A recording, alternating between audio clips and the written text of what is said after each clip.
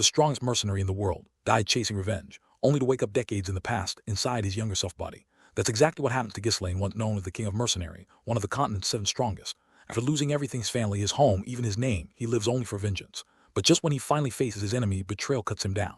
And then he opens his eyes, back in time, before his family's downfall, back when everyone still called him the useless Grand Duke. Now, armed with the experience of a lifetime on the battlefield, Ghislaine's ready to rewrite fate itself.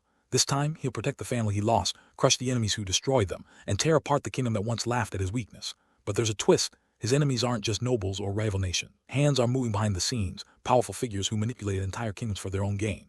As Ghislaine trains a fragile body with the mind of a war-hardened monster, every fight becomes a step toward reclaiming his past and reshaping the future. Because the trash noble isn't just fighting for revenge. He's fighting to become the legend that history erased. This is the Regressed Mercenaries machinations, a story of blood, regret, and rebirth, where the weak become feared and the fallen rise again. Hey everyone, I sincerely appreciate your support. If you enjoy my audiobooks, I would be truly grateful if you could subscribe to the channel. And if you'd like to support even further, you're welcome to become a Patreon member, where you can access audiobooks of novels as long as they are freely available on the internet. Your kindness and support mean so much. Thank you. What happens to people after they die? I wouldn't know. I've never died. I gave a dry laugh as I answered my friend's sudden question over drinks. Death was something I cared to think about. Swinging my sword a few more times always felt like a better use of time than chasing answers I'd never need. They say some people get reborn. Then I hope I'm reborn into an ordinary family next time, I said, smirking. No titles, no bloodline. There's peace. He chuckled at that. You, living quietly, hard to imagine. Maybe. I raised my cup, but everyone has their regrets. He nodded, eyes heavy with understanding. When this is over, let's go monster hunting again. Only if you find me a worthy opponent. He laughed, drained his drink, and stood. Good luck then. Need me to pray for you? I don't believe in gods, I said, lifting my sword with a faint grin. Trust instead. He shook his head with a smile. Farewell, I won't go far. Yeah, right, I muttered. A black vortex spun open behind him, swallowing him whole until the night was silent again. What a convenient trick, I sighed, raising the glass. 1 drink, 2, 3, and then the memories came flooding back. Ferdium territory, a barren land at the northern edge of the Britannia kingdom. A place constantly at war, barely holding against barbarians. That's where I was born, heir to a dying house. I had been a fool, too busy complaining about my life to live it. Too busy comparing myself to others to improve. They called me a disgrace, a madman, a shut-in with a sword and no future. Eventually I fled my family, drowning in shame. Years passed as I wandered from battlefield to battlefield. Somehow I survived. Somehow I learned to kill before being killed. And with every victory I earned a name. King of Mercenaries. By the time I stood among the continent's 7 strongest, I had everything: power, wealth, followers. But no matter how high I climbed, the emptiness stayed. My family was gone, my home was ashes, and every night my regret whispered louder than the war drums. I had told myself I'd grown stronger, but I was still weak, still hesitant, still human, until I couldn't bear it any longer. The time for excuses was over. It was time for revenge. I raised my army and pointed my blade toward the kingdom of Britannia, the very land that birthed me and then burned my family alive. When the world demanded a reason, I gave them the truth. For me, avenging my family is more important.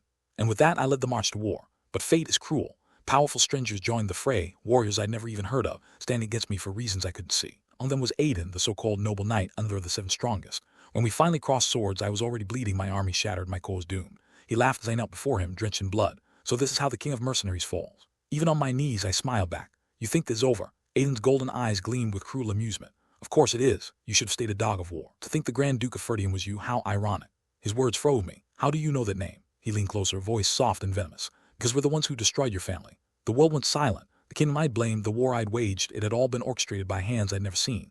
My rage exploded, but before I could even lift my sword, whoosh, steel flashed, and my head hit the ground. Last thing I saw was his smirk and the memory of my friend's voice. They say some people are reborn. If I could be reborn, I'd tear you all apart. Darkness swallowed me whole, then I'm alive. When I opened my eyes again, I was staring at the inside of a shabby tent. My body was young. My scars were gone. My mana vanished. Had I been captured? No, the soldier who entered next answered the question before I could even ask. Young master, why are you like that again? If you're bored, just go back to the castle. My breath caught that voice, that tone. It was all too familiar, and then I realized I had returned to the past, to the very beginning. The day before everything went wrong. Grand Duke. The soldier repeated, irritation creasing his brow. Are you mistaking the King of Mercenaries for someone else and daring to lock me up here? Ghislaine frowned. Soldier's blunt tone slipped under his skin. Grand Duke, are you sure you're not playing king today? What's got you so worked up this time? He hadn't meant to speak aloud, but the truth came out anyway. I don't like being here. Then leave, the soldier snapped. You were sleeping. Why are you acting like this now? Leave. And who gave you the right to tell me that? Ghislaine shot back. No one. What right? You came with us, didn't you? Can go whenever you want.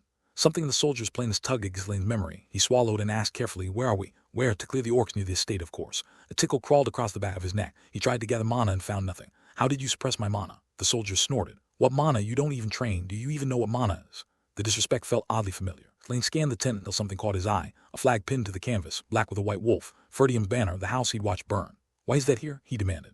Is it a joke or are you mocking me? The soldier, tired of the scene, shoved Ghislaine's arm and the sword aside. As Ghislaine's hand dropped, he saw it clearly for the first time. No scars. Smooth, pale, unmarked. It was the hand of someone who had never trained. Stumbled to the basin and stared at his reflection. Golden hair, clear skin. The face of the Grand Duke from his youth, not the scarred King of Mercenaries he remembered. "Ah!" he cried. The soldier clicked his tongue. He's lost it. Finally, I knew that day would come. Ghislaine pinched himself. The pain was real. This was not a dream. His memories, bloody and brutal, were too vivid to fantasy. He was alive and he was younger. He had returned. Shaky laugh escaped him. He pointed at the soldier and managed a single childish word. "Wow." The soldier gave him a pitying look. "Eat and then go back to the castle. You don't look well." "Wait, what's your name?" Ghislaine blurred as the man turned to go. "Ricardo." "Ricardo, nice name. You've got a handsome face." Ricardo blinked. "You too, Grand Duke." Ghislaine grinned awkwardly. "Haven't heard that in a long time. For all those scars, no one called me handsome." Ricardo stared at him like the man had lost his mind. Ghislaine took the silence and his odd behavior in stride, then folded in seriousness. "Ricardo, listen. I know it sounds impossible, but I died, and I came back. I've returned to the past." Silence followed. Ricardo's sympathy was thin and practical. "You're not asking to go to a monastery, are you? Like you get locked away?" Ghislaine forced a laugh that sounded hollow. "Ha, joking? Right. Who goes back to the past anyway?" Ricardo shrugged and left. Alone, Ghislaine let his head fall into his hands. Of course, no one would believe him. He hardly believed himself. He looked around the camp and breathed in the ragged tents, the worn soldiers. Ferdium was poor, that much he remembered. Contempt in the soldiers' faces confirmed he had gone back to the time before he fled. A strange, wild laugh bubbled up. "I've really returned to the past," he told no one. The thought hit him like a jolt of electricity. The people he loved were still alive. The chance to fix everything had come back. But they were not safe. Alina's death, the worst cut of all, still weighed in the future. The Delphine Duchy had done that before. They would do it again if he did nothing. Would not let that happen. If his memories were true, he could use them. He could get stronger faster. He could change the timeline one step at a time. He scanned the sky. It was just past noon. The festival of Alina's Day was a week away. And today the camp was meant to hunt orcs. In his old life, that skirmish had ended in disaster. How much time do I have? He wondered. The orcs would come before sunset. He had to act. Persuasion would fail. Couldn't expect respect or trust, so he reached one conclusion and steeled himself.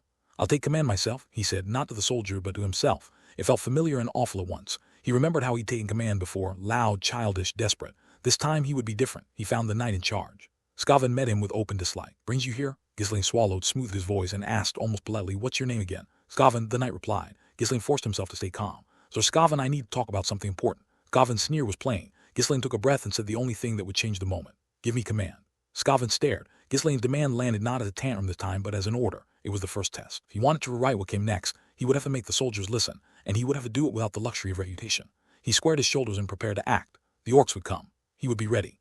Skaven's expression turned dumbfounded at Ghislaine's sudden words. It was already annoying enough that someone completely useless had tagged along, but now he was demanding the command authority. He out of his mind. Skaven wanted to slap him immediately but held back with superhuman patience. After all, he couldn't just go around hitting the air to the territory. "I don't know why you're suddenly saying that, but it's impossible. I'm the commander of the subjugation squad." He added in his usual bit of disrespect. If Ghislaine got upset, he could just soothe him and send him away like always. "It's impossible for you to lead the soldiers with your abilities, Grand Duke." Skaven braced himself, expecting Ghislaine to shout, but his reaction was different from usual. "Is that so? Still, I'll take care of it this time." Skaven's eyes widened at Ghislaine's nonchalant response. "What's this? Something feels off today. Why isn't he throwing a tantrum?" The Grand Duke always radiated inferiority from the outside. Shoulders and back were slightly hunched, and he constantly glanced round nervously. When things didn't go his way, his face would flush red and he'd start yelling. But none of that was visible today. His shoulders were straight, his back upright, and his chin raised slightly, exuding arrogance. Even his eyes were devoid of emotion. His demeanor and aura were so commanding that even a swordmaster would have to take a step back. Did he eat something strange? What did we have for lunch today? It felt strange to see someone who usually just sat in a corner, getting angry, now acting this way. Still, Skaven wasn't too concerned. No matter how much he dressed up his exterior, the pathetic core wouldn't change. "No, please go back and rest. Finish the subjugation quickly and return to the castle." "I said I'll handle it." "I told you it's not possible." "I said I'll do it." "Grand Duke, I'm doing it." Skaven suddenly felt suffocated as though he had eaten a whole pile of sweet potatoes, leaving his chest tight and constricted. In the past, he could just curse the useless brat in his head, calm him down, and that would be the end of it. Now it felt like he was talking to a wall. "I'm deeply," Skaven tried again. "I was entrusted with the command by the Lord. No matter what, I can't just hand over the authority the Lord has given me, even to you, Grand Duke." "It's fine. Right now, my orders take precedence since I'm the one on the field. Shouldn't the on-site commander make decisions? Isn't that how it works on the battlefield?" "That on-site commander is me, not you, you creatively insane bastard. What do you know about battlefields?" The more Ghislaine talked, the more ridiculous his words became. But his status was higher, and reasoning with him was impossible. It seemed the fool genuinely thought they were playing some kind of child's game of soldiers. "Fine, what did I expect from that idiot anyway? Just let him play the commander role for show, and I'll just kill the orcs myself." If things got truly dangerous, he would have restrained the Grand Duke by force if necessary. In his mind, he wanted to gag that mouth spewing nonsense and throw him in prison right now. But he was a knight, and Ghislaine was the heir of the territory.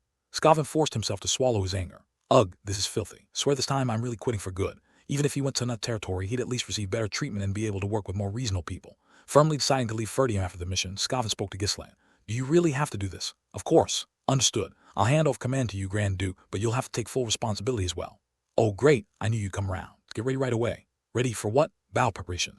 But we haven't even found the orcs yet. What are we preparing for? I don't feel like explaining. You wouldn't believe me anyway. Just leave it to the on-site commander. Ignoring the bewildered Skaven, Ghislaine immediately gathered all the soldiers. Since there were only about 30 of them, it didn't take long. The soldiers looked at Ghislaine with weary eyes. We're fed up with the Grand Duke's constant mishaps, always having to clean up after him, and now they couldn't even stand to look at him. Ghislaine smiled as he took in their expressions. Ah, how fickle the human heart is. In the past, these looks of disdain had fueled his rebellious behavior. The more they ignored him, the more trouble he caused. As the stares grew colder, his inferiority complex only deepened. Both he and the people watching him constantly simmered in their anger. It was a vicious cycle. But after dying and coming back, his first thought was that these were people he needed to protect. Their snarling is actually kind of cute.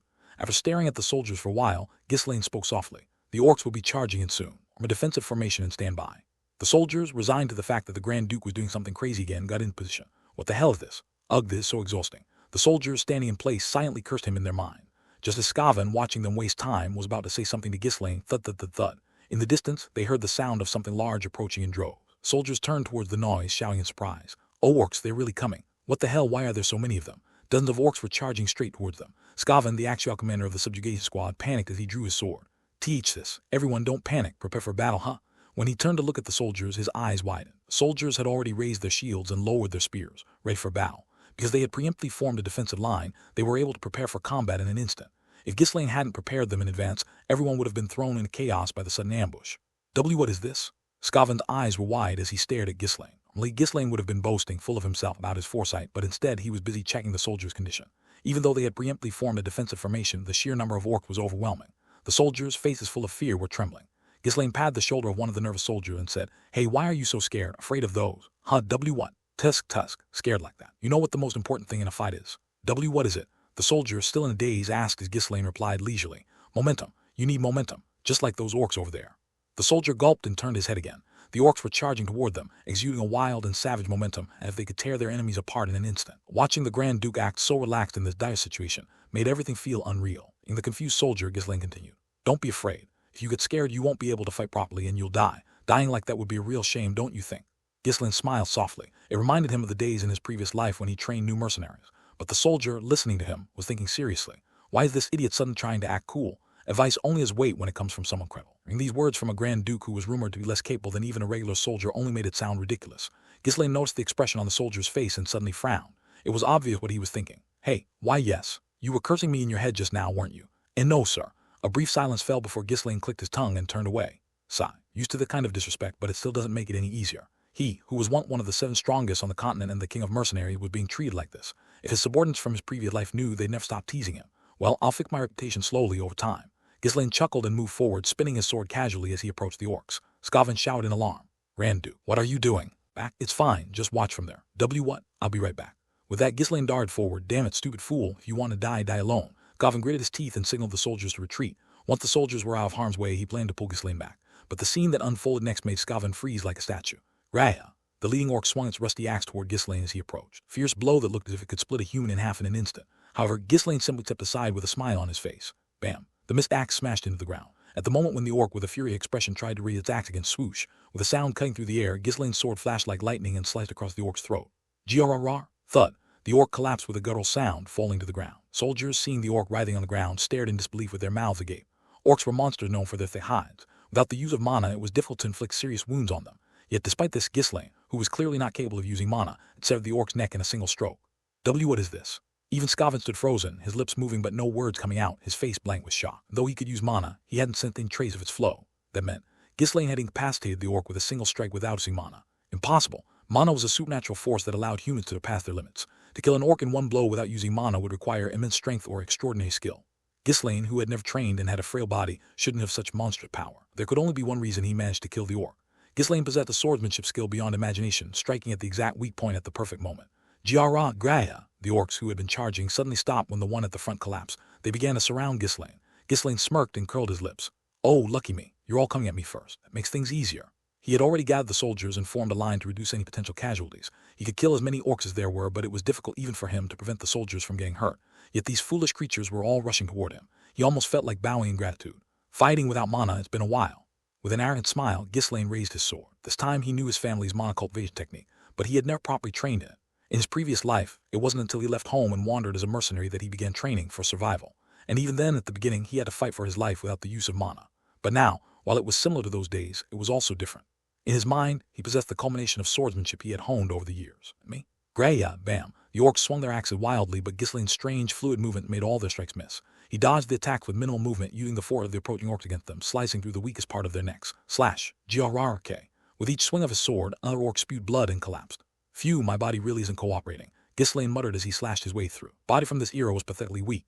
Even with just a little movement, sweat poured down like crazy and his muscles ached from the strain. It felt like his joints were creaking from the excessive movement. Yet despite all this, a smile never left his face. He had spent decades in battle and slaughter. If he hadn't learned to enjoy fighting, he wouldn't have survived. This feeling of pushing his body to its limits, it was still proof that he was alive. Whoosh. Ghislaine narrowly dodged the orcs' attacks, taking them down one by one. Watching this, Skaven swallowed hard. Even though he could use mana, he couldn't move like that. How? How was the Grand Duke moving like that? It was clear he was struggling, but in the moments he dodged or attacked, there wasn't a single wasted motion.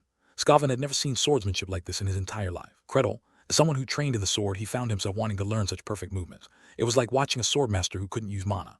No, maybe even more than that. If someone else had heard his thoughts, they'd think he was crazy, but he was almost spot on. The 7 strongest on the continent were all superhuman beings, beyond the limits of humanity. Skills weren't just techniques, they were insights that pierced through the very essence of combat. Even without mana or a strong body, the experience and skill Ghislaine had accumulated allowed him to surpass those limitations. Crack! With another swing of Ghislaine's sword, yet another orc coughed up blood and collapsed. Grrk. The remaining orcs began to retreat, stumbling back in fear. There had been more than 20 orcs, but now only 5 were left. In just a brief moment, most of them had been slain, their throats either slashed or stabbed by Ghislaine's blade. What, done already? I haven't even warmed up yet. And you call yourselves a warrior race? Pathetic. Ghislaine taunted them, pointing his sword at the orcs with a smirk. Of course, his true thoughts were completely different. I'm going to die at this rate. I just want to lie down. Was I really this weak back then? Wielding power beyond one's limits always came with a price. Ghislaine's frail body was starting to give out on him. Having suddenly pushed muscles and tendons that hadn't moved in a while, my entire body inevitably creaked with pain. Ghislaine discreetly counted the remaining orcs. Wow, there are still 5 left. According to the initial calculation, I should have dealt with all of them by now. My body was even more pathetic than I thought. Forget killing all the orcs. It was hard enough just to stay on my feet. Krrk.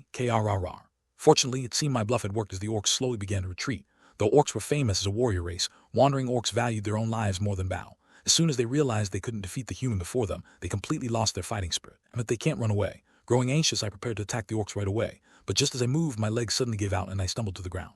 Seeing my flustered expression, the orc's eyes gleamed. Graya, one of the quick-witted orcs wielding an axe, immediately charged at me. Skaven, who saw this, shouted in alarm as he rushed forward. Your Highness! Skaven's panicked cry rang out and the orc's axe swung toward me. Quiet. Only on the ground, I barely dodged the axe, which struck the earth just a hair's breadth away. Seizing the opportunity, I sprang up and swung my sword at the orc's neck. Pack! With a spray of blood, the orc collapsed. Skaven, who had been running toward me, abruptly halted his steps. I swept my hair back, flashing a relaxed smile. Heh, the plan succeeded.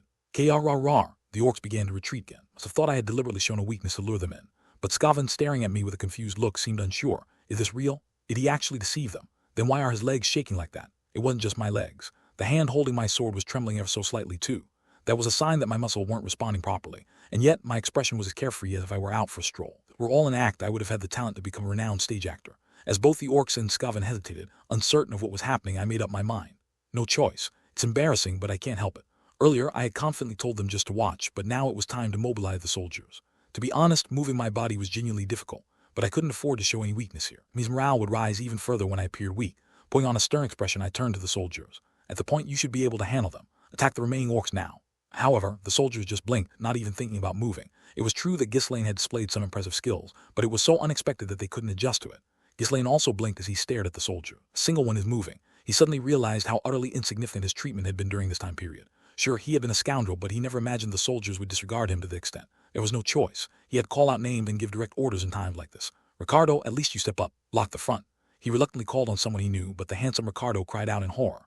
No, I won't do this. Why are you doing this to me? Wow, this is driving me crazy. If there's seriously not a single person here who listens to me. Since the soldiers wouldn't obey him, he had no choice but to yell at the real commander. Skaven, what are you doing? The orcs are escaping. Move already. You all want to die, you bastards.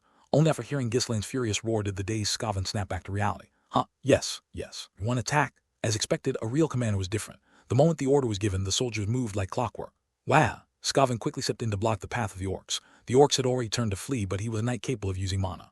No one here could match his speed. While Skaven darted around, slowing the orcs' escape, the soldiers began to surround them. Ghislaine wanted to join in and deal with the remaining orcs, but his body wouldn't cooperate. Ugh, it feels like my bones are twisting. Ultimately, he gave up moving and stylishly sat on the ground. In a bow, confidence and spirit were everything. Showing weakness was never an option. This was the essence of the mercenaries' fundamental principles of bluff and swagger. Thankfully, Skaven was skilled enough knight that handling the remaining orcs wasn't difficult.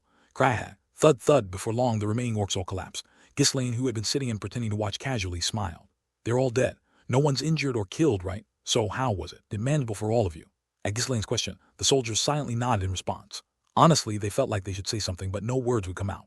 The Ghislaine they knew was a pathetic piece of trash. He never trained or exercised properly, weak as could be, yet overflowing with arrogance. But that very same piece of trash had just displayed incredible swordsmanship and single-handedly slaughtered nearly 20 orcs. If people had known I was this skilled, I wouldn't have been treated so poorly all this time. Why, your highness, are you all right? Skaven asked, his eyes trembling as he looked at Ghislaine. He felt no different from the soldiers. This was unbelievable. Even the commander of the Ferdium Knight wouldn't have been able to show such swordsmanship. He wanted to grab Ghislaine and ask him how that was possible, but Ghislaine spoke first. Ah, I'm fine. Anyway, are we heading back to the castle now? Yes, we should return to the castle since we've killed all the orcs. Good, then return to the castle right away. Huh, Skaven was puzzled by the urgency in Ghislaine's voice, but he couldn't bring himself to ask why. Make sure to transport the body to the castle quickly and safely. We can't afford to die again, right? Thud. Before Skaven could respond, Ghislaine lost consciousness and collapsed. The bluff and swagger of a mercenary had its limits. Asterisk, asterisk, asterisk, the first thing Ghislaine saw when he opened his eyes was a clean ceiling, and he breathed a sigh of relief. I'm alive. Having pushed his body to its absolute limit without mana, he had passed out. The aftereffects were still painful, but proved this wasn't a dream. Oh, this place. The room wasn't very large, but it was tidy and elegant, like something a noble would stay in. For some reason, the environment felt familiar, and Ghislaine tilted his head as if trying to recall a memory that was just out of reach. It looks like I'm back at the castle. Is this my room? It seemed quite some time had passed since he lost consciousness. Creak. Suddenly, the door swung open, and a woman entered. When she saw Ghislaine looking around the room, she exclaimed in surprise. Young master. Woken up? Huh. The woman, dressed neatly and with her black hair tied up, clapped her hands joyfully. Her face seemed oddly familiar. Startled, Ghislaine called out her name. Belinda. The woman standing before him was undoubtedly Belinda, his personal head maid and tutor. Even when all of Ferdium despised Ghislaine, she had always stood by his side. To meet her again like this. Belinda. Ghislaine leaped from the bed and hugged her tightly. Are you acting like this all of a sudden? Did you do something wrong again? Belinda asked gently, trying to calm him down. Ghislaine stepped back and gave her a broad smile as he answered. No, I'm just happy to see you. We see each other every day. What's suddenly making you so happy? As she eyed him suspiciously, Ghislaine met her gaze and spoke earnestly. The truth is, I died and came back to life. Yes. You died to an orc and then resurrected in your bed. How amazing. She cut him off, sensing he was about to spout nonsense again. No, that not it. She quietly approached Ghislaine and whispered in his ear. Master, you do realize you're in a dangerous situation, right? If the maids hear and rumors spread, you could really end up locked up. At her words, Ghislaine nodded with a resigned expression. As expected, conveying sincerity was complicated when one had terrible credit. The way, where am I? Where else? You're in your room, master. Anyway, I'm glad you've woken up. He looked around again. It was a sight deeply ingrained in his memory. Familiar, yet distant. A space that evoked memories. It was definitely the room he used when he was younger. Belinda continued speaking as he took in the room with a fresh perspective. Seem to be feeling better. You've sweat quite a bit, so you should bathe first. She turned around and shook the golden bell that was on the table a few times. Ding, ding. Soon after, the door opened and a few maids rushed in. Prepare the bath for master. Yes, head maid. The maids hurried over to Ghislaine, practically dragging him away as if they were about to lift him. Huh. Flustered, Ghislaine was taken away just like that. Asterisk, asterisk, asterisk. After he finished freshening up, Ghislaine stood in front of the mirror again. Unlike his reflection in the water, the image in the mirror appeared vividly real. I can't believe this. The person reflected in the mirror was a picture of a nobleman. The scars that used to cover his face, the cruel glint in his eyes, and the terrifying expression he had grown used to, none of them were there anymore. Only the handsome, bright face of the past Ghislaine remained. He chilled softly while he stood there staring at the mirror with a dazed expression. Do you like your face that much? Yes, I like it a lot. Belinda made a slightly awkward expression at his confident reply, with no hint of shame. As she watched, Ghislaine continued to gaze endlessly into the mirror. It wasn't easy for someone to suddenly become so captivated by their own face. Wow, he really seems to like it. Staring at the mirror is better than causing trouble, I guess. Though the atmosphere felt a bit strange today, it wasn't unusual for the master to act odd now and then. You should rest a little more. With those words, Belinda shook her head and left the room. Even after she left, Ghislaine continued staring at the mirror for a long time. Creak. He had no idea how much time had passed when the door quietly opened and a young girl peeked her face in. Alina. Ghislaine, seeing her face, shouted in surprise. A girl of about 16 or 17 with blonde hair. It was his younger sister, Alina. Seeing her, Ghislaine felt as though his heart had dropped. Suddenly thrust back into the past, he had been so busy fighting battles that he hadn't had the chance to organize his thoughts. But at the sight of his sister's face, one event came into sharp focus in his mind, untangling from the jumble of memory. How many days are left? In his previous life, Ghislaine faced a torrent of blame after the subjugation force was annihilated. Although he'd caused many problems, that was the first time so many people had died because of him. If only I hadn't given such a sloppy command back then. The vassals had insisted on imprisoning him, and unable to bear the situation, Ghislaine had resolved to leave his family. As the battle with the orcs was just the beginning, his heart began to race. While he was living with that heavy decision to leave, the incident had occurred. The accident that happened to Alina had been the decisive factor in his leaving the family. Alina, as Ghislaine called her name grimly, Alina, startled, answered. What? How long until the festival? A week. Ghislaine covered his face with his hands so she wouldn't see and laughed silently. Couldn't suppress the laughter. If the day he failed to defeat the orcs and decided to leave amidst all the blame had been a turning point, then there was another day that truly changed his life. How could he forget even after decades? His eyes, hidden behind his hands, filled with a cold, murderous intent. The day I most wished I could go back to. The memory that tormented me all my life. In a week, Alina would die. But as Ghislaine suddenly grabbed my face and his shoulders began to shake, Alina showed a slightly frightened expression. It was because her brother was the type who could snap and do something crazy at any time. Huh? Oh no, it's nothing. But wow, it's really been a long time. Ghislaine spread his arms wide, looking emotional. Alina's death had been a painful memory that haunted him for his entire life. Seeing her alive again, he felt an overwhelming joy swelling in his chest. He didn't express his emotion in words. True to his title as the King of Mercenaries, he always expressed himself physically and boldly. Alina. As Ghislaine approached with open arms, Alina's face turned pale momentarily. "Why? I really missed you. But I just saw you a few days ago. Wait, why are you acting like this? Don't come any closer." Grab. Ghislaine hugged Alina tightly, closing his eyes. An emotion so overwhelming it almost brought tears wrapped around his entire body. "Eek, why are you being so creepy all of a sudden?" Alina was genuinely flustered. The truth was, she and Ghislaine didn't have the best relationship. Driven by his inferiority complex, Ghislaine was always quick-tempered and made those around him feel exhausted. There was no way he had been affectionate towards his younger sister. "Kind of prank is this? What are you plotting now?" Alina twisted her body, pushing Ghislaine away. Just as she was about to fire another retort, she froze the moment she looked at her brother's face. Soft eyes, a smile filled with unexplained longing. It was an expression of Ghislaine's that she had never seen before, and for a moment it left Alina feeling choked up. She didn't know why she felt this way. Why is he acting like this? Did he cause trouble again? Why are his eyes all unnecessarily teary? Alina stared at Ghislaine suspiciously. On the other hand, he was still smiling brightly as if he couldn't be happier. Though she didn't know the reason, that smile felt sincere at that moment. He's kind of like how he used to be. When their father was always away on campaigns, and after their mother passed away, the two siblings relied on each other. As time passed and Ghislaine became a scoundrel, their relationship had grown distant though. As Alina squinted and continued to stare at him, Ghislaine cleared his throat. I'm just happy to see you. Anyway, what are you doing in my room?" "Wow." Alina looked at him stunned as if she couldn't believe what she heard. Ghislaine hadn't reacted like this a few days ago when she visited. "Get lost. Don't loiter in front of me and ruin my mood. Find your presence incredibly unpleasant." That was the kind of response she was used to hearing from him. Truthfully, Alina hadn't wanted to come, but she had heard that Ghislaine had nearly died to an orc, so she visited out of courtesy. "Well, Belinda told me to check on you. I heard you were in danger from an orc, but you seem fine." Belinda did the thing rather simplistically. She probably hoped that the siblings' relationship would improve if Alina came to visit. Belinda kept asking. Alina eventually gave in and visited, but to her surprise, Ghislaine seemed to be in good shape. She had expected him to be bedridden with a fever, not welcoming her so cheerfully. "Orcs. I handled them all. It was nothing. I'm very strong, you know." As Ghislaine shrugged and acted smug, Alina couldn't help but let out a laugh. "What? You came back after collapsing, didn't you?"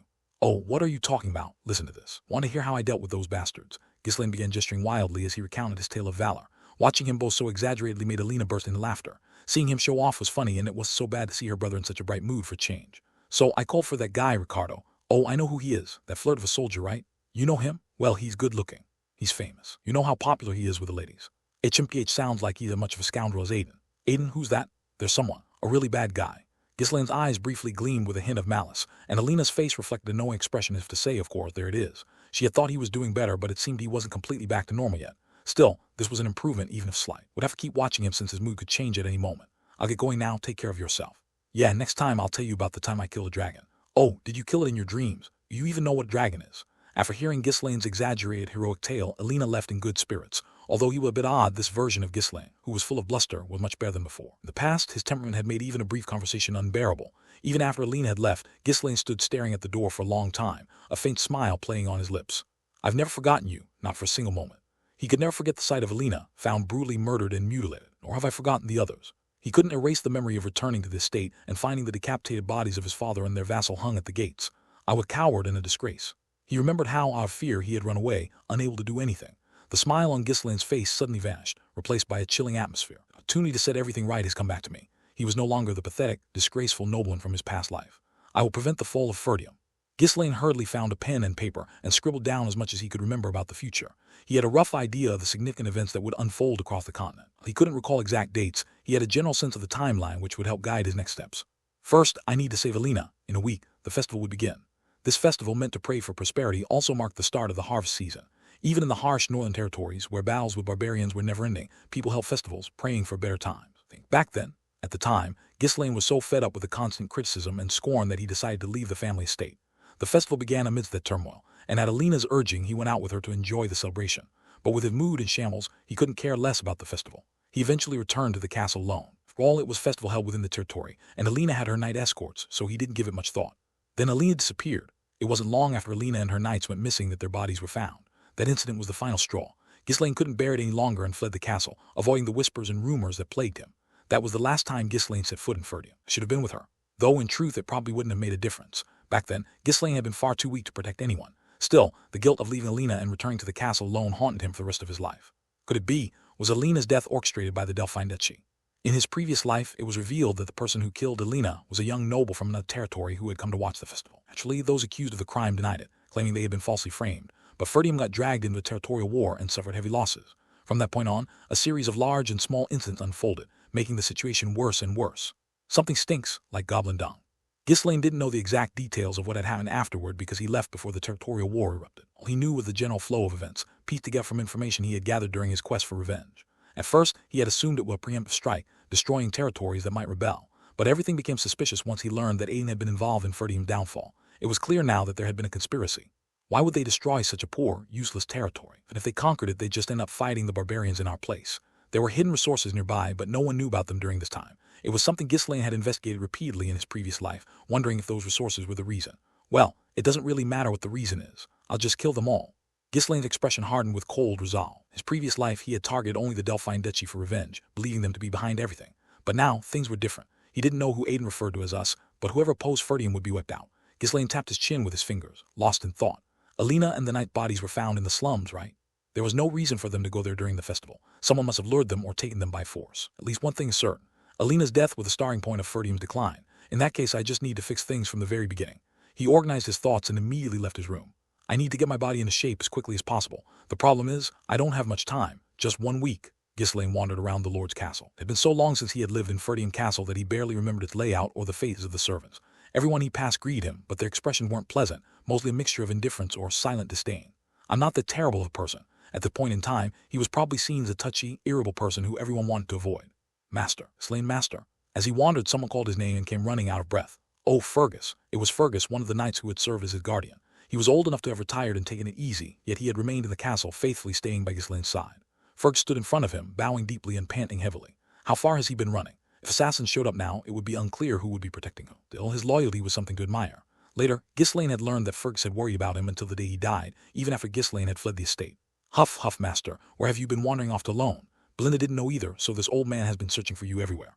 Fergus spoke while still gasping for air. He must have been running all over the place in a hurry. Geez, how old am I that you still call me master? Ha, in this old man's eyes, you still look like a child. With how frail Ghislaine's body was now, he must have appeared even younger. Ghislaine let out a sigh. Lately, he'd been hearing things he never could have imagined during his days as the King of Mercenaries. If that's how you see it, then I guess that's how it is. Why did you seek me out? Heh, it's only natural I follow you when you're on the move, young master. Why are you suddenly asking? The old knight looked warmly at Ghislaine, and meeting the gaze made Ghislaine flinch for a moment. Right. At this time in his life, Ghislaine had rejected even his bodyguards due to his inferiority complex and anger. It felt like everyone was his enemy, like they were all mocking him. Fergus and Belinda, who had looked after him since childhood, were the exceptions. It was only after losing what was precious to him that he realized their worth, how foolish he had been. Ghislaine suddenly felt a sting in his nose and pulled Fergus into a tight hug. He had intended to keep his actions discreet, but the joy of reuniting with someone so dear was hard to contain. Old man, live a long time. Let's live long together, okay? I think it's really a terrible feeling. Startled by Ghislaine's sudden action, Fergus laughed awkwardly. Why are you acting like that all of a sudden? It's like we haven't seen each other in ages. So he noticed. I expected age hadn't dulled his instincts. Well, Fergus would believe anything I say. After all, he was the loyal knight who stood by Ghislaine even when everyone cursed his name over the orc subjugation incident. His mind made up, Ghislaine spoke with determination. Old man, listen carefully. This is really important. The truth is I died and came back to life. Enough of your jokes. So he doesn't believe me after all. Yeah, anyway, just live long. It's not easy coming back to life. Of course, I'll live at least until you get married, young master. A marriage, you say? Ghislaine gave a bitter smile. Love, marriage. I wasn't the time to even consider those things. With the destruction of the territory looming, who could I blame if I died worrying about such matters? Shaking his head to clear his thoughts, Ghislaine resumed walking with long strides. Fergus hurriedly followed behind, asking, but where are you going all of a sudden? The training grounds, I need to get some practice in. Fergus gasped in shock, clutching his chest. Why, young master, training, huff, cough. Whoa, what's wrong with you, old man? Get a grip, breathe, I said breathe. Why does no one believe anything I say? Thanks to Ghislaine's quick response when performing chest compression, Fergus barely managed to start breathing again. Where did you learn something like this? That's not what's important. You almost had your body and soul split just now. You think coming back to life is easy. My heart's gotten weaker with age. It sometimes acts up when I'm startled. Ghislaine had wished him a long life, but they had almost parted ways right after meeting today. Clicking his tongue, Ghislaine massaged Fergus's hand. Later, I'll brew some mandrake root tea for you. For now, go get some rest. But I still need to escort you, young master. No, please, just go rest. You're driving me crazy with worry. At this rate, I'll have to be the one escorting you. Then, at least let me stay by your side while you train. Unable to win against Fergus's stubbornness, Ghislaine reluctantly nodded. Even if Fergus was called a bodyguard, it was only a name. In reality, he was more like a nanny who followed Ghislaine around the castle. Due to his age, there wasn't much Fergus could do. If Ghislaine had taken it away from him, Fergus would have lost the little joy he had left in life. Briefly looking around the castle to get his bearings, Ghislaine headed straight to the private train grounds. The place was filthy and abandoned, with no one guarding it or keeping it clean. Looking at the neglected train ground, Ghislaine became lost in thought. Why was I like that back then? An environment where he could entirely focus on mana cultivation and training was something he couldn't have even dreamed of during his mercenary days. Indeed, leaving home leads to a life of hardship. As he reflected on this newfound realization, Ghislaine called a servant to clean the train grounds. "Are you really planning to train?" Fergus asked. "Yeah, I need to work hard now." "You've made a wise decision." "Absolutely." Fergus was genuinely happy. Others would mock whatever Ghislaine did, thinking he was just all talk. Fergus was always the only one who believed in him, saying the young master was just temporarily lost. While Fergus guarded the entrance to the train grounds, Ghislaine entered and began his mana cultivation. "I don't have much time left, but I need to put myself as far as possible." He had the knowledge and experience accumulated from his previous life. If he used it well, he was confident he could grow stronger faster than anyone else. But there wasn't enough time. Weak is tight, but it's not impossible. Compared to his past life, his current body was in such terrible shape that it made him sigh. To turn such a weak body into one of steel in just a week, that would be impossible, even if he were reborn several times over. However, if he could just manage to control mana, his physical abilities would improve drastically. At the very least, I need to get to the point where I can handle mana. If he combined it with experience from his past life, even with this wretched body, he could handle most nights. SSSSS, under Ghislaine's will, the surrounding mana began to move, flowing into his body and gathering once again in the core below his navel. It swiftly reached the stage of absorbing and converting mana into his body, a remarkable feat considering he had previously been unable to sense mana at all. If others saw this, they would have been startled. However, for Ghislaine, who had practiced mana cultivation even on the battlefield, this was as easy as breathing. The excess mana that couldn't be stored within his body scattered outward, becoming a reddish haze. Waste. Ghislaine's method of mana cultivation was still incomplete. It was a technique he had recklessly modified from his family's original method, adjusting it to suit his own body. Because it had been refined through actual combat, the technique carried a dense aura of killing intent and lacked stability, but it was fast and effective. Even in his previous life, this modified cultivation technique allowed him to rise to the ranks of the powerful. Had a stroke of luck too. His position as one of the continent's 7 strongest was thanks to a grimoire he had accidentally discovered in an ancient ruin. An incomplete grimoire with no name, old and tattered, with only half of it remaining. Yet, it was from that grimoire that Ghislaine drew inspiration to recreate his mana cultivation technique. Wuang. Mana gathered in Ghislaine's right chest, forming a new core. Like others who only used the core naturally present in their bodies, he had artificially created one in an entirely different location. Wuang. A core soon formed in his left chest. Goon. The cores, arranged in a reverse triangle, including the one below his navel that he had from birth, quickly interconnected and circulated mana. This was the advantage of Ghislaine's unique cultivation method, which only he could use. Explosive power produced by these multiple cores working together was extraordinary. This very strength allowed Ghislaine to carve his name among the continent's 7 strongest and earn the title of King of Mercenaries. However, where there are strengths, there are also weaknesses. Ghislaine's cultivation technique was problematic because of the extreme instability of the energy. Expected, it's difficult to manage. The mana stored in the 3 cores began to struggle, trying to burst out of his body. Ghislaine focused his mind, suppressing the resistance and forcing the mana to obey his control. "I'll have to fix this slowly as well." While he could release immense power explosively, it consumed an enormous amount of mana in a short time. His previous life, with a vast reservoir of mana akin to an ocean, it hadn't been a significant issue unless he faced an opponent of the same caliber. But now, things were different. He had reserved the explosive bursts for critical moments to use his limited mana efficiently. SSSSS, for now, 3 cores will have to do. With just 3 cores, he could handle most nights. Ghislaine decided to focus on stabilizing his mana, rather than increasing the number of cores. "During my time as the King of Mercenaries, controlling 5 cores was the limit. The burden multiplies every time an additional core is added. Anyway, my body won't be able to withstand more than this." Although the amount of mana stored in the 3 cores I had just created wasn't entirely satisfying, this was my limit for now. But Ghislaine did not intend to content with this state forever. Would perfect this incomplete martial technique and grow even stronger in this life. The source of Ghislaine's power was revenge and anger. In his previous life, the only reason he was able to reach the pinnacle of strength was because he endured bone-crushing suffering, driven solely by vengeance. He constantly recalled the final moments of his past life, never forgetting that resolve. "And this time I will serve your head." Aiden, the noble knight with whom Ghislaine had last crossed swords in his previous life. As he remembered him, Ghislaine furrowed his brow. "The more I think about it, the more furious I get." Aiden had already worn him down and had the audacity to bring his knights to fight. Aiden was an opponent Ghislaine couldn't guarantee victory against, even in a one-on-one duel, and now he had to deal with them attacking in unison. There was no way to hold out. That coward. If we had fought one-on-one, I would have won. Ghislaine ranked 7th among the 7 strongest on the continent, while Aiden ranked 5th. But the rankings meant nothing. They were just arbitrary numbers people assigned based on timing and reputation. In reality, their skills were almost identical, and the outcome of a fight could change depending on their condition that day or the surrounding circumstances. Know this all too well. When you're one of the 7 strongest, you can't help but have immense pride. So even when ignorant people said such things, it made him strangely irritated. In his previous life, his last drinking companion, the one-man army who was also called the Archmage, would occasionally tease him like this. "I'm ranked 3rd and you're ranked 7th. Yup, you really suck at fighting." Quit talking nonsense, are you bored? To spar for old time's sake. Whenever they bantered like that, the area around them was devastated, and the terrain changed so much that their subordinates begged them many times to stop. Damn it, now I'm pissed again. Thinking about it now, he got worked up all over again. Even though they both knew it wasn't true, it was infuriating when the other person acted childish. Maybe it was his innate fighting spirit, or perhaps the desire to assert his rank with a primal instinct embedded deep within him. Fine. This time, I won't just be one of the 7 strongest. I'll become the strongest on the continent. After all, even in his previous life, he never thought he'd lose to any of the other members of the 7 strongest. He always believed that you wouldn't know until you fought. His opponents probably thought the same, except for one person, but that was the only exception. The continent's greatest sword, that man was certainly strong. The first spot in the ranking of the 7 strongest on the continent, acknowledged by all. Even Ghislaine, who was confident in his own skills, had thought, this might be tough, when facing him. The moment he recalled that overwhelming prowess, his heart cooled. Though he had returned to the past, he still felt like he couldn't beat that massive wall. No, Ghislaine Ferdium, you idiot. What pathetic thoughts. What reason do you have to feel intimidated already? Sure, the continent's greatest sword had indeed been strong back then, but there was no reason to get scared in advance. I'm young now, too. Ghislaine had the experience and knowledge he accumulated in his past life, and now he had the youth to fully use them. Give it a try. Of course, the most important goal was to prevent the destruction of his territory and family. However, if he didn't have the desire to become the best, a fighter's thirst for challenge, he wouldn't be able to improve his skills either. I'll crush them all. In this life, he would put an end to the duchy and the bastards hiding behind it, and he would become the strongest, no matter what. Ghislaine's eyes glowed red as he clenched his teeth. ****. Until the festival began, Ghislaine focused on rebuilding his basic physical condition. While concentrating on training, he also made efforts to eat and converse with Alina whenever he had the chance. It's still a bit awkward, though, but Alina seemed to be slowly accepting his changes, and their relationship was improving compared to before. Have you started training again lately? Yeah, the heir to a knight's family, I can't afford to slack off. You used to hate that kind of thing, didn't you? You'd say stuff like, only idiots study or train. If I just give the order, they'll handle it. Why should I bother? You even used to frown like this. Did I say that? Alina mimicked a scowling expression, and Ghislaine just shrugged. He knew he had always been full of complaints, but honestly, he didn't remember every stupid conversation in detail. That said, it was annoying too. He mentioned how it'd be nice if you'd hurry up and take over as lord so he could retreat to the countryside. Well, I guess I was pretty terrible, son. It was a line that clearly drove home how much of a mess he'd been in his past life. If you work hard, maybe Dad will return and be happy. Who knows?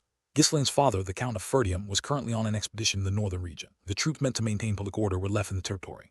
If the main force was away and a chaotic festival was approaching, it would be the perfect time for external forces to cause trouble and flee. There was something Ghislaine had never realized in his previous life. Now that he was aware of it, he became even more convinced that Alina's death back then hadn't been a mere coincidence. All right, I'm off the train. Since when did you start working so hard? I wonder how long it'll last this time. Leaving Alina, who was muttering to herself, behind, Ghislaine headed back to the train ground. Time passed and the day of the festival finally arrived. It's today. After strapping his sword to his waist and finishing his preparation, Ghislaine headed to Alina's room. Alina, who was about to enjoy the festival, looked puzzled when she ran into him. Aren't you training today? You going to the festival too, brother? Yeah, let's go together. Wow, this is a surprise. You're actually coming to the festival with me. Well, it's only right to enjoy a festival. You've really changed. Alina turned to her maids and told them to take the day off. They were still either afraid or uncomfortable around Ghislaine, so she had dismissed them. As Ghislaine escorted her, he fell deep into thought, different from before. In his previous life, Alina had always been the one to ask him to go out with her because he was constantly in a foul mood. Her suggestion had been a gesture of consideration, hoping that the festival might cheer him up, even just a little. But now, since Ghislaine had changed his behavior in this life, Alina no longer felt the need to ask first. How he acted affected how those around him responded, and even his future was shifting subtly. And if the major events remain the same, I can't calculate every small change. I have to adapt to the situation. He knew those were targeting the Ferdium family, but the more he interfered with their plans, the more their methods would evolve. Even if he knew the future, it was up to him to use that knowledge appropriately based on the current circumstances. There can be no mistakes. As he reminded himself of this, Ghislaine wandered through the festival with Alina. Alina seemed to be genuinely enjoying herself in the bustling crowd. Ghislaine's mind remained clouded, unable to immerse himself fully in the festival atmosphere. This is strange. How did we end up near the slums? Alina had been enjoying the festival in the crowd's central area and showed no signs of wanting to go to the slums. No one had called her there either. Perhaps the future had shifted slightly just because he had decided to accompany her this time. After wandering around for a while longer, Alina stretched and muttered with a hint of boredom. It's fun, but since it's the same every year, it gets a little dull. Festivals were typically repetitive, and given that their impoverished territory had limited resources for preparations, it was no wonder she found it monotonous. There anything more exciting? As she aimlessly glanced around in mild disappointment, one of her escort knights approached and whispered something. My lady, shall we go somewhere else then? Where? The escort knight, who smiled warmly, was named Jamal. He had been one of Alina's personal guards for a long time and had a good reputation within the castle. I heard that something special is happening a bit further out near the outskirts. Really? What is it? Well, that's just what my friend told me. I don't know the details, but they said it's supposed to be quite stimulating. Really? Let's go, I want to see it. Alina's eyes sparkled as she excitedly exclaimed, eager to go and check it out. Ghislaine quietly observed Jamal's face. So, it was you. Ghislaine had considered various possibilities for how Alina might have gotten into an accident. Among them was the assumption that a traitor could exist within the castle. Naturally, he had doubts about the bodyguard knight, but he thought it was Jamal who had been guarding Alina for so long. What do you think? Shall we go take a look as well, my lord? Yeah, let's go check it out. Nodding lightly, Ghislaine followed Jamal along with Alina. Pushing through the bustling crowd, they soon veered off to a quieter area, eventually entering the slums. Though the journey took some time, Alina eagerly walked on, filled with excitement at the prospect of seeing something new. The eerie atmosphere unique to the slums scared her a little, but with the bodyguard present, she did seem overly concerned. Ghislaine quietly observed the other bodyguard, Philip. Is this guy in on it too? Philip's face was slightly flushed, and he walked silently, looking awkward. His previous life, Alina, Philip, and even Jamal had been found as corpses. If both of them were traitors, the reason for their deaths was obvious. They must have been silenced. The cost of being involved in the dangerous conspiracy of killing the Lord's daughter wasn't cheap. Typically, one had to risk their own life, but it seemed neither of them had thought that far ahead. This is the place. As the group arrived at clearing, Jamal excitedly shouted. Rounding the open space were dilapidated, run-down houses. Every path was littered with discarded materials and trash, of course. The piles of trash scattered around would make it difficult to escape. Upon closer inspection, it was clear that the layout had been deliberately manipulated. At first glance, it looked like ordinary garbage, but the exits were skillfully blocked. What's supposed to be here? It's just trash everywhere. Alina furrowed her brow. Spending time and effort to come all this way, the dismal scene clearly irritated her. Her voice turned sharp as her disappointment grew, and Jamal frantically waved his hands. It's just not ready yet. Soon people will come and show you something amazing. HMPH, forget it. I'm going back. Let's go, brother. Alina wasn't a fool. Though she spoke calmly, her unease was evident. She had trusted her long-time bodyguard and followed him, only to be led to a place filled with nothing but trash. It was enough to raise suspicion. My lady, isn't it a waste to leave without seeing the show after coming all this way? Jamal blocked her path, grinning slyly. His face had been tense a moment ago, but now his attitude brimmed with confidence as if he no longer cared what happened. Besides, I'm going back. Just wait a moment, will you? Philip. Alina turned toward Philip, her face filled with anger. However, he simply moved to stand beside Jamal without uttering a word. Could it be both of them? Terrified, Alina clutched Ghislaine's arm tightly. With both bodyguards acting suspiciously, an ominous feeling crept over her. Why are you doing this? What's going on? She barely managed to speak, her voice trembling slightly. Jamal laughed as if it were nothing. I don't hold any grudge against you, my lady. You've been kind, and being your bodyguard hasn't been bad. Then why? He shrugged his shoulders. A job with bare conditions came along, that's all. It's a bit of a shame that I won't see you again, though. Jamal grinned wickedly, licking his lips. All right, I've brought the lady as promised. Let's finish the deal. Jamal shouted, and 3 men emerged from a rundown building. It was a middle-aged man with an ordinary appearance, and the other 2 were younger. All 3 had unremarkable faces, the kind that would easily blend into a crowd without drawing attention, perfect for disappearing. The middle-aged man glanced around before asking Jamal. He looks like Ferdium's Grand Duke. Wasn't he part of the deal? Jamal chuckled. Yeah, the fool followed us all the way here. I'll throw him in as a bonus. Consider it a gift. A pleasant surprise. This will yield an even better outcome. Prepare yourselves. The middle-aged man smiled satisfactorily and nodded, prompting the other 2 men to block their escape route. Alina, now pale with fear, looked around in desperation. Jamal, what the hell are you doing? Jamal responded with a nonchalant smile. Who knows? My job was just to bring you here. After that, it's up to these guys. If they say you as a slave or kill you, I don't really care. What? Alina was too shocked to respond coherently, so Ghislaine stepped in. You've sold us out. Do you really think you'll get away with something like this in the Lord's territory? Despite Ghislaine's warning, Jamal didn't seem worried.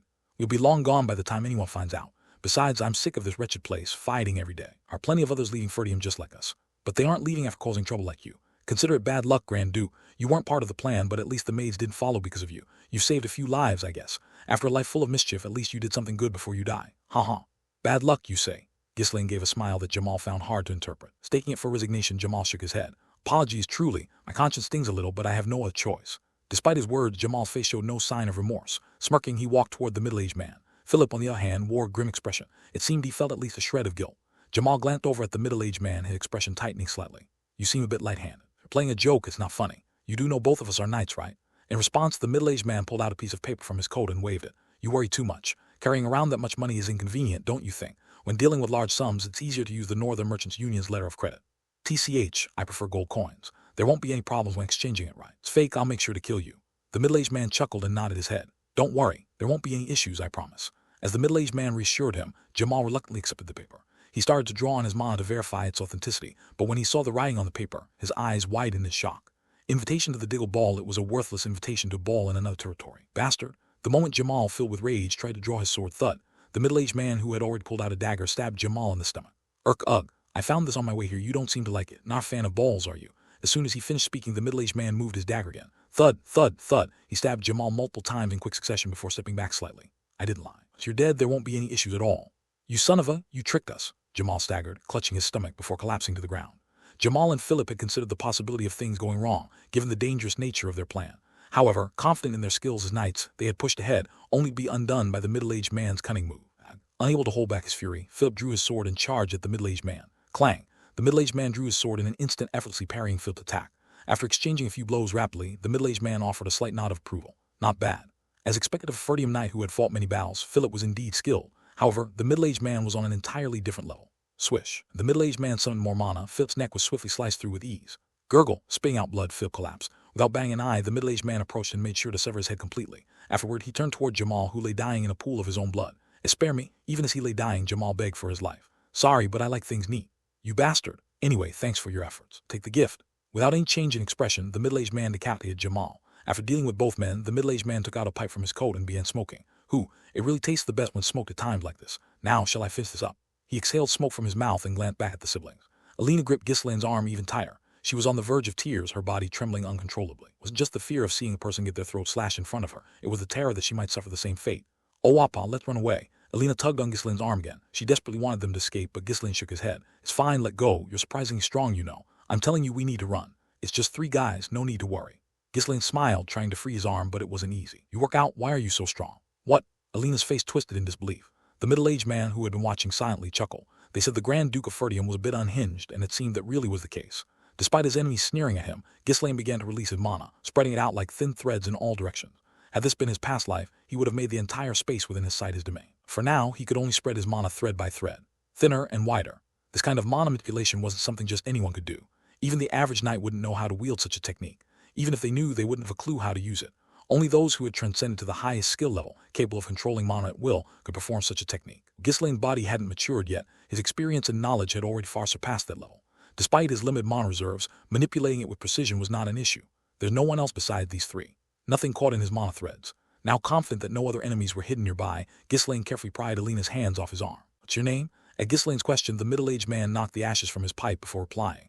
I'll tell you out of respect for nobles, it's Frank. Go ahead and curse my name when you meet the Reaper. That's not a local name. Who hired you? You don't need to know that.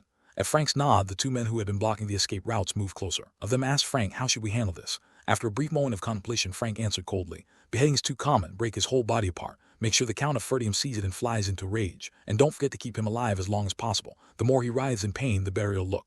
Understood. Thud. The moment he heard those words, Ghislaine's heart pounded heavily. For memories that had tormented him his entire life resurfaced in his mind. The memory of Alina's mutilated body, brutally carved up and returned to him, still haunted him. He had wept and hurled at the sight of her corpse. That final image of Alina had etched itself so vividly in his memory that he could never forget it, not even in death. I have never forgotten, not even once. Blood rushed to his head and his face began to burn. And was the last time he had been this enraged. Excitement before the battle was dangerous, but Ghislaine allowed himself to be swept up by the intense emotion. His hands began to tremble slightly and his breathing quickened. Seeing this, Frank smirked. What a complete amateur. Just by watching his hands tremble, Frank could tell how poor Ghislaine's skills were. There was one thing that bothered him. Is he smiling? Despite the situation, Ghislaine's lips were curled into a smile. His eyes gleamed with an unsettling madness. But what could a mere weakling like him possibly do? Frank brushed off the uneasy feeling and urged his men forward. He really must be as crazy as the rumors say. Hurry up and finish him off. The 2 men moved closer to Ghislaine. Alina stepped back hesitantly. Wappa, she was so worried about Ghislaine that she couldn't even think about running and screamed his name in fear instead. At that moment, Ghislaine spoke in a low voice. Finally, I've found you. What? I've missed you so very much. What the hell is the bastard talking about? Ghislaine's hand shot out like lightning, grabbing one of the men by the throat.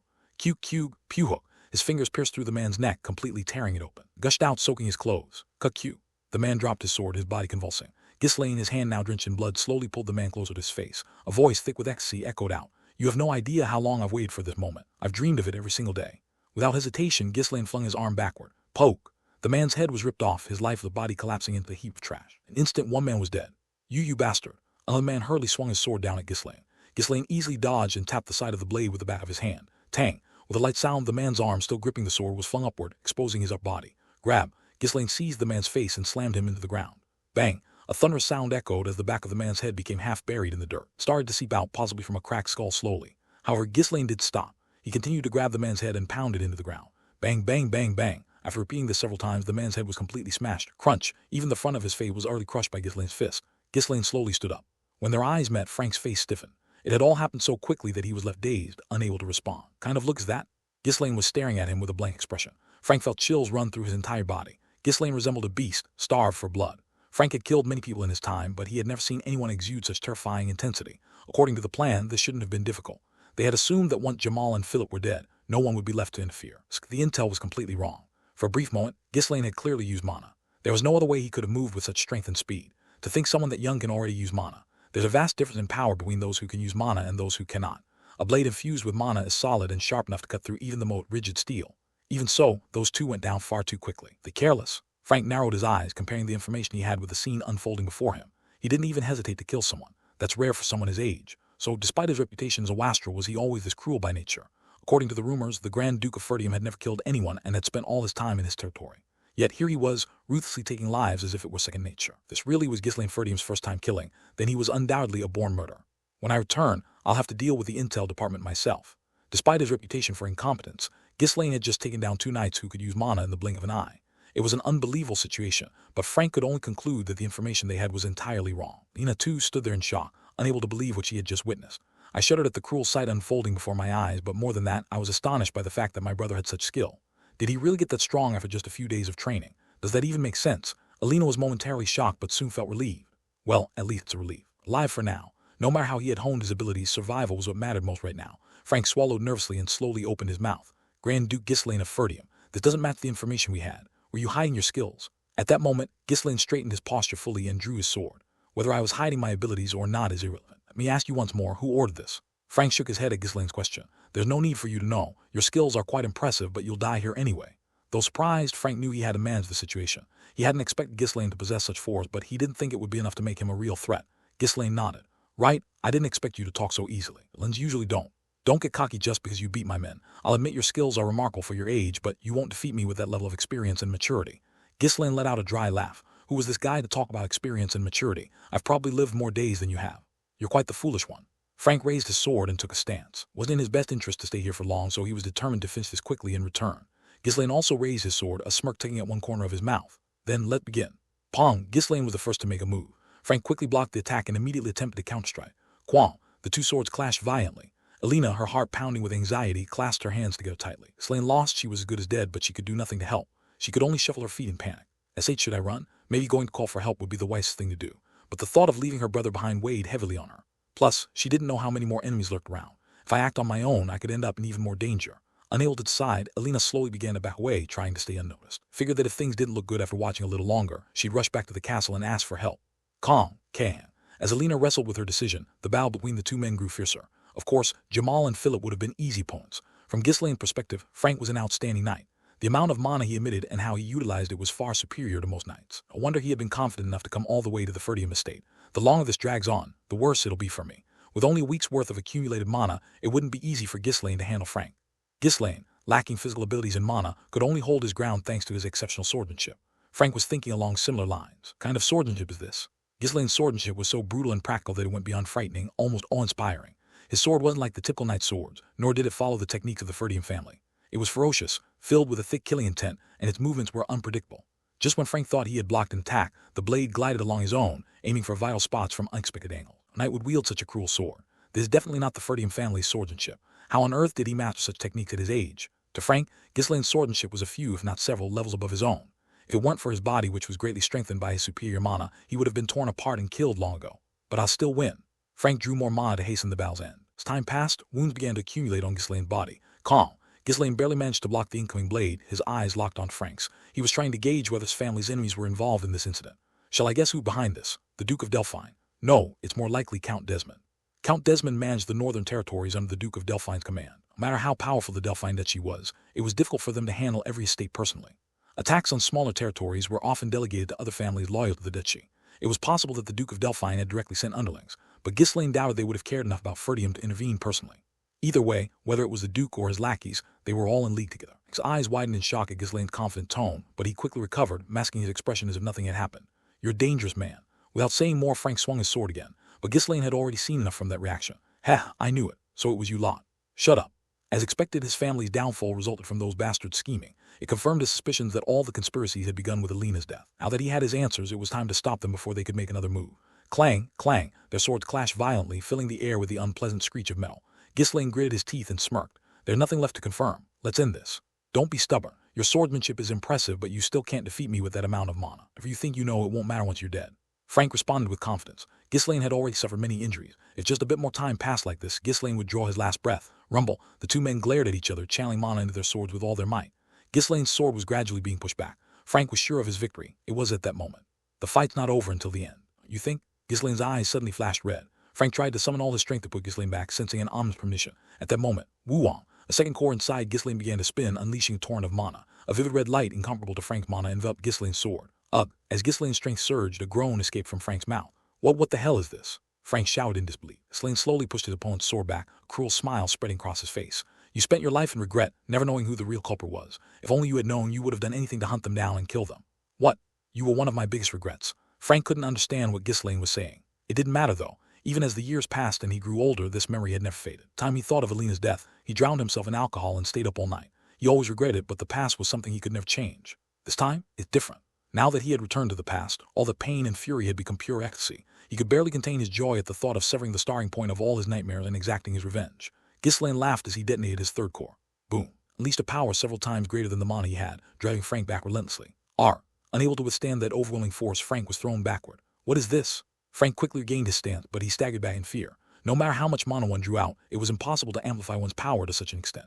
At most, it would make you slightly stronger than your usual capability. But the power Ghislaine was displaying far exceeded that level. Was he hiding his strength from the beginning? No, then why did he endure all those injuries? Frank was thrown into confusion, unable to understand the situation. Ghislaine didn't miss that brief opening. Do your best. Bang. Ghislaine closed the distance instantly and swung his sword with tremendous speed. Clang. Barely managed to block the strike, but another attack came before he could gather his senses. Clang, clang, clang. Ghislaine's relentless sword strikes rained down without stopping. Frank had no choice but to give ground, overwhelmed by the man who swung his sword wildly, red light gleaming in his eyes. This is impossible. How could he have gained that much power all of a sudden? Now, regarding speed, strength, and skill, Frank was utterly overpowered by Ghislaine. Ghislaine continued his assault like a storm, driving his opponent back. The time Ghislaine could sustain such immense power wouldn't last for long, just a few minutes. He had to finish the fight within that time. Clang. Ghislaine's sword came crashing down on Frank's sword with tremendous force. Once again, Frank managed to block it, but Ghislaine didn't stop. Sizzle. Mana erupted wildly from Ghislaine's body, creating a tangible aura. Body covered in blood from the wounds inflicted by Frank began to emit a crimson mist. He looked just like a red reaper. Clang, clang, clang, their swords clashed fiercely again and again. Crunch. At some point, Frank realized that something was wrong with his sword, but his head would fly off if he didn't block Ghislaine's next attack. He had no other option. Clang. As their swords collided once more, crack. His sword could no longer withstand the force of Ghislaine's attack and shattered. On the scattering fragments of his sword, Frank murmured in disbelief. How could that happen? Ghislaine met his gaze and spoke. Don't think you'll die so easily. The fight ended in an instant. Frank couldn't withstand Ghislaine's power after he detonated all three of his cores. Thunk. Ghislaine's sword pierced through the core located just below Frank's navel. Frank suddenly felt his mana begin to dissipate. You don't tell me. While the core was said to be located beneath the navel, it wasn't a physical object. It was simply a term used to describe mana collection in a space that made accumulating it easier. So, piercing the abdomen wouldn't necessarily destroy the core. However, there were other ways to destroy it. That's right. I'm going to destroy your core first. Ghislaine manipulated his mana and collided it with Frank's core. Ugh, arg. Frank screamed in terror. Are you insane? Destroying someone's core meant erasing all the energy they had spent their entire life accumulating. If done incorrectly, the mana could explode, putting both the attacker and the target at risk. It was a dangerous method that wasn't used unless it was absolutely necessary to keep the opponent alive. The stronger the mana, the bigger the explosion, so it wasn't even attempted against those with a particular skill level. But Ghislaine didn't care in the slightest, focused entirely on channeling his mana. Rumble. Frank's mana began to dissipate rapidly. How is this? Crack. The furious vibrations of Ghislaine's mana within Frank's body finally shattered his core completely. Thud. As Ghislaine withdrew his mana and pulled his sword out, Frank collapsed helplessly to the ground. Who are you? Frank couldn't believe it.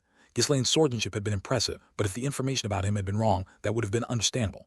But breaking the core of a swordsman of Frank's level was impossible for someone of Ghislaine's age. Frank had never seen anyone handle mana with such precision. Ghislaine left Frank's convulsing body on the ground and turned away. Oh, Appa! Alina swallowed hard as she watched Ghislaine approach her. Covered in blood, his form cloaked in a reddish haze, he evoked a terrifying image as if she were seeing a demon. How could Appa have such skill? Though Alina didn't practice swordsmanship, she grew up surrounded by knights in the harsh north. Frank was a knight of considerable skill, even from her perspective. He could kill Jamal and Phib alone. It meant he was strong enough to overpower most ordinary knights easily. Yet Ghislaine had just defeated him. So, it was really true that Appa killed those orcs. In fact, a few days earlier, a debate had arisen in the Ferdium castle over Ghislaine's abilities. Skaven and the soldiers from the subjugation squad had spread rumors that Ghislaine had killed the orcs. Of course, others laughed at Skaven and called him a liar. Ghislaine didn't answer Aline's question, only offering a smile. Rest for a bit. What? At that moment, Ghislaine gently touched the nape of her neck. Thump. Alina's body collapsed like a puppet with its strings cut. With no mana of her own, she couldn't resist or even realize what Ghislaine had done. He carefully laid Alina down in an abandoned house nearby before walking back towards Frank. Most thrilling moment has come. Frank frowned and asked, why did you let me live? Torture me all you want, but you won't find out anything. How amusing. I already know who's behind this. There's nothing I need from someone like you. Then why keep me alive? Ghislaine slowly knelt down and stared into Frank's eyes. From your actions, it's clear you've killed quite a few people. Normal people can't just slaughter others like they're chopping up meat without feeling anything. You seem like a professional, so you probably know. Sometimes, even if there's no need, torture is necessary. Yes, like when you need to vent the anger that's been building up in your chest. As soon as Frank heard those words, he tried to bite down on his tongue. But Ghislaine was faster. Grabbed Frank's jaw and with his other hand tore a piece of his clothing, rolling it up and stuffing it into his mouth. MMPH.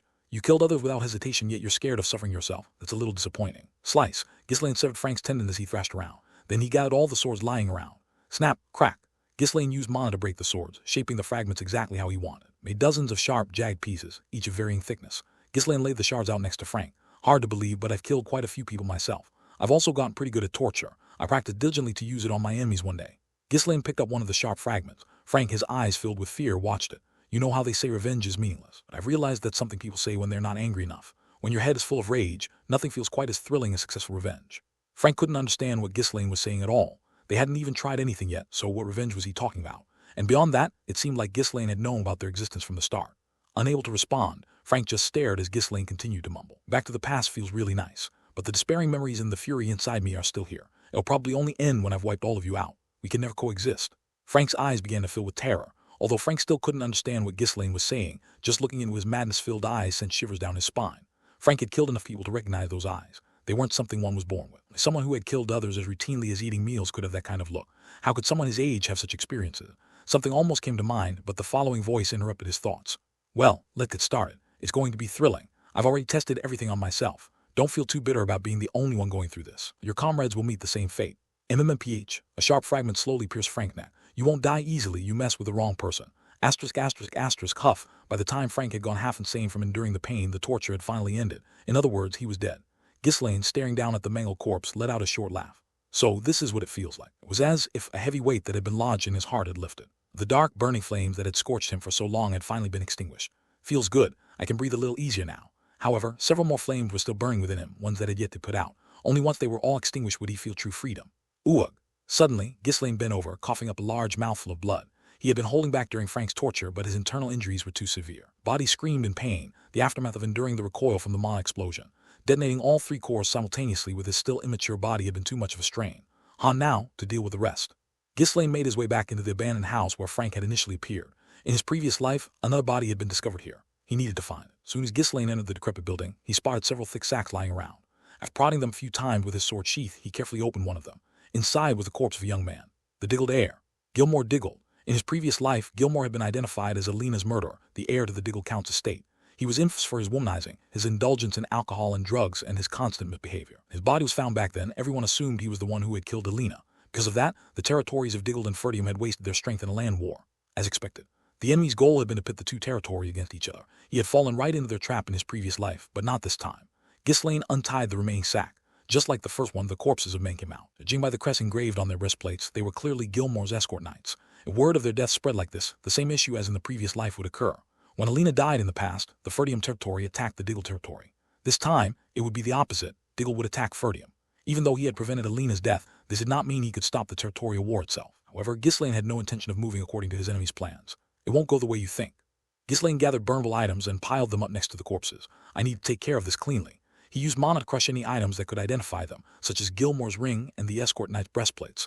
He then dragged Frank and his men's bodies over and burned them all together. Soon the flame began to consume everything, emitting a foul smell. Even if someone discovered the remaining bones, they would just assume it was some vagrant from the slums who had burned to death. Finding a corpse with no ties to anyone was a common occurrence in these times. They're burning well. The flames spread to the surrounding scrap and trash, growing larger. Lucky I could handle this on my own. Just in case, he had first prepared the soldiers and bring signal flares. However, if he had called the soldiers, word would have gotten out that Gilmore Diggled had died here. I've stopped the immediate territorial war, so I've bought us some time. He had prevented the death of Alina, which had been the starting point of everything in his previous life, as well as the ensuing territorial war. But the enemies wouldn't stop here. Would continue to target the place. He had to prevent the deaths of those around him and minimize the damage as much as possible. I'll never let things go the way you want. With Alina on his back, Ghislaine steeled his resolve once more and headed towards the castle. After the 2 returned, the Ferdium castle was in an uproar. It was a grave matter. An escort knight had tried to kill the lord's daughter. The Baron, who served as the steward of Ferdium, raged furiously, his anger palpable. Conduct a full investigation and mental re-education for all the knights and soldiers and ban them from participating in the festival. Also, send word of this to the lord immediately. The atmosphere within the castle quickly became tense. People gathered in small groups, whispering in secret. Did you hear? It sounds like Jamal and Philip went completely mad. Say Lord Ghislaine took them down himself. No way, the young lady must be lying to make the young lord look good. That must be it, right? I bet Jamal and Philip killed each other fighting. They probably wanted to have the young lady to themselves. Exactly. The young lord just got lucky and survived. Now he's pretending like he did something. First, Scavin was spreading lies, and now the young ladies too. But the Grand Duke is behind it, threatening them. Alina, who had already been through a harrowing ordeal, grew even more disheartened by these rumors. No one believed her words. Instead, Alina was crowned as one of the two great liars of the territory alongside Skaven. Regarding Frank, Ghislaine had strictly forbidden her from speaking a word so she couldn't say anything. While Alina was feeling dejected, Ghislaine heard the rumors and merely laughed. I say I've even taken care of Frank, they'll believe me even less. Not that I plan to reveal it, especially with Gilmore still round. Still, after a few days, Alina regained her composure thanks to the concern and comfort from those around her. Ghislaine felt relieved to see her return to her bright self, but he also pondered how to prepare for the future. I stopped the first move. When they realized their plan failed, they'll act again. In his previous life, the Ferdium territory continued to be embroiled in various conflicts until it was ultimately destroyed. The Delphine Duchy weakened the other territories like that and then overthrew and seized control of the kingdom.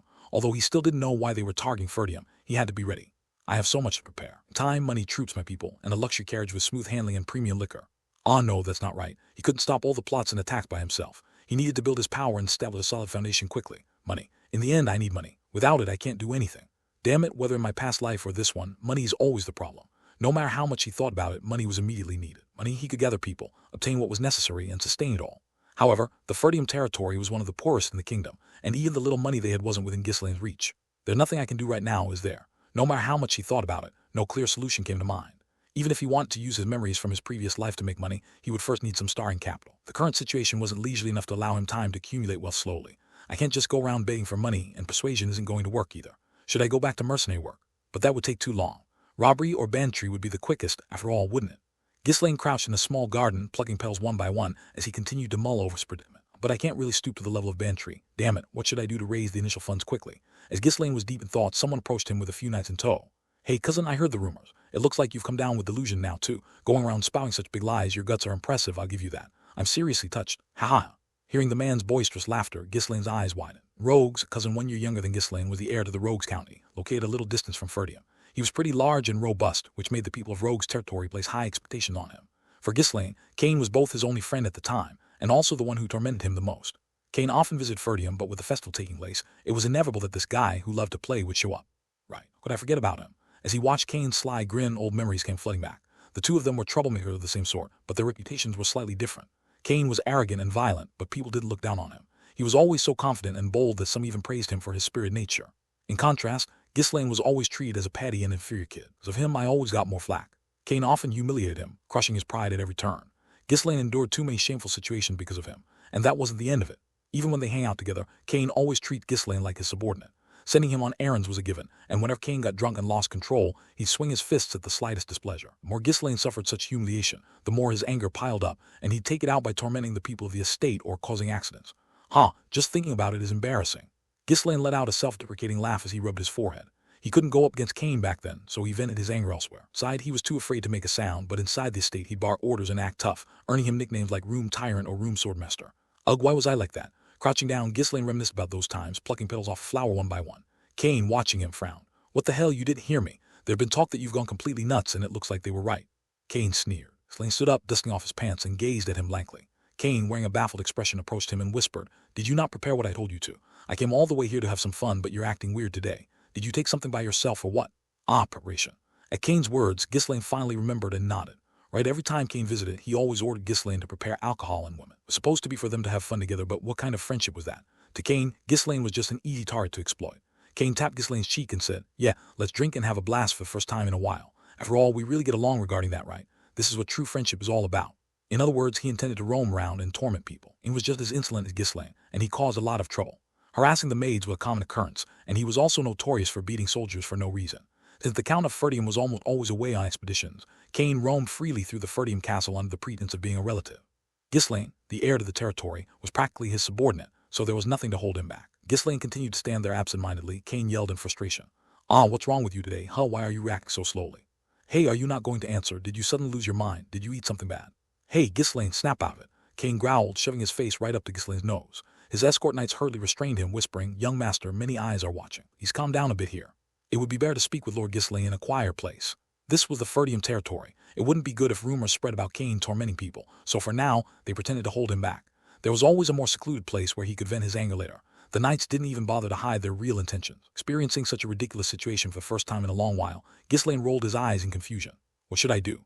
It wasn't worth it to cry a brat who picked a fight with him. Besides, it had been a while since he maintained some dignity as the King of Mercenaries, so it felt somewhat beneath him to personally deal with a brat like this.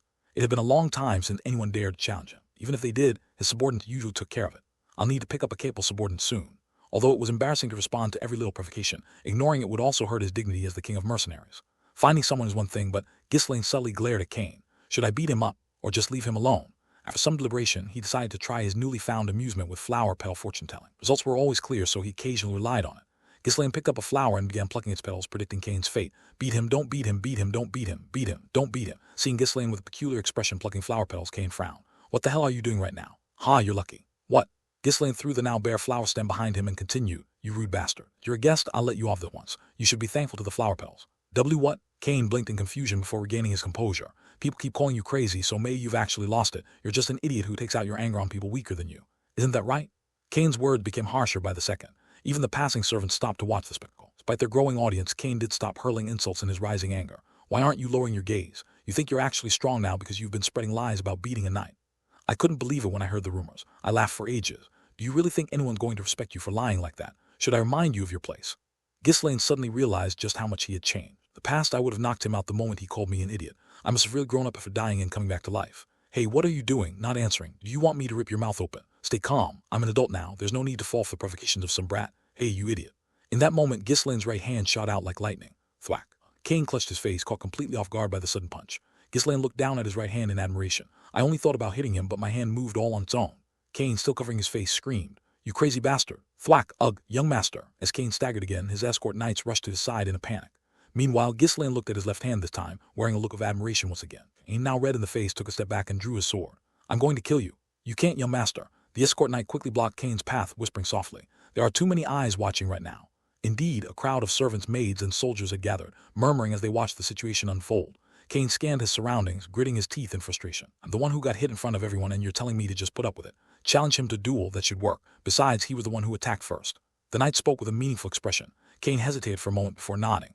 A duel, yeah, that's better. If he humiliated Ghislaine publicly, that bundle of inferiority wouldn't be able to stand it. On top of that, he might even get the chance to break a bone or two and cripple him for good.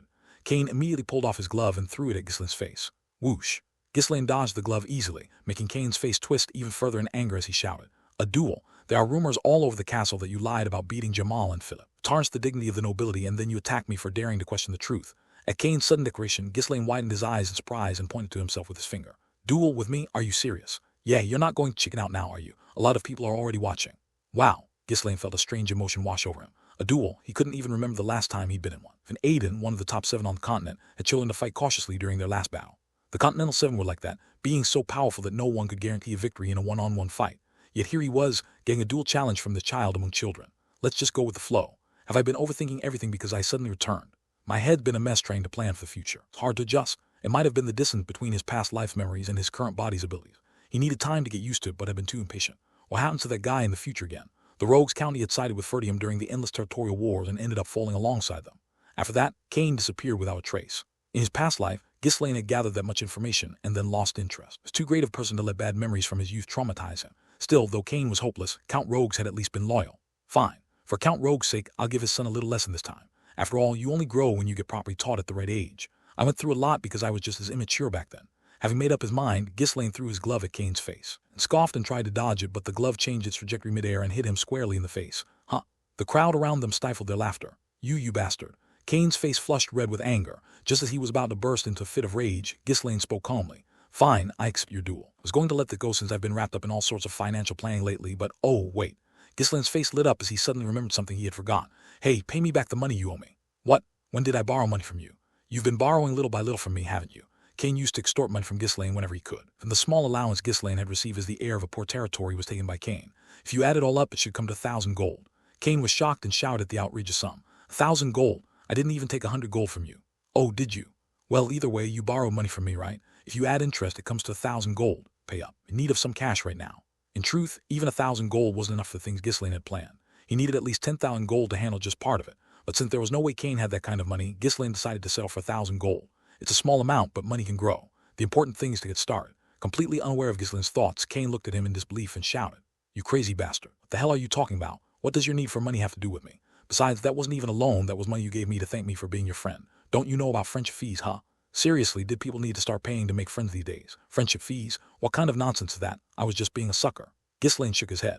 Now that he thought about it, the memory was clear. Hadn't wanted to give the money, but Cain had forced it out of him with his fists. People who take by force always say things like that. Well, whether you want to pay or not once this duel is over, you'll have to cough it up. Ghislaine raised his fist and grinned. After a few punches, even money you didn't have tends to show up. Kane gritted his teeth and growled at the provocative remark. This bastard really has lost it now, hasn't he? Better get ready to lick my boots while crying. The two moved toward the train grounds. News of the duel spread quickly, and people began to flock to the area. The rumor that the ill-tempered Grand Duke was about to get beaten was too good of a spectacle to miss. Even some knights who were off duty showed up. Among them, Ghislaine noticed one drunk knight and smiled as if he were happy to see him. Scaven's here too. The knight, stumbling around with a red nose, was Scaven. He had boasted to everyone about how Ghislaine had performed during the subjugation, but no one believed him. Instead, he was criticized, with people accusing him of giving all the credit to Ghislaine just to curry favor with the heir to the estate. Before long, he had become known as a sycophant knight, someone who had flattered the Grand Duke from an early age. Titles that followed him were Lying Knight and the Knight Who Abandoned Honor. From that point on, Scaven lived in a drunken stupor. No one believed him and he lost his knight's honor. With no purpose left, he had no choice but to drown himself in alcohol. Ghislaine, fully aware of the rumors, felt a twinge of pity. Those disgraceful titles will disappear soon enough. Hang in there, Scaven. Just endure. Ghislaine and Kane did start the duel immediately. They waited for enough people to gather. It was customary to allow onlookers time to assemble when a duel was about to take place. In Ferdium, where entertainment was scarce, these duels were events not to be missed. Once a sufficient crowd had gathered, a knight stepped forward and spoke. All right, it looks like enough people are here. Again, the crowd began placing bets on who they thought would win. The problem was everyone bet on Kane. This isn't going to work, the bet can't stand like this. Well, the outcome's obvious, so there's no helping it. How about changing the term of the bet? Let's wager on how long the Grand Duke will last instead. Hearing this commotion, Kane smirked arrogantly. From how people reacted, it was clear who the favorite was. That kid, let's change the rules. The standard is, wait. Just as the knight was about to alter the rules, a slurred voice interrupted. Scaven, looking disinterested, didn't even bother to respond as he set down his bottle. Then he rummaged through his belongings, pulled out a pouch filled with money, and tossed it forward. Thud. The knight caught the heavy pouch and, with a strange smile, asked mockingly, "What's this? Why so much? Not serious, are you?" Scaven, his eyes bloodshot and teeth clenched, growled. "I'm betting everything I have on the Grand Duke. If you're scared, you might as well just die." The knight's face brightened at Scaven's words. "Good. Yeah, this is how the bet should go. But the amount feels a little lacking." No matter how much Scaven scraped together his entire fortune, how much could a knight from a poor territory really earn from his salary? Besides, he had been spending most of that on alcohol lately, so it wasn't as though he had much money to spare. Hey, does anyone else want to bet on the Grand Duke? Since the rest of the people had all bet on Kane, even if they won, they would have to split Scaven's money among several people. Though the amount Scaven had bet wasn't insignificant compared to the others, it still felt a bit lacking when it came to splitting it among everyone. It's a shame, but I guess we'll proceed like this. Then, at that moment, the door to the train grounds opened, and Alina entered, walking in with her maids. She wore a proud expression as she stood before the knight and gracefully placed a pouch of money on the table. "I'll place a bet too." The knight cringed slightly at the sight of Alina, whose eyes were dark with shadows under them, before asking for confirmation. "Exactly are you betting on?" "On my mother's son." "Understood." The knight, delighted, collected the money. Due to the poverty of the Ferdium family, Alina hadn't been receiving much for her living expenses either. Still, she was noble, so when her money was added to Scaven's, it became an amount that everyone was satisfied with. Alina sat in the chair her maids had prepared for her and suddenly met Scaven's gaze. It was a sense of shared pain. Two could understand each other's suffering. Like Scaven, Alina was also treated as a liar trying to support Ghislaine. It was frustrating that no one believed her, and lately she hadn't been able to sleep properly. "My lady, this is so unfair. I feel like I'm going crazy from how unfair it is, too." The duel finally began as the two exchanged glances, silently conversing with their eyes. Ghislaine swung his sword through the air a few times before pointing it at Kane. "On what? You said you wanted to fight, right? Come at me. No matter what, it's cowardly for master to attack a novice first." "You bastard!" Kane raised his sword and charged at him with a wild rush. Being at least a head taller and much bulkier than Ghislaine, the scene of their duel looked like a bullfight. Clang! The two swords collided with a loud crash. Kane glared at Ghislaine as if he wanted to kill him, gathering all his strength. Turn him into a cripple. How dare Ghislaine suddenly challenge him? Kane couldn't forgive him. Just as the rumor said, this bastard must have gone completely insane. The best medicine for a madman is a beating. Kane truly believed that. Up until now, he had never seen anyone who didn't listen after being beaten. The problem was that Ghislaine thought the exact same way. If there's something that can't be solved with strength, maybe you just don't have enough strength. As their swords clashed, Ghislaine was evaluating Kane. As expected, his strength isn't bad at all. With his build, he probably has decent endurance too. Looks like I won't have to worry about what happens next so that I can beat him up a bit. He's good at cursing and probably would have made a great bandit. Bit of a shame. His size and strength far surpass those of his peers, likely thanks to being well-fed and well-rested. Most formal knight wouldn't stand a chance against Kane alone in terms of raw strength. Now let's see how his swordsmanship holds up. Clang, clang. The two swords collided rapidly without pause. People were astonished as they watched Ghislaine handle his sword with ease. Even Kane, who was facing him directly, couldn't believe what was happening. What the hell? When did his skills improve that much? Ghislaine struggled to block even a single strike the last time they sparred. Kane had expected the same outcome today, but the reality was different. Ghislaine was now easily blocking or dodging every one of his attacks. While Kane groaned and swung his sword furiously, the spectators couldn't help but marvel at Ghislaine's impressive performance. Grand Duke's skills have improved a lot.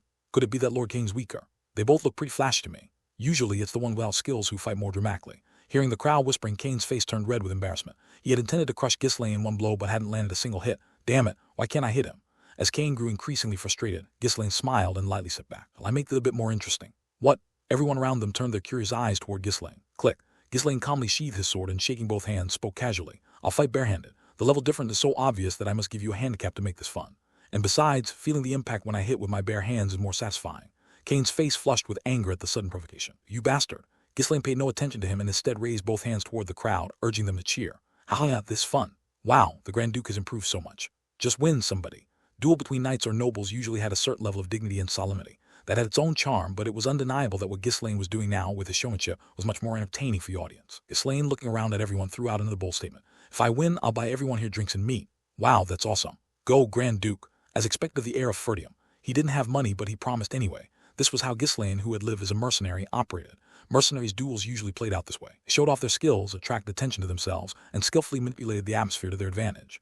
To the nobles, Ghislaine's behavior seemed vulgar beyond belief, but for the spectators that only made it all the more entertaining. As the crowd cheered, Kane clenched his teeth and looked around. You crazy bastard. How dare you pull that kind of stunt in a sacred duel?" In an instant, the atmosphere had turned chaotic like a bustling marketplace. It felt like Kane had become nothing more than a gladiator slave put on display for the audience's amusement. As Kane stood there flustered, Ghislaine clicked his tongue and spoke. "At the end of the day, it's just a fight. Sacred. What's so sacred about it? Did the temple sponsor you or something? Are you suddenly spouting nonsense that doesn't suit you? Don't you have any pride as a noble, you bastard?" "Nope, none at all. Are you just going to keep talking? If you're too scared, I can fight you with just one finger." Ghislaine wiggled his finger tauntingly, and the people around them burst out laughing. Rather than viewing it as a noble duel, the crowd found it more relatable, like a brawl between common street thugs. Yeah, the Grand Duke's personality seemed different now. Still, this is way more fun to watch. For a brief moment, the image of the pitiful Ghislaine from the past disappeared from their mind. Instead, they began to anticipate what else he might show them next. Amidst the loud cheers from the crowd and Ghislaine's provocations, Kane lost his temper and shouted furiously, "You bastard, I'll kill you." "Ah, you're still just talking. I told you not to." Swoosh. Ghislaine suddenly dashed toward Kane and swung his palm toward Kane's head. Thwack, gah! Kane let out a painful groan, unable to retaliate against the surprise attack. Even though it was just a slap, his skull throbbed as if it had been shaken to its core. Grabbing his head, Kane staggered backward, bellowing like a bull before charging at Ghislaine again. "You arrogant bastard." But Ghislaine dodged the attack effortlessly and immediately began beating Kane's body. Thwack. "You bastard. Thwack, you damn R. Thwack, how dare you cute. Thwack, W-way. Thwack." Kane couldn't even attempt to counterattack, nor could he properly curse as he continued to take blows. The onlookers watched with awe in their eyes. The Grand Duke's movement. Wow, that's amazing. Has he always been this skilled? Ghislaine's movements were sometimes graceful, sometimes beautiful, and at other times fierce. And the knights who had been watching were left in shock at his dazzling display of skill. Every movement Ghislaine made was filled with masterful technique, a level that was impossible for someone of the Grand Duke's age to achieve. Even when comparing himself to Ghislaine, it was hard to say he was superior confidently. Wow, the Grand Duke's the best. He's so cool.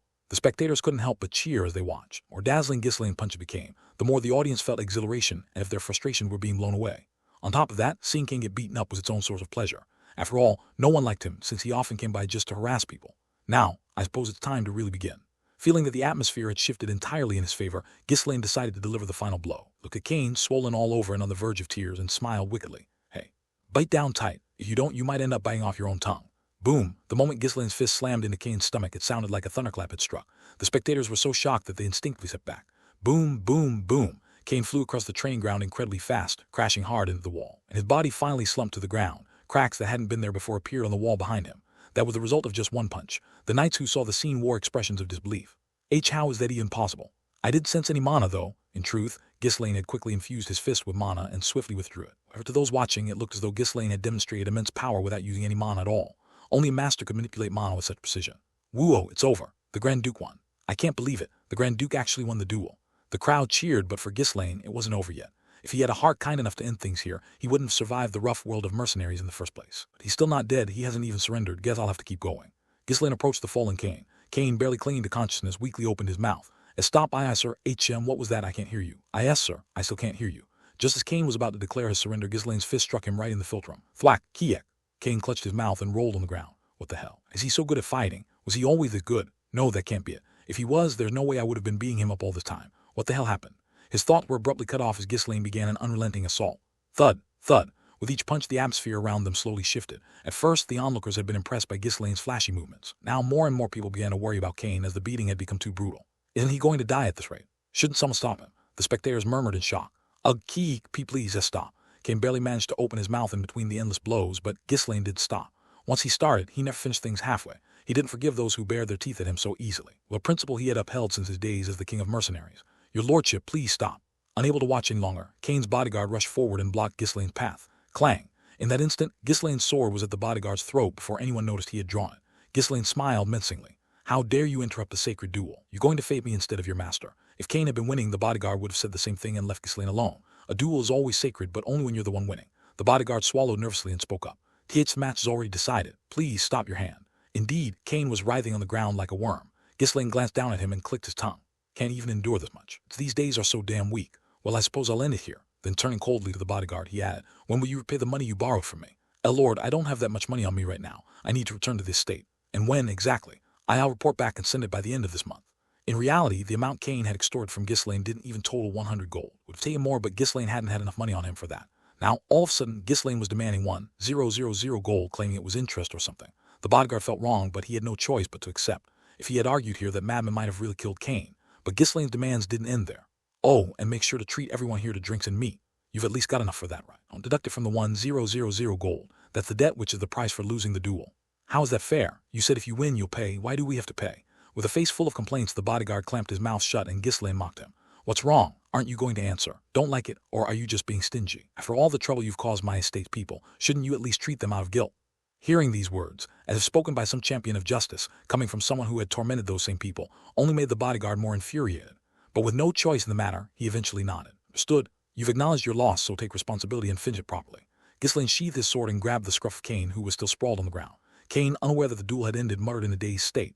Spare me. Ghislaine let out a chuckle and said, I'm not going to kill you. Why would I? You can't even die if you want to, and you pay back my money. Got it? Why, you devil? Devil, hardly. Should be thankful I'm letting you off this easily. Consider this an educational lesson. Hey, take him out of here and get him treated. The bodyguard swiftly hoisted Cain onto his back and quickly exited the training ground. The crowd, having held their breath in tension, started cheering and clapping one by one once Cain was gone. They admired the Grand Duke for his impressive duel and felt great seeing the loathsome king get crushed. Wow, Grand Duke's amazing. I had no idea he was this strong. Drinks and meat, time to celebrate. As the excitement filled the air, the knights exchanged stern glances with Skaven. It was real, wasn't it? Skaven grinned smugly as he downed the remaining liquor in his cup. Sitting beside him, Alina raised her chin in satisfaction, expressing relief. Woo-oh.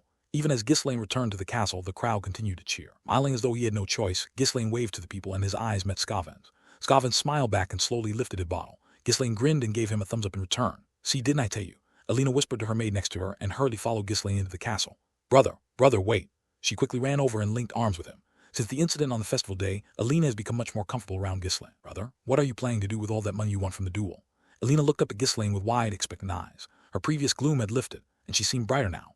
Given how poor their state was, Alina hardly had any fancy clothes or accessories compared to other girls her age. At balls or banquets, she often shook her head in envy when she saw the young ladies from other states adorned with beautiful outfits. Now, with the prospect of Ghislaine having a lot of money, it was only natural that she felt a spark of hope. I have plans for it, Ghislaine replied with a light laugh, trying to pull his arm away, but she wouldn't let go. Hey, are you working out or something? How are you this strong? Oh, stop changing the subject. Let me guess, you're planning to buy a present for Amelia, right? You've always tried so hard to impress her. What? Your fiancé. Her birthday is coming up soon, right? Aren't you planning to buy her a gift? Something like an incredibly expensive jewel. Since you're already buying one, can't you get me one too? Ghislaine felt as though he had been struck hard on the head. Amelia was the young lady of the Count of Rapold's family. Though it was established by law that the northern lords had to support Ferdium in exchange for its defense of the borders, Rapold had been providing support beyond what was required. The engagement between Amelia and Ghislaine had also been arranged to signify the alliance between their two families. In his previous life, after Ghislaine ran away, the engagement had naturally been called off. Considering Rapold's dissatisfaction with Ghislaine throughout the engagement, they must have been thrilled when it was broken. That's right. There was that option. Ghislaine's face brightened, and he nodded repeatedly. He needed a considerable amount of money to start the business he had in mind right away. He had been troubled by how to raise the funds, but hearing Amelia's name sparked an idea. You don't have a way to earn money, just get it from someone who does. It was the kind of idea a bandit might have, but since Amelia was the target, it didn't matter. I should squeeze that traitor for all she's worth. Before attacking the kingdom, Ghislaine thoroughly investigated the reasons behind his family's downfall while he was the King of Mercenaries. Although much of the information had been erased or distorted over time, he had grasped the broad strokes. The records was information about Rapold. They tormented our territory with money. While other regions aggressively harassed Ferdium, the Rapold estate suddenly stopped its financial support, causing trouble. Ferdium had tried to overcome the crisis, but Rapold always worked the hardest to obstruct them, and it was all under Amelia's orders. Amelia would later stage a rebellion and claim the position of Count of Rapold for herself. Ghislaine uncovered the truth. He had completely razed Rapold's territory, but he failed to capture the mastermind, Amelia. After that, throughout the entire year-long war, she had relentlessly tormented him. Even when he tried to capture and kill her, she was so cunning that she constantly eluded him, driving him to no end of frustration. He was planning to wipe her out anyway. Until now, his plan had been simply to prepare for an attack and crush his enemy, but it seemed like a change of strategy was in order. Officially, Rapold's estate wasn't yet an enemy, and he had no justification to attack.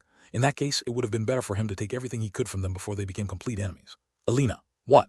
Alina's eyes sparkled with anticipation and tousled her hair, smiling. I guess I should give her a gift at least. Since Alina had finally started feeling better after being gloomy for so long, he thought lifting her spirits would be a good idea. He was also thankful for the reminder about Amelia, whom he had almost forgot. Pick out the clothes and accessories you want. Really? How much can I spend? 5 gold. Ugh. If you don't want to, just forget it. No, okay, I got it. Thank you, Appa. Alina quickly changed her expression and acted cute, fearing that he might change his mind. Ghislaine gave a bitter smile as he sent Alina back to her room. Before the thought that had just surfaced could fade, he hurriedly went to find Belinda. Belinda, when his father come back? The Lord. You think about it, once he received news from the young lady, he would have started preparing to withdraw the troops. It'll probably take about a week. That's enough time. I can go and come back. Go where? To Rapol's estate. Belinda flashed a mischievous smile. Now that you mention it, Miss Amelia's birthday is coming soon. There's bound to be a banquet, so are you going there already? Well, that's not exactly the reason, but I do plan to meet Amelia. I have other business to take care of as well. Oh my, you really like Miss Amelia, don't you? How romantic. Ghislaine shook his head. He felt that he'd just be teased further if he said any more. Anyway, I'm going, just so you know. Belinda looked puzzled as she watched Ghislaine prepare to leave the castle immediately. Why are you in such a hurry? I'm pressed for time. I need to go and come back before father returns. Something I need to discuss with him. He gave a vague excuse as he stepped out of the room, but Belinda quickly grabbed him. So who are you going with? Don't tell me you're going alone.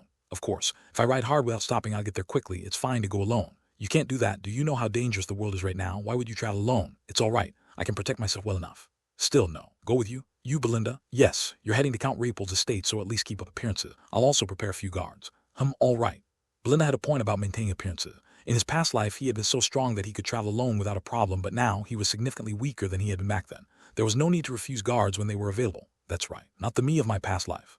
Ghislaine silently clicked his tongue at the thought that he almost recklessly went in enemy territory alone without thinking. It seemed like he would need some time to adjust to the gap between his past and present self. After waiting for a bit, Belinda reappeared, dressed in a black robe. Seeing her in different attire was refreshing, given that she usually wore the same practical clothing. Go. Dressed like that, you look like a different person. I'm still wearing the same thing underneath. Belinda dramatically opened her robe. Underneath, her usual outfit remained unchanged, but the inside of her robe was lined with numerous daggers. Seeing this, Ghislaine shook his head. Forget the guards. Isn't Belinda alone more than enough? Belinda, his tutor and head maid, had an identity that remained shrouded in mystery. When Belinda first entered Ferdium, some knights had tried to mess with her. They thought she was just an easy target, a young maid from outside. However, after whatever had happened back then, those knights began avoiding Belinda from the very next day. Rumors spread throughout the castle that Belinda was actually skilled enough to take down knights. Since then, no one dared to treat her carelessly. Didn't realize it before. Although he had heard stories in his past life, Ghislaine hadn't believed them then. Now, however, he could sense that she was more than capable of handling most knights. No one knew why someone with such skills lived as a maid in a remote estate. The only known fact was that she had accompanied Ghislaine's late mother as a maid when she married into the Ferdium family. Fasten it properly. You'll be riding hard, so you need to be careful. Ghislaine tightened Belinda's robe for her. A small smile appeared on her lips. Seeing the one seriable Ghislaine act differently made her feel proud.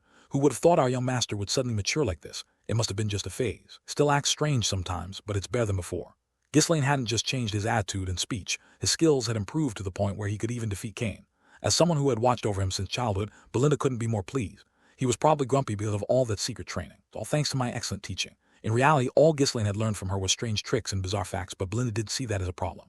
Despite holding the title of tutor, Belinda wasn't exceptionally skilled at teaching. Her way of thinking was somewhat unconventional. In truth, what Belinda had been doing all this time was more akin to the duties of nanny than tutor. Let go if you're ready. Should we call Sir Fergus as well? He's your personal guard, after all. No need. If we ride too fast, the old man's heart won't be able to take it. Just the other day, he suddenly collapsed while talking to me. Understood. Let's depart then. Ghislaine, Belinda, and 4 knights tasked with their protection quickly left the castle. On the way to Rapol, Belinda asked, "But are you really not buying a gift? Just going like this?" "Well, I guess I'll buy a flower or something. It's been a while since you last saw her. Will that really be enough? I don't think she'd like it much." "I don't care. I have no intention of trying to impress her."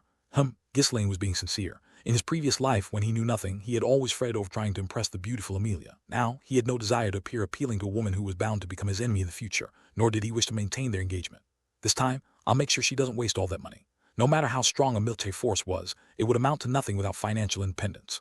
War consumed an enormous amount of money and resources. Without the funds to sustain an army, it was as if there was no army at all. And he painfully learned this when he faced the kingdom's relentless waves of supplies in his past life. They couldn't afford to feed and equip the soldiers properly, and it was impossible to do so in such a situation, no matter what they wanted to do.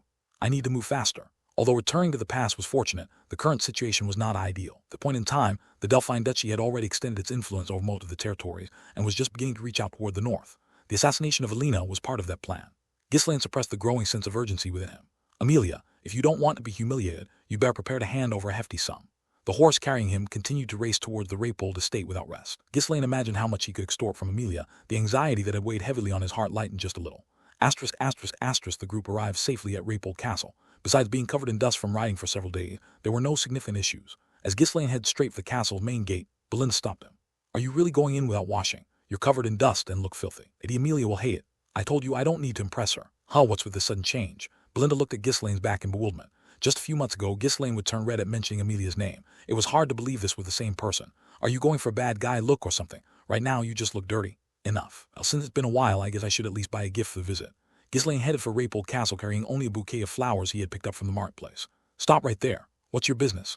The guards, with relaxed expressions, blocked Ghislaine's path. With few attendants and covered in dust, they hadn't recognized him as a noble. Belinda immediately stepped forward. Usual playful demeanor vanished, replaced with a solemn and dignified attitude. This is young Lord Ghislaine, the young lord of the Ferdium estate. He has come to see his fiancée, Lady Amelia. Please convey this message to her. It was customary for a noble not to step forward when they had attendants. Ghislaine simply watched as Belinda handled the situation. Why young Lord Ghislaine? The guards exchanged uneasy glances. They had also heard the rumors about Amelia's worthless fiancé. As they hesitated, Belinda frowned. What are you doing? Hurry up and go inform them. Ah, yes, understood. One of the guards turned and entered the castle, muttering curses under his breath. It wasn't long before the guard returned, wearing a troubled expression. The lady isn't feeling well at the moment, so she sends her apology, but she requests that you return for now. Before he could finish, Belinda's eyes flared as she stormed up to the guard. The young lord himself has come here, and she won't even meet with him. She won't even provide accommodations and is asking us to leave. Does she think the Ferdium estate is a joke? The guard stammered. Honestly, they did think little of Ferdium, but he couldn't say that out loud. It's not that, it's just that the lady, hey. As Belinda unleashed her formidable aura, the guard stepped back, his face going pale. What is this? She's dressed like a maid, but she feels like some kind of secret bodyguard or something. Overwhelmed by the pressure, the guard's body trembled. Only then did Ghislaine step forward. Enough, Belinda. But young master, it's fine. I'll handle it from here. After dismissing Belinda, Ghislaine approached the guard and whispered quietly, tell them I have something to discuss regarding the merchant guild. If I leave now, who knows what I might say. I'm not exactly known for keeping my mouth shut. Why, yes, I understand. The guard hurriedly fled back inside the castle. A short while later, the same guard returned, bowing deeply to Ghislaine. He has requested that you be shown inside. The sudden change in their attitude made Belinda's eyes widen as she glanced at Ghislaine, curious about what he had said to make them so compliant. Ghislaine smirked and whispered to Belinda, seems she's fond of me. Ah, the curse of my irresistible charm. Oh my, where did this sudden confidence come from? Belinda scolded Ghislaine playfully, saying he would become cheekier by the day. She preferred this to his old self, who always used to be angry. The group was guided to a lavish reception room. As they walked, Ghislaine looked around, clearly impressed. Wow, they're definitely rich. I'm glad I came. Looks like I'll be able to secure a lot of funding for development. Rapole Castle was beautifully adorned with expensive materials, completely unlike the rough and rugged Ferdium Castle. It clearly showed off the wealth of the estate. Belinda and the knights waited in the adjacent room while Ghislaine was left alone to wait for Amelia. She's late. Considering what I said, she must have a lot on her mind. Amelia took a considerable amount of time to appear. Even after Ghislaine finished his tea, he continued to wait, eventually growing bored. Finally, the door to the reception room opened, and a woman entered. Bright brown hair cascaded gracefully over her shoulders. Slightly lowered eyes and raised chin gave off an impression of arrogance and coldness. There was Ghislaine's fiancée, Amelia Rapole. Nyan. A cat followed behind her, its tail raised high. It was a cat known as Bastet, with short gray fur that shimmered with a bluish tint and a sleek, graceful body. Much like its owner, the cat exuded an air of elegance and pride with every step and expression. It's been a while, Amelia. Did you miss me? It's been a while since I've seen that cat too. What was his name again? Ghislaine greeted her casually, but Amelia only raised an eyebrow, not bothering to reply. Who does he think he is, calling my name like that? Miss him. The pathetic fool who does nothing but guard the frontier. Has he lost his mind? When Amelia first heard that Ghislaine had arrived, she had scoffed and told the guards to send him away. There was no need to meet someone who had come unannounced, especially someone as disappointing as Ghislaine. She had absolutely no intention of seeing him. However, after hearing the single message Ghislaine had sent, she had no choice but to let him into the castle. What exactly does he know?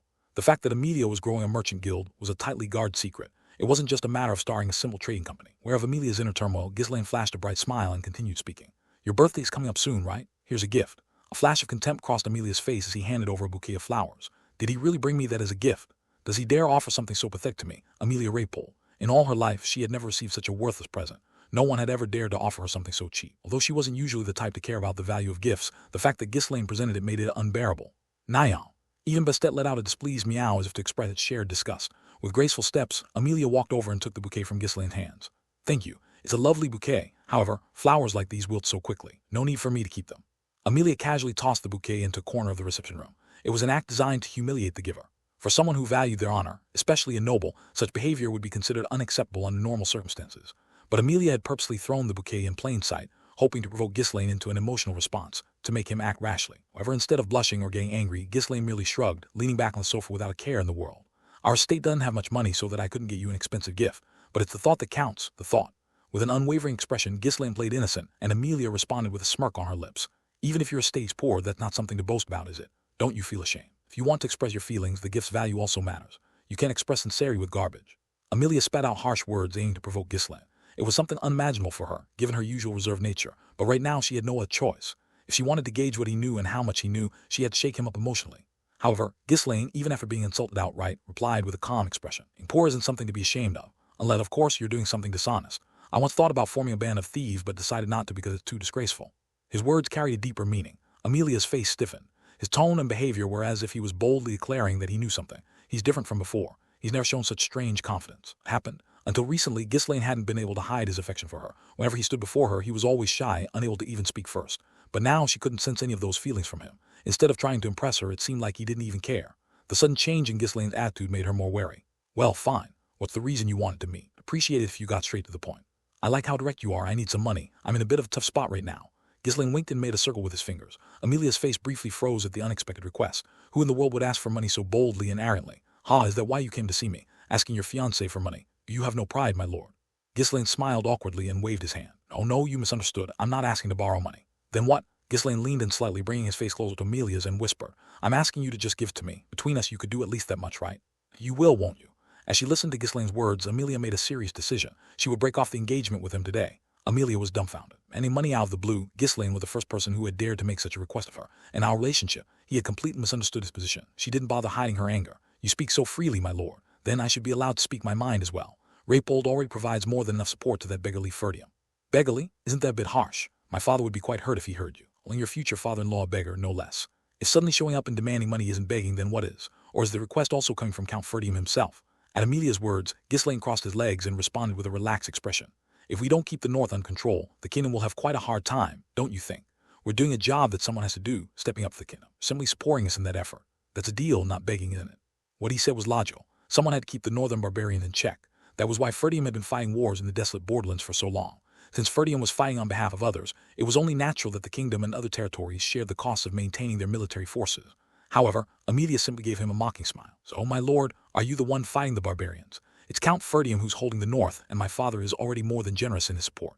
She wasn't wrong. Raypold had already sent substantial financial aid to Ferdium. There was no reason for Ghislaine to demand more money under these circumstances. I'm not the one fighting them right now, but if you think about the future, it's not wrong for you to give me the money. What future? Amelia furrowed her brow in confusion, and Ghislaine responded with a faint smirk. There was no trace of humor in his eyes. In the future, I'll inherit Ferdium. When that happens, it would be natural for the future Countess of Raypold to support me, right? Just asking to receive it a bit early. Amelia's brow furrowed slightly. It was the kind of statement that, if overheard, could get someone killed. She couldn't tell if he was deliberately making such outrageous remarks or was simply a madman spouting nonsense. A cold silence hung between the two for a moment. Amelia took a small, deep breath and then broke the silence. My lord, no matter how much you say it in jest, you shouldn't make such comment. I'm a woman and not the heir to Raypold. The idea of me becoming the Countess of Raypold, stop saying such ridiculous things. Ah, you're not interested in such a position. Whether I'm interested or not, it's impossible from the start. I'm someone who's destined to marry into Ferdium. Anyone who heard that would laugh. You're not going to marry me, are you? Amelia bit her lip, unable to find the right words to respond. Would ever marry a scoundrel like you? If not for the promise made by the previous generation, someone like Ghislaine wouldn't have even dared to look her in the eye, let alone be engaged to her. Seeing Amelia's expression, Ghislaine smirked. I don't want to stay here for long, so I get straight to the point. Whether you care about becoming the Countess or not, I don't really care. Just want the money. There's no reason to give you money, and I don't even have that much to begin with. What makes you think I'd have that kind of money to give you? Is that so? That doesn't seem right. The Actium Merchant Guild is thriving, isn't it? You've got plenty of money. Amelia's face immediately stiffened when the name Actium came up. There was a flash of killing intent in her eyes as she glared at Ghislaine. Although she concealed her rage inside, she was filled with confusion. How does he know? She had her suspicions, but now his words confirmed it.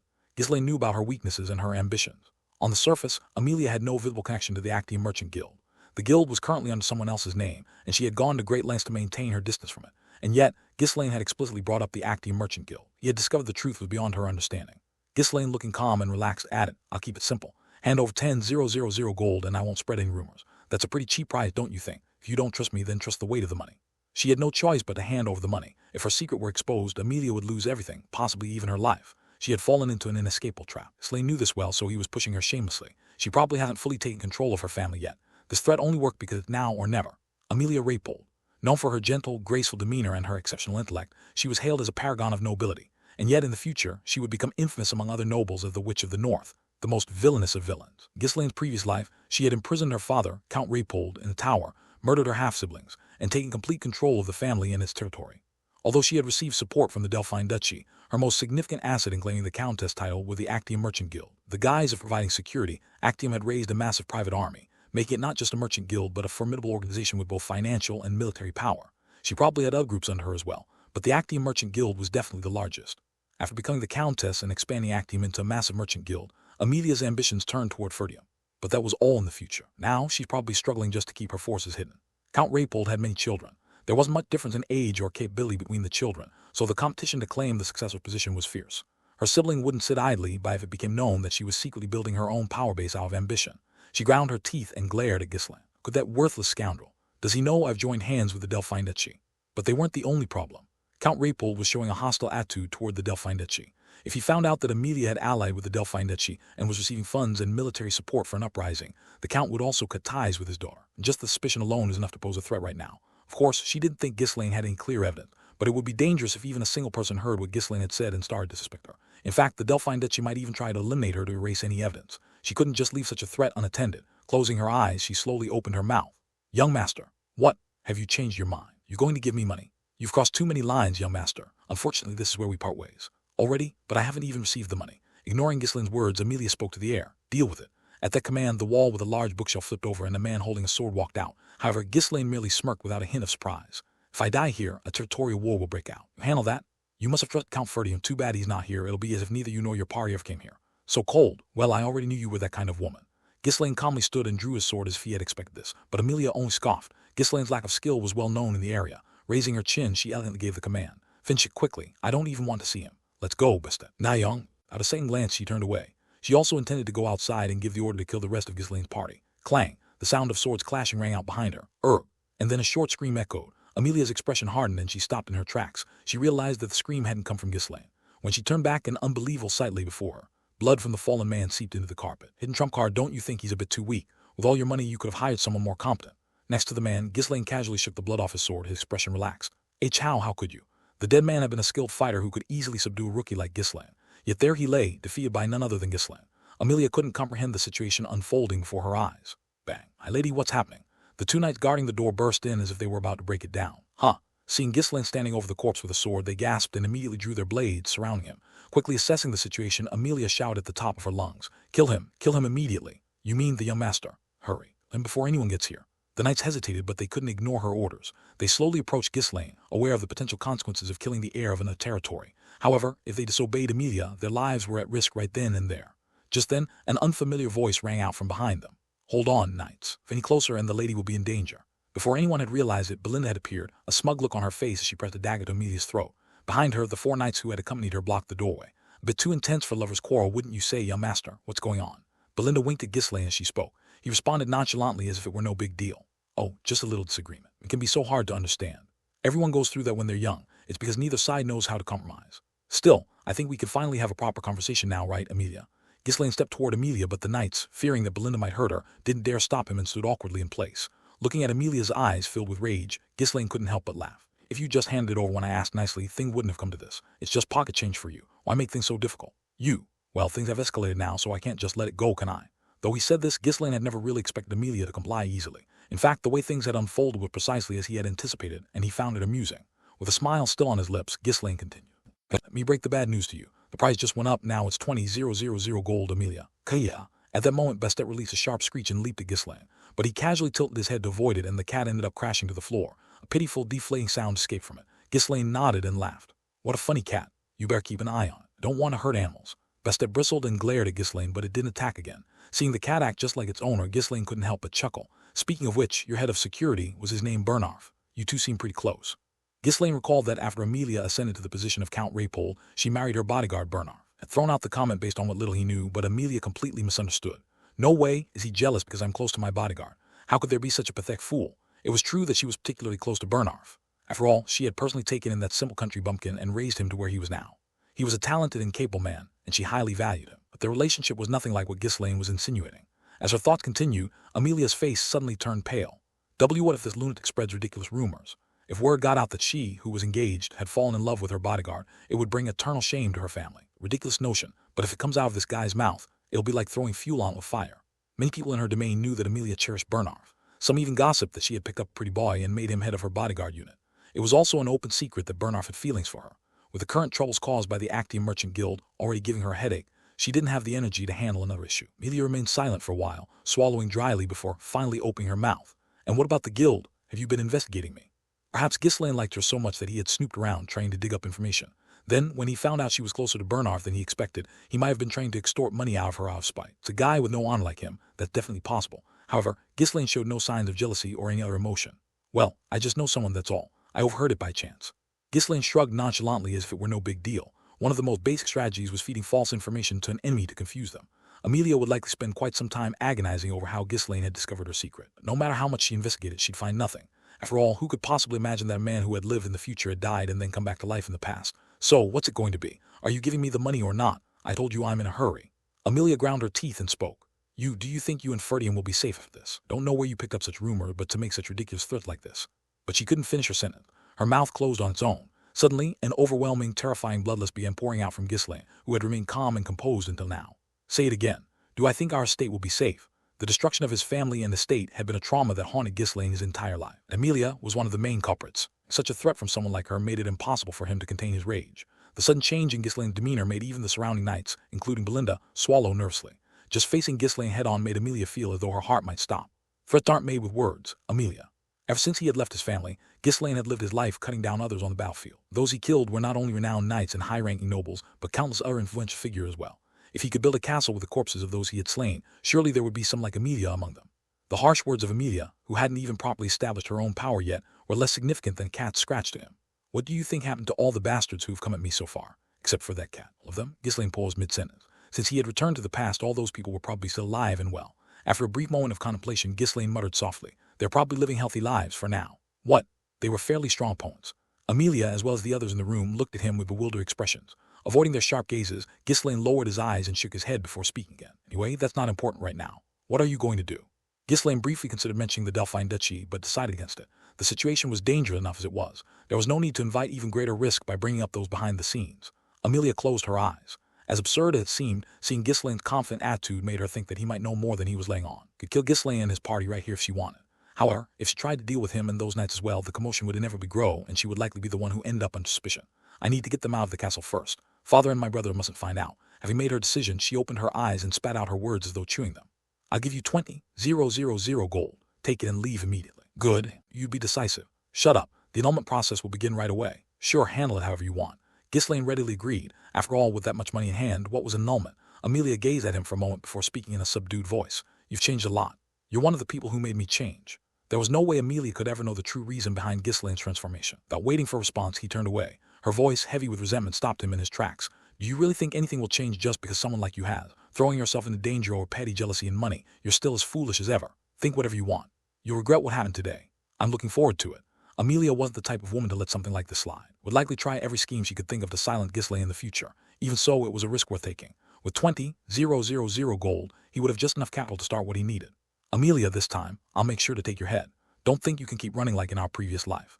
As Ghislaine left the audience room, his expression was just as cold and hard as Amelia's. Two whose relationship had been bound by a formal engagement had now crossed a river from which there would be no return. Even long after Ghislaine's group had left, Amelia couldn't calm her simmering anger. "Ghislaine Ferdium, how dare he threaten me?" To be threatened by such a man and even have money extorted from her. It was undoubtedly the greatest humiliation of her life. Have to silence him, no matter what. She bit her lip, her face twisted in frustration. The Duke of Delphine was a frightening man. If rumors about the secret pact they had made started to spread, he would undoubtedly cut ties without hesitation. There was no escaping it once she had decided to join forces with him.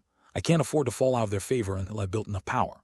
The Delphine Duchy scheme was already in motion. They couldn't flip an estate from within like Ferdium's, they would attack it from the outside. In regions like Rapol's estate, where there was potential, they would invest and take control. They were weakening the power of every estate that wasn't allied with them. "Yes, I'll have to kill him." There was no hesitation, no guilt. In the noble society, it was common to kill even blood relatives if necessary. "First, I'll kill him. If I need an excuse, I'll come up with one afterward." She didn't care if suspicions arose about her being responsible for Ghislaine's death. Silencing him regarding the Merchant Guild was far more important. After all, the dead don't speak. "Bernarf, bring Bernarf to me now." Having made her decision, Amelia shouted. Not long after, a tall, handsome man with thick blonde hair entered the room. "Did you call for me?" "Bernarf," meow. Bernarf flinched as he saw the furious Amelia and the glaring Bastet. He asked cautiously, "What's going on?" "Kill Ghislaine, that bastard knows my secret." What do you mean by that? What exactly does he know?" After hearing the full story, Bernarf's expression turned serious. He contemplated for a moment before nodding. "This isn't a good situation, but you don't need to worry too much. He's a pathetic man who lacks the ability to actually do anything. Probably just came here to extort money from you. But if that bastard runs his mouth carelessly, everything could fall apart. We have to be careful right now. He got his money, so he'll be quiet for a while. In fact, he might stay silent and come back later asking for more. In truth, Ghislaine had no intention of returning to her, but the two assumed he might come back to demand more money. That they saw him as a petty man who would go so far as to threaten his fiancée for money. It wasn't a stretch for them to think that way. They didn't even bother to wonder what Ghislaine might actually use the money for. They simply assumed he'd squander it on gambling or entertainment, or at best, use it to prop up his miserable estate a little. Ghislaine's long-standing reputation as a delinquent played a significant role in shaping their perception. Though they had seen a change in him, prejudice didn't fade so easily. Amelia pulled out a map from the bookshelf and pointed to a location with her finger. Kill him here. We'll avoid prying eyes in this spot. Get the money back too. The place Amelia pointed to was a valley surrounded by low mountains. It was the quickest route from Raypold Castle to Ferdium's estate. Since it was a narrow path, an ambush could easily handle Ghislaine's small party. However, Bernarf shook his head. Everyone already knows that young Master Ghislaine was here. It could raise suspicions. What if we make it look like bandits or monsters attacked him? If it's discovered that we were involved, Count Ferdium's wrath will be upon us. There's nothing to gain from a conflict with Ferdium's estate, especially with the important matters ahead of us. As long as we don't get caught, it'll be fine. Salt he gave me is one thing, but we can't leave a potential threat like him alone. We can't use our knights. Then send mercenaries or assassins. We've invested in those guys for times like this. Use them. In the end, Bernarf nodded in agreement. Amelia had a point. It was risky, but as long as they didn't leave evidence, there would be no real danger. Ghislaine was already an outcast within Ferdium's territory, so no one would pay much attention to him. Understood? I'll make sure they're fully prepared. Amelia looked at Bernarf with cold eyes. Unlike that pathetic Ghislaine, Bernarf was quite capable. If Bernarf moved, taking care of someone like Ghislaine would be no trouble at all. Good. Make sure it's done quietly before any rumors spread. I'll handle it without issue. All right, go. I'll finish it quickly in return. Bernarf frowned slightly, making sure Amelia couldn't see. Next to Ghislaine, it looked like things were going to be quite troublesome for a while. Sigh, why does that bastard have to stir up such a headache? All he wanted was to stay by Amelia's side, but the world seemed determined to make it difficult. At least with the annulment being pushed forward, that's a good thing for me, right? Bernarf glanced longingly at Amelia as he left the room. Didn't care about Ghislaine or anything else. He just wanted to finish the task quickly and return to Amelia's side. Ferdium's side has failed. What? A man with a splendidly groomed mustache frowned upon hearing the report from his subordinate. His name was Harold Desmond, the lord of Count Desmond's territory, and a man plotting the northern overthrow under the Delphine Duke.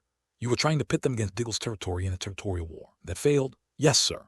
Even after winning over their knights. Did the knight commander get in the way? Ferdium might have been a territory without wealth or noble figures, but at least Count Ferdium and their knight commander Randolph were respectable enough. At Harold's question, his lieutenant hesitated awkwardly before replying. The knight commander had left for a military campaign with Count Ferdium. The lieutenant glanced at Harold, gauging his mood before continuing.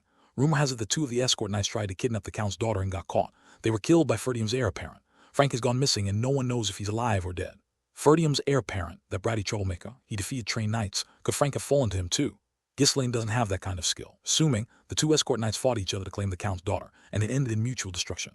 Harold remained silent momentarily before laying out a derisive chuckle as if the situation were utterly ridiculous. Is that what you're reporting to me? Assuming? Guessing. Are you saying you can't even figure out what's happening in that tiny territory? The more he spoke, the more Harold's body radiated an intimidating aura. I'm sorry, sir. The site was completely burned down, so it's been difficult to get accurate information. Harold stared down at his trembling subordinate and spoke slowly. The lord and the knight commander were both away on campaign. It's a territory with few knights or soldiers. We sent Frank there and even won over their escort knights. And yet, you couldn't manage to kill a single girl. His voice rose in frustration. Now you're telling me that the pathetic heir of Ferdium killed those knights. Then when did my lieutenant become so useless he can't even gather proper information? The lieutenant threw himself to the ground, groveling. I am sorry. Please, just give me one more chance and I will surely succeed. You want another chance after failing at such a simple task? Harold scoffed. Odds that Ferdium's heir could be some unexpected variable, as suggested by those ridiculous rumors, were incredibly low. If that were the case, then it was likely the lieutenant was simply incompetent, or he had conducted the mission carelessly. Either way, Harold had no use for such subordinates. Jingle, jingle. Harold reached for the bell on his desk and rang it twice. Two knights entered the room. Harold looked down at the now pale lieutenant with an expression devoid of any emotion. Take care of him. Please, spare me. Just give me one more chance. Please, I beg you. Ah. The lieutenant screamed as he was dragged away, but Harold didn't pay any attention and shifted his gaze back to the documents on his desk. Already burdened with keeping an eye on Raypold, and now Ferdium is becoming an annoyance. Right now, Harold's greatest focus was on Amelia's rebellion plan. According to the information, Count Raypold had been quietly stockpiling food and increasing his forces. Before he grows stronger, Amelia needs to succeed. That didn't mean he could just leave Ferdium as it was. Suddenly, Harold furrowed his brow, feeling an odd sense of unease. Slain Ferdium. It was particularly annoying because Ghislaine had been a figure he hadn't even cared about until now. He wouldn't have felt so disgusted if it had been anyone else's name. I'll have to send more people. After much deliberation, Harold decided to deploy more spies to the Ferdium estate. Young master, what on earth was that all about? Oh, just a lover's quarrel. Looks like Amelia loves me a bit too much. Am I so popular? Belinda glared at Ghislaine, who was wearing a smug expression. And why did you ask Lady Amelia for money? I needed some money for something, and Amelia was the only person around with a lot of it. Ah, so you squeezed money out of your rich fiancé. Belinda narrowed her eyes at Ghislaine, looking at him like he was insane. He shook his head as wronged. Hey, I'm not that kind of guy. Had a reason. And what reason's that? In my past life, Amelia tormented me a lot. I'm just collecting on that debt now. You could call it compensation. It was true, but there was no way such a story would be accepted. Are you really not going to tell me the truth? No, I'm serious. As they exited Raypole Castle, Belinda continued to badger Ghislaine. But no matter how much she pressed, Ghislaine wouldn't offer any real explanation. She believed me anyway. Even if he told her that Amelia would become Ferdium's enemy in the future, it was obvious he'd just be dismissed as crazy. That didn't mean he could reveal Amelia's secrets and ruin her plans. If he did, the Delphine Duchy would discard her immediately and find another pawn. That would only make things more difficult for Ghislaine. It was better to continue doing so as long as he could use his knowledge of the future to his advantage. And snored, clearly unconvinced. Fine if you say so, but is it really okay to keep squeezing money out of her? Won't there be a problem if Count Raypole finds out? Ghislaine shrugged as if to say not to worry. It's fine, Amelia will never say anything. How can you be so sure? That's a secret for now. I'll tell you later. Anyway, let's get on to the next task. Belinda widened her eyes in surprise at his unexpected words. The next task. Not going back right away. Ghislaine nodded. Amelia won't sit still. Belinda didn't deny it and nodded in agreement. She also knew well about the underhand ways of the nobles. It was a situation in which it wouldn't have been strange if a blade flew at them from anywhere at any time. They might send someone. Yes, we need to prepare. Thanks to all the experiences he'd had with Amelia in his past life, Ghislaine knew her better than anyone. Their personality, there was no way she would just let them walk away unscathed. We need a wild card on our side. We have to throw Amelia off a little. A wild card, someone who can join us and someone who will continue to be of help in the future. Who is that? Do you know someone? Well, first we need to check if they're even here. Belinda, looking puzzled, asked again. Searching for someone when you're not even sure they're here. My memory's a little hazy. Let's look for them first, and if we can't find them, we'll think of another plan. Honestly, what are you thinking, so what's their name? Jillian. Ghislaine and his companion went around several places asking about the person named Jillian. Not long after, a knight returned with information on his whereabouts. As expected, he's around here. Go. Ghislaine, feeling a sense of urgency, hurried his steps. Jillian was a person Ghislaine had only heard of through rumors during his mercenary days in another country. From what he had heard, Jillian had stayed in Raypole for a while before eventually taking his own life. Thankfully, he hasn't died yet. The fact that he had committed S***E was proof of how dire his situation had been. Ghislaine stood in front of a shabby house on the outskirts of the castle and nodded to himself. As expected, his family is completely fallen. The house looked as if it could collapse at any moment. Aside from being somewhat isolated, it didn't seem much different from the houses in the slums on the other side of the castle. Is anyone there? The knight accompanying them called out loudly and knocked on the door. After a moment, a man emerged. Appeared to be in his 50s. His white hair and beard had clearly turned that way from years of hardship. Since he hadn't been taking care of himself, his hair and beard were wildly overgrown and disheveled. His sunken eyes looked like those of a dead fish. What do you want? His cracked and weak voice left Belinda and the knight unable to hide their disappointment. To them, Jillian seemed like nothing more than a broken man. Did he really go to all this trouble just to find someone like this? What could he possibly be thinking? There was something called presence in a person. Even those who couldn't use mana had a certain aura that others could feel as soon as they met them.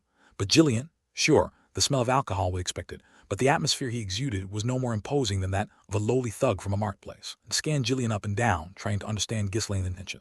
Does he just want to use him as a porter? If that's the case, wouldn't it be better just to hire a slave or a servant? While Jillian's build and muscles seemed somewhat usable, his exhausted expression and drooping shoulders made her doubt whether he could even carry loads. As the others wore expressions of doubt and disappointment, only Ghislaine smiled. Jillian, I've come to meet you. What business do you have with me? Jillian, despite Ghislaine appearing young, treated him respectfully and courteously. The boy's attire differed from that of commoners, and with knights and maids accompanying him, it was clear that he was a noble at a glance. This must be quite a difficult situation, right? I can solve your problem for you.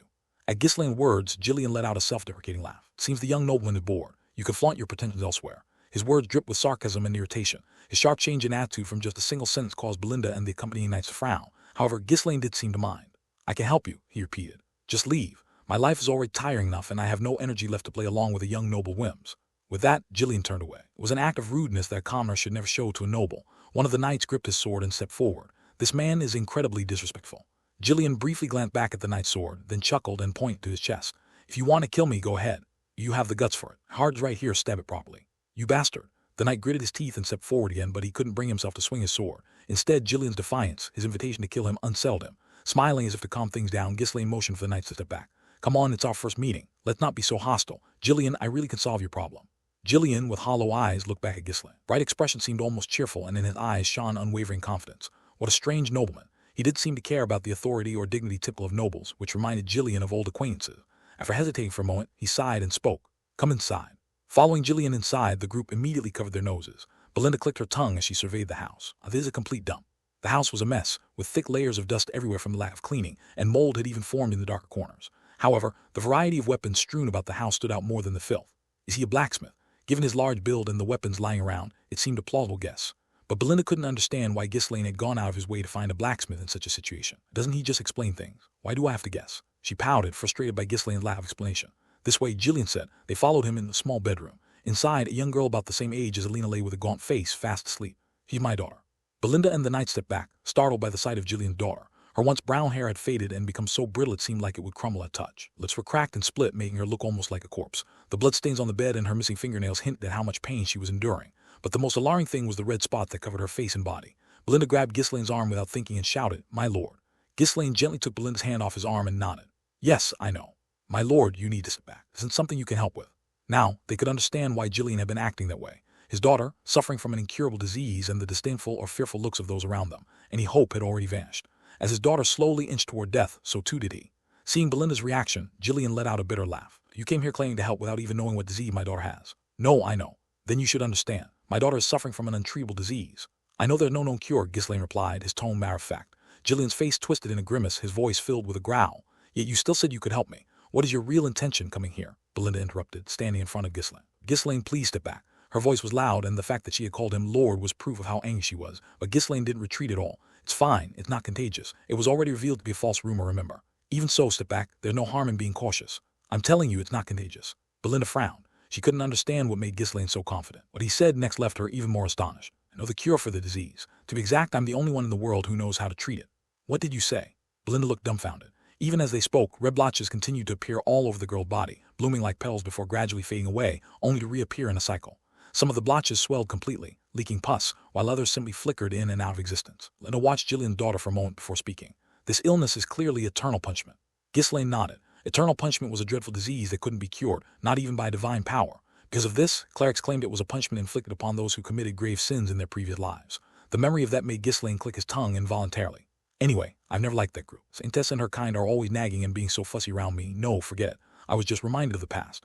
Ghislaine quickly changed the subject as the others looked at him in confusion. "Regardless, this is just a simple illness. It's not some divine punishment or a shackle she'd been born with. It's an illness that can absolutely be cured." Belinda couldn't help but frown at his confident tone. How exactly does the young master plan to cure something that no one else can? Even divine power doesn't work on the disease. Divine power could cure most illnesses, but this one was an exception. While divine power might temporarily suppress the symptoms, the disease always reappeared shortly after, and the patient would collapse again. Divine power merely suppresses the disease for a short time, but even that has its limits. Besides, ordinary people can't keep receiving divine treatment endlessly. Divine power was rarely dispensed in the temple, except during large-scale relief efforts. Nobles or wealthy individuals had easy access to treatments, but it was distant luxury for the poor. "You must have already spent everything you had," Ghislaine said. Jillian nodded weakly. He had once earned a considerable fortune, but years of caring for his sick daughter had drained all of his assets. He had poured all his wealth into trying to cure her, but it was like trying to fill a bottomless pit. "Anyway, it's time for us to leave. The young master has no reason to stay here any longer." Belinda only wanted Ghislaine to stay away from the girl. Although the rumor about the contagious illness was false, she couldn't shake her unease. She wasn't the only one. Others, too, avoided those afflicted with the disease, fearing they might catch it and suffer for the rest of their lives. No matter how baseless the rumors were, no one wanted to risk getting close to the patient, just in case. "No, I must treat her. It's a relief that it's not too late yet." However, Ghislaine firmly shook his head. He understood why Belinda was trying to stop him, but he had no intention of leaving after finally finding the person he was looking for. It was fortunate that he had immediately come to find Jillian, recalling the stories he'd heard in his previous life. The timing had just barely worked out. Jillian's daughter would die soon. Overwhelmed by his daughter's death, Jillian would give up on everything and take his own life as well. If that happened, he would never be able to meet Jillian again. "You intend to treat her yourself?" "I'm the only one who knows the cure for the disease. Of course, I have to do it." At those words, Belinda raised both hands, giving up on stopping him. Ghislaine had always been stubborn since he was young. Once he set his mind on something, even Belinda couldn't stop him. Seeing Ghislaine's confident demeanor, Jillian remained silent. If there were a way to cure this incurable disease, it would be a miracle beyond his wildest dreams, but could such a thing really be possible? Jillian no longer had the strength to either trust and follow those words or deny them. Just then, Jillian's daughter began to tremble violently in agony. Ugh, Rachel. Jillian urgently called his daughter's name and rushed to her side. The eternal punishment brought waves of intense fever and unimaginable pain at unpredictable intervals. Her agonized screams were unbearable to hear, and both Belinda and the knights turned their heads away with heavy expressions. Despite their wish to avoid getting involved with Ghislaine, watching someone suffer so much was hard. Rachel had clawed at the bed linen so fiercely in her pain that her fingernails had already been torn and shredded, with blood and pus seeping out. The dark, dried bloodstains on the sheets vividly showed how immense her suffering had been. When blood began to trickle from her mouth, Jillian quickly lifted Rachel's body to help her expel it. If she vomited blood while lying down, her airway could be blocked, causing her to suffocate. Rachel, it's all right. As Rachel foamed at the mouth in torment, Jillian was no less anguished as he trembled, unable to do anything but hold his daughter tightly. Watching Jillian helplessly shiver as he clung to his suffering daughter, Belinda clenched her teeth. There's not much time left. Eternal punishment didn't begin with such severe symptoms like Rachel's. First, it only caused a few red spots to appear on the body, followed by a mild fever. But as time passed, the condition worsened until even divine power became ineffective, leaving nothing but relentless pain. Seeing Rachel's condition, it seemed she had already reached the final stage. Dad, I'm in so much pain now, I want to die. Dad, please. Rachel. Jillian held his daughter, who was writhing in agony, tightly in his arms to keep her from moving. Eventually, tears began to fall from his eyes. His gaze was filled only with a desperate wish to end this hellish suffering. It's unbearable. I can't hold on any longer. Let's die together. I'm sorry, Rachel. It was something he had only ever imagined, never able to bring himself actually to do it. But now, sensing the end was near, Jillian's eyes went dark. It was the kind of gaze one has when deciding to give up on life. Belinda and the attendant knights turned away altogether, unable to watch any longer. Ghislaine observed the tragic scene with a severe expression, taking in every detail. As Rachel's convulsion gradually subsided, Ghislaine finally spoke. Belinda. Why, yes? Belinda, who had been sniffling, hurriedly raised her head and moved closer at Ghislaine's gesture. We need to begin treatment as soon as the seizures stop. Write down the necessary ingredients, so get everything without missing a single item. Glancing at Rachel as he recalled what was needed, Ghislaine soon pulled out paper and pen from his coat and quickly scribbled down a list. Belinda, upon receiving the paper, was startled. You're asking for Fairy's blessing? Yes. Fairy's blessing was a flower that cost several times more than its weight in gold. It was so rare and expensive that only the exceedingly wealthy could even afford to glimpse it. But my lord, why such an expensive ingredient? Because it's the most important one. We don't have time. We need to make the medicine as quickly as possible since we don't know when the seizures will start again. Left with no choice, Belinda hurried out to purchase the ingredients. Ghislaine's orders, the attendant knights also began preparing the tools to make the medicine. Jillian, having finally managed to calm his daughter after her seizures stopped, could only stare blankly at the scene. His body and mind were utterly exhausted, and he no longer had the strength to stop whatever Ghislaine was doing. When Belinda returned with the ingredients, Ghislaine immediately began the process of creating the medicine. An incurable disease now, but a cure will be discovered in the future. The treatment method had been so widely discussed that even Ghislaine remembered it. The problem was that it required outrageously expensive ingredients, but the mixture didn't need to be perfectly precise, and the preparation method wasn't complicated. Fortunately, this allowed Ghislaine, who had never studied pharmacology, to imitate an apothecary clumsily. Ghislaine began carefully making the medicine, following the recipe he remembered. The others watched him with curious eyes, wondering if he could really make it. Though they couldn't fully believe it, seeing Rachel in such pain made them hope, even if just a little, that the medicine would have some effect. Jillian, staring helplessly at the serious Ghislaine making the medicine, asked him, This is my first time meeting you, my lord. Are you going this far? He couldn't understand why Ghislaine was suddenly so determined to cure his daughter's illness, or why he was personally making the medicine after purchasing expensive ingredients. However, Ghislaine didn't even glance at him and remained focused solely on making the medicine. I said I'd cure her, didn't I? Does there need to be some grand reason for helping a sick person? It was something a con artist might say. Well, even if he was a con artist, Jillian didn't care anymore. As a father, he clung to the tiniest sliver of hope. Though his resignation had built up over many years, that hope blossomed again in his heart, mocking all his past despair. But Jillian knew too well that the more one hoped, the greater the despair when that hope was crushed. Caught between hope and doubt, Jillian couldn't do anything but watch Ghislaine with trembling eyes. It's done. The purple liquid in the small flask looked like melted amethyst. Holding the medicine bottle in one hand, Ghislaine approached Rachel. He gently supported her neck and carefully poured the medicine into her mouth. The group watching was soon filled with disappointment. Outwardly, there seemed to be no change at all. Stop making that face like you're worried for nothing. Not magic. Did you expect her to get better the moment she drank it? Ghislaine dragged a chair next to Rachel's bed and crossed his arms as he sat down. The others had no choice but to wait alongside him, their boredom growing. Hours later, Belinda, who had been dozing off next to Ghislaine, was startled awake by a shout. What? Are we under attack? The escort knights were staring at something with shocked expressions. Is that real? Jillian was just surprised. Did the medicine actually work? Ghislaine smiled, satisfied. It's working. Honestly, I was a little worried. Belinda's eyes widened in astonishment. The spots that had covered Rachel's face and body were slowly disappearing. Even when they used divine power, the spots only faded in color, never vanishing like this. Now, all that remained were traces of dried blood where the spots had been. The rest of them had disappeared entirely. Belinda, her voice trembling, pressed herself close to Ghislaine. Is she really cured? Are you sure? Jillian, too, couldn't even breathe properly as he waited for Ghislaine's answer. Seeing such noticeable improvement made his heart pound like it was about to burst. She's not fully cured yet, but should be much better. Need to confirm it, though, so go fetch a priest. I'll pay for it. One of the escort knights took the money Ghislaine handed him and rushed out quickly. He, too, wanted to confirm if the cure was natural. Not long after, a plump priest followed the knight back, walking with a haughty air. As soon as he entered the house, he wrinkled his nose and covered it with his hand. The goddess loves cleanliness. This place is a dump. I've never seen such filth. It's like a hell on earth. Are you all demons living in this wretched hell? Everyone ignored the priest's words. Ghislaine merely chuckled and gestured for him to come closer. How dare that brat to order me around with a gesture? The priest grumbled internally, but he didn't voice his complaints since he had been paid generously. So where's the patient? I'm here out of goodwill, but I'm quite busy, so I can't stay long. At the priest's question, Ghislaine nodded toward Rachel. This rude brat is this girl. The priest immediately recognized Rachel. He had treated her at the temple several times before. Good heavens, this illness cannot be cured with divine power. I've told you many times already, haven't I? Divine power only suppresses the disease. Wait, hold on. Did you do to her? The priest who had been examining Rachel couldn't hide his astonishment. The disease afflicting her was an incurable one that grew increasingly resistant to divine power over time, worsening until it ultimately led to death. Yet now, Rachel's condition had visibly improved. What in the world is happening? Startled by the unprecedented sight, the priest hastily infused her with divine power. "Oh, goddess!" He couldn't stop exclaiming in wonder. The time he had previously attempted to heal her, the disease had fiercely resisted the divine power, making treatment impossible. But not this time. It was an unbelievable situation. Having treated Rachel several times before, the priest knew exactly how powerful the disease's resistance to divine power had been. But now, her body absorbed the divine power without any rejection, as easily as cotton soaking up water. For a long while of channeling divine power into Rachel, the priest stood up with a dazed expression. "As unbelievable as it seems her condition has improved. This is a miracle. The goddess has bestowed a miracle upon us. Oh, merciful goddess, to bless such a place as this den of demons." The priest began to praise the goddess enthusiastically, declaring that the goddess had forgiven Rachel's sins and performed a miracle to heal her. The priest had said he couldn't stay long. He showed no signs of leaving, standing and sitting repeatedly while reciting prayers. Seeing that the priest had no intention of leaving, Ghislaine muttered a word to the knights. "Send him home." The knights forcibly dragged the priest, who was still insisting he needed to witness more miracles, out of the room. Only after seeing the overly excited priest did Gillian finally become convinced. The daughter's illness had truly been cured. His heart raced, and his legs trembled to the point that he could barely remain standing. Falling to his knees, he caressed his daughter's face while shedding endless tears.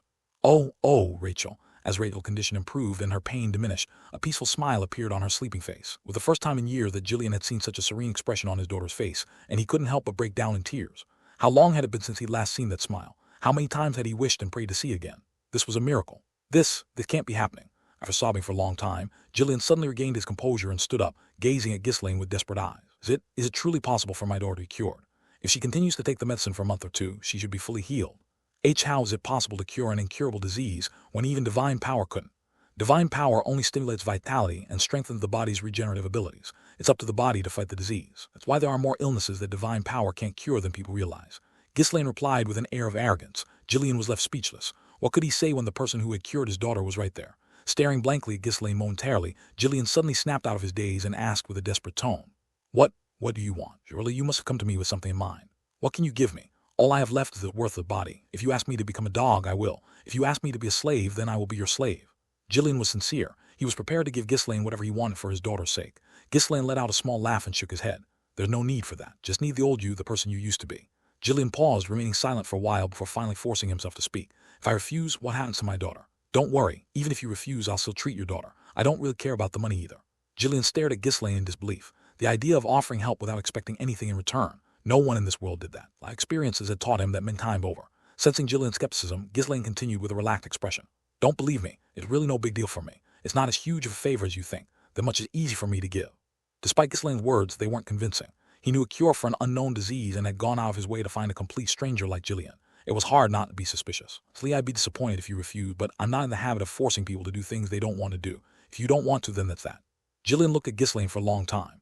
Behind the innocent, childlike exterior, there was an odd sense of maturity, a calm confidence that radiated from him. His eyes reflected a clear sense of purpose. What on earth is this man dreaming of? Gillian soon steadied his gaze. A deep breath, he grabbed a dagger. Snip. He gathered his long hair that had reached his shoulder and cut it all off in one swift motion. His once hunched shoulder and bent back straightened, and his figure appeared more imposing. The lifeless look in his eyes ignited, burning with intensity like flames. He looked completely different from the man Ghislaine had first met. The sudden surge of energy startled the knights, who instinctively gripped their sword hilts. Linda narrowed her eyes and reached into her coat, thinking Gillian might threaten Ghislaine to get more medicine. As Gillian strode toward Ghislaine, the knights quickly blocked his path. Gillian stopped in his tracks, locking eyes with Ghislaine.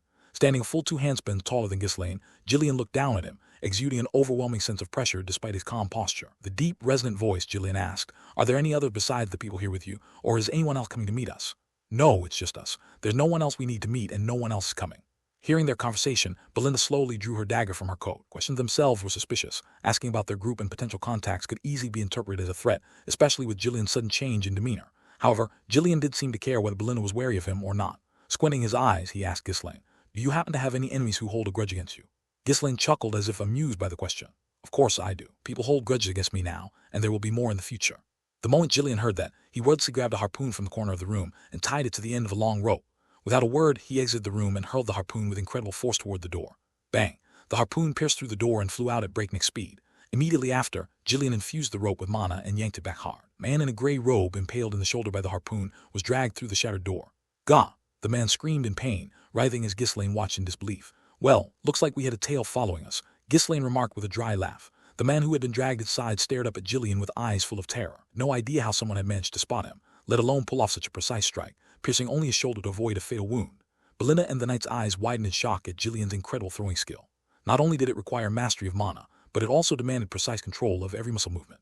Unfazed by their reactions, Jillian grabbed the man's head with one hand and dragged him over to Ghislaine. Ghislaine looked down at the man coldly and asked, "Who sent you?"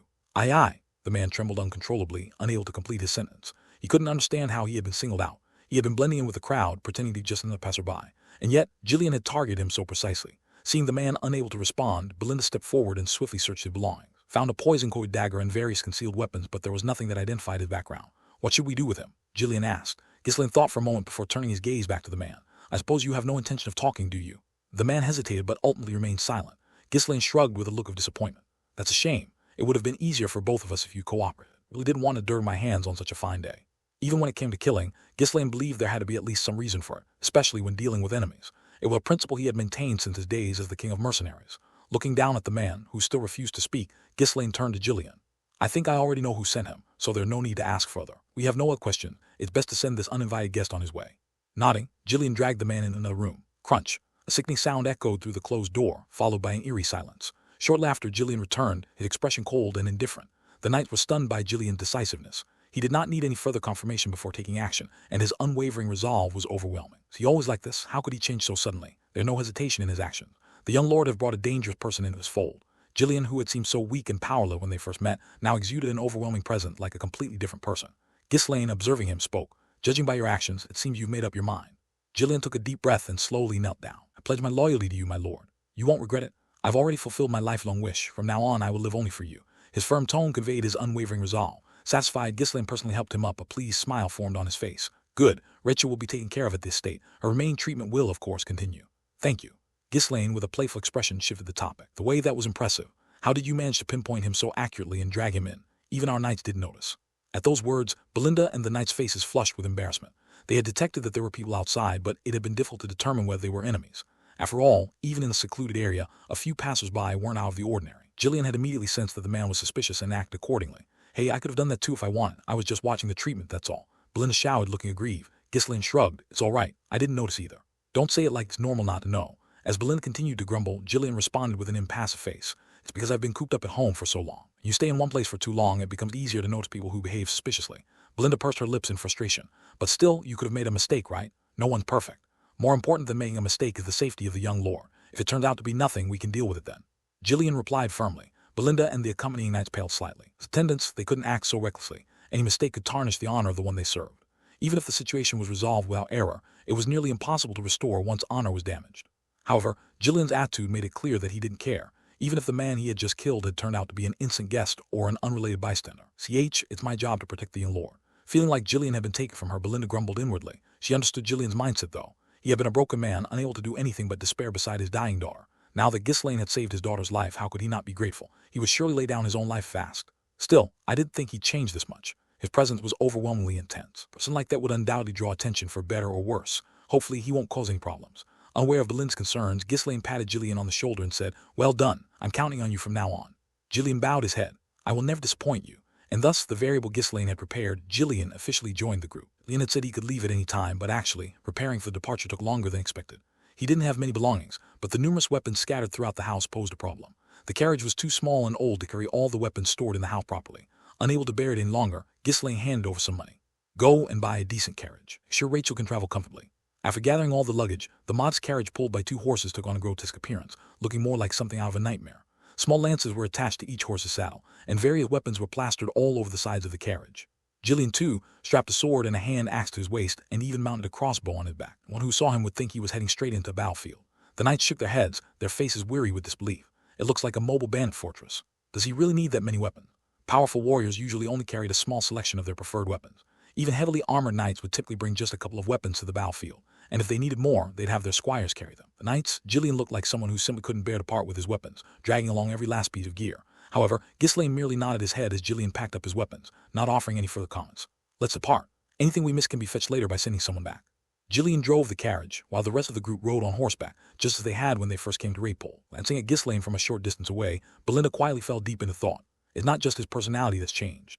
No matter how I think about it, something's off. At first, she had believed that Ghislaine had simply matured and came to his senses. She thought his skills were finally starting to reflect the effort he'd been putting into training all this time. Had convinced herself that his remarkable talent, which had always been there, was finally showing itself. Because she had cared for the wayward Ghislaine since they were young, she'd grown accustomed to always interpreting things in the most favorable light. But no matter how much she tried to rationalize it, she couldn't understand how he had cured Gillian's daughter. There's no way the young master could have known that kind of knowledge on his own.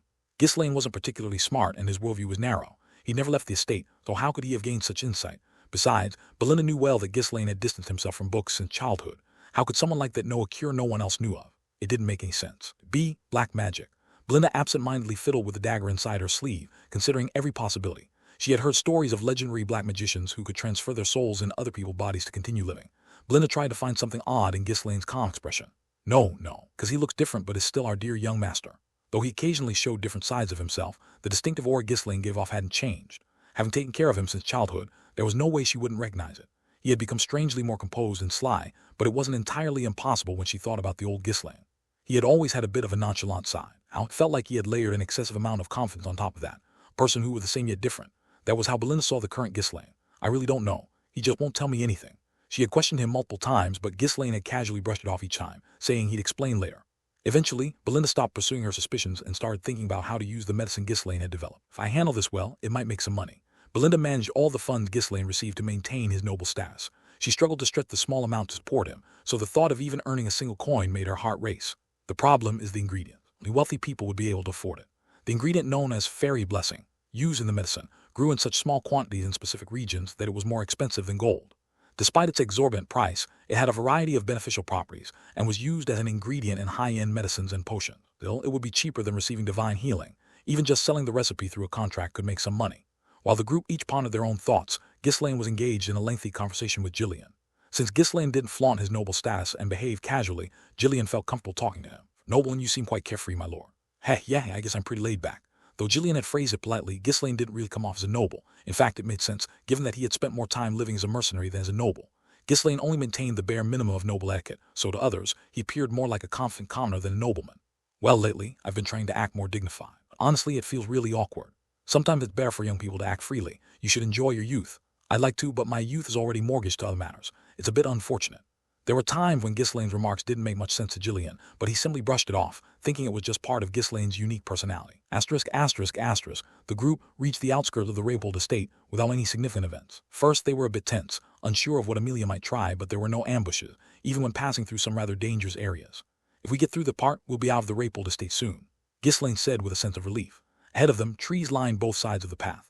It wasn't a vast forest, but the dense woods were enough to get lost in if one wasn't careful. The same density also meant there was a high risk of an ambush, but it was the fastest route to the Ferdium estate. Otherwise, they would have to either climb over the mountain or take a much longer detour. If she were to stage an ambush, she'd send enough force to ensure it dealt with properly.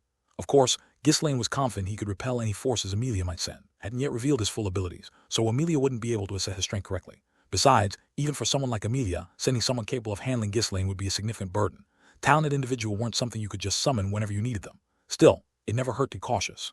As they approached the path's entrance, Ghislaine quietly released a thread-like stream of mana into the surrounding. This is the best spot for an ambush. It's an awkward position to raise a formal complaint to the Raybould estate if something happens here. The thin strands of mana spread out from Ghislaine, sweeping the area around the group. This was a technique that only someone at the highest level of mastery could detect, a skill unique to Ghislaine. Nodding his head a few times, Ghislaine turned to the group and said, "Let's move forward." They slowly urged their horses forward into the narrow path. As they traveled through, Ghislaine remained silent and the knights followed, somewhat tense. Yet even after a considerable amount of time passed, nothing happened.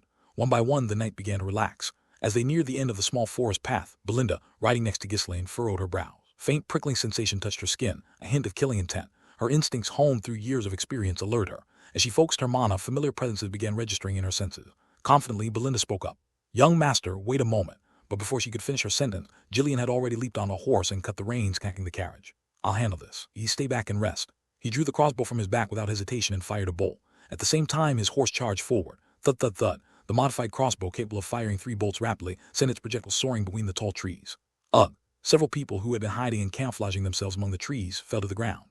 At the same time, loud noises echoed from various directions. Noticed? Attack! People sprang out from the ground while those hidden among the branches covered by leaves leaped down. Their numbers are easily estimated to be around 30. While Ghislaine's escort knights were startled and hurriedly drew their sword, Gillian charged toward the emerging enemies, shouting, "A whole lot of rats have shown up." With a scoff, Gillian discarded his crossbow and pulled out 2 hand axes hanging at his waist. Thud. Hand axe buried itself into the forehead of the enemy at the front. They collapsed without even a scream. However, Gillian did spare a glance at the newly made corpses. Without delay, he reached for the small lance attached to the side of his saddle and charged straight toward the massive approaching enemy. Smash! R! In an instant, several people were impaled by the small lance, their heads crushed. Mercy, he pierced through any enemies in his path as he advanced. The escort knights, seeing this, were so shocked that they forgot they were under attack, their mouths agape. A lance charge. In the kind of terrain, is that even possible? In a forest filled with obstacles like trees and rocks. Moreover, skewering enemies consecutively like that was difficult even on flat ground, unless one was a master horseman. Gillian skillfully avoided obstacle while maintaining his horse's speed. In his wake, only the corpses of enemies remained. It was truly an astonishing technique. Even the enemies, stunned, gritted their teeth and shouted, "Forget that guy, kill that Ghislaine first." All of them turned away from Gillian and rushed toward Ghislaine. "Young master, let me." As Belinda and the escort knights tried to rush to his aid, Ghislaine raised his hand to stop them. "It's fine. Leon told me to just rest." By then, Gillian had already turned the reins and charged back toward Ghislaine. Ignoring the enemies scattered around him, he swiftly approached the carriage and grabbed the large shield attached to its side. Now, at close range, one of the enemies pulled out a dagger and hurled it toward Ghislaine. Swish! The sound of blades cutting through the air echoed endlessly. Daggers were flying in from all directions. Despite the sharp blades hurtling toward him, Ghislaine's expression remained calm and relaxed. Rat-tat-tat! At that moment, Gillian leaped in front of Ghislaine. The massive shield blocked all of the incoming daggers. He then swung the shield widely in front of him. 2 or 3 enemies charging forward were flung back in a straight line by the sheer force. Belinda, in astonishment, asked in a bewildered voice, "Who is that man? What kind of person is he?" This time, Ghislaine, who usually dismissed such questions with secrecy, answered casually as if it were no big deal. "Gillian, the captain of the Rathatas Mercenary Corps, a master of weaponry who can fight in any terrain and under any circumstance." Ghislaine quietly smiled as he watched Gillian's reliable back. Boom! Gillian hurled his massive shield straight ahead. Assassins charging at him couldn't withstand the impact and collapsed immediately. The remaining assassins hesitated, their confidence shaken, and retreated backward. "Damn it, isn't this different from the intel?" The middle-aged man leading the assassins shouted loudly. If they had known there was someone this skilled, they would have brought more people. According to their information, the group was supposed to be slightly better than average knights, but at this rate, they would all be wiped out by a single man. "Damn it, everyone attack at once." At the middle-aged man's command, the assassins all drew their swords and rushed toward Gillian. They now realized that only by getting past him could they reach Ghislaine. "Damn fools," muttering under his breath, Gillian grabbed a hand axe that was hanging next to the carriage. Without a moment's hesitation, he charged toward the oncoming enemies. Crash! Arr! With each swing of the axe, a head split open. Swords that were raised in defense were cleaved in two, along with their wielders' skulls. Anyone who tried to dodge had the axe follow them, its direction changing mid-swing. Gillian was like a lion amidst a flock of sheep. "Why, you bastard?" One assassin, who had been waiting for an opportunity, stabbed his sword toward Gillian in the chaos of his comrades' deaths. But thunk! Ha-ha! Gillian caught the sword with his bare hand. His hand was unscathed, not a single mark on it. A chow. The assassin, frozen in shock, couldn't react. They had estimated Ghislaine's group to be at the level of mid-tier knights and had only brought those who could wield mana to ensure the mission success. For someone to catch a mana-imbued sword with their bare hand, they couldn't even fathom the monstrous strength before them. Yet the assassin had no time to think further. Crunch! As Gillian tightened his grip, the assassin's sword shattered in pieces. The assassin, still dazed, had his head split open by the falling axe. His lifeless body slumped at Gillian's feet. The remaining assassins, having witnessed this, staggered backward in fear. And the middle-aged leader couldn't bring himself to charge forward anymore. The mission was a failure. With that monster standing in the way, killing Ghislaine was impossible. Retreat! Fall back! As soon as the middle-aged man shouted, the assassins scattered in all directions, clearly waiting for command. "Not if I can help it." Gillian, already mounted on a horse, pursued them. Daggers from his belt flew through the air faster than he could ride, cutting down assassins as they fled. Before long, all but one had fallen. The last assassin had gained a considerable distance. If things continued, he might escape. Gillian hurled the axe in his hand at the final fleeing assassin. Thud! Splat! The moment the axe lodged itself into the assassin's head, a dagger pierced through his heart. Gillian turned around. The who had met his gaze raised her chin triumphantly. The dagger that had shot out from inside her robe was attached to a thin wire. With a slight motion of her hand, the dagger that had pierced the assassin's heart was drawn back into her robe as if it were being reeled in. "If it weren't for me, he would have escaped," she said. Gillian responded with an emotionless face. "My axe struck first. My dagger hit first." Belinda shot back sharply. Ian made no further comment, walking over to the fallen assassin to retrieve his axe from the man's neck. Then he approached Ghislaine and gave a slight bow. "All threats have been dealt with." "You did well," Ghislaine said, holding back a laugh. Behind him, Belinda was glaring at Gillian with a furious expression. It was amusing to watch Belinda, who usually strutted around the estate with a haughty and aloof demeanor, fuming and bouncing around in front of Gillian. Belinda has finally met her match, Ghislaine thought with a smirk. The escort knights, who had been standing idly by, exchanged awkward glances. They had come along with the intention of protecting Ghislaine, but now that the situation was resolved without them lifting a finger, they felt somewhat embarrassed. His level few in the Ferdian family could even stand against him. Though the escort knights were considered strong compared to knights from other estates, Gillian was on a completely different level. The knights glanced at Gillian and whispered among themselves. "Didn't the young lord say he's the leader of the Rathatas Mercenary Corps?" "Yeah, I've heard of them too." "No wonder. Not just any ordinary person. How did the young lord even manage to recruit him?" Though Rathatas was a mercenary group operating in foreign lands, its reputation was so well known that even the knights had heard of it. Given his incredible skill, Gillian's leadership of such a renowned group made perfect sense. Ghislaine smiled, pleased with himself. Had already witnessed Gillian's capabilities when they had been pursued, but this was the first time he had seen him fight earnestly. He's far more skilled than the rumors suggest. In his previous life, Ghislaine had only heard of Gillian through rumors while working as a mercenary in foreign countries. His colleagues and seniors who came from nearby estates often spoke of Gillian. Ghislaine had always wanted to recruit him in this life, and fortunately, the timing and circumstances had aligned perfectly. At the time, he had thought the rumors might have been exaggerated, but seeing him fight in person, he realized Gillian's abilities surpassed even the stories. It was a good decision to act quickly. Thanks to his swift actions, he had gained a powerful card in his hand, had also managed to extract money from Amelia and acquired a loyal subordinate, making the journey truly a success. Ghislaine patted Gillian's shoulders several times and then turned to the rest of the group. It seems Amelia hired those assassins. That woman's persistent, isn't she? In his previous life, Amelia had relentlessly obstructed Ghislaine's path. When he tried to kill her, she always managed to slip away, causing him a great deal of trouble throughout the war. Of course, he didn't plan to leave Amelia alone in this life. After all, we were bound to clash repeatedly. Belinda began rummaging through the bodies of the assassins one by one. I wondered what she was up to and soon realized she was trying to identify their affiliation. You tell where the assassins came from. After inspecting a few bodies, Belinda nodded in response. Seeing the tattoo of 3 fangs, they're part of the Wildcat Smuggling Guild. It's a pretty powerful guild in Rapole. Wildcat Smuggling Guild, that's an odd name. It's a guild formed by smugglers and bandits. They're a bunch of crude and rough guys. Besides assassination, they're involved in smuggling and drug dealing. Short, they're dirty criminals. How do you know about things like that when you've always stayed in this state? I asked. Belinda hesitated for a moment before answering. Well, I learned about them before I came to this state. They're persistent, so we can't let our guard down even after we return to this state. I see. It seems like Amelia hired some nasty people. Make sure to take care of that guild when the opportunity arises. The name of the Wildcat Smuggling Guild was added to his kill list. Amelia was undoubtedly using the criminal guilds in Rapole as her pawns. One day, I had to destroy not only the Wildcat Smuggling Guild, but also every other criminal guild. But how does Belinda know about things like this? Belinda claimed it was by chance, but I didn't quite believe her. Didn't know much about the guilds in the region.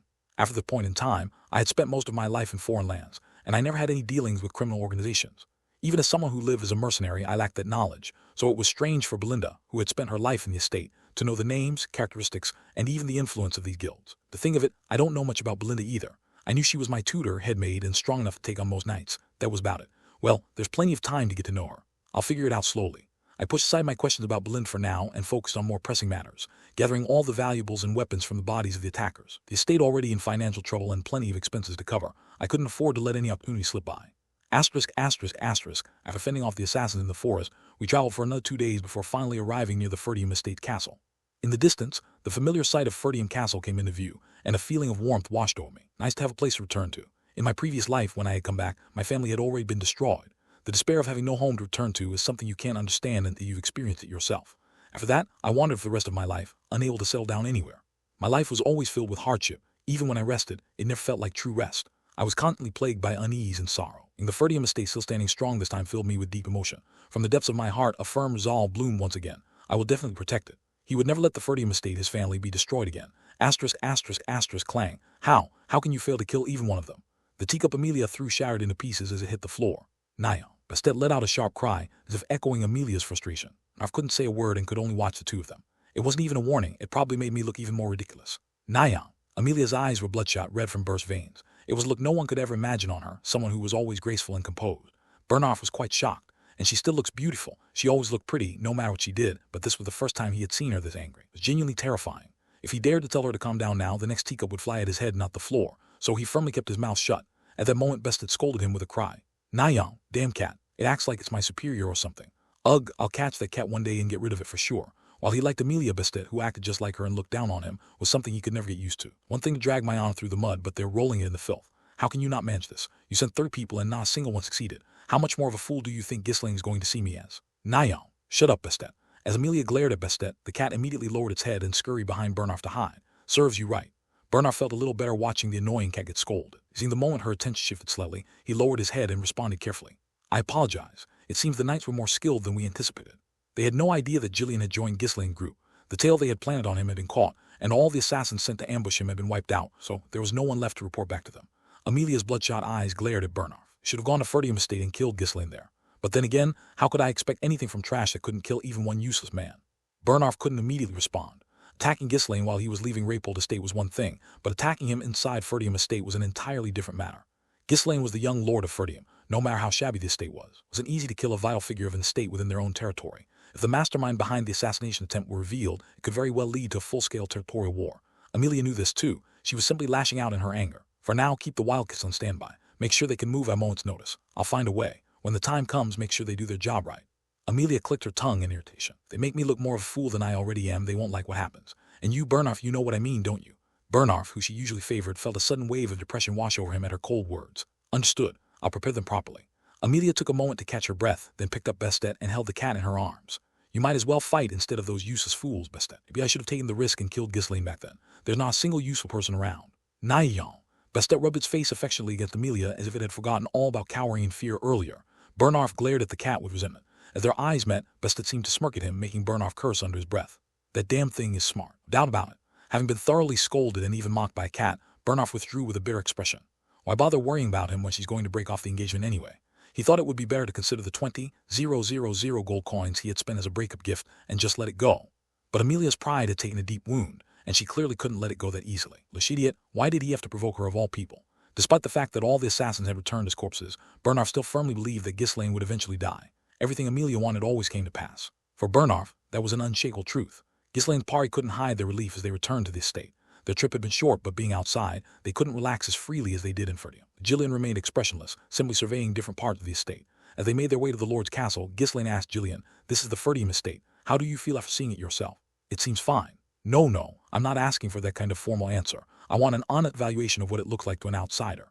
Gillian hesitated for a moment but eventually decided to speak honestly. Was one to prefer flattery, even to the one he served. "The houses are all old and worn down. It doesn't look like they're being maintained at all. That likely means the estate is poor." Raypold was the wealthiest estate in the north. Although Gillian himself lived in poverty after spending his fortune on his daughter's treatment, he had seen how the people of Raypold lived during his comings and goings. As a mercenary, he traveled extensively and witnessed many estates firsthand. From what Gillian could see, the Ferdium estate was nothing more than a poor rural backwater. Ghislaine nodded without any sign of anger. "You're right. It is an impoverished estate. The Lord, the people, none of them have money. They live day by day, earning just enough to eat. I see hardly any young men around. Even if you wanted to develop the estate, that would make it impossible." "Right. You know why that is?" After a brief moment of thought, Gillian replied, "I've heard that the Ferdium estate is constantly at war with the northern barbarians. That means there's frequent conscription, and it's only natural that the young are in short supply." "You know your stuff." Ghislaine smiled bitterly. "This area near the Lord's castle, which is supposed to be the most developed, is in this state. Can imagine how bad the other villages are." With no one to work the fields, tax revenues decline, and the estate becomes even poorer. It's a vicious cycle." Listening to Ghislaine, Gillian realized that the estate condition was worse than he had initially thought. Ferdium's situation was akin to pouring water into a bottomless pit. The inability to collect proper taxes made it impossible for the estate or its military to function properly. Ghislaine urged his horse forward slowly, letting out a self-mocking laugh. "The biggest problem, as always, is money. The knights' and soldiers' equipment is outdated, but we can't afford to replace it. Even supplies don't arrive on time. If it weren't for support from other estates, Ferdium would have collapsed a long time ago. The situation doesn't sound good. Yeah, this rate will starve to death long before we die in battle." In his previous life, Ghislaine complained about being born in such a poor state. Now, he realized just how childish that had been. "Actually, we don't fight all year long. It's more like we fend them off and push them back at regular intervals. The real problem is that even with all the able-bodied men in the army, we're barely holding on." "But you can't just disband the army, can you?" "Exactly. If no other source of income, yet we must maintain the army. It's no wonder we can't escape the cycle of poverty." In Gillian's opinion, it wasn't just a geographical issue. The weather in the Ferdium estate was cool but not bad for farming. The real problem was that there weren't enough people to farm. All the labor force was being consumed by the war. Ghislaine then brought up another issue aside from the barbarians. "Did you see the forest attached to the northwestern part of the estate on your way here? It's called the Forest of Beasts. Have you heard of it?" "Yes, I've heard it's filled with monsters. We've got troops stationed there too, constantly keeping watch because we never know when those monsters might emerge. So, in a way, we're fighting another war on that front. Just maintaining the army drains our resources." With barely any money or manpower, all the capable men were busy standing guard with the army. It made one wonder if it wouldn't be better to just charge in, fight, and die in a blaze of glory rather than slowly bleed the estate dry.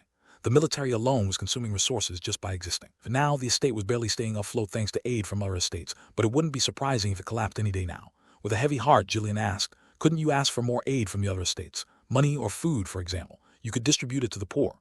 They don't want us growing stronger. Give us just enough support to keep the army running, but they would never provide anything that could benefit the people of the estate." Gillian found himself nodding instinctively. Ghislaine was an exception. Most nobles didn't even care about the welfare of their own people, let alone those of another estate. They certainly weren't about to give away their wealth to feed someone else's subjects. The only reason they offered even meager support was because someone had to hold the line here. The strong northern temperament allowed the people to endure such poverty for so long. Were there no other alternatives? Ghislaine nodded. "My father, his father, and even his grandfather all tried to break the cycle, but they couldn't. Without money, there was no way to try anything new. It's a difficult situation. Even if the land is dry, as long as there's a single drop of water, there's a chance for new life to sprout. But the reality is that our estate doesn't even have that one drop." Gillian spoke honestly, voicing the frustration building in his heart. "To be frank, I think you'd be better off being knighted by another estate. Inheriting this estate would only bring you endless suffering." Ghislaine responded with a grin. "I'll fix this. Pardon you, my lord." It sounded almost like a vow, When Gillian asked in disbelief, Ghislaine nodded. I will put an end to the estate's poverty, not just a single drop of water, but a rainstorm. Gillian thought it was nothing more than the foolish dreams of youthful confidence. Anyone could see that saving the estate in its current state was impossible. For Ghislaine truly believed he could solve Ferdium's problem. It was a conviction no one else could understand, one that only he held. As soon as Ghislaine arrived at the Lord's castle, he confirmed that his father had returned and began moving swiftly. Belinda, please prepare a place for Gillian and Rachel to stay. I'll be meeting father soon. We'll also need to prepare medicinal herbs for daily treatment. Understood. Handle the backlog of other tasks as well. Ghislaine then turned to Gillian. Gillian, stay at the castle for the time being. I'll arrange proper accommodations for you soon. Thank you. After thanking the knights in training for their efforts, Ghislaine, with Gillian in tow, headed to meet his father. How long has it been? As the young lord of Ferdium, it had only been a few months since he last saw his father. For the King of Mercenaries, it had been decades. Standing at the door, Ghislaine took a moment to calm his nerves, unable to enter immediately. His father's weary voice could be heard through the door as he spoke with his retainers. Are you saying we need to reduce our forces? Yes, it seems we'll struggle to maintain the current state. The amount of aid we receive has decreased, replied Albert, the treasurer, in a monotone voice. It was a brief silence before Randolph, the captain of the knights, spoke up with a heavy tone. Albert, if we reduce the troops any further, we won't be able to maintain the front line properly. As captain, Randolph was deeply invested in maintaining the front lines and fighting off the barbarians. He asked, frustrated, where have we lost funding from? Why don't we just request more support from Rapol? Should have the resources to help. Stuart Holman sighed at Randolph's words. That won't be possible. We need to cut back because Rapol, the estate that sent us the most support, has reduced their aid. I've heard that the Count of Rapol has increased military spending. He's gathering more soldiers and stockpiling food. Randolph, surprised, asked again, why is the Count of Rapol increasing his forces? There's nowhere else in the north to fight besides here. I don't know. We've always been too focused on the northern fortress to understand what's happening around us. We can't afford to reduce the troops. If we do, the barbarians will overrun us. We have less than 30 knights left as it is. Everyone else has abandoned us due to lack of money, and that's why we're dealing with traitors like Jamal and Philip. Though Randolph argued forcefully, Albert responded in the same emotionless tone. We'll also need to reduce the knights' forces. If that happens, we'll have no choice but to scale back our northern front. Randolph shouted loudly as if he was about to explode. Brother, there's no point in holding the line if we shorten the front. Barbarians will just slip through all the gaps we've left open. No one could respond to that. It seemed they had no words left to argue. The main retainers were limited to the steward, the knight commander, and the treasurer. Although the estate was poor, these few individuals had stuck together, somehow managing to keep it running until now. Homer, Albert, and Randolph were the core and the real power behind running Ferdium. Ghislaine, who had been listening to the conversation by the door, turned to Gillian with an awkward smile. This is a bit embarrassing. The estate's circumstances are dire, so the atmosphere differs from other estates, right? They were all sworn brothers to my father. It's fine. I was actually surprised that the estate has been able to hold up in the condition, but it seems like it's thanks to the strong bonds among the people. Yeah, those men have endured hardship with loyalty and duty. Even if they're a bit stiff, they're good men. Though they still treat me like an enemy. Ghislaine swallowed those last words. He wasn't exactly on good terms with the three of them since all he ever did was cause trouble. Or opening the door, Ghislaine took a deep breath. Now he had to face those strict and stubborn men. Let's go in. He pushed the door to the hall open with effort. Inside were the half-bald steward, Homer, the ever-serious treasurer, Albert, and the bearded knight commander, Randolph. They were around the same age as the Count of Ferdium, and as soon as they saw Ghislaine, their expressions immediately darkened. But the moment Ghislaine saw his father, nothing else registered in his mind. Father. His father, Walter Ferdium, wore the same impassive, stern expression as always. Ghislaine's heart pounded in his chest. Of course, he was happy to see the other three, but his father was someone special to him. In his past life, after running away from home, he had never gotten the chance to see his father again, so his memory of him had faded over time. Now, seeing his father again, every detail of his face stood out vividly. I didn't know it would take this long. When he had left the family, he thought he could return any time to see him again. That had been a childish thought. Only after the family had fallen into ruin did he realize what he had taken for granted wasn't guaranteed. After experiencing the pain and sorrow of being unable to see the people he longed for, he understood how precious the things he had once assumed would always be there truly were. Father. Ghislaine opened his mouth with a trembling voice but couldn't bring himself to finish his sentence. Words like thank you for your hard work or did you return safely didn't come out. He could only stare at his father with trembling eyes. Walter had no way of knowing what Ghislaine was feeling. Seeing his son acting strangely, he grew a bit tense. What's going on? Did he get into trouble again? Why are his eyes so unnecessarily wet? When Ghislaine didn't say anything after a long moment, Walter finally spoke first. I heard you went out. What happened with Count Rapol's daughter? At his father's question, Ghislaine finally gathered his thoughts and straightened his posture as he replied. No particular issue. I just had a few things to discuss with Amelia. Is that so? There was a glimmer in Walter's eyes. Since the past, Ghislaine had always been busy avoiding and running away from him. Rather than approaching him to greet him, Ghislaine often made excuses and hid whenever Walter sought him out. The only time they ever met face to face was when Ghislaine got into trouble and was dragged back home. Now, for Ghislaine to come to him of his own accord like this, that wasn't all. There was a sense of confidence in his words and action as well. It was almost as if Ghislaine had become a stranger, so different from the person Walter once knew. When a person acts out of character, suspicion naturally arises. Why is this kid acting like this? Is he sick or something? Walter narrowed his eyes and scrutinized Ghislaine from head to toe. Something's definitely off. As Walter remained silent, the atmosphere gradually became heavy. Sensing the shift, Ghislaine spoke up first. You must have gone through a lot. I heard you defended the estate well again. No, I should have pushed them back completely, but I couldn't because of matters related to the estate. Still, we inflicted significant damage so that those bastards won't act recklessly for a while. I rest and finish reorganizing. I plan to head out again. Ghislaine quietly observed his father's face. Though it wasn't intentional, he had already heard how difficult the situation in the estate was while he was outside. However, despite the strain, Zwalter showed no signs of weakness in front of his son, speaking only of the task ahead. He's just the same as always. Even after seeing his son for the first time in a long while, his stern face remained unchanged. Others, he would appear to be an emotionless, boring, and humorless man. When Ghislaine was younger, he thought the same. He hated his father for being rigid and strict. But now he understood what lay behind that expression: fatigue, exhaustion, and an unshakable sense of responsibility. Everyone depends on that sense of duty. The peace that everyone took for granted was actually built on Zwalter's sacrifices. A child, Ghislaine thought his father was reckless, who only cared about fighting and paid no attention to his family. He resented him for this. He had often envied the children of other noble families who lived comfortably and luxuriously within their estates. He couldn't understand why only his family had to live in such hardship and poverty. But now that he understood the weight of responsibility, he felt he could grasp what his father was going through. How difficult it must have been to live like that. Ghislaine became lost in his thoughts. Noticing that his son was speaking again, Zwalter decided to ask what had been on his mind. I heard you personally dealt with Jamal and Philip. Is that true? How should I explain this? He was already tired of all the rumors spreading about that incident. Lane hesitated for a moment, and Randolph, the commander of the Knights, leaned forward and asked, "That's right, there have been a lot of talk lately, so let's be honest. Did you kill them yourself?" "I didn't kill all of them myself." At that, the retainers of the Ferdium family nodded as if to say, of course. From the start, none of them believed the rumor that Ghislaine had killed two knights by himself.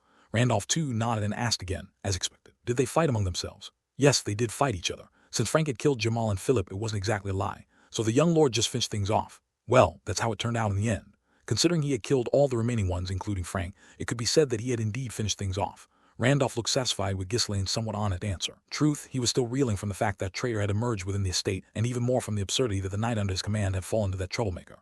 You got lucky, but it still wouldn't have been easy dealing with a knight. You did well. Zwalter, with a somewhat approving smile, spoke to Ghislaine.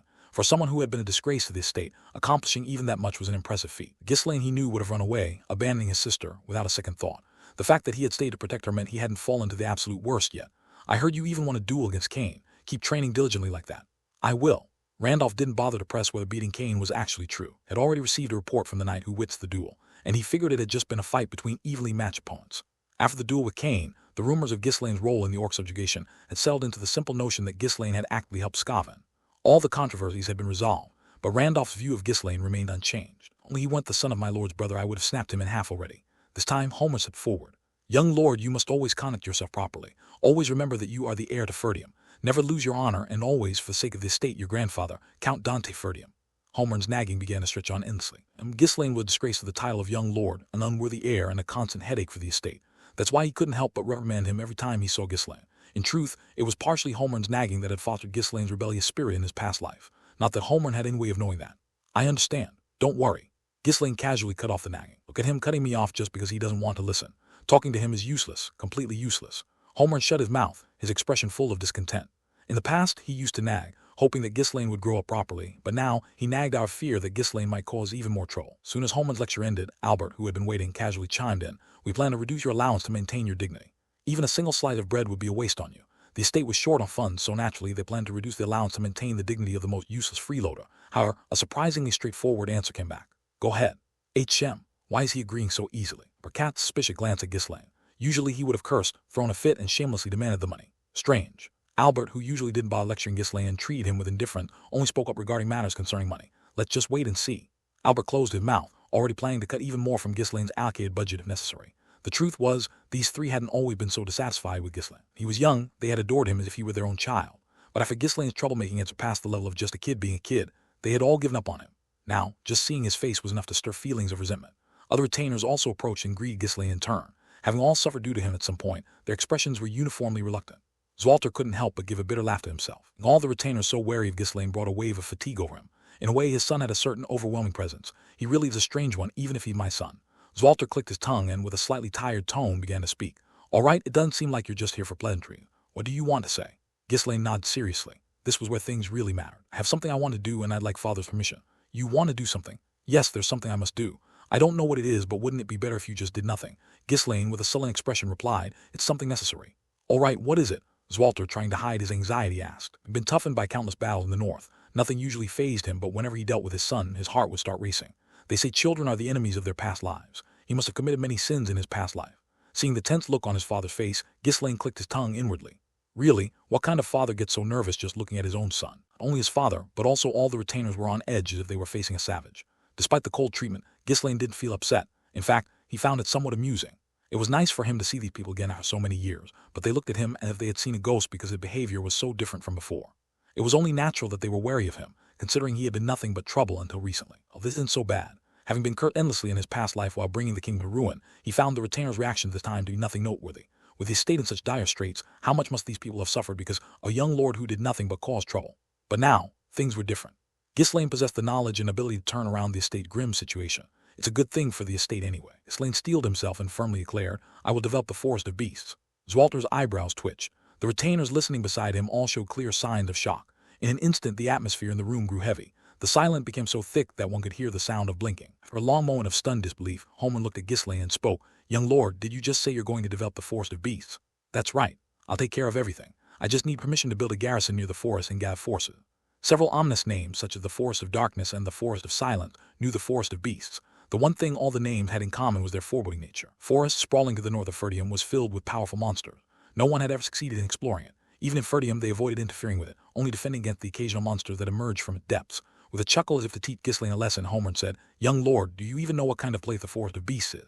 Ghislaine nodded slightly, a smile on his face. Of course I know. It's a forest full of dangerous monsters. The murmurs among the retainers grew louder. There were tasks in this world that could be done and tasks that couldn't. To them, what Ghislaine was proposing was something that couldn't be done. They couldn't fathom why he had come out of nowhere with such a ridiculous proposition. In their minds, it was just another disaster waiting to happen, like the many before it. The stiff expression Homer spoke again. Not only is it impossible to develop the forest, but as a noble of your rank, you cannot gather forces or build garrisons within the estate without permission. Yes, that's why I came to seek father approval. Ghislaine responded casually, his demeanor making Homer feel his anger rising. It seemed that now that Ghislaine had grown older, he planned to cause disasters on an even grander scale. Down, this in front of the Lord. Homer tried to restrain himself. But as memories of all the terrible disasters Ghislaine had caused flashed through his mind, and seeing the audacity on his face now, Homer simply couldn't hold back any longer. Before Zwalter could say anything, Homer exploded, spitting out his words. You crazy fool, why would you do that? Zwalter and all the other lords were present, but he couldn't hold back his loud outburst. Touching the Forest of Beasts was a completely different issue compared to the previous accidents Ghislaine had caused. If you stir that place up, only monsters will come out. Why would you even go in there? It's a total loss. Don't you understand why we leave it alone? Baron Homer's words were harsh, completely disregarding any courtesy. However, no one in the room seemed to care about respecting the young lord. Bert with sharp eyes started calculating the costs and benefits. That place is swarming with monsters, so it's been deemed useless. Even if we try to develop it, the costs would far outweigh in benefits. The young lord seems to be overestimating his own abilities. Does he really think he's got stronger just because he beat Lord Kane? This is ridiculous. When even Randolph joined in the opposition, Ghislaine clicked his tongue inwardly. It expected opposition, but their reaction was far more resolute than he had anticipated. I knew it, of course. With all three of his father's sworn brothers opposing him, it was impossible to get their approval. As Ghislaine stayed silent without responding, Homer's face turned redder and he yelled even louder. Why are you so desperate to poke around everywhere? Brother, you're getting too worked up, Randolph said quietly, tugging at his sleeve. But Homer did care. Have you forgotten the kind of trouble this brat has caused? At the very least, he should stop making a mess as a young lord. Homer raised his voice further. He secretly sold military provisions to gamble with the money. He almost set the city gates on fire because he was in a bad mood. Should a warhorse just because he wanted to eat meat, and he melted down all the knight's armor to try and forge a so-called legendary sword. As Homer's tirade continued, Ghislaine's expression grew more awkward. Did I really go that far? It had been so long that he had forgotten.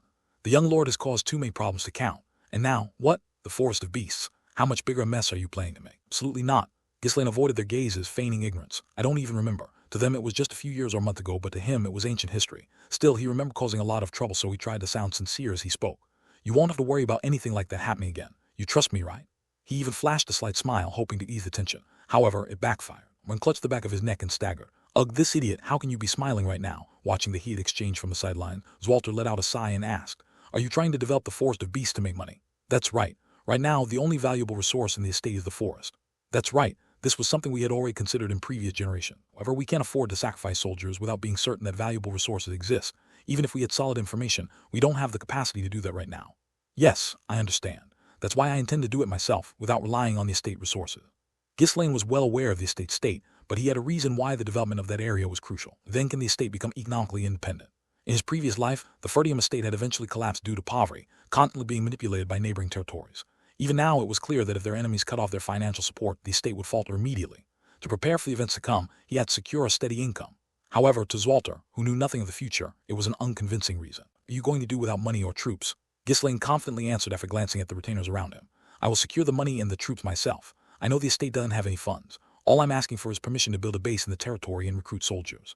At his words, Albert, the treasurer, quickly jumped in. He was curious to hear how the reckless young lord intended to raise money on his own. "What money do you have, your grace? Development isn't something you can do with pocket change. I know that, but don't worry, I'll take care of the money myself." "And how do you plan to?"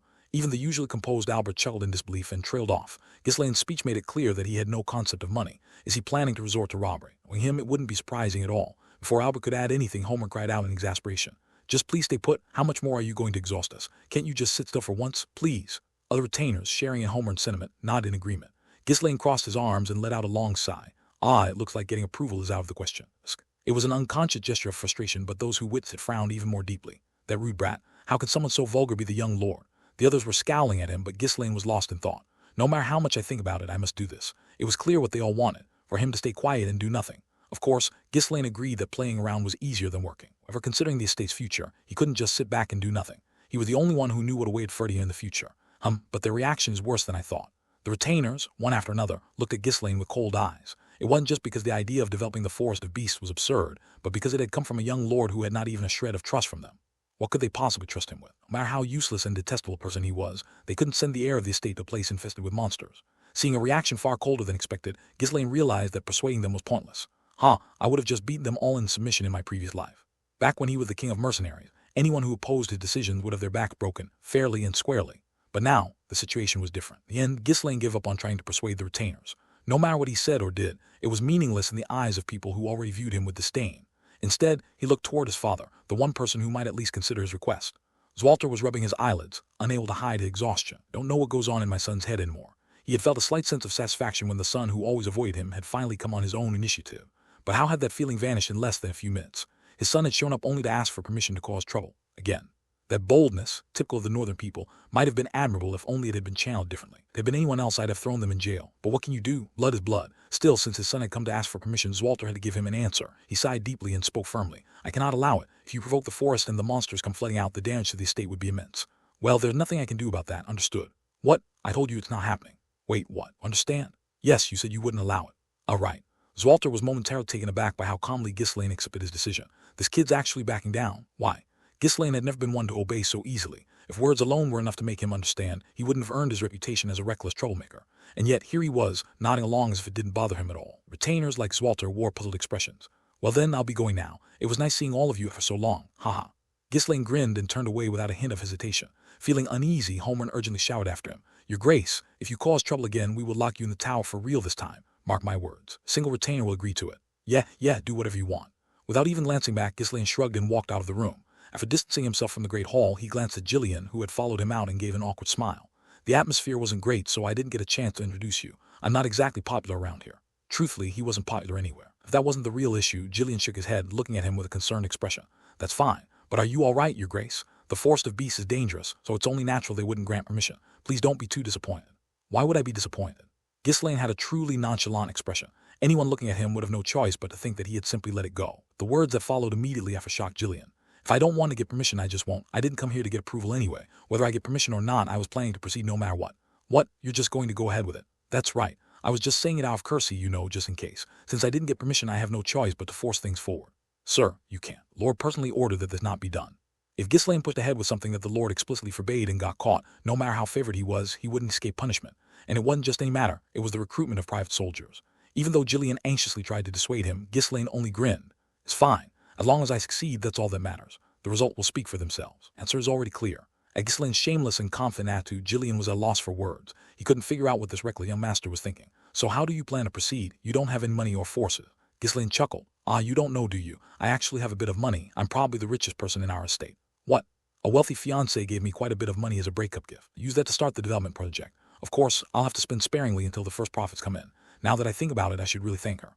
"A breakup gift?" Once again, Jillian was left dumbfounded. A breakup was a huge disgrace in the world of nobility, and yet Ghislaine not only seemed unbothered but even appeared proud of it. It's just carefree, or is he that broad-minded? From how things looked earlier, it seemed like the people in the estate didn't even know he had been dumped. The formal breakup process hadn't been completed yet, but there was no way the marriage would happen, so it was only a matter of time before they split. And yet, Ghislaine hadn't said a word about the fact that he was breaking off the engagement. Lean couldn't even bring himself to be surprised anymore. His mouth simply hung open. "And as for the troops, I'll hire mercenaries." "Mercenaries?" "Yes, since I can't receive support for soldiers for the development project, I'll have to use mercenary. I can't just form a private army on my own." How many do you plan to recruit? 200. Ghislaine answered without hesitation as if he had already prepared his response. Gillian was visibly startled. 200 men, a small-scale territorial battle could be possible. Are you really planning to go through with the development? That's right. It doesn't matter if others oppose it. What matters is that it's something I must do. Ghislaine's words were firm and resolute. Gillian couldn't say anything in response. He started to understand why the retainers often called him a reckless troublemaker. He was worried. Gillian knew that Ghislaine wouldn't listen to him even if he tried to stop him. Having sworn to serve him after being indebted to him for life, all Gillian could do was protect him as best he could. I understand. I'll do my best to protect you. Just hearing that is reassuring. First, let's gather the mercenaries. If you try to recruit 200 at once, you'll inevitably end up with some riffraff mixed in. At Gillian's concerned words, Ghislaine nodded. I know. But if we're going to develop that forest, we need to have a certain number of people, so we don't have much choice. Just have to pick out the useful ones separately. The useful ones? In this northern region, which small mercenary group has the best skills? Gillian pondered for a moment before his eyes widened in realization. Surely, you're not talking about those mad dogs, are you? Ghislaine answered with a strange smile. That's right. The Cerberus Mercenary Corps. See if we can leash those mad dogs. Just as Ghislaine and Gillian prepared to head out again, Belinda came rushing in. Young master, what do you mean by developing the forest of beasts? Rumors are already spreading that you almost caused trouble again. It seemed the story had spread quickly. As soon as Belinda heard the rumor, she came to find Ghislaine. Oh, Belinda, I was planning to find you anyway, so this is perfect. I need to ask you for something. What is it? Gather some laborers. First, we're going to set up a base near the forest. It should be big enough to accommodate about 300 people. Also, order the necessary food and materials. It's going to cost quite a bit. Belinda blinked silently, tilting her head.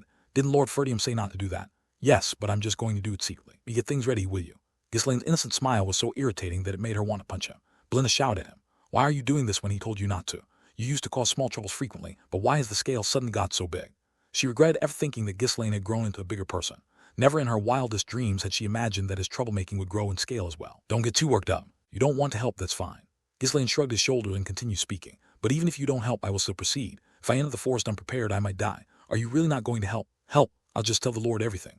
Homeland said that if I cause trouble again this time, he'll really lock me in the tower. If you tell Father, that's probably what'll happen, right? In that case, I'll have no choice but to run away. Knows, maybe I'll be so angry that I'll cause even bigger trouble, like setting fire to the forest, for example. Are you insane? What if someone hears you say that? Belinda was horrified, but Ghislaine continued as if it were nothing. Well, since I can't go inside, I might as well burn it down. Wow, that would be so much fun. Should I invite Scavin and Ricardo to join in?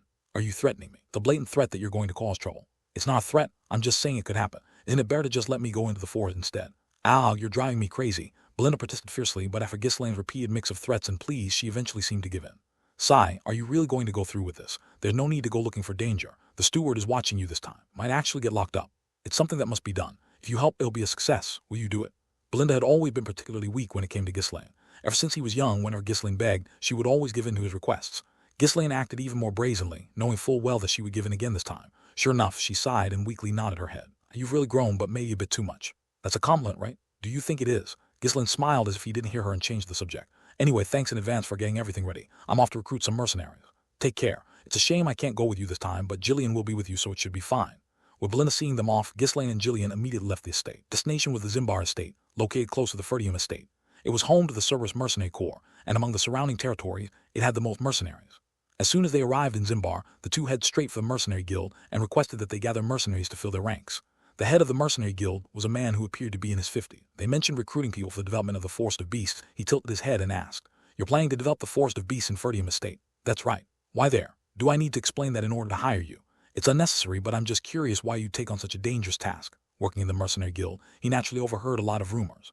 Among them were stories about the Forest of Beasts. Many explorers had ventured into the forest, boldly claiming they would conquer it, but none ever returned. No one knew what creatures lived there, how dangerous it was, or if there were any paths. Nothing about the forest had been properly documented. Developing such a forest was an uncertain task with no guarantee of profit. It was obvious that it would be a grueling effort. Ferdium estate, which lacked financial resources, would never have even considered such an endeavor. And since there was no certainty of gaining anything from it, no other estates had suggested jointly developing the forest either. It had been abandoned for decades, so it was only natural for the guild head to be curious when an unknown man suddenly appeared, claiming he would develop it. Exactly are you, if I may ask? Ghislaine showed the crest of his family and spoke with authority. I am Ghislaine Ferdium, young lord of the Ferdium estate. Damn, it's that reckless brat prince, isn't it? The guild head maintained a professional smile, managing not to reveal his inner thoughts thanks to the years of experience he'd accumulated. His profession, he was well versed in local rumors and naturally heard about Ghislaine, the young lord of the neighboring estate. What kind of trouble is he trying to cause this time? Recruiting mercenaries. Though the guild head thought Ghislaine was up to something foolish, he couldn't turn away a customer. After all, what was the job of a mercenary? Even if the employer was a fool, as long as they paid, the mercenary did as instructed. What the job entailed and how the results turned out were up to the employer's capabilities. The guild head stroked his beard and spoke casually. Understood. However, since it's a risky and unverified job, there will be an additional hazard pay. Is that acceptable? That's fine. Just gather them as quickly as possible. Considering the number of people you need, it will take a few days. Try to hire individual mercenaries rather than mercenary groups if possible. If it's too difficult, you can hire groups only if they have fewer than 30 members. Understood. You're quite frugal. Ghislaine planned to fill the ranks mostly with individual mercenaries instead of hiring large mercenary groups. Hiring a big group would cost much more, and there was a higher risk of them betraying him as a collective in dangerous situations. After entrusting the task of recruiting mercenaries, Ghislaine casually asked the steward, "Do you happen to know where the Cerberus Mercenary Corps is staying?" The steward frowned as soon as he heard the question. Just hearing that name made his stomach churn with irritation. "Cerberus, you mean that pack of mad dogs?" "Yeah, those guys. Those lunatics, I mean, why are you looking for them?" "I'm planning to hire them too." The steward was startled and tried to dissuade Ghislaine. "Oh no, I wouldn't recommend that. How about giving up on them? Those guys are far from normal." "To them, I've got a stunk ulcer already." "It's fine, just tell me." Seeing that Ghislaine wasn't about to change his mind, the steward grumbled to himself. "Sigh, it's a meeting of kindred spirits, I suppose." The steward had a rough idea of what Ghislaine was thinking. The Cerberus Mercenary Corps had a reputation for being cheap relative to their skill. Since the Ferdium family was notorious for being poor, he figured Ghislaine wanted to save every penny possible. Where cheap usually came with a catch. The steward was curious to see what would happen when these troublemakers met their match, but still, he couldn't recommend them with a clear conscience. "I've done my best to object. Don't come complaining to me later." After emphasizing his warning several times, the steward scribbled something down on a slip of paper and handed it to Ghislaine. "They're staying here. Thanks. Then let's go meet them." The Cerberus Mercenary Corps was a relatively famous small mercenary group in the north. It was known for its skill, but its hiring fees were lower than those of other mercenary groups because its mission success rate was low. They caused so many problems and acted so unpredictably that it was nearly impossible for them to complete requests successfully. That's why they earned the nickname Mad Dogs. They were more commonly referred to as the Mad Dog Corps than by their actual name. Despite their terrible reputation, the only reason they managed to stay in business was that their individual skills were far superior to those of other mercenaries. Even for mercenaries, they were on par with knights in training, and when they fought, they didn't hesitate to use any means necessary. When this, Gillian spoke to Ghislaine with concern. "My lord, do you really have to use them? Wouldn't hiring a more reliable, well-established mercenary group be better? I really don't think they are the right choice. We don't have enough money for that. We also have to hire workers, secure food, and gather supplies.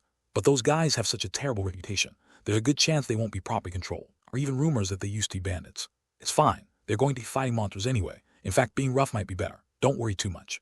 Seeing Ghislaine's firm decision, Gillian withdrew for now. It was his duty to follow the orders of the one he served. However, if they betrayed Ghislaine or caused trouble, he resolved to kill them all himself. A while later, Ghislaine arrived at the place where the Cerberus Mercenary Corps was staying, looked around and clicked his tongue.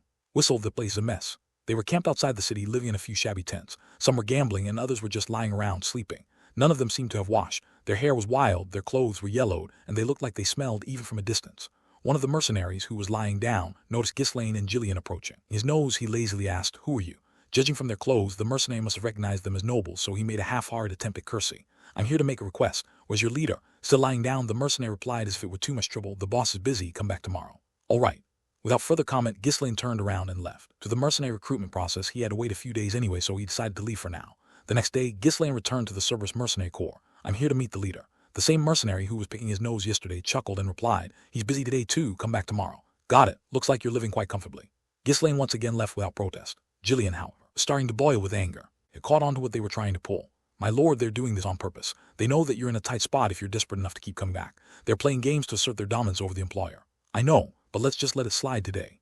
Ghislaine calmly soothed Gillian and returned to their lodgings. The same thing happened the next day and the day after that. The mercenary sent Ghislaine away with mocking smiles. Then, on the fifth day, when Ghislaine came by again, the mercenary made a circle with his finger and said, "If you want to meet our boss, you might need to show a little sincerity. He's a busy man after all." Ghislaine nodded and tossed him a gold coin. The mercenary's eyes widened and he swallowed hard. He hadn't expected such a generous offering from the noble. He'd flared at him and he pushed his luck. "Ahem, that might not be enough though. Seems like you still don't understand the situation, so why don't you come back tomorrow, noble? You're a bit slow for your age." The mercenaries watching nearby burst into laughter. They were thoroughly enjoying the sight of this young noble being toyed with. Unable to contain his anger, started to move, but Ghislaine lightly held him back and said, "As a guest, I've shown all the courtesy I can today. Tomorrow we'll meet again. This is my last warning." Yeah, see you tomorrow. Bring plenty next time." The mercenaries laughed and waved mockingly as Ghislaine and Gillian left.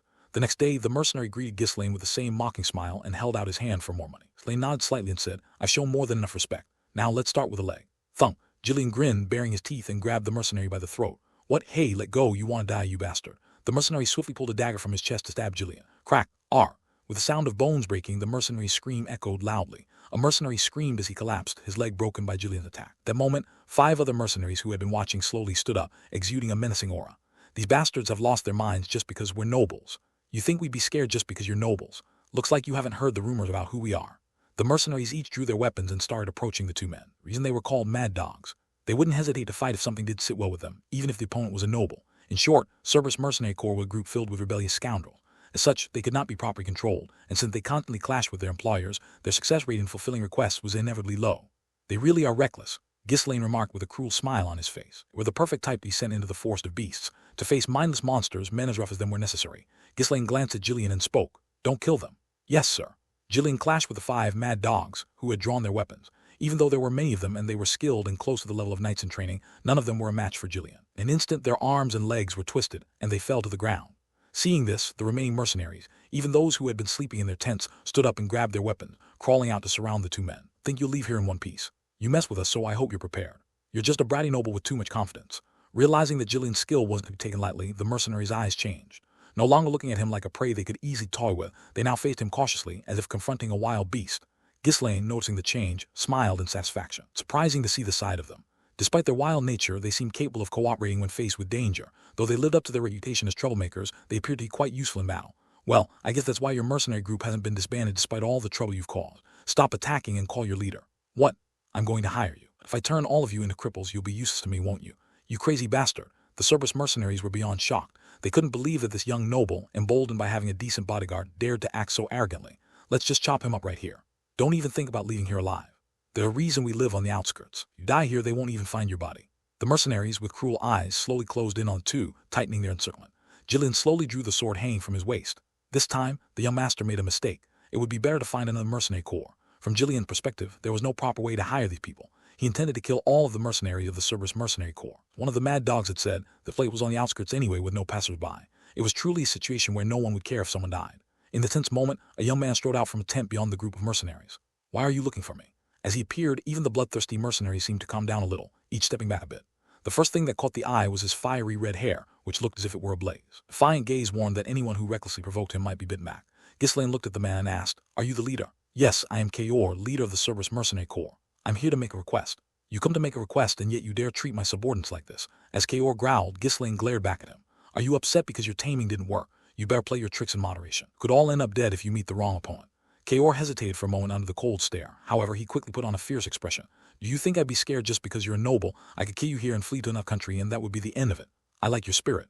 Ghislaine chuckled and continued. Thanks to someone, I've been delayed quite a while. I don't want to waste more time arguing, so I'll get straight to the point. I want to hire you for the task of developing the Forest of Beasts. Kaor furrowed his brows momentarily, then asked incredulously, the Forest of Beasts, mean the one attached to the Ferdium estate? Yes, I plan to develop that area. Is the Lord of Ferdium looking for people? No, this is my project. Who exactly are you? I am Ghislaine, the young Lord of Ferdium. The unexpected answer momentarily took aback Kaor, then burst in laughter. Ha ha ha, that delinquent prince. A brat like you is going to develop the Forest of Beasts. Ha ha. After laughing for a long time, Kaor fixed Ghislaine with a mincing look and said, Get lost. I'm not going to risk my life for some brat. I'd rather take part in a territorial war.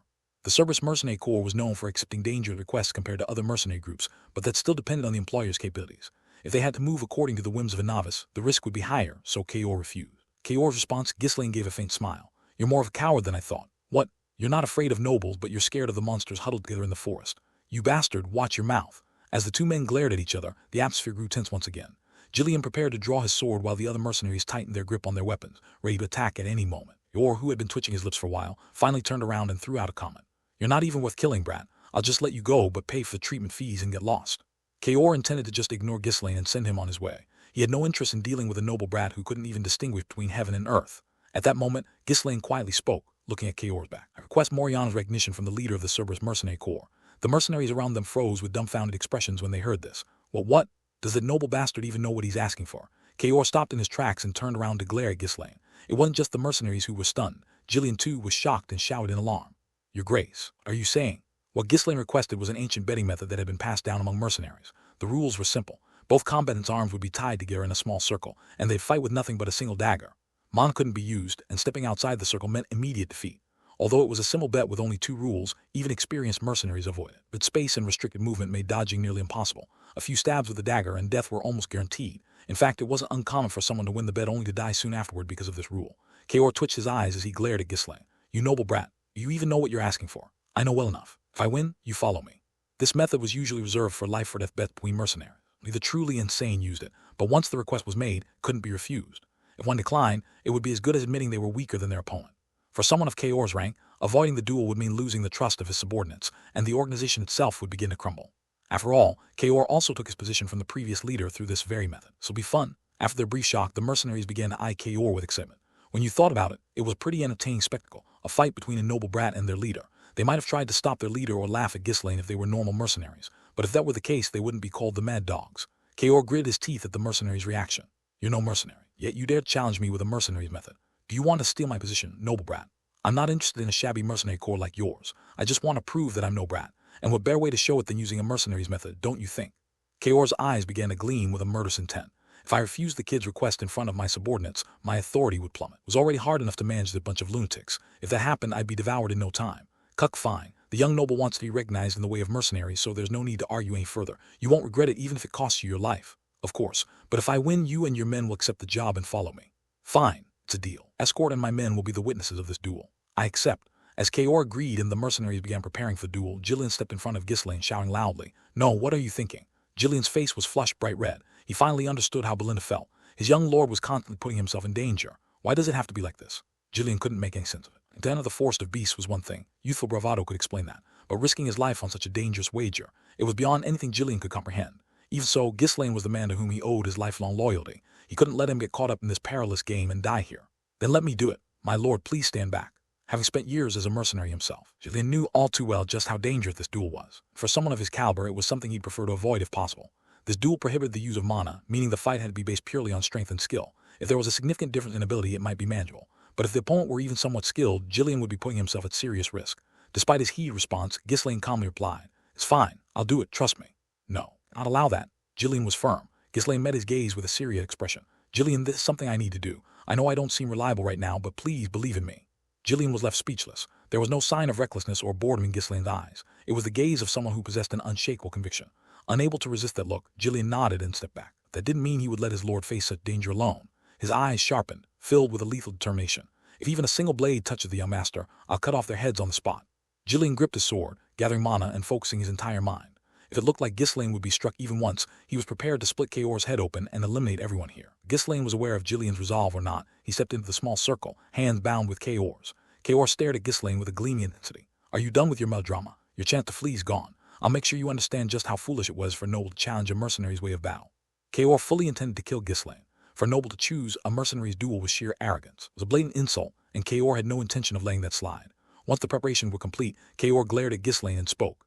"You must have heard about this somewhere and thought you could just charge in without fear, but I've done this 5 times. Even for a mercenary, such duels were rare, often a once-in-a-lifetime event. But Kaor had survived 5 of them at a young age. The fact that he had emerged victorious in all 5 was why he could stand here now. It was a testament to both his ruthlessness and his exceptional skill. However, Ghislaine smirked and responded casually. "I've done it over 100 times. What?" As Kaor stood dumbfounded, the mercenary standing beside them shouted loudly, "Begin!" At the signal, both Ghislaine and Kaor's daggers flew toward each other. A dagger flew toward Ghislaine, aiming for his eyes. Lightly dodged it with just a slight movement of his head, then swiftly stabbed the dagger into Kaor's side. "Ugh, you bastard!" Kaor glared at Ghislaine, grimacing in pain. It must be a coincidence. He immediately extended his arm, trying to strike Ghislaine's temple. But Ghislaine effortlessly tilted his head back to evade, and in an instant, spun the dagger in his hand to hold it in a reverse grip. "Better give it your all." With those words, Ghislaine slashed at Kaor's arm. "Arr!" Realizing that the first attack wasn't just a coincidence, Kaor gritted his teeth. He glared fiercely, launching a barrage of attacks, but Ghislaine blocked every single one. Instead of landing hits, Kaor's body accumulated more and more wounds. "You bastard!" In a fit of rage, Kaor suddenly yanked the hand that was tied to Ghislaine. Intent was clear, to disrupt Ghislaine's stance and go for his neck. At that moment, Ghislaine's body moved uncannily, dodging the attack with ease. He used his opponent's strength to regain his balance, moving fluidly with precision. It was an artful display of perfected technique. While dodging, Ghislaine didn't miss the opening Kaor revealed and slashed him with his dagger. Slice. Arr! A crimson gash appeared on Kaor's chest. The mercenaries watching the duel were left speechless, their mouths hanging open in shock. They could tell that Ghislaine's movements were far from ordinary. Unlike Kaor, who was locked in combat with him, the spectators, viewing from a distance, could see Ghislaine's remarkable skill even more clearly. Was he moving like that without using mana? He looked so young, but what are those techniques? Even knights can't fight like that, right? The mercenaries buzzed in amazement, but Jillian wasn't listening. His hand, which had been gripping his sword to strike at Kaor, had already fallen away from the hilt. He had unconsciously relaxed his grip, mesmerized by Ghislaine's movements. What incredible technique. Could someone that young move like that? It was Jillian's first time seeing Ghislaine fight, and he was in utter shock. A genius, perhaps? No, it wasn't that. Jillian had also been through countless battlefields, and he could tell. A flash of insight was the realm of genius, then Ghislaine's composure and experience were honed through countless drills and trials, through effort and the passage of time. That's why Jillian felt even more confused. Did the immense experience and wisdom behind every one of Ghislaine's movements come from? While Jillian wrestled with his thoughts, the duel continued unabated. The sound of fabric tearing and groans of pain overlapped repeatedly. Thud, thud, thud, ugh. Kaor's attacks continued to miss, while Ghislaine's dagger relentlessly pierced Kaor's body each time. Why, how are you this skilled? Kaor hadn't been able to land a single blow on Ghislaine. Arm holding the dagger was already covered in wounds, and the pain made it impossible to straighten his back properly. He couldn't believe that the young noble who looked like a rookie had such skills. He had been confident in his own abilities. Among mercenaries, he was regarded as one of the strongest. His bravery and viciousness were such that even knights were a step below him. Yet, none of his skills worked against the young noble standing before him. Grrr. Kaor, with his already wounded arm, raised it again, aiming for Ghislaine's vital point. Striking the opponent's vital points in a single blow was his specialty, but no matter how hard he tried, he couldn't reach Ghislaine's weak spots. Clang. Ghislaine effortlessly blocked Kaor's dagger strike. Focusing solely on vital points isn't always the best strategy, but a beast can do that much. Ghislaine spoke as if he were teaching Kaor a lesson and thrust his dagger again in all directions. Each strike cleverly avoided the vital area of the side, shoulder, chest, and abdomen. Grrr. Kaor, now drenched in blood, finally let his arm fall limp, but the look in his eyes, filled with fierce determination as he glared at Ghislaine, remained unchanged.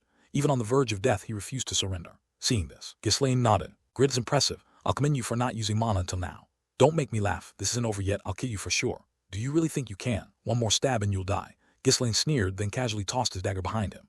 Kaor's face showed confusion.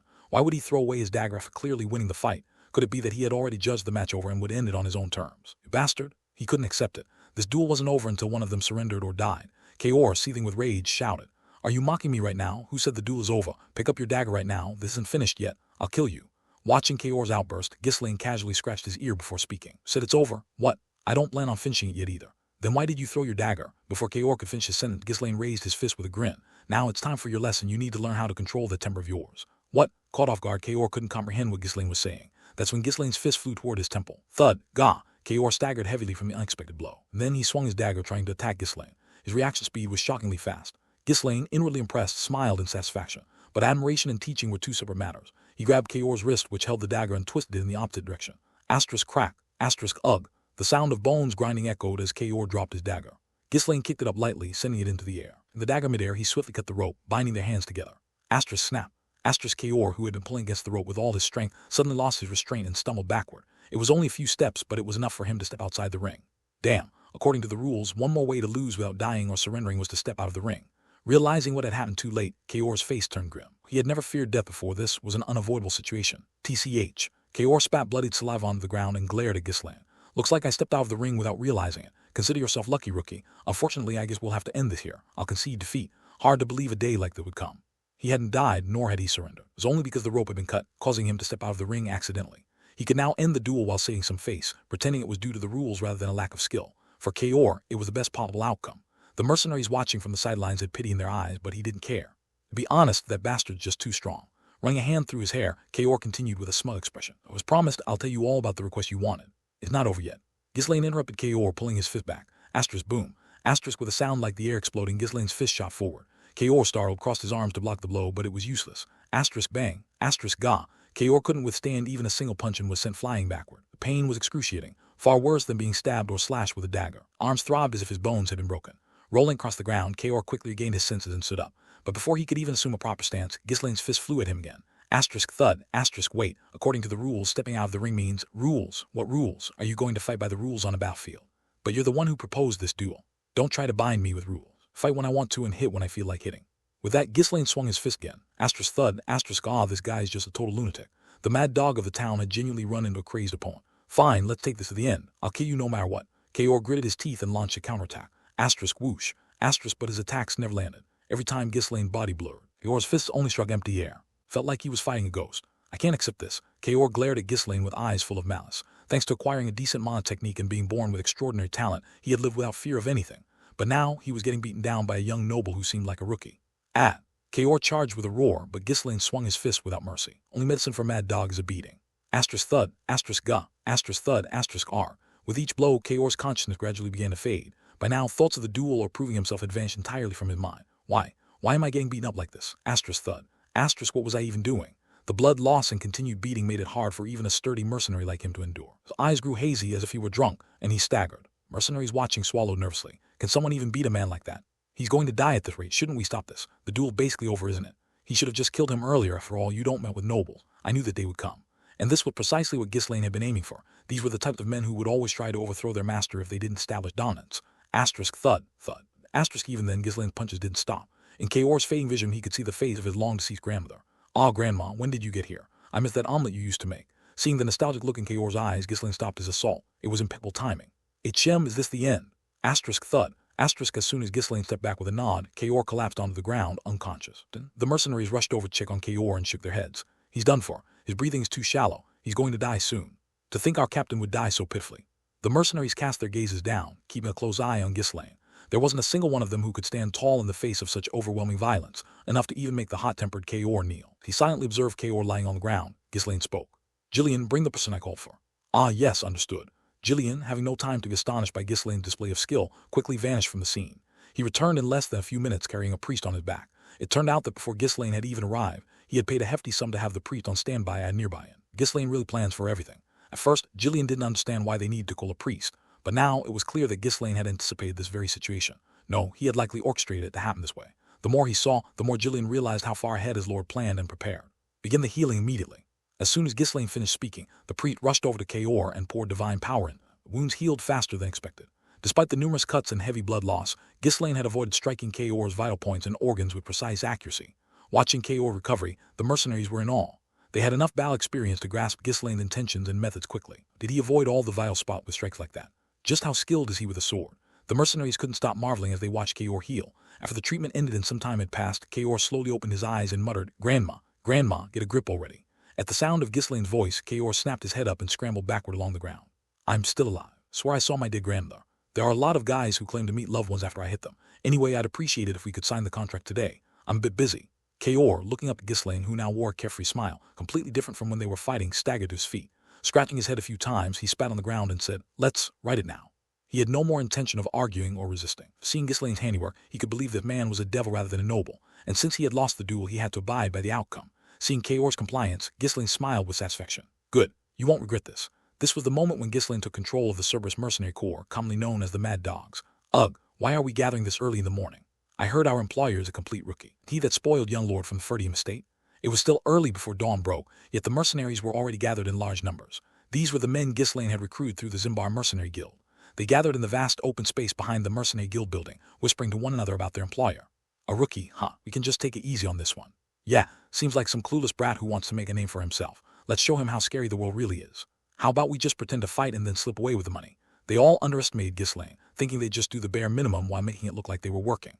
Not all of the mercenaries knew Ghislaine, but a few had heard the rumors about the pathetic young lord. Those rumors spread quickly among the group. "I heard the Count of Ferdium is often away from his estate, right? Even better, you think that rookie brat can manage a bunch of mercenaries? They say he's a troublemaker. Should we show him what real trouble looks like coming from the experts?" While the mercenaries laughed and joked around, a large man with a bald head and a muscular frame stepped forward and shouted loudly, "Hey, listen up. We want to deal easily with this rookie employer, don't we need a leader?" The bald giant's name was Gordon. He was a well-known mercenary in the area, famous for his strength. He was so obsessed with training that he earned the nickname Muscle Gordon. His dedication to building muscle was extreme. He wouldn't even drink alcohol, claiming it would cause muscle loss, and he never shed a tear for the same reason, solely focused on making his muscle more prominent and harder. Gordon flexed his chest muscles as he spoke proudly. "If we want to handle the employer properly, we need to unify our opinions. Everyone acts on their own, it'll divide the group. How about I act as the wrangler and you all back me up? You get your fair share once the job's done." A wrangler was a mercenary term for someone stepping up as the representative and pressure the employer. The job became easier as a result. It was customary for the other mercenaries to reward the wrangler with a bit of money. The mercenaries nodded in agreement to Gordon's suggestion, one by one. Gordon of the muscles. Not a bad choice. I'm in. A rookie like him would probably be terrified just looking at Gordon muscles. Shouldn't we try to get a little extra money out of this? Sounds good. Let's also teach that rookie employer a bit about the harshness of the world. Ha ha ha, right. Since we're the ones giving him life lessons, we should charge him some tuition. The mercenaries clapped in excitement, clearly entertained by their own plans. A few mercenaries frowned at the behavior and didn't join in, but the majority had already decided to elect Gordon as their representative, and the leaders of small mercenary groups quietly supported Gordon, thinking that this wouldn't be a loss for them either. With everyone backing him, Gordon grinned confidently. With this many men, the employer won't be able to act recklessly. There were about 160 mercenaries gathered. If they rebelled as a group, they could be quite a headache for the employer. In such cases, the employer is usually forced to compromise, adding more money or loosening the terms of the contract. For example, allowing them to withdraw without paying penalties if they deem the situation too dangerous. Such things happen all the time in this field. The more lenient the employer, the worse the demands became. Although mercenaries were aware that their credibility and reputation were on the line, they didn't always go too far. Most of the time, they just engaged in a bit of psychological warfare. "Hey, at the very least, let's make sure we get the terms for canceling the contract in writing. Yeah, if it really gets dangerous, we need to be able to run away." "But isn't that place not even a big deal? No one's actually seen any monsters there. There are just rumors spreading around, right?" The Forest of Beasts was rumored to be dangerous, but in reality, no one knew the truth. Mercenaries thought it would just be a simple monster hunt, while others were gathered with the intent to flee if the fight got too dangerous. Then, there were those who had come with no thoughts other than to earn some money. While the mercenaries were banding together, two figures on horseback began approaching slowly, cutting through the morning mist. Oh, finally, the young employer shows up. As expected of a noble, taking his sweet time. It's time to teach him a lesson, ha. At Gordon's word, the mercenaries burst into laughter. They were starting to look forward to how Gordon would handle the employer. Behind the two figures, a group of about 30 more appeared, all on foot. Seeing this, Gordon whistled. Of course, he's a noble, but quite a lot of soldiers with him. Still, we outnumber them, right? How about we circle them and give them a little scare? Encouraged by Gordon's word, the mercenaries began creeping forward. With intimidating expressions, they intended to overwhelm the newcomers with their presence. But Gordon, laughing, waved his hand dismissively. Now, let's not overdo it. You don't want to scare them too much right from the start. Let me handle this first. Gordon, who had been boasting confidently, suddenly fell silent as he saw the faces of the approaching riders emerging from the mist. He rubbed his eyes and looked again, carefully scrutinizing the people approaching, but he hadn't seen wrong. A voice filled with shock escaped his mouth. "The mad dogs." Every mercenary froze in place, stiffening where they stood. Clip-clop. Usually riding his horse, Ghislaine approached Gordon and glanced down at him with a smirk. "Are you the one hurting these fools?" What, me? Your name?" "Gordon, figures. You're just as simple-minded as you look." Ghislaine chuckled and rode past Gordon. It was apparent what was happening just by looking at the mercenaries' positions. Having done the same thing countless times in his past life, Ghislaine could easily recognize the situation. Yet from the receiving end, it felt like a childish move. But still, it brought back old memories, so he wasn't angry. Following Ghislaine, Kaor passed by Gordon, glaring at him with cold eyes. While Gordon was sweating nervously and stumbling over his words, one of the Cerberus Mercenary Corps mercenaries following behind their leader spoke up. "Gordon, it's been a while. Are you seriously not lowering your eyes?" In the end, Gordon hung his head low. It was purely a matter of skill. He was confident he could take down at least one member of the Cerberus Corps. However, the mad dogs fought with such reckless ferocity that provoking them would only be akin to stirring up a hornet's nest. The other mercenaries, seeing the appearance of the Cerberus Corps, also averted their gazes and began whispering amongst themselves. "Why are the mad dogs with the employer?" "I don't know. Is Gordon just standing there? What else could he do? If those mad dogs come at him, it's going to be trouble." The mercenaries who had been plotting to squeeze money out of Ghislaine started to become wary after seeing the Cerberus Mercenary Corps. They figured it wouldn't be too late to act after understanding why they were following the employer. Gordon, too, couldn't say a word and backed off for a moment. Ghislaine crossed his legs as he sat down on a chair in the clearing, with the Cerberus Mercenary Corps standing behind him like guards. That alone was a rare sight, but there was something strange about how the Cerberus Corps members behaved. Why do those mad dogs look so cautious? Could it be they're afraid of the employer? Indeed, the entire Cerberus Mercenary Corps seemed to be watching Ghislaine's every move, especially their leader, Kaor, who visibly flinched every time Ghislaine so much as gestured. Looks like the mad dogs are practically groveling to the employer. Does that mean the employer has that much power? Is the Ferdium family really that influential? Either way, we can't mess with them now that the mad dogs are siding with the employer. Fighting those guys would be a nightmare. The mercenaries quickly realized their plans to exploit Ghislaine were doomed. They caused trouble now, things would certainly escalate into a fight. While both sides would take damage, it was obvious they'd come out worse. Almost as if waiting for Ghislaine to arrive, the mercenary guild manager emerged from the building and handed out contracts to the mercenaries. "All right, this is His Grace, the young Lord of Ferdium. Make sure to check your contracts and follow the instructions carefully." The mercenaries hesitated to proceed with the contract. The Cerberus Mercenary Corps was so notorious that joining forces made everyone uneasy. Not long after, as the mercenaries stood around, exchanging uneasy glances, Gordon finally snored and stepped forward. He didn't want to admit that he was intimidated by the mad dogs. "I'm Gordon. Nice to meet you." He gave a curt nod to Ghislaine and immediately stamped his seal on the contract without even reading it. In his head, Ghislaine asked Gordon, "You're not going to read it?" Before Gordon could answer, the guild manager snickered and replied on his behalf. "He doesn't know how to read. His brain's all muscle. Whatever job he's told to do and however much money he's promised, he just believes it and goes along with it. If I study, I lose muscle. Don't you know the laws of the universe? Gain one thing, you lose another." The guild manager gave Gordon a pitiful look as he fumed, glaring at him. "Look at this idiot making excuses just because he doesn't want to study. What would you even lose from studying, huh?" "I don't care, that's just how I am." Because he couldn't read, Gordon had been scammed countless times. He often thought he should study, but he never had the time between exercising and resting. Ghislaine chuckled as he watched Gordon. Also commanded many subordinates who couldn't read in his previous life, just like Gordon. Gordon felt oddly familiar to him for some reason, so he decided to say a few words. "When this is all over, and if we get the chance, I'll make sure someone teaches you." "Thank you." Gordon shouted enthusiastically as he returned to his spot. Seeing this, the other mercenaries, who had been hesitating, slowly came forward one by one to proceed with the contract. After all, they had come here knowing they'd be fighting monsters. The Cerberus Mercenary Corps was known for its competence, and as long as the employer could properly control them, it would actually make things safer for everyone. The only regret was that they couldn't exploit the employer as they originally planned. A small mercenary group that had always had a rough relationship with the Cerberus Mercenary Corps decided to drop out, and the contract process was finally completed. The guild manager organized the contracts and handed them to Ghislaine. A total of 148 men, including the Cerberus Mercenary Corps, which brought the total to around 180. It was the sort of number one would typically see employed for territorial wars, which comforted the mercenaries. The more allies they had, the better. After checking all the contracts, Ghislaine surveyed the mercenaries. "I am Ghislaine, young Lord of Ferdium. As you've heard from the guild manager, we intend to pioneer the Forest of Beasts. I'll explain the specifics once we reach the estate. I look forward to working with you." He immediately ordered the mercenaries to prepare for departure. Those without horses, he purchased horses or arranged rentals, and he also bought plenty of supplies necessary for camping outdoors. As soon as the preparations were complete, they set off toward the Ferdium estate. People who saw the rough-looking mercenary group from the morning hurriedly cleared out of their way in fear. This reminds me of the old days. Watching the noisy mercenaries following behind him, Ghislaine momentarily sank into nostalgia. The past, he had also led mercenaries across the continent like this. I'll be able to meet them again, right? Now that he has returned to the past, his former subordinates must be living somewhere. One of Ghislaine's goals was to find them again if the opportunity arose. The group soon arrived at the Ferdium estate borders, but the mercenaries had to stay outside it. They marched in with an armed force without permission. It would inevitably cause conflict with the estate's retainers, so they had no choice. After leaving the mercenaries to wait, Ghislaine and Jillian headed straight to see Belinda. Belinda, how's the preparation going? You're later than I expected, but everything you asked for is ready. Of course, I knew you'd handle it. Belinda puffed up proudly, but then her expression turned into one of concern. We've already spent more than half of the money we got from Raypole. Considering the cost of maintaining the forces and the additional materials we'll need, I'm worried we won't have enough to cover everything. Are you sure this is okay? It can't be helped that the initial costs are high. Need to start soon.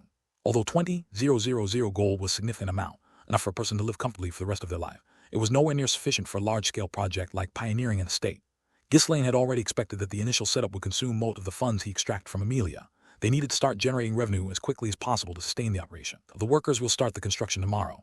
Young master, you need to stop this now. The remaining money would be better spent elsewhere. If you keep going, we won't be able to do anything. Once construction starts, the money will drain away quickly. No, we can't stop. The project is absolutely essential for the estate. From Belinda's perspective, no matter how she looked at it, it seemed impossible to develop the forest of beasts with the funds they had left. Seeing that Ghislaine had no intention of backing down, she eventually raised her voice in frustration. We've already spent over 10,000 gold just preparing people and supplies. No matter how you think about it, there's no way we can carry out the pioneering. At her words, Ghislaine's lips curled into a peculiar smile. It's fine. We're not going to pioneer the forest. What did you just say? Belinda felt dizzy. She had watched Ghislaine since he was young, but at some point he had become someone she could no longer understand.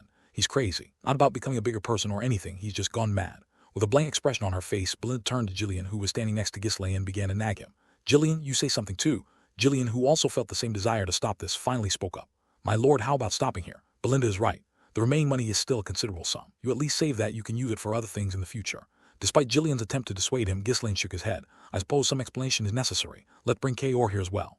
Once Kaor joined them, Ghislaine began to explain his thoughts. As you all know, we're nearly out of funds and haven't even started yet. At this rate, we won't last much longer, so I'm thinking we should focus on quickly generating some revenue. The three of them wore expressions of complete disbelief. Pioneering was about securing areas where no one had yet set foot. There was no way to know what might be found or how it could bring profit.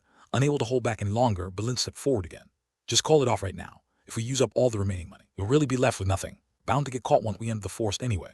We might even be kicked out of the estate.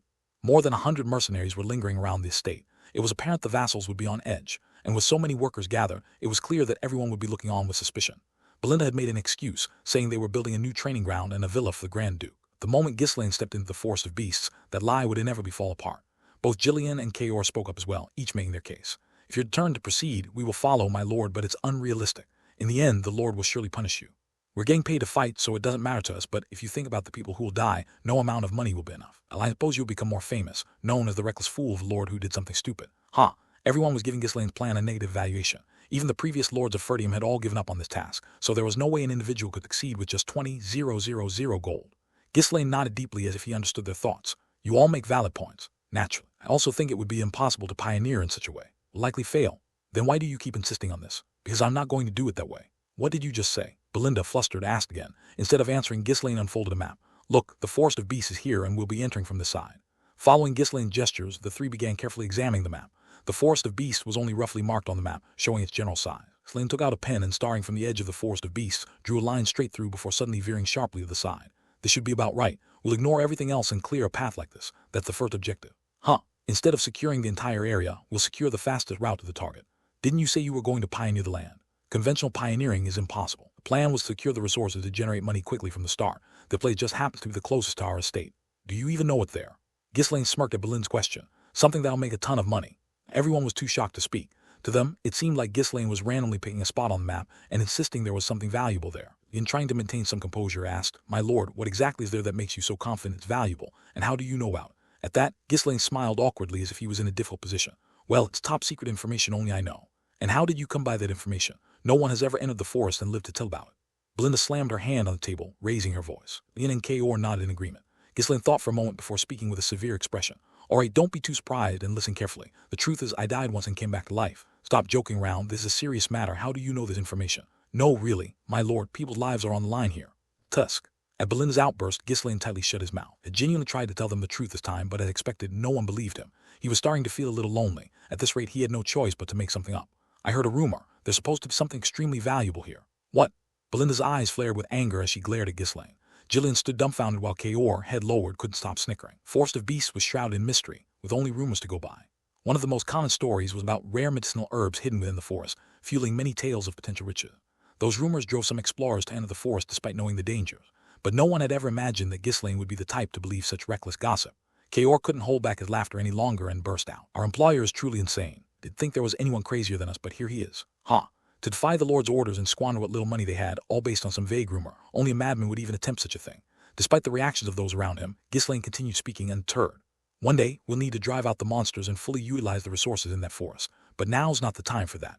Doing so would take too long. We need money right away, which is why we're going in to make it as quickly as possible. Belinda, barely managing to suppress her rising anger, trembled as she asked again. So, according to this rumor, there's something here, right? That's right. We'll first gather the most profitable resources here, then use the money to expand the territory further. It's a plan to make money work for us. Simple, right? Haha. Belinda had to resist the overwhelming urge to punch the bright smile off his face. Gillian could only sigh deeply with a grim expression. Kaor, on the other hand, didn't care much as long as he got paid and had some fun. Looking around at his bewildered subordinates, Ghislaine spoke firmly. You might not understand now, but this is something that has to be done. If any problems arise, I'll take full responsibility. Seeing the determined look in his eyes, both Belinda and Gillian found themselves unable to argue further. Trust me and follow my lead. If everyone does their best, we'll definitely succeed. Belinda, resigned and drained, muttered under her breath. I really hope this is your last rebellious phase. Not exactly at that age anymore. I don't know if those rumors are true, but since you've made up your mind, my lord, I'll do my best to assist you, Gillian said, his face showing resolve. Kaor, meanwhile, continued to chuckle. Watching the heir of the estate end up in prison could be amusing, but please make sure to settle my final payment before that happens. Everyone seemed to have half given up except for Ghislaine, who smiled inwardly. If everything goes according to plan, a massive fortune will come in. Ghislaine had targeted the location closest to the edge of the forest, which held the most easily liquidated resources. It wasn't some baseless rumor. This was information he had learned in his previous life, though he couldn't explain the source. The Delphine Duchy discovered the resource in my past life. After overthrowing the kingdom and establishing a new dynasty, the Delphine Duchy began a massive pioneering operation in the Forest of Beasts, using the former kingdom's full strength. Ghislaine bore a grudge against the Delphine Duchy and had also started investigating the forest. He wanted to know why they were investing so much effort into the forest and whether there was anything he could use to obstruct or harm them. Even the duchy didn't know about the resources at first. They must have entered the forest for a different purpose. Although he never uncovered that original purpose, he did manage to obtain a map and journal detailing the locations of critical resources within the forest. He had memorized the information in his previous life but couldn't use it. Now, he finally had the chance. Thanks for all the hard work collecting that information. I'll be sure to put it to good use. In his past life, the Delphine Duchy had amassed a great fortune by developing the forest. In this life, Ghislaine intended to claim those resources for himself. That wealth would provide the power he needed to thwart the conspiracies surrounding Ferdium. Well then, let's get started. At Ghislaine's words, everyone returned to their tasks. Gillian managed the mercenaries near the estate, conducting simple drills to keep them occupied and prevent them from interfering with each other. Belinda directed the workers, focusing on constructing the camp. Although they were preparing under Ghislaine's orders, none of them felt at ease. Linda in particular was so consumed by worry that she spent sleepless nights, her dark circles growing more pronounced beneath her eyes. If the rumors are true, who knows what kind of monsters will appear. If he dies in there, he'll be called an idiot even after death. The truth was, every time people criticized Ghislaine, it made her angry and broke her heart. To her, he was nothing but adorable, though others did seem to see it the same way. Hearing so many insults about him, she occasionally, just occasionally, wondered if she had failed to educate him as his tutor properly.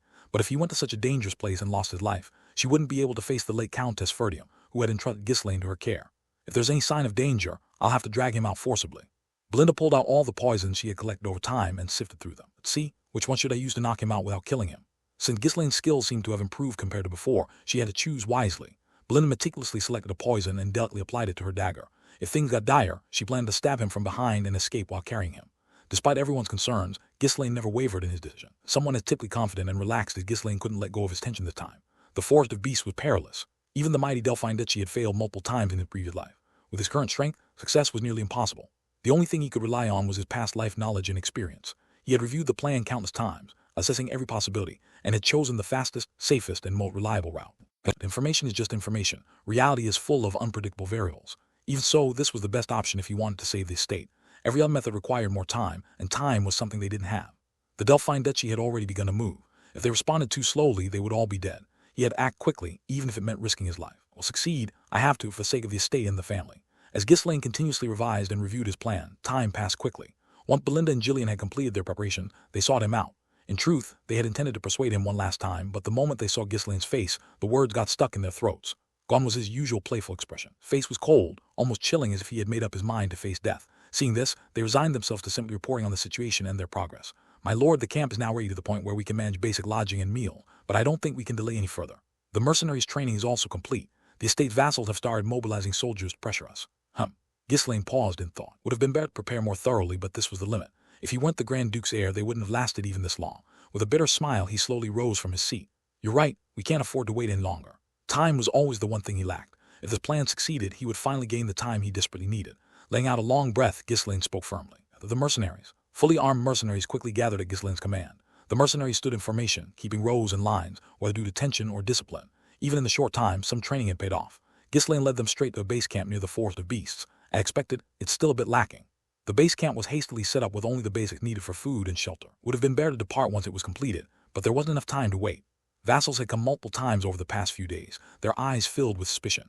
Each time, Ghislaine and Belinda barely managed to send them away with excuses. Still, rumors had begun to spread even among the laborers, making it difficult to hold out any longer. Anyway, while we're in the forest, the base camp construction will continue. Ghislaine surveyed the mercenary and shouted loudly. You've all heard the rumors, but the forest is dangerous. If you follow my orders, there will be fewer casualties. Do not act on your own and stay alert at all times.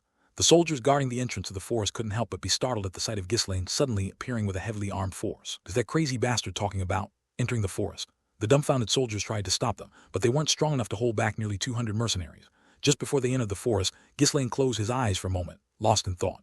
If this succeeds, all eyes will be on the place. There was no way the Delphine Duchy would sit idly by while Ferdium gained power. Even before the duchy could act, the surrounding lords would likely be lurking, waiting for an opportunity. In some ways, Ghislaine's actions were akin to inviting danger upon himself. But that doesn't mean I can stop.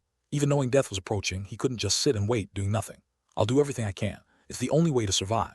With renewed determination, Ghislaine opened his eyes and raised his hand high. He was about to lead everyone into the forest. Someone shouted loudly and ran toward them. Young Lord Stain. Oh, Scavan. The person running toward them was Scavan, who was currently the head of the forest guard. After the orc hunt, he had fallen into a drunken stupor and was effectively demoted. Out of loyalty from their time in the orc hunt together, Ghislaine waited for him to catch his breath. Huff, young lord, are you seriously thinking of entering the forest?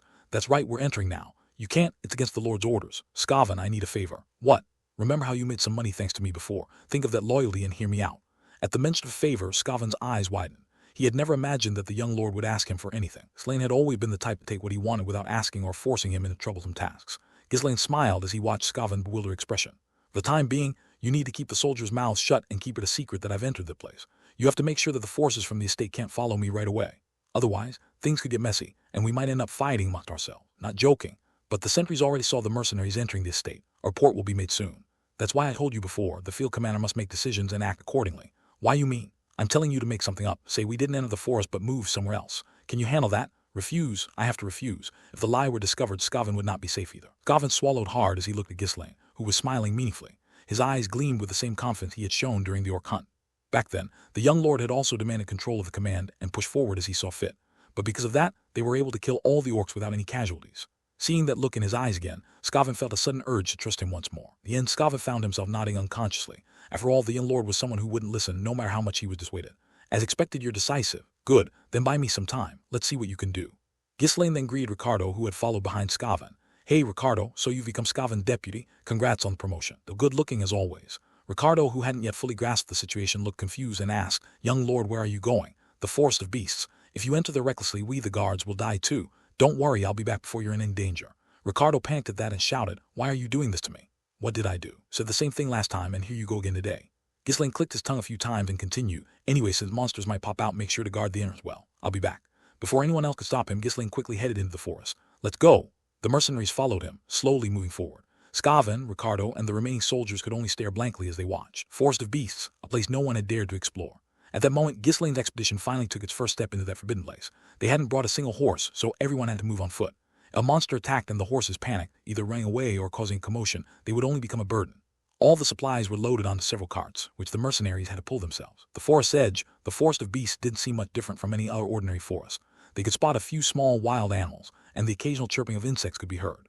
Some of the mercenaries even started wondering if the rumors had been exaggerated, and if there wasn't much to fear.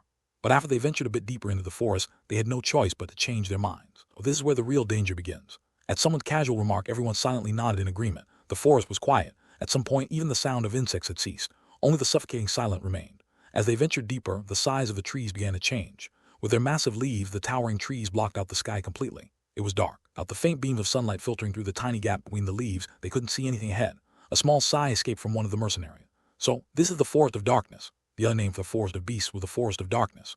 True to its name, the forest was steeped in heavy darkness. Despite it being midday, the thick fog that spread across the ground didn't disperse, adding to the eerie atmosphere. Cool air of the forest enveloped the group, flowing around them. Light the lamps, Ghislaine ordered. Several mercenaries lit their lamps in response. As they held the lamps, some began murmuring to each other. But why did we bring so many lamps? Just for show, I guess. Maybe he thinks torches are beneath him. Although lamps were far more convenient than torches, they weren't cheap. Yet Ghislaine had prepared hundreds of them. Boxes whose contents were unknown were also stacked nearby.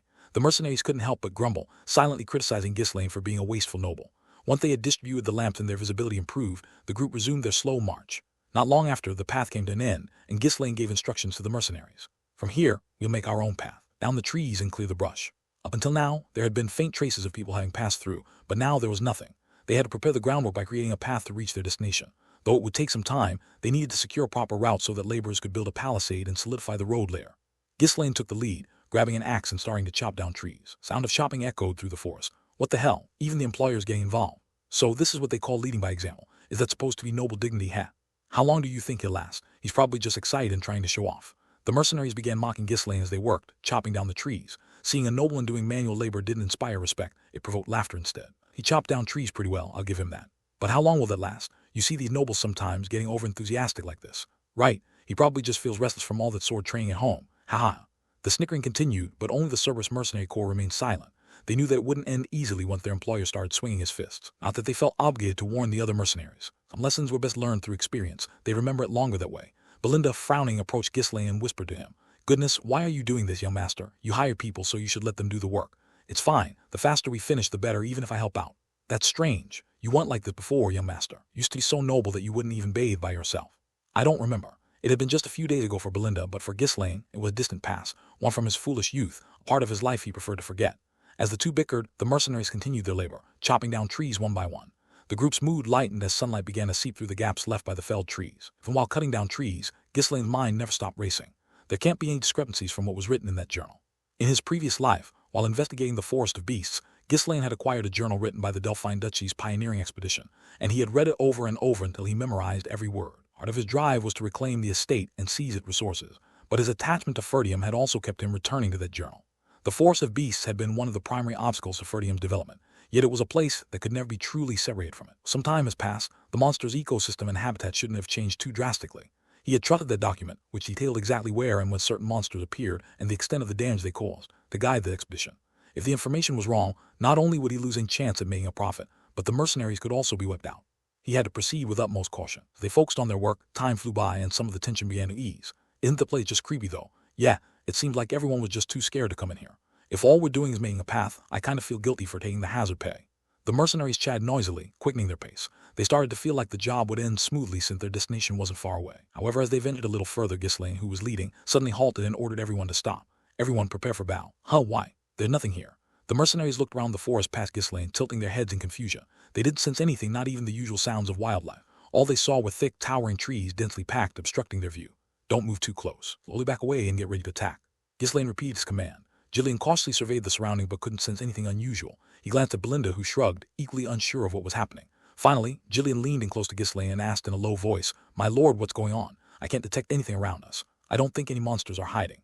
Gillian prided himself on his sharp awareness of his surrounding. He once easily detected the assassins from the wildcat smugglers. Yet Ghislaine shook his head. They aren't hiding. A line from the journal he had read in his previous life flashed through his mind. When we reached the area filled with trees entwined by thick vines, sure enough, the trees in front of them were all tightly wrapped in thick vines. Gillian asked again, but there's nothing here except for trees. What exactly are we supposed to be wary of? There was no trace of their presence. Even Count Balzac, the kingdom's greatest swordsman and a swordmaster, couldn't sense them. Ghislaine carefully observed the trees before him and replied, What is right in front of us? What do you mean by that? Before Ghislaine could answer Gillian's question, a few mercenaries laughed and pushed past them, stepping forward. Employer suddenly got scared, There's nothing out there. Why did we stop all of a sudden? Just leave things like this to us and take a rest. Isn't that why you hired us? They mocked Ghislaine as they swung their axes. There were always people in the group who couldn't be controlled. To them, Ghislaine was just a young, inexperienced rookie. In their eyes, all they needed was to know their destination, and they could handle the rest on their own. Constant instructions were laughable to them. In fact, the only ones who had actually prepared for battle based on Ghislaine's words were the Cerberus Mercenary Corps. The rest of the mercenaries stood idly, watching their employer make what they considered a fuss. Stop! At Ghislaine's cold command, the mercenaries who had been moving forward hesitated and stopped awkwardly. What's out there anyway? It doesn't seem as dangerous as the rumor. Let's lead the way already. It's not even that far, is it? Though the mercenaries grumbled, Ghislaine's expression remained stern as he continued speaking. Slowly come back here. If you stay there, you'll die. The mercenaries frowned, unable to understand what Ghislaine was talking about, but looking tense, Ghislaine did take his eyes off them, raising one hand. Prepare for battle, you idiots. If someone speaks, you should listen. At his harsh word, the mercenaries reluctantly readied their weapons. Though they weren't happy about it, they couldn't outright disobey their employer's orders. Ghislaine slowly lowered his stance, preparing to charge forward. The mercenaries standing in front of him snickered and shook their heads. They didn't understand his sudden behavior, but seeing how tense he was, they figured they'd at least pretend to follow along. Hey, let's go. Our employer sure scares easily. The mercenaries were laughing when Jillian and Belinda, who had been watching Ghislaine with doubtful eyes, suddenly stiffened and turned their heads. Kaor, too, cursed under his breath and drew his sword. We couldn't have predicted that it would move. We felt nothing as we entered deeper inside, unguarded. It was then that the mercenaries finally sensed something moving. Attacked us. The vines wrapped around the trees began to swirl like a vortex. In an instant, they shot toward the mercenaries ahead like lightning. At the same time, Ghislaine's body sprang forward. Just as the vine was about to strike one of the mercenaries, Ghislaine's sword flashed. Swish! The vine that had been aiming to grab the mercenary was sliced cleanly, oozing a sticky black liquid. What the hell? Most of the group couldn't react to the sudden attack. Were frozen in place, unable to understand what was happening, merely watching in shock. But Ghislaine, far from being startled, moved swiftly. Swish! A vine that had been flying toward a different mercenary was severed once again. However, dozens of vines were flying towards them, and Ghislaine couldn't fend them all off by himself. Several mercenaries, unable to dodge in time, were snatched by the vines and dragged away. Slaine grabbed the collars of the mercenaries he had just saved, hurling them back toward the rest of the group, and immediately charged toward the vine again. He needed to save those who had been captured, but the path was already blocked. Tusk, am I too late? Dozens of vines closed in from all sides, aiming at him. Ghislaine gripped his sword tightly and leaped into the air, spinning his body once. Slash. Vines that had been surrounding him were all severed in one swift motion. As the vine fragments fell to the ground, Ghislaine landed lightly and slid backward in a crescent arc. Young master, my lord. Belinda, Jillian, and Kaor quickly rushed to Ghislaine's side. Get yourselves together, form up. At Ghislaine's shout, the Days group snapped out of it, raising their weapons and swiftly assuming battle stances. Help me. The mercenaries who had been dragged off screamed and struggled desperately. While the group hesitated, unsure of what to do, the trees connected to the vine began to stir slightly. What the hell is happening? The bark of the massive trees split open, revealing something that resembled crushed mouths. Having captured a mercenary, each tree began to shove them into these gaping maws and chew. The horrifying sounds of bones crunching mixed with the mercenaries' screams echoing through the forest. The other mercenaries, terrified by the sight of their comrades being eaten alive, cried out in panic. The trees are moving. Are they Ents? As Ghislaine listened to the mercenaries' shocked voices, he shook his head internally. Ents were more like spirits or guardians of the forest, not monsters. Love peace, sometimes imparted ancient knowledge, and often protected the creatures of the wood. They would never be grotesque creatures that devour living beings whole. The trees, having swallowed the mercenary entirely, stirred again. Two small openings appeared above the grotesque, gaping mouths like cracks. Through those cracks, black eyes became visible. Seeing those malevolent eyes sent shivers down the spines of the mercenary. Those things were not Ents. Resembled Ents at first glance, but unlike Ents, these beings were sinister, ferocious, and disturbingly unpleasant. We gave them a name derived from the ancient tongue. As Ghislaine looked at the trees before him, he muttered that name. Durus Ents. Fortunately, Count Balzac played a crucial role in defeating them, but by then, most of our soldiers had already fallen to their ambush. We lost our advance party. We had no choice but to retreat to the outpost. Even the retaining kingdom, which had once attempted to conquer the forest of beasts by rallying all its strength in his previous life, had experienced failure due to the deadly ambush of the Durus Ents. These creatures are spread across the forest of beasts as if they are its guardians. In essence, they are the gatekeepers of the forest. You don't know about them, you're bound to fall victim to their trap. Recalling the description, a chilling smile crept onto Ghislaine's face. We've got a chance. No one could sense the presence of the monster, even though they were standing right in front of us for a simple reason. Until they moved, they were nothing more than trees, so that no one could have suspected anything. *QOOOO. Dozens of Durus Ents let out monstrous roars as they began to move. Branches intertwined with vines, descending like arms, while their roots, pulled from the ground, twisted together to form legs. Seeing this, the faces of the mercenaries were filled with tension. The trees are moving. That's not even an Ent. What the hell is that? Damn it, who would have noticed them just standing there? These creatures blended in with the forest, deceiving everyone by becoming one with the trees. Were monsters that preyed on ignorance, exploiting gaps in perception. Crya. The Durus Ents, having now taken a form capable of movement, roared furiously as they all glared at Ghislaine. Their usual tactic was to wait until their prey ventured deep enough into the forest. Then, when it was too late to escape, they would surround and attack, devouring their victims. Once the prey noticed them and refused to come closer, the creatures had no choice but to uproot themselves and move. Now that they were forced to exert unnecessary strength, all their fury was directed toward Ghislaine. Crya. Once again, the Durus Ents let out a piercing shriek. First row, raise your shields. Block their attacks with everything you've got. At Ghislaine's command, the mercenaries in the front line lifted their shields. For their expressions were far from calm. Are we seriously supposed to fight these giant things? These creatures were practically made of the same wood as the trees that made up the forest of beasts. Naturally, they were much larger than any monster that lived in the forest. As the mercenaries, intimidated by their massive size, hesitated, the Durus Ents shot out their vines. Thunk. Ugh. The mercenaries holding up their shields were either knocked down or shoved backward. The sheer strength of the Durus Ents matching their enormous size made it impossible for the mercenaries to hold their ground. The mercenaries in the back quickly fired their arrows. The arrows struck the Durus Ents' bodies but failed to penetrate their thick bark. What do we do? They're trees. Unless we chop them down entirely, it's useless. While the mercenaries were panicking, Ghislaine shouted once again, "Everyone, throw your lanterns. The weakness of trees is fire." Everyone knew it was common truth, but using it here was a dangerous gamble. "Young master, are you crazy? Let's just run away." "Sir, if the forest burned, we're done for." Belinda and Gillian shouted in horror. And if they managed to defeat the creatures with fire, it would all be for nothing if the forest caught ablaze. It would only bring a far greater danger. Having lost their habitat, the monsters would scatter in all directions, and the nearby Ferdium estate would be utterly destroyed. That was why the previous lords of Ferdium had abandoned any plans to burn the forest and turn it into farmland. But Ghislaine, unconcerned, threw a lantern and shouted, "It's fine. Lead the fire, throw them now. Archers in the back, prepare your fire arrows." Asterisk crash. Asterisk the lantern shattered against the body of a Durus Ent, spilling oil down its side. Seeing this, the mercenaries grabbed their lanterns and hurled them without hesitation. "Oh, screw it. Just throw them already. Who cares if the forest burns down?" Employer said to do it. Though they knew the forest couldn't be allowed to burn, their own lives came first, so they didn't hold back. Asterisk QO. Asterisk the Durus Ents let out a displeased roar, wildly swinging the vines attached to their arms. But the mercenaries in the front, with all their strength, held their shields up and endured. Realizing that their vine attacks were ineffective, the Durus Ents began to slowly lumber toward the group, their intention to crush the mercenaries evident. "Fire!" Ghislaine shouted. Flaming arrows shot out toward the Durus Ents, surrounding them on all sides. Asterisk QUO. Asterisk in an instant, the oil-soaked bodies of the Durus Ents were engulfed in flames. They halted their advance, stumbling in agony as they were consumed by fire. The flames spread, everything began to be swallowed by the inferno. The Durus Ents that were further back rushed through the flames, but more lanterns and fire arrows were thrown at them, igniting them as well. Asterisk QO. Asterisk the mercenaries swallowed hard as they watched the Durus Ents scream in agony. Are we just going to burn them all and run? I'm getting out of this state for sure. If this forest burns down, it'll be crawling with monsters. The place is done for. Our employer is out of his mind. Wait, something wrong. Asterisk chi. Asterisk as the Durus Ents writhed in pain, thick steam began to rise from their bodies. Though the fire's going out, what? Fire doesn't work on them. The flames were being drawn into the creature and gradually extinguishing. The steam filled the area as the fire died down, obscuring their vision. But soon even the smoke dispersed. Asterisk gulp. Asterisk the mercenary tense, swallowed dryly. Then when the Durus Ents reappeared, they were horrified. What is that? The creature's bark had burned away or fallen off, revealing their inner flesh. The sight was grotesque beyond imagination. Their entire bodies were now black, and their soft, slick inner flesh looked as if it were made of smooth, moist pudding. Eyes were hollowed into their bodies, and the sharp teeth visible in their mouths, combined with their slick black skin, created a repulsive sight. Asterisk chi. Asterisk even more surprising was how they casually stepped on and touched the remaining ember on the ground. As soon as the flame touched their black skin, they were snuffed out as if the fire was swallowed up and extinguished. Though the fire just, the mercenaries recoiled in terror. Already formidable, the monsters had now transformed into creatures impervious to fire. All right, they're not just ordinary trees. The mercenaries finally understood what they were truly up against. They looked like trees, but they weren't entirely trees. While their outer layer was tough like bark, allowing them to move around and hunt prey inside, they were living organisms that could devour and crush anything in their path. Asterisk their outer layer is no different from hard bark. That's why they're vulnerable to fire, but the soldiers' weapons wouldn't have worked on them. Their inner layer, however, is different. It can resist fire magic as strong as a four-circle spell. Asterisk. This place is crazy. We never should have come here.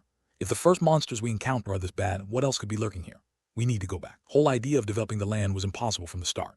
The mercenaries, terrified, lost their will to fight. In contrast, Ghislaine, recalling something, grinned confidently. Their flesh looked nice and tender.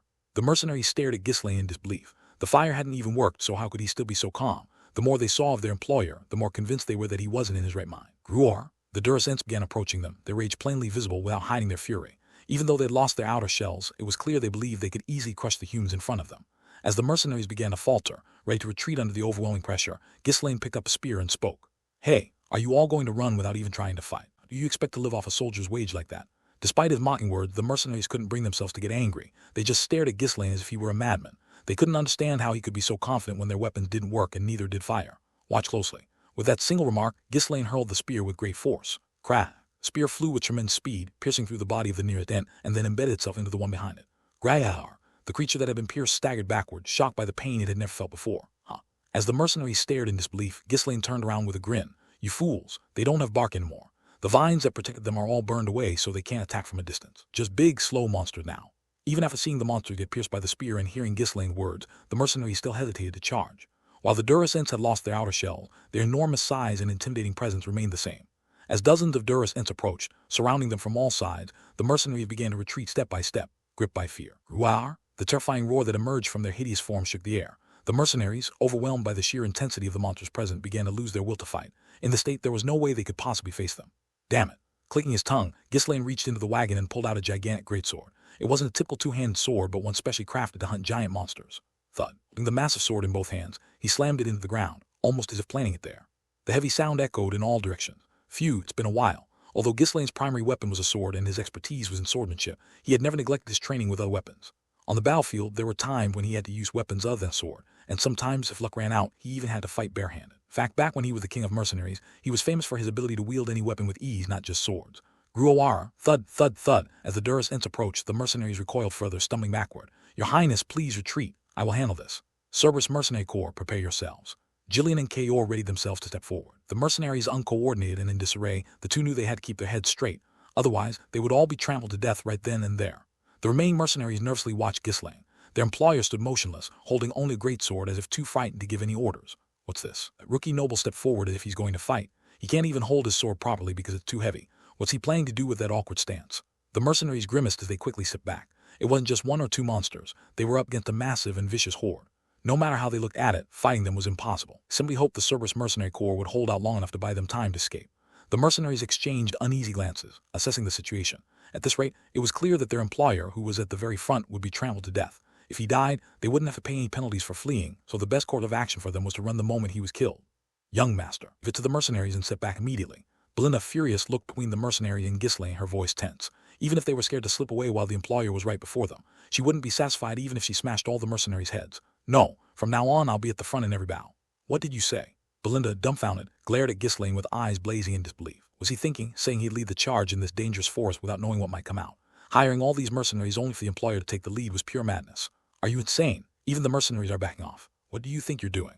Both Jillian and Kayor, who had been preparing for battle, also frowned. They would have been more at ease if Ghislaine withdrew, but since he was at the front, it was honestly frustrating. Ghislaine was quite skilled, but this was actual combat. It was nothing but an uncomfortable situation for those who had to protect him. However, Ghislaine, unfazed by their looks, smiled. Let's begin. Inside him, one of his core began to spin fiercely, emitting mana. Young master, stop it. Young lord, fall back. Sensing the mana's movement, Belinda and Jillian tried to stop Ghislaine, but they were a step too late. Ghislaine sliced through the air and dashed forward. Kuwo. Right after that, a monstrous howl echoed as the body of the Duras Ent at the front was split in two. Thud. The massive form of the Duras Ent collapsed to the ground, its body cleaved apart. Kuwo. Shocked by Ghislaine's sudden attack, the rest of the Duras Ents froze in place. With an exhale, red smoke began to seep from Ghislaine's mouth. It was proof that his core was spinning at full speed. Few of the Duras Ents charged at Ghislaine. As one of the thick branches swung toward him, Ghislaine blocked it with the flat of his greatsword, but the impact pushed him back. But as if he had anticipated, he swiftly spun his body and slashed at the nearby Duras Ent. Crunch! The greatsword Ghislaine swung bit halfway into the Duras Ent's torso before stopping. Even without the tree bark, it wasn't the kind of thickness that could be sliced through in one strike. Chimph! Rip. Ghislaine, unfazed, applied more force, pushing the blade further into the monster. With a grinding sound, the enormous body began to split once more. Kreha! The Duras Ent let out a pain scream before its body was completely severed, collapsing to the ground. The surrounding Duras Ents, in rage, launched a barrage of wild attacks at Ghislaine. He deftly dodged their strikes, locking others with his greatsword, while steadily continuing his assault. The monster was cleaved in half by his sword, falling to the ground. One strike, one monster. One by one, the Duras Ents were felled, unable to withstand Ghislaine's blade. Ugh! Of course, Ghislaine wasn't unscathed. The Duras Ents, with their massive frames, also had tremendous strength. Just blocking their attacks was enough to shake him to his core. But the more Ghislaine withstood their strikes, the more he felt his nerves and senses come alive, surging with energy. It's been a while since I felt this. Since his battle with Frank, he hadn't had many opportunities to use his full strength. He had been preoccupied with making plans and gathering funds, following the more extensive course of events he remembered. But right now, at this very moment, he could focus purely on battle. Kreha! The Duras Ent collapsed as his body was sliced apart.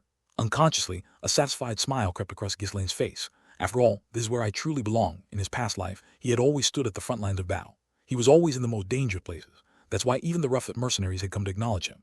He didn't mind using his brain when necessary, but it was clear that the kind of work suited him best. What the? Seeing Ghislaine wreak havoc for the first time in a while, Belinda stood frozen in shock, swallowing nervously. She had intended to chase after him and pull him back, but found herself completely mesmerized. For an ordinary knight, it was impossible to fell such massive monsters in a single blow. No matter how skilled one was, it was an insurmountable task without the necessary mana and physical strength. What Belinda knew, Ghislaine did possess that much mana. After all, there was a limit to how much mana one could accumulate at his age. No matter how talented, time was a constraint that applied equally to everyone. Did he somehow steal some kind of miracle drug? In truth, Ghislaine had only activated a single core. The amount of mana available from just one core wasn't vast, but his ability to concentrate and manage mana was unparalleled. And with a small mana reserve, he could unleash bursts of immense power at critical moments. However, for those unaware of his secret, all they could do was watch in shock at his overwhelming display. How does the young lord have such strength? He's not just skilled in swordsmanship. Jillian and Kayor were stunned, unable even to consider joining the battle as they watched Ghislaine in awe. It was the first time they had seen him fighting seriously while using mana. Had always known his swordsmanship was impressive, but they hadn't expected him to wield such powerful mana in actual combat. Even the mercenary, who had been quietly retreating, stopped in their tracks, astonished, now watching Ghislaine in fascination. Was our employer always this strong? Didn't they say he was just a spoiled brat? How could someone that age have such skill?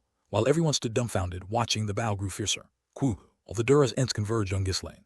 With him swinging his greatsword wildly and smashing everything around him, they had no choice but to focus solely on him. I'll have to activate the second core. Even Ghislaine couldn't easily overcome the sheer size difference between him and the monsters.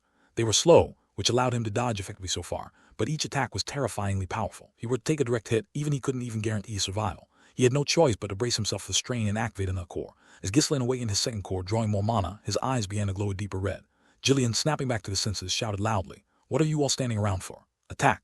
Jillian charged forward like a raging boar, his axe raised. Crack. Axe cleaved into the body of a Duras Ent that had been attacking Ghislaine. With Jillian's intervention, Ghislaine exhaled deeply, cooling down his second core. Thanks to Jillian, who was now hacking away with his axe, Ghislaine had a bit more breathing room to maneuver. Damn it! Cerberus Mercenary core charge. With Kaor joining in, Ghislaine's movements became even more fluid. The Cerberus Mercenary Corps swarmed in, plunging their weapons into the monsters. The Cerberus Mercenary Corps were warriors who thrived on life-or-death combat. Far from being intimidated by the Duras Ents, they fiercely attacked, sticking close to the monsters and landing blow after blow. Get in there. Let's tear these bastards apart. Quoo! The battle turned into complete chaos. Many mercenaries, though still swallowing nervously, began to inch forward. Why aren't they calling us in? Does he think he can kill them all by himself? The mad dogs jumped in, but still, the mercenaries couldn't make sense of the situation. Their employer hadn't given them a single order. He was just fighting silently at the front all by himself. Did that mean he didn't need them? Why had he hired them if he was going to fight alone? Thing was certain. Watching Ghislaine fight made their blood boil. I've got to fight too. An older mercenary known as Torin grabbed his weapon and rushed in. I'm coming too.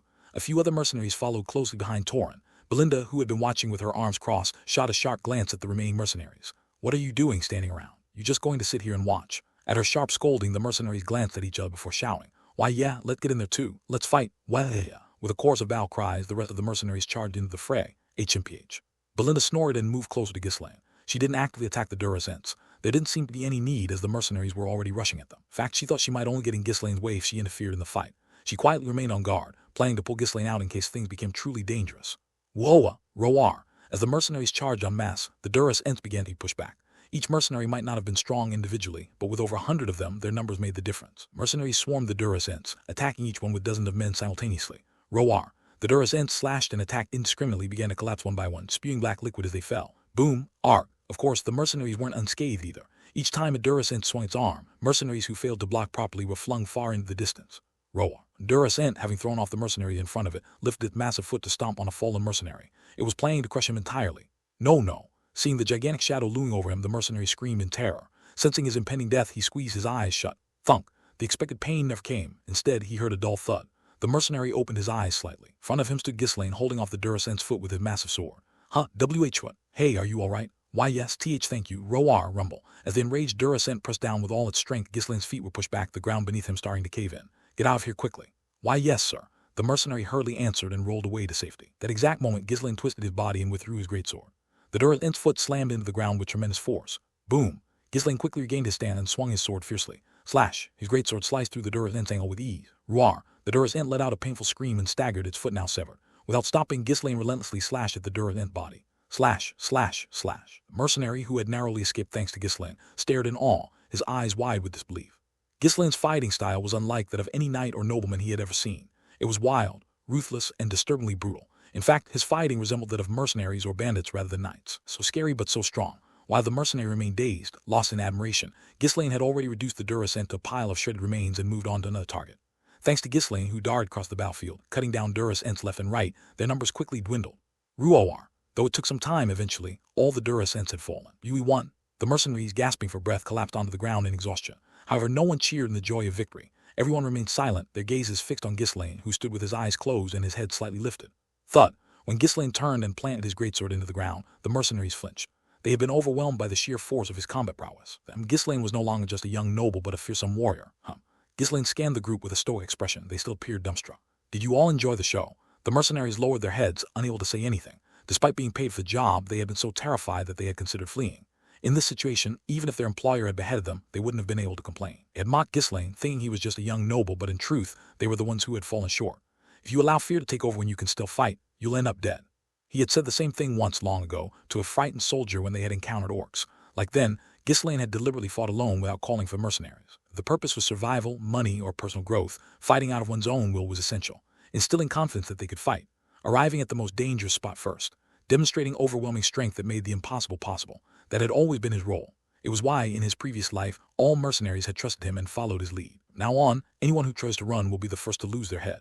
The cold expression and the terrifying look in his eyes made the mercenaries unconsciously nod in agreement. In the suffocating atmosphere, Ghislaine continued speaking. I can't guarantee that everyone will make it out alive, but I will save as many as possible. The mercenaries nodded again. I will always stand at the front. At these words, Belinda frowned, but the mercenaries stood rigid, their eyes fixed on Ghislaine. Follow me with all your strength. As soon as Ghislaine finished speaking, the mercenaries, now with a determined expression, picked up their weapons and stood. Belinda was a little surprised watching Ghislaine take control of the mercenaries. Atmosphere complete changed all of a sudden. Recently, Ghislaine had been acting relaxed and playful. It was much better than his irritable attitude from before, but he had never displayed the weighty demeanor common among other nobles. Maybe it's the forest of beasts that's making him tense. He feels a bit different, though. Ghislaine's words utterly froze the mercenaries. His performance in the battle had earned their unwavering attention. It was surprising that they were shocked. The man they had dismissed as a mere boy had suddenly taken command of the situation. Yet Ghislaine, as if he hadn't just been so severe, was now moving around, helping with the mercenaries' treatment and patting their shoulders, cracking jokes. I really can't figure him out. Does he have multiple personalities or something? Having seen him for so long, even Belinda found it impossible to define who Ghislaine was now. It changed so suddenly one day. After treating the wounded and briefly resting, the group resumed their work. The only difference was that the mercenaries, who had been careful at first, were now moving swiftly and efficiently. Collect some of their inner bark as needed. Why? Why are we taking that stuff? The mercenaries hesitated, unable to grasp Ghislaine's intention. Why were they collecting the flesh of a monster? Use it to make fire-resistant clothing or firefighting gear, Ghislaine explained. Hearing his reasoning, the mercenaries nodded in understanding, some even laying out murmurs of admiration. Aha, that makes sense. It blocked the heat pretty well and put out flames quickly. Yeah, if we use it correctly, it could be useful. The mercenaries realized that the material was indeed effective at extinguishing or resisting fire. Something to block heat during a blaze would prove useful. As Ghislaine watched the mercenaries diligently strip the inner bark, a satisfied smile appeared on his face. This will be quite useful. According to records from his previous life, the hide of a Duracent could withstand up to a fourth circle fire spell. Depending on how it was used, the material could yield tremendous results. Ghislaine already had plans for how he would utilize it. Don't need to take it all. We can come back later and gather more. Since no one else ventured into the place, they could return for it after clearing the path. After gathering a decent amount of the inner bar, the mercenaries piled up the Duracent corpses in one spot and resumed clearing the path. On that first day, nothing else of note occurred. But starting from the second day, the monsters began attacking constantly. The third day, the mercenaries fully realized that this forest was far more of a nightmare than they had imagined. Damn it, the place is insane. What kind of forest has an endless supply of monsters? We don't even have time to rest. The mercenaries were utterly fed up with the never-ending onslaught of monsters. From the start, they knew they would have to fight monsters upon entering the forest of beasts. They had expected that to be within what they considered reasonable. I had no idea it would be like this, one of the mercenaries muttered, and the others nearby nodded in agreement. The monsters living in this forest were far larger and stronger than the ones outside. The kind of monster that 6 or so mercenaries could normally take down outside required many times that number here. Not only were the monsters in the forest of beasts stronger, but they also had grotesque and bizarre appearances that left even seasoned mercenaries unsettled. There were all kinds of outlandish creatures, to the point where a giant man-eating plant seemed almost cute by comparison. The biggest problem, however, was that the attacks seemed to have no end. I just wanted to get some proper sleep. For 3 days, the mercenaries hadn't been able to sleep properly. This was because the monsters attacked at all hours, day and night. Heh, and this is just the outskirts. What the hell lies deeper inside? One mercenary let out a bitter laugh as he muttered to himself. Though 3 days had passed, they had barely covered any distance. Clearing the path took a long time, and the relentless battles with the monsters kept them constantly delayed. Just the outer edges of the forest were this bad, they couldn't even begin to imagine what kind of terrifying creatures lived deep within. The mercenaries finally understood why no one had ever attempted to clear this forest before. It wasn't something a single estate could handle. It would require the involvement of an entire nation. Still, thanks to our employer tearing through the monsters, the damage hasn't been too bad. Right, like he's not even afraid. How is he even able to do that? The mercenaries had no choice but to endure, no matter how exhausted or frightened they were, all because of Ghislaine. Just as he had declared, he always stood at the forefront of the battle. Belinda and Gillian tried to stop him several times, but he never listened. Since he was always at the front, it was only natural that the risk he faced was the greatest. Ghislaine dashed forward whenever a monster appeared, minimizing the damage to the mercenaries. Sometimes the employer is scarier than the monsters. When he fights, he's like a complete demon. Even so, thanks to him, countless lives have been saved. Without him, we'd all be dead by now. As time passed, the mercenaries genuinely began to be moved by Ghislaine. We really will make it out of here alive. It seems like all we need to do is follow the employer. Even though each had different thoughts, they all agreed that Ghislaine was doing his absolute best in the fight. That was the driving force that kept the mercenaries going. Ruor. Aha, save me. Monsters like the Duracent, whose habitat were documented, could be prepared for, minimizing the damage. But Ghislaine couldn't always block every danger. His forest was teeming with monsters. Some wandered without fixed habitats, or those that moved around for various reasons. Such monsters would suddenly appear from the sides or even from behind, not just from the front. Hold on, I'll be there. In moments like those, Ghislaine would run faster than anyone else to save the mercenary. Before long, his body was covered in wounds, fought ahead of everyone and never held back, so it was only a matter of time before that happened. Young lord, let the mercenaries handle it. Stop stepping in like this. Have you gone mad? Why are you doing this? Belinda couldn't understand at all. No employer fight like this, putting themselves in harm's way. Even in war, commanders keep themselves safe as much as possible. The leader of a group must survive for the rest of the group to survive as well. Ghislaine was recklessly pushing himself to the extreme. Every time Belinda saw him like that, her heart would sink with fear. Does he not care about his own body? She had seen enough of Ghislaine's skill. He was good, to the point where it was worth acknowledging. When monsters appeared, he always found the best way to deal with them and gave out precise orders. Judgment and command were at an incredible level, but his frantic way of fighting overshadowed everything else. As Belinda's concerns grew, the mercenaries' dependence on Ghislaine deepened. Once again, the employer saved us. It's safer to stay close to the employer. What kind of noble is like this? He was a charge leader in a past life or something. Yeah, a charge leader suits him perfectly. A separate charge unit is often formed in large mercenary corps to take on the most dangerous tasks. What Ghislaine had been doing so far was no different from leading such a charge unit. In his past life, Ghislaine had primarily served in charge units, so the mercenaries' words weren't wrong. Mercenaries couldn't help but feel a strange emotion whenever they saw him rampaging among the monsters. At first, it was just awe, but as time passed, a growing sense of trust in Ghislaine began to take root. The employer is doing all this for us. Everyone nodded at someone's passing remark. Mercenaries were treated as one of the lowest professions. The notion that they were despicable people who sold their lives for money was deeply ingrained. For Ghislaine showed no sign of looking down on the mercenaries. He always put his body on the line for them and was even more easygoing and bold than the mercenaries themselves. Because of that, the mercenaries were gradually drawn to Ghislaine. Of course, not everyone felt the same. Some had lost their fighting spirit entirely due to the relentless battles and powerful monsters. One such individual was Manus, a mercenary with a face like a sneaky rat. As cleverly began stirring up the others. This is beyond what any individual can handle. We're wasting our time with this.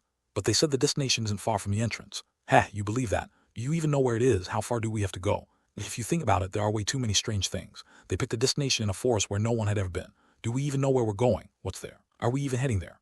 Shem, I hadn't thought about it like that. Damn it, our employer must be insane. Not just the kind of guy who stays lost in his delusions. No, he's a bold lunatic who actually acts on them. In the end, we're all going to die. No one could argue against Man's words. There were indeed cases where lords or nobles, lost in their fantasies, led people into bizarre situations. A moment of silence passed, and the mood grew heavy. And an older mercenary who had been listening quietly frowned. If it weren't for our employer, we'd all be dead already. Stop spreading unnecessary fear. No, I just can't help but feel uneasy. Do you think it's common to meet an employer like this? Our employer is fighting at the front lines, trying harder than anyone else to keep us alive. Usually, nobles gave commands to mercenaries but never led the charge. More dangerous the task, the more they stayed back. Mercenaries were hired as shields, not to achieve something together. Even mercenaries accepted that as the norm. But Ghislaine was different. He continued to show that he genuinely wanted to save as many people as possible. Already moved by this, Torin growled at Manus, who was trying to stir up trouble. If it weren't for our employer, we'd all be dead by now. It's not just delusion. He's got the skills to back it up. Just need to trust and follow him. Mance couldn't argue with Torin's words. The other mercenaries nodded in agreement. That's right, he's not using us as meat shield. It's clear our employer isn't like other nobles. And how about his leadership? He's incredibly skilled. This isn't his first time leading for sure. With an employer like him, we can trust him. Still, fighting monsters hand-to-hand meant injuries and deaths were inevitable. And it's reminding them of that fact grumbled. How long do you think that's going to last? Sure, it's fine for now, but if we keep going like this, we'll all die in the end. No matter how impressive his abilities were, what did it matter? If they kept fighting without rest, everyone would eventually collapse from exhaustion.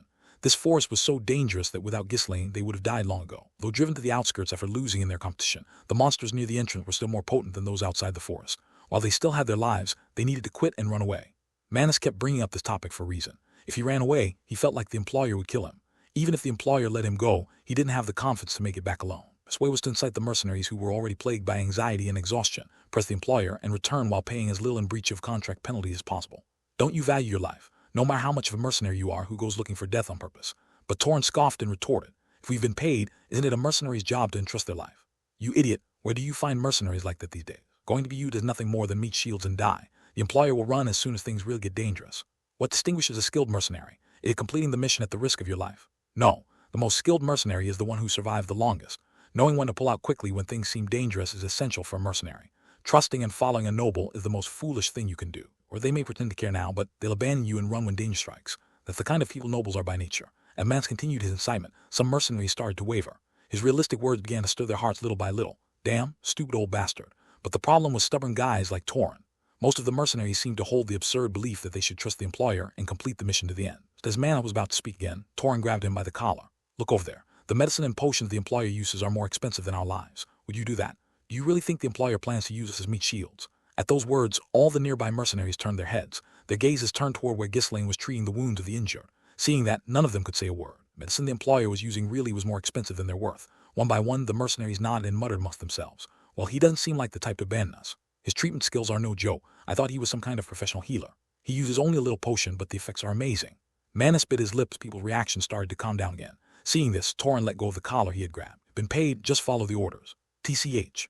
Torin glanced at Manus, who spat on the ground and returned to his seat, silently watching Ghislaine. At first, he too thought about going back. However, he slowly started to be drawn to the employer, who was so different from the ones he had worked with before. He had met plenty of brave, commanding, and intelligent noble. This was the first time he'd encountered a noble who didn't treat mercenaries like disposable tools but as human beings. It was also the first time he'd seen a noble who fought at the front lines without regard for his safety. Torin wasn't being moved by money anymore. Ghislaine was inspiring him as a person. I really might die, but still, I want to see how this ends a little longer. It wasn't that he wasn't afraid of death. Just like Mance said, they could really die. And so, even if it meant death, he wanted to go together and see how things ended. Maybe it was a foolish decision, but could you still call yourself a mercenary if, after being paid to save your life, you ran away because you didn't want to die? That was Torin's last belief in conscience as a mercenary. By the way, our employer sure has a lot of money. His estate was poor, so how did he manage to get such expensive medicine? As Torin mentioned, Ghislaine had been using rare medicines and potions without hesitation, so much so that even Belinda was constantly nagging him. Goodness, young lord, how could you use such precious medicines and potions so recklessly? You should save them for when you're injured. You're driving me mad.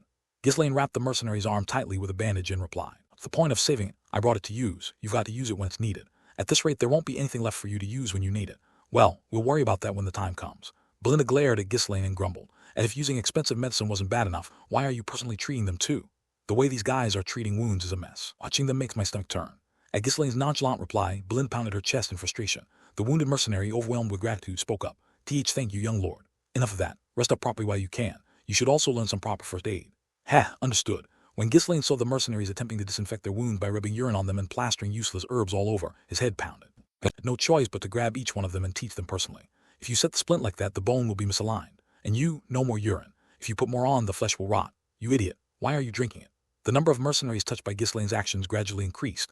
Other employers usually abandoned or left severely wounded mercenaries to die. Saving them would cost money and be a hassle after all. They narrowed her eyes and observed Ghislaine as he bustled about, tending to the mercenaries. How does the young lord know how to do all that? He's never been the type to care about those around him. Could it really be that dark sorcerer possessed him? While she was off worrying about such useless things, the group slowly pressed forward. They came across a small lake on the 5th day of fighting and moving. Water. It's so cool. The moment they spied the water, the mercenaries rushed forward to quench their thirst. They had water with them, but it was lukewarm, and the longer they carried it, the more the water skins began to stink, making it less than ideal to drink. The ice-cold water from the lake instantly relieved their pent-up thirst. Even Ghislaine, who usually limited the mercenaries' movements, didn't stop them this time. He looked around, lost in thought. Route I've mapped out is relatively accurate. The path the kingdom's subjugation forces had taken in his previous life differed from the one he was currently following. Naturally, the monsters they encountered weren't recorded in the same order as the ones his group was now facing.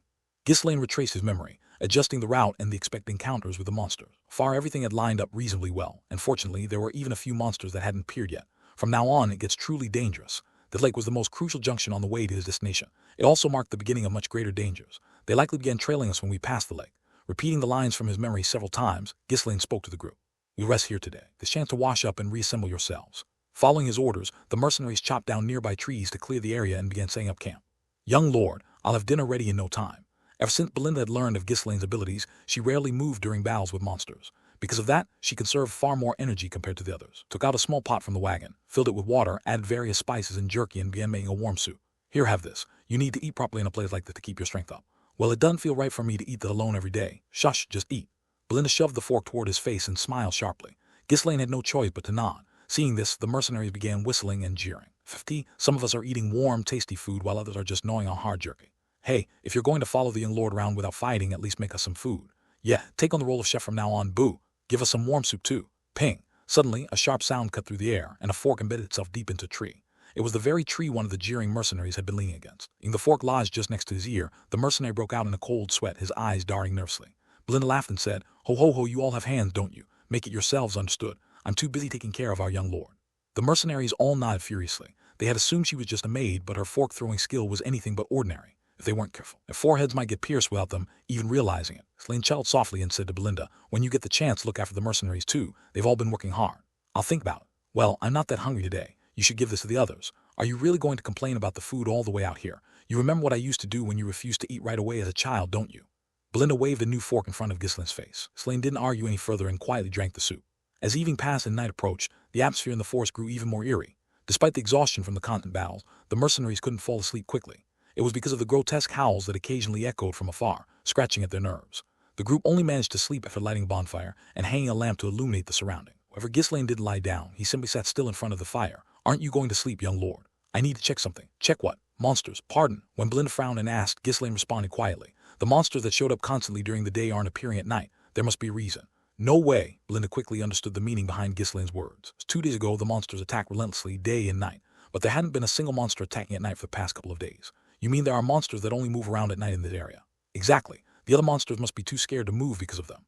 Hearing their conversation, the mercenaries nearby swallowed hard. If it had been the first day, they would have laughed, dismissing him as a naive noble. For over the past 5 days, the abilities Ghislaine had shown were anything but ordinary. His words carried a persuasive weight. Weang. As time passed and darkness completely swallowed the surroundings, a foreboding wind began to howl. When Ghislaine stood up from his seat, Jillian, Kaor, and Belinda also rose with grim expression. They were watching us from within the darkness. "Young lord." At Jillian's call, Ghislaine nodded. Something was nearby. With keen senses could feel the suffocating gazes bearing down on them. Several mercenaries, looking uneasy, also stood up and surveyed their surroundings. Beyond the range of the lamp's light, nothing was visible, yet they all knew something was lurking in the darkness. Threads of mana stretched out from Ghislaine, spreading in all directions. After confirming the number of watchers surrounding them, Ghislaine furrowed his brows. "This is unexpected. Their number was about 200. They followed us persistently until we were utterly exhausted. Furious, Count Baltic chased them off alone but only managed to kill around 10. The number Ghislaine sensed exceeded 300. It couldn't be helped that the information didn't perfectly match, given the difference in time. Everyone stay still." The mercenaries, gripping their weapons, anxiously scanned their surroundings. Whip.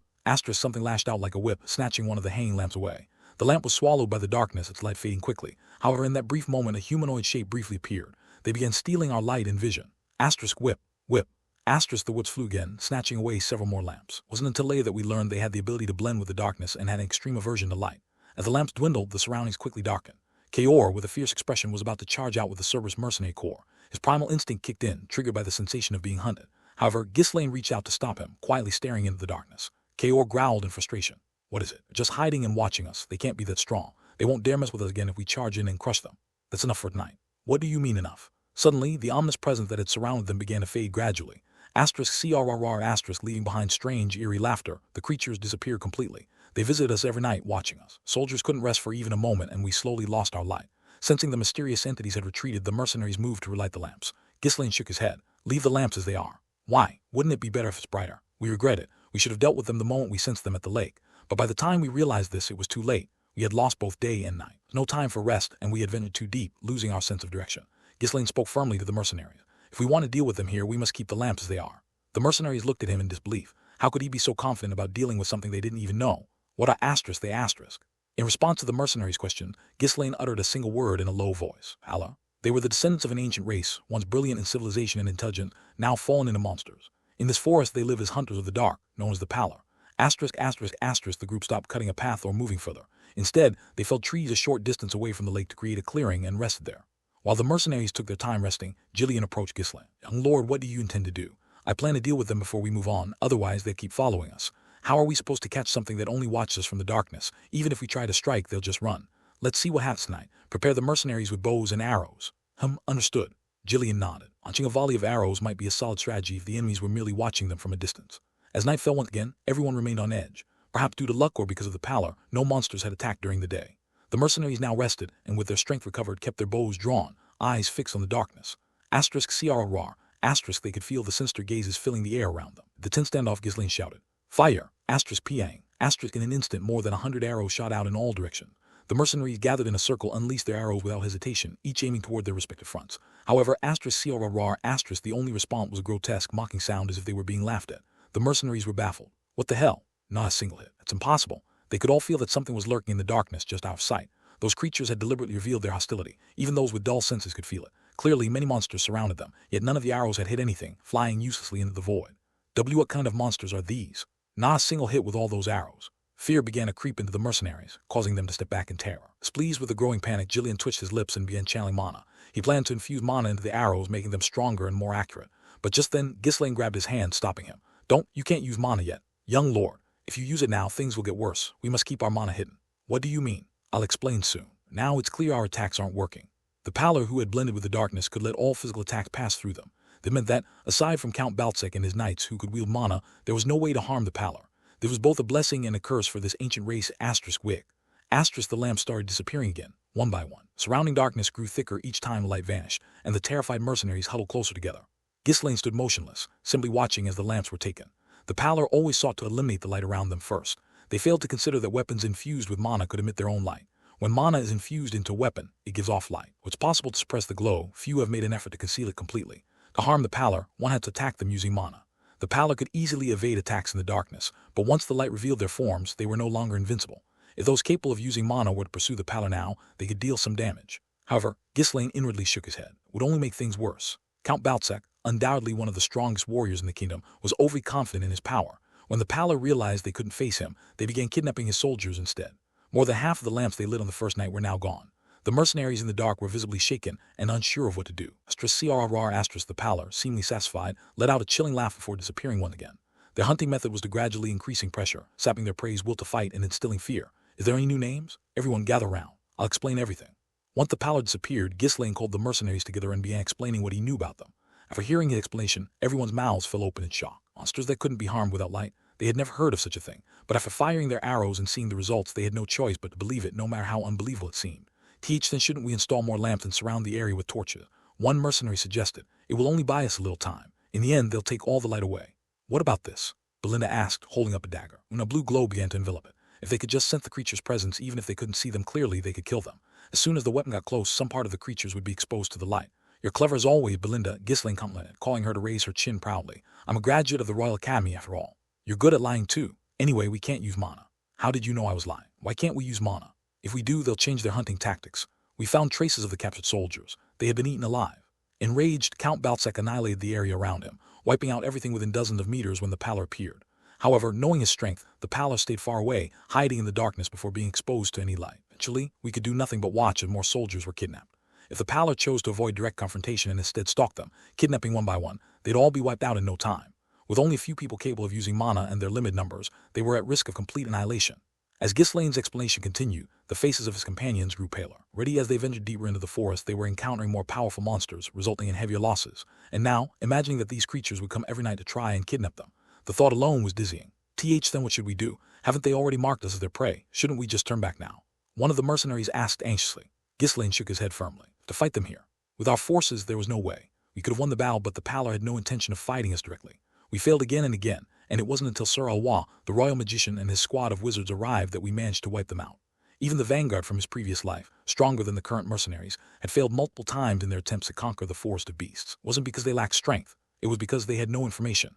And the fact that the pallor were unusually intelligent for monsters made things even more complicated. But Ghislaine was different from them. I'll kill them all before they realize what's happening. He had all the information he needed, and he was thoroughly prepared. Everything was going just as he had planned. It was fundamental in battle to choose an advantageous battlefield rather than being dragged into one. I'll tell you how we'll fight. As Ghislaine's explanation continued, the expressions on the mercenaries' faces changed by the second. Some still seemed uneasy, but most looked impressed. This young employer had already made preparations for a situation like this. Amazing. How did you know to prepare in advance? I'll trust you, young lord. The mercenaries reignited their fighting spirit. The belief that they could indeed win the battle if they followed his plan started to blossom again. Get plenty of rest during the day. Once the battle starts, it'll be a long night. Following Ghislaine's orders, the mercenaries quietly rested during the day, replenishing their energy. As night fell, the pallors came again and started taking the lamps. The mercenaries no longer reacted and simply bowed their heads as if frightened. Before long, only few lamps remained.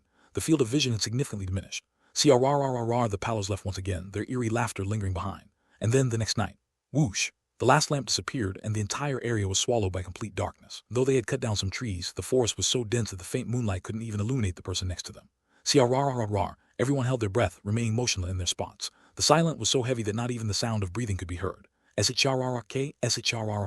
Finally, the pallors began to approach. With all light gone, the pallors had nothing to fear. Hundreds of pallors surrounded them. The mercenaries began to sweat coldly. A primal fear surged within them as they felt the presence of something invisible standing before them.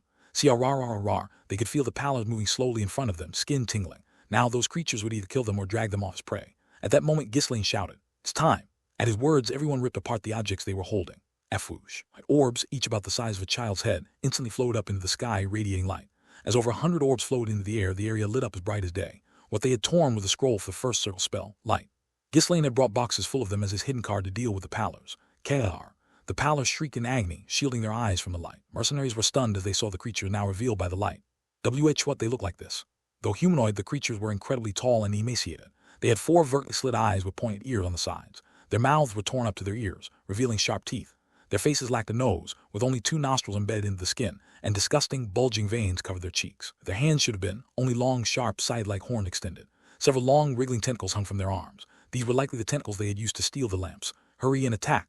Ghislaine shouted at the mercenaries, who hesitated at the sight of the pallor's grotesque appearance. Charge! Attack! By now, Kaor and the Cerberus Mercenary Corps were already gleefully plunging their weapons into the body of the pallor. The mercenaries quickly followed suit, drawing their weapons and launching attacks. Unlike the previous night when arrows had passed through them, the pallor bodies were now taking hit relentlessly. "You I've been itching for this, you bastards." Kaor let out a crazed laugh, grabbing the pallors by their faces and stabbing each one in the neck with his own hands. Jillian, too, swung his axe with deadly precision, smashing the pallors' heads without mercy. Unleashed the mana they had been suppressing and went on a killing spree, taking down the pallors one by one. Though initially startled by the sudden flood of light, the pallors quickly regained their composure and began their counterattack. The pallors' side-like nails were sharp enough to pierce through human armor and flesh. While their specialty was hunting in darkness, these creatures, native to the forest of beasts, were no weaklings outside the shadow. Mercenaries started to fall one by one as the pallors attacked them. There were around 300 of them, an overwhelming number even outside the darkness. The scattered pallors quickly grouped and charged at the human. Ghislaine was no exception. At that moment, Belinda stepped in front of Ghislaine and shouted, "Young lord, step back!" Whoosh! As her cloak billowed, dozens of daggers shot out, piercing through the pallors. Thud, thud, thud, slash. Daggers, connected to various parts of Belinda's clothing, moved like living snakes, aiming for the enemy's heads. With dozens of daggers occupying the space, the pallors soon shifted their focus to Belinda. HMPH. As the incoming monster's attack closed in, Belinda ducked down and ran her hand along the heel of her shoe. Click! With the sound of gears locking into place, a sharp blade sprang from her heel. Swish! The slice through a pallor's jaw with a single swift kick, cutting it clean. Clang! Weaving through the pallor's side-like strikes, Belinda launched attacks in every direction, creating a brief opening. Taking advantage of the gap Belinda created, Ghislaine surveyed the battlefield and shouted, "You idiots, hold the formation. Don't just fight recklessly." Before the battle began, Ghislaine had the mercenaries take up formation and wait. These fools had gotten so excited that they charged forward, breaking the formation. Maintain the shield wall, block with your shields, and the rest of you get inside to engage the enemy. They weren't a single unified mercenary corps, nor were they soldiers who had undergone proper training, so the kind of chaos was inevitable. But Ghislaine, the King of Mercenaries, was someone who had commanded countless mercenaries and ruled over battlefields, experienced countless situations like that before. Jillian Kaor, buy us some time so the mad dog can reorganize the formation. Quickly assessing the battlefield, Ghislaine moved the mercenaries into position and swung his sword. Upon hearing Ghislaine's command, the Cerberus Mercenary Corps moved forward while the rest of the mercenaries began to retreat. Kaor clicked his tongue in disappointment, but moved to assist the mercenaries whose formation had collapsed. Ghislaine also actively helped, making sure the mercenaries could reassemble their ranks. The Cerberus Mercenary Corps' exceptional individual skills and solid teamwork enabled them to withstand the pallor's attacks. Move faster! Ghislaine, Jillian, and Kaor unleashed their mana without holding back, darting between the pallors. Only Belinda, ignoring the mercenaries, continued to smash the pallors in front of her. The three and the Cerberus Mercenary Corps disrupted their attacks. The pallors became even more ferocious, striking at the mercenaries with increased aggression. However, the mercenaries weren't without experience in fighting monsters. As the pallors' attention scattered, the mercenaries gradually extracted themselves from dangerous situations. Move quickly. Raise your shield. Hold them up. That's it. Get inside. Move in. The mercenaries with shields stepped forward, blocking the pallors' attacks. Once the rest of the mercenaries moved behind them, the shield bearers formed a circular formation, blocking attacks from all sides. As a few formations took shape, the casualties among the mercenaries began to decrease rapidly. Seeing this, Ghislaine shouted loudly, "Mercenaries, hold your ground." Dogs, Jillian, and Kaor covered the gap between them. After issuing the orders, Ghislaine let out a deep breath. With the mercenaries now moving on their own, it was his turn to sweep through the battlefield. Ghislaine exploded both of his cores, releasing a surge of mana. Soon his eyes glowed red, and red mana rose from his body like a shimmering heatwave. Slash! Moving at incredible speed, Ghislaine began cutting down the pallors. The dark, his movements left trails of red light that flashed like lightning. Each time that red line passed, a pallor's head would be severed. The mercenaries, momentarily forgetting they were in the middle of a battle, muttered to themselves in disbelief. "Well, what the hell? He's even stronger than usual. I already thought he was amazing, but is he actually stronger than I realized?" Until now, Ghislaine had only used one core in fights against monsters. Exploding both cores put immense strain on his body, so he reserved it for only the most dire situations. But now, despite the risk to his body, he had no choice but to unleash his full power. There were simply too many pallors. If he conserved his strength, the mercenaries would be slaughtered. Slash, slash, slash. With every flash of the red line, the number of pallors dwindled rapidly. Cerberus Mercenary Corps, encouraged by the sight, began pushing the monsters back relentlessly. "What are you doing? Are you just going to watch? We need to fight too." One mercenary shouted, spurring the others in formation to press forward against the enemy. The shield-bearing mercenaries blocked the pallors' attacks, creating openings, while others thrust their spears and swords through the gaps. Of course, they weren't professional soldiers, so their teamwork wasn't perfect. Sometimes their timing was off, causing the shields to falter, and their attacks didn't land properly. However, with Jillian and Kaor assisting them, the mercenaries could maintain their formation and continue their attacks, even if clumsily. Push them back. Push harder. The mercenaries, growing accustomed to their coordinated assault, pressed the pallors with their shields while tightening their formation. As time passed, the number of enemies visibly dwindled. The pallors realized they had fallen into a trap. They were invincible in the darkness, but their entire species could face extinction if the current situation continued. leader of the Pallars, who had been attacking the mercenaries stealthily from the rear, sent a signal to its kin to retreat. Though it was smaller in size than the other Pallars and didn't appear like a leader, it was, in fact, the most powerful. The leader glanced around, signaling its orders, and began retreating. As long as it survived, the species could thrive again. As it was about to make its escape, a human came charging toward it, destroying everything in his path. This human's blood-red eyes shone menacingly as he approached like lightning. It was already too late for the leader to flee. Deciding to kill the human first and then escape, the Pallar leader let out a screech and swung its scythe. However, the scythe merely sliced through empty air. Sensing a presence above, the leader lifted its head. Human with the glowing red eyes was descending with a vicious smile, sword aimed downward. So, you were the leader.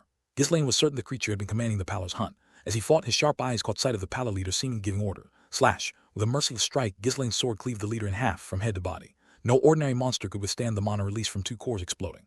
Crash! The leader dead, the Pallars fell into chaos, screaming and scattering in all directions. Everyone get them. Waya! Kill them all. The mercenaries threw down their shields at Ghislaine's command and charged at the Pallars. Some mercenaries were wounded by the frantic movements of the dying Pallars, but their rage drove them forward, eagerly stabbing their weapons into the creatures. Crash! In the end, the Pallars were shredded to pieces, their bodies collapsing in heaps. Only a few managed to escape into the darkness beyond the reach of the light. Stop! Don't chase them! Even though only a handful of Pallars remained, there was no way for the mercenaries to fight them in the darkness. The excited mercenaries reluctantly stopped their pursuit as Ghislaine called them back. Ha! Ghislaine let out a deep breath. Suddenly, his body swayed. After effects of using two cores at once were hitting him. Although the battle had ended, no one spoke, and they all turned their attention to Ghislaine.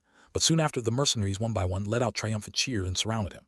We won, we actually won. Ha ha ha, we're alive, we made it. Filled with excitement, the mercenaries shouted in celebration. If it hadn't been for Ghislaine, they would have died without even knowing what had happened to them. As Kaor watched the mercenaries cheering, he turned to Jillian and asked, "Just what is that guy? People called him a madman, but is he actually some kind of secret weapon from the Ferdian family?" Kaor was quite shocked that the skills Ghislaine had shown so far weren't everything. "I don't know either, but there's one thing I'm certain of. No one around our age better than our young lord."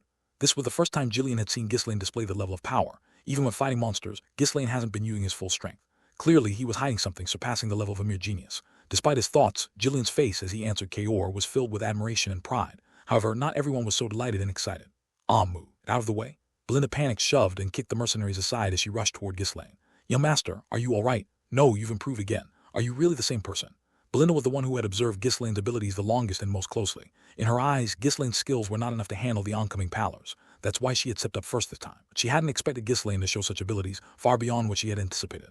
"I'm fine. The line almost broke at the start, but we gained enough time thanks to you. Everyone did well. First, let's take care of the injured." Yet, Belinda seemed uninterested in praise, anxiously fretting as she inspected Ghislaine's wounds. "Need treatment first, young master.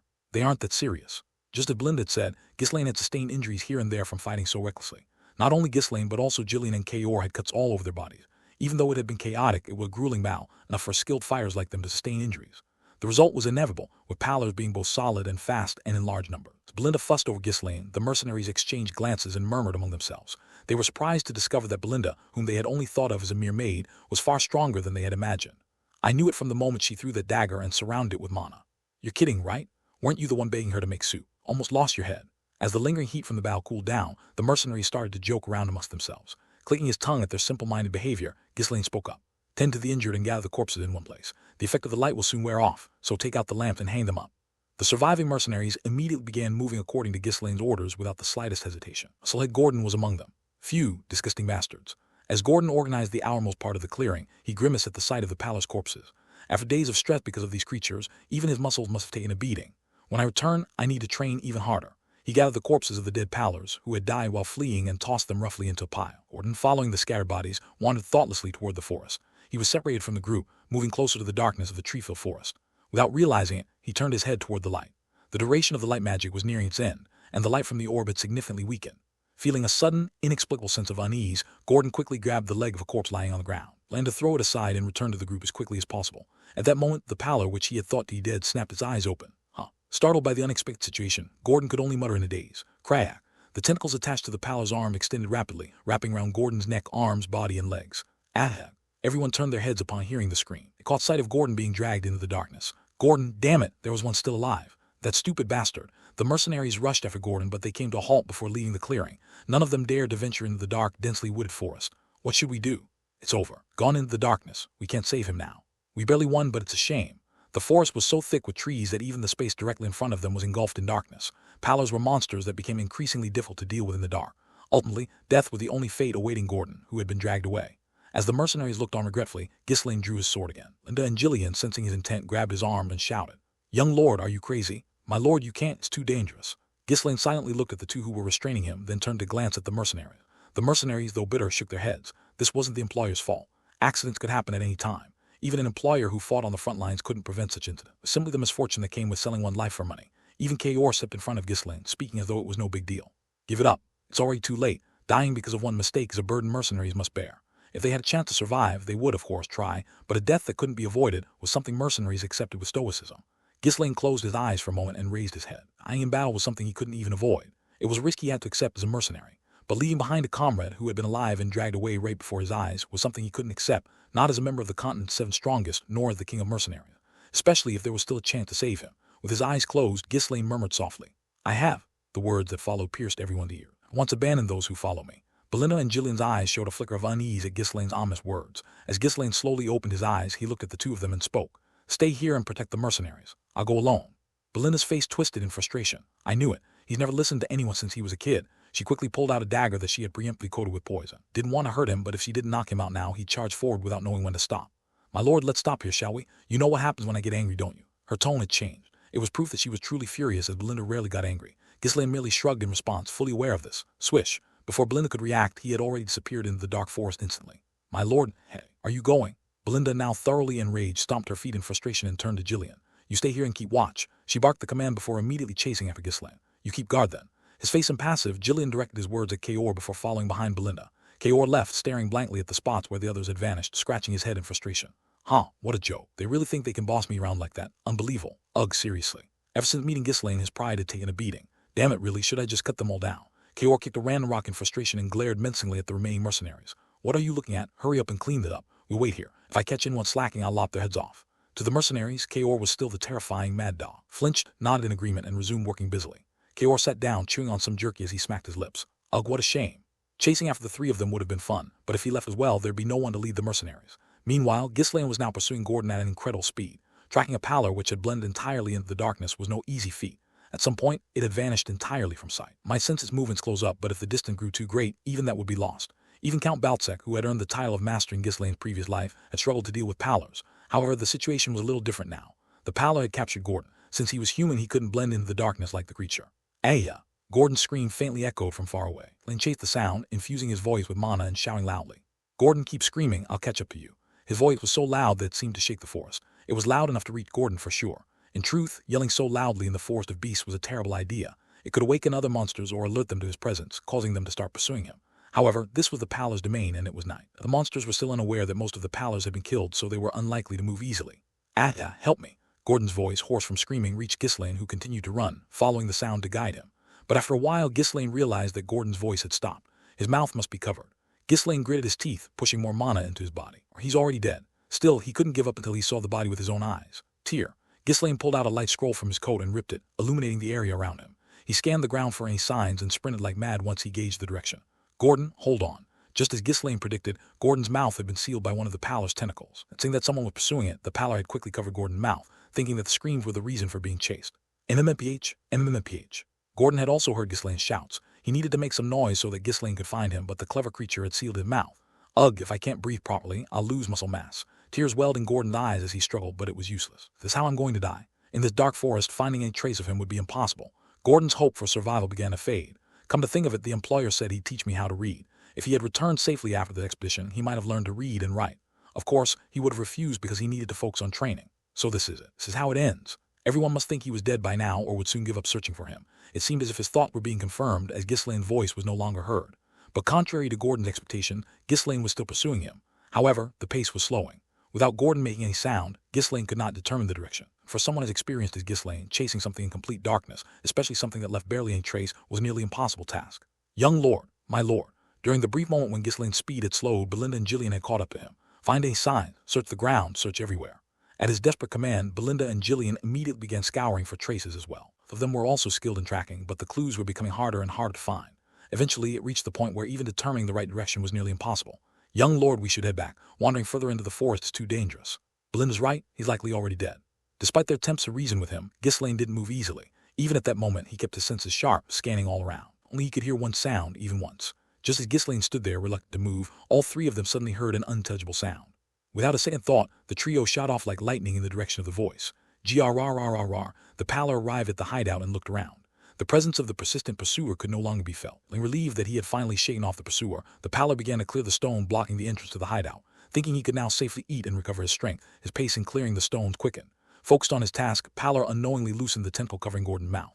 Gordon didn't miss the opportunity. Over here! It was the loudest shout he had ever made in his life. Grab. The startled pallor wrapped his tentacle around Gordon's neck and lifted him into the air. Though Gordon's breath was cut off, he clenched his eyes shut and screamed again. I said over here? Grab. Infuriated, pallor slammed Gordon to the ground. It was certain that the pursuer would hear the shout and find them soon. Pallor decided he had no choice but to devour Gordon and hide. Pallor raised his side-like arm high.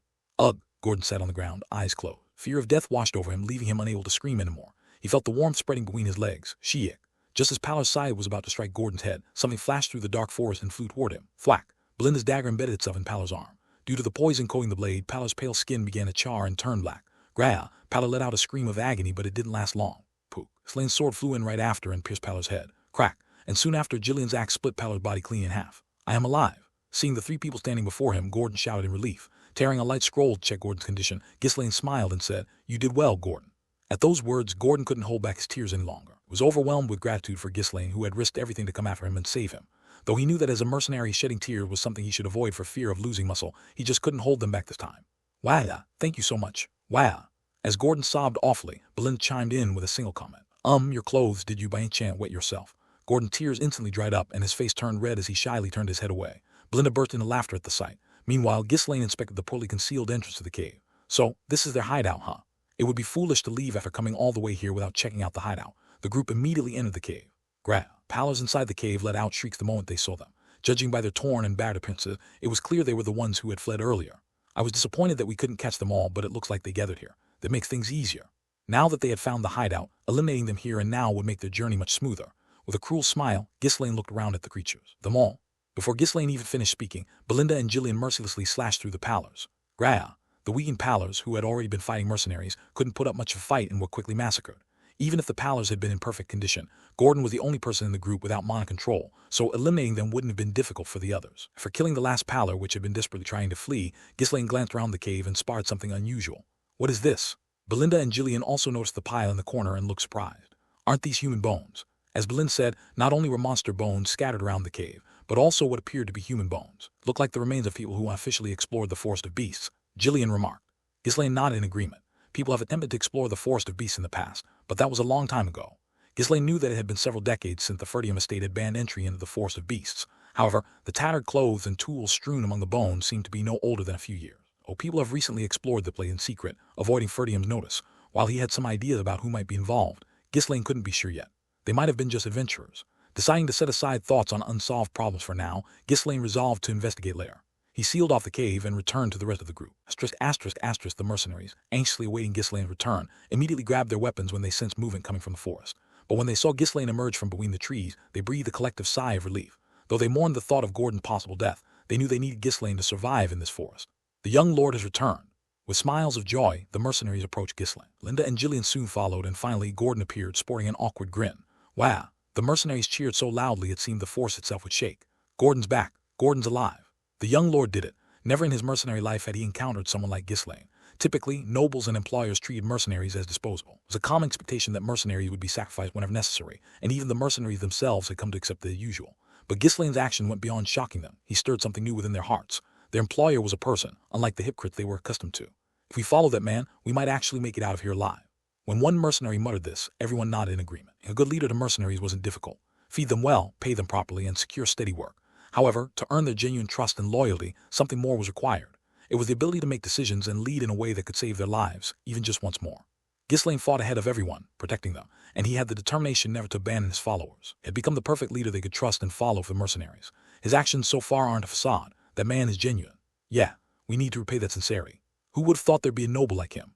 With their fear put to rest, the mercenaries looked at Ghislaine and recalled the mercenary creed they had momentarily forgotten under the forest's terrifying grip, had regained their original mercenary mindset, living with death by their side. But there was one man who couldn't hide his displeased expression even as the others regained their resolve. His face twitched with annoyance. Idiots, it's just luck. How long do they think it'll last? In the end, we're all going to die. Manus, who had hidden behind the other mercenary pretending to fight, had survived once again. To him, this forest wasn't ordinary. Monsters here were far stronger than those outside the forest, so much so that they couldn't even be compared. Are they really celebrating another victory? We're still at the forest's edge, and yet we're already encountering such grotesque creatures. Who knows what else is out there? Until now, their employer had solved problems with his astonishing abilities, but on closer inspection, there had been more than a few close calls. Their employer had been even slightly weaker or made a wrong decision. They would have all been wiped out on numerous occasions. I'm not going to keep playing this dangerous gamble. You fools. This time had been no different. If the employer's judgment had been off, they would all be dead. One mistake and total annihilation would be unavoidable. That was Manus's view of the forest of beasts. Damn it. I want to make it out of here. I need to convince a few of them to join me. But looking at the situation, that seems unlikely. He didn't have the courage to try to leave on his own. Wandering monsters will always exist without a habitat, and Manus worries about how his employer might react if he decides to leave. I need to find the right moment and convince a few of them to leave with me. Even if it means paying a penalty, I must get out of here. However, everyone was brimming with motivation, overflowing even. Trying to stir them up now would obviously fail. Worse, he might end up beaten to death, so it was best to stay quiet. Once a few more die, they'll get scared and snap back to reality. Manus endured with that expectation. They were full of misplaced enthusiasm now. He believed that they'd be forced to confront the truth when danger struck again. As daylight broke, the mercenaries finished preparing and began moving. With the pallors wiped out, there was no need to worry about monsters tracking them.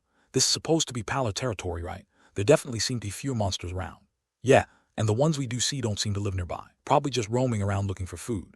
Monsters still appeared occasionally, but their numbers and frequency were far less than before. Even so, if we let our guard down, we're dead. Just follow the employer's orders. With their attitude transformed, the mercenaries became more seasoned and sharp with each battle. Ghislaine looked at them with a satisfied smile. Nothing beats life-or-death combat. The point they're better than the soldiers of the estate. While individual mercenaries might be stronger, the general belief was that mercenaries couldn't stand up to a regular army in organized group warfare. But the mercenaries under Ghislaine's command were now moving with the discipline of proper military unit. Their mindset has definitely changed. The battles were still dangerous, and casualties continued to mount, but the mercenaries no longer wavered. What they did was try their best to follow Ghislaine's orders. Because they trusted him, Ghislaine could now lead them more easily than before. Kaor, watching the group move as one, couldn't help but let out an admiring remark. These guys who jumped in just for money have completely changed. They're moving like an actual army now. They weren't like that before. It's all thanks to our young lord, Jillian replied proudly, keeping his response short and firm, or twitched his lips and turned his head away. Damn it, anyone would think he's their hidden son or something. Kaor's tongue itched to respond, but he kept silent, knowing a comment would lead to an argument. Am I really backing off right now? Just because I don't want to fight that old man? Kaor tilted his head, puzzled by his serious expression. It was unthinkable for the commander of the Cerberus Mercenary Corps to avoid a fight just to keep from arguing. Kaor found himself deep in thought over this matter. While Kaor was lost in his endless musings, the group quickly passed out of Pallor territory. As soon as we left Pallor's domain, the hellish battles resumed. With the relentless onslaught of monsters, the mercenaries gradually grew more and more exhausted. Even I was tempted to quit on the spot, return home, and rest, as expected of the forest of beasts. But I can't give up. The reason everyone avoids the place is simple. No one knows what's in here, and there's no need to risk their lives for it. If I didn't have a clear purpose, I wouldn't have ventured into such a dangerous forest either. However, I knew exactly what lay hidden in the forest of beasts, so I was determined to face the dangers. What surprised me was that the mercenaries were calmer than I had expected. Though they looked like they might collapse from exhaustion at any moment, their eyes still shone with determination. I must have underestimated them. The journey had been grueling, so under normal circumstances, I would have begun discussing additional compensation by now to keep their spirits up. But after seeing their eyes, I realized that wasn't necessary. These men were sincerely fulfilling their duty. Manus among them wore a deathly expression, anxiously pacing around. Every day felt like pure agony, yet everyone gritted their teeth and endured. Surprisingly, as the battles continued, our casualties gradually decreased. Though it had been just over 10 days, the extreme deadly battles had pushed most of them to pass their limits at some point. After 15 days passed, I delivered some hopeful news to the group. We're almost at our destination. We don't have much further to go. Upon hearing that, the mercenaries regained their strength and pressed on. But as we moved forward, something started to feel strange. What is it? By now, we should have been attacked again. Don't you think it's weird how quiet it is? The monsters that had once assaulted us without respite were becoming fewer and fewer. While the constant attacks had been exhausting and painful, their sudden absence now stirred a sense of unease. I too felt that something was off, just like the mercenaries. It was too intense for us to chalk it up to mere luck. For the monsters to suddenly disappear like this was more than suspicious. It's too quiet. The forest had always been eerily silent, with even the sound of insects hard to come by. But now, aside from our party's noises, it was as if even the wind had stopped blowing. The air felt suffocatingly heavy. I sent Jillian and Kaor to scout the surrounding area, but they returned with nothing. Is it luck, or is there another reason? There's no record of any particularly dangerous threats in this area. After pondering for a while, I decided to take advantage of the situation.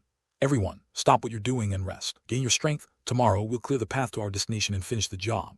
With bright smiles, the mercenaries immediately collapsed on the spot to rest. Since entering the forest, they hadn't had a proper break, and now the exhaustion hit them like a storm. Surprisingly, not a single monster appeared by the next day. Ugh, my back. Feel more sore for waking up. Still, I feel like I can finally breathe. They say we'll reach the destination today. With their strength restored and the end finally in sight, the work progressed much faster than usual. Though everyone felt a bit uneasy due to the unfamiliar situation, nothing out of the ordinary happened even as they noisily cleared the path. Not long after, Ghislaine repeatedly compared the map he had drawn to their current location. Expression brightened as he turned to address everyone. There's really not much left now. Just a bit further and we'll reach our destination. Upon hearing this, the mercenaries focused entirely on clearing the way while stopping to rest. Gradually, a sense of relief began to appear on their faces. They had crossed a complicated path, one fraught with unimaginable hardships. Now that those struggles seemed to be nearing an end, it was only natural for them to feel relieved. But no one was happier or more excited than Ghislaine. We're almost there. Everyone had called him mad and tried to oppose the plan, but he had pushed through with confidence and conviction. Now, that conviction would soon bear fruit, and the anticipation of it filled him with excitement. It was then, rumble, tremor echoed from the distance as if the entire forest were shaking. Instantly, everyone froze. The mercenaries tensed, cautiously looked around. The excellent mood evaporated instantly, replaced by a growing sense of unease. Jillian, scout ahead. Everyone prepare for battle. Jillian nodded and swiftly went to scout. The mercenaries stopped their work and grabbed their weapons. After days of fighting in this forest, they had grown accustomed to battle. Mattered was the identity of the enemy, not the fight itself. While everyone stood on edge waiting, Jillian returned at full speed, shouting at the top of his lungs. Evacuate immediately. What?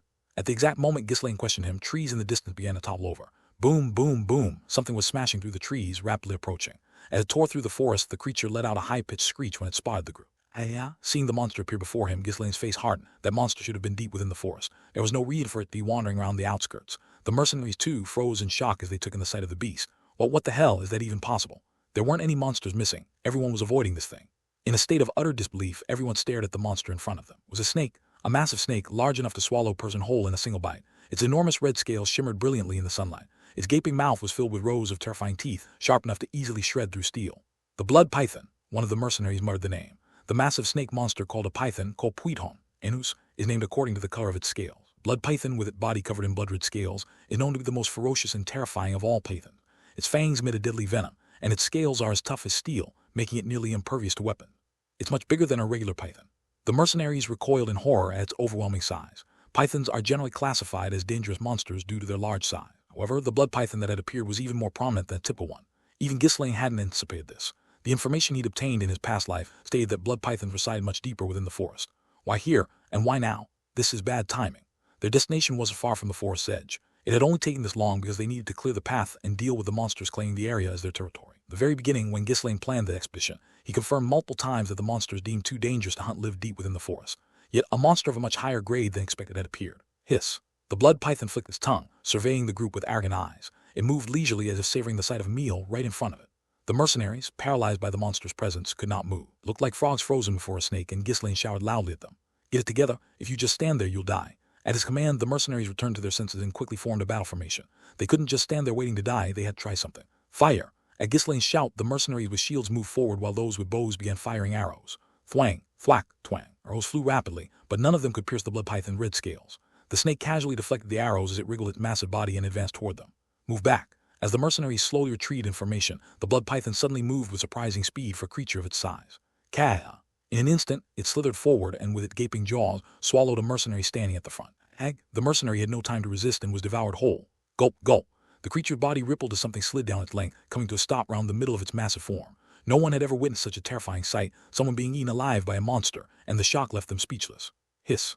The blood python narrowed its eyes in satisfaction as it glanced around as if selecting its next prey. Despair filled the eyes of the mercenaries watching the scene unfold. Until now, excluding Pallor, their attacks had worked no matter how strong or fast the monsters were. If they fought head-on, with the right strategy and tactics, they could inflict wounds and eventually win. Even Pallor, who seemed invincible in the darkness, could be attacked as long as there was light. But the blood python's scales were so strong that they easily deflected every arrow. How could they possibly defeat a monster that their attacks couldn't even touch? Fall back. Retreat further. The group hastily retreated, trying to distance themselves from the monster. Hiss. The blood python didn't immediately chase after them, even as the distance grew. It seemed to be waiting, gauging whether its prey would flee or attack. Having just devoured one of the mercenaries, it looked somewhat satisfied for the moment, showing no signs of launching an immediate attack. Yet how it kept its gaze fixed on the group made it clear it wasn't planning to let the rest escape unscathed. Young lord, what do we do now? There's a way to deal with that thing, right? Without anyone telling them to, the mercenaries all turned to Ghislaine. However, Ghislaine remained silent, his face stiff as he stared at the blood python. Why isn't he saying anything? Does our employer have no solution either? He had always been the first to give orders and the first to charge into battle whenever a monster appeared. But now, their employer stood frozen, saying nothing. Despair began to grip the hearts of everyone. The mercenaries started to sense that an unavoidable death was closing in. It approached Ghislaine and whispered quietly, Young master, you need to run. We cannot beat that monster with our current strength. If I run now, what happens to the mercenaries? A few dozen or even a few hundred dead mercenaries mean nothing to me. What matters to me is keeping you alive. Jillian, standing in front of Ghislaine, also spoke quietly. Young lord, please leave with Belinda. The mercenaries and I will hold it off here. Contract includes ensuring the employer's safety, so you don't need to concern yourself with them. Jillian, please take care of my daughter. Though his voice was low, Kayor, standing nearby, overheard their conversation. After a moment of thought, arms crossed, he spoke to Ghislaine. It's time to run. If you give the order to retreat, the others will find their way out. Sure, some will die, but that can't be helped. The fate of mercenaries who take money to risk their lives, after all. With even Kaor weighing in, Ghislaine lowered his eyes and fell into deep thought. If they fled now, the snake would catch and kill most of the group. A few might survive, but straying off the path would only leave them lost in the forest, eventually leading to death.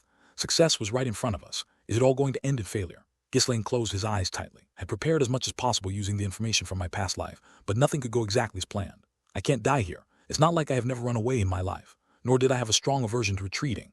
Running away to wait for the next opportunity was also a valid strategy if necessary. If I died, my family and the state would face the same fate as in my previous life. Total ruin. That's exactly why I had ventured all the way into the forest of beasts, suffering like this, to prevent that dark future from happening. So, I absolutely couldn't afford to die here. I was the only one who knew the future of Ferdium. But there are times when you can't afford to run away. If I ran when there was no next chance, everything from then on would only spiral downhill. Considering the state of the estate, my strengths, external threats, and all the information I knew, the best and only way forward was to reach the destination. If I missed the chance, my family and estate would face the same disastrous end as before. Ghislaine opened his eyes and looked around at the people. They were tense, their faces waiting for his orders. Many more people would die from here on. No arrogant delusion about saving everyone while achieving his goals. Even in his past life, he had lost countless comrades and subordinates as he pushed forward. But that doesn't mean it's okay for everyone to die here. As Ghislaine made up his mind, a man suddenly burst out from among the mercenaries, shouting, "You idiots, it's over now. Even the employer has no way out. What are you waiting for?" The man who jumped out was Manus, and kept stepping backward as he shouted, "We should run away now. There's no need for all of us to die. You really think we can win this? If we scatter in all directions, at least some of us can survive." The faces of the mercenaries began to waver. Not missing the opportunity, Manus shouted even louder. If they all scattered and fled, his chances of survival would increase. "Let's run now. There's no need for us to risk our lives for some crazy noble's game. It was insane to enter this damn forest in the first place." At that moment, Kaor spun the sword he held in one hand and spoke up. "Ah, that pathetic bastard. I guess we'll have to kill him before we run away." As Kaor prepared to throw his weapon at Manus, Ghislaine raised his hand to stop him. "That's enough. There's no need for that." Then Ghislaine turned to Manus and spoke. "Go. You've worked hard until now." What did you say? Just go." Manus was taken aback. The situation, it was normal for the employer to rage and threaten to kill him for running away. Not to mention that just a moment ago, the same man had sworn to kill anyone who fled personally. But now he was letting him go so easily. Before Manus could calm his shocked mind, Ghislaine said something even more astonishing.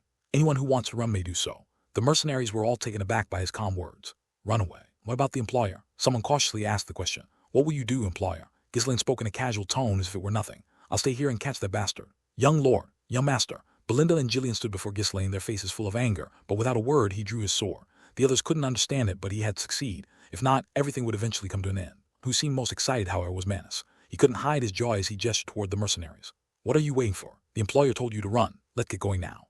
But the mercenaries only looked back and forth between Ghislaine and Manus, unable to move easily. Until now, it had been Ghislaine who had fought at the front and saved the mercenaries. And now, hearing that he would fight alone, it wasn't easy for them to just run away. The hesitant mercenaries, Manus shouted again, frustrated. "Hurry up. Do you all want to die here? What are you doing?" Torin, looking back and forth between the urging Manus and the calm Ghislaine, stepped forward and asked, "If we break through that guy, is this really the end?" "Yes, the destination is right in front of us." With a firm answer, Torin took a deep breath and replied, "I'll fight with you." "Torin, are you crazy? Are you trying to die?" Manus shouted. Gordon, turning to look at him, spoke in a trembling voice. Aye, if I run away now, I won't be able to eat properly or sleep properly. I'll lose muscle mass because I'll be too stressed." "What? So I'm not going?" "You idiot, are you crazy too?" At that moment, voices from the mercenaries erupted from all around. "We leave now, we'll be too embarrassed to continue as mercenaries. We've survived this far thanks to the employer. If we run now, we're not even human." "You're the idiot, Manus. If you want to go, go by yourself. You ungrateful bastard. You even received treatment from the employer. With the employer here, we can manage somehow. Let's fight." Surprised by the unexpected reaction, Ghislaine widened his eyes and looked around at the mercenaries. How their faces showed only determination, a will to fight alongside him as far as they could go. Ghislaine had seen the expression before. It was the same look he had seen when facing an unfavorable battle in his past life. This is just like the faces of his subordinates from his previous life flashed through his mind. Although the mercenaries' skills fell far short compared to them, their resolve was no different. Ghislaine couldn't help but smile as he spoke. "Lot, you finally become useful." Watching the scene unfold, Kaor was baffled as he looked at the mercenaries. Are these really the guys I know? Unlike the Serba mercenary corps who enjoyed dangerous tasks and wreaked havoc across different regions, the mercenaries staying in the Zimbar stayed always idled about, never taking on risky missions. But after following Ghislaine for just a few days, they had completely changed. This is truly remarkable. It got them completely under control. Kaor couldn't help but acknowledge and be impressed by Ghislaine's abilities once again. Even Gillian, a former mercenary leader himself, couldn't hide his admiration for the current situation. However, Belinda had no interest in what she considered this foolishness. "Young lord, this is great. The mercenaries forward and you can slip away." Ghislaine ignored Belinda's whisper and instead removed the scabbard from his waist, tossing it to the ground. "Young master, please," discarding the scabbard with a clear sign that he was prepared to fight to the death. Seeing this, Belinda's face twisted in anger, but Kaor chuckled. "Fearless, huh? I like that. Reminds me of my younger days." Without responding, Ghislaine stepped forward. His past life, the most frequent type of request Ghislaine's mercenary corps had undertaken, was monster hunting. The monsters ravaging the continent were far more powerful than the blood python they now faced. Even though his physical abilities and the mercenary skills were inferior to back then, his accumulated experience would help make up for those deficiencies. Fight. As soon as Ghislaine spoke, everyone took on a determined expression, gripping their weapons and reforming their battle lines. "Ah, I'm getting old. It'll be your fault if I get any more wrinkles, young lord," Belinda muttered, resigned as she slumped over. "You idiots, you're all going to die." Manus, frustrated, spat out his words and disappeared into the forest, but no one bothered to look in his direction. Blood Python was slowly closing in on the group. "Kah!" The Blood Python let out a shriek of delight as it opened its massive jaws, ready to swallow the mercenaries whole. Scatter! At Ghislaine's command, the mercenaries immediately dispersed. Boom! The Blood Python slammed its head into the ground, mouth wide open, momentarily stunned. Kayak! Enraged, the Blood Python immediately lunged at the nearest mercenary with its open jaws. Just as the mercenary was about to be devoured, Ghislaine leaped into the air, slashing at the Blood Python's head with his sword while shouting, "Jillian Kaor, draw its attention with me near the head. Belinda, cover us. Everyone else, attack its body when you find an opening." A small wound appeared on the Blood Python's head. Ordinary attacks wouldn't work, but a weapon imbued with mana had inflicted a minor injury. "Aya!" Realizing it had been wounded, the Blood Python let out a furious roar. Its eyes, redder than scales, locked onto Ghislaine.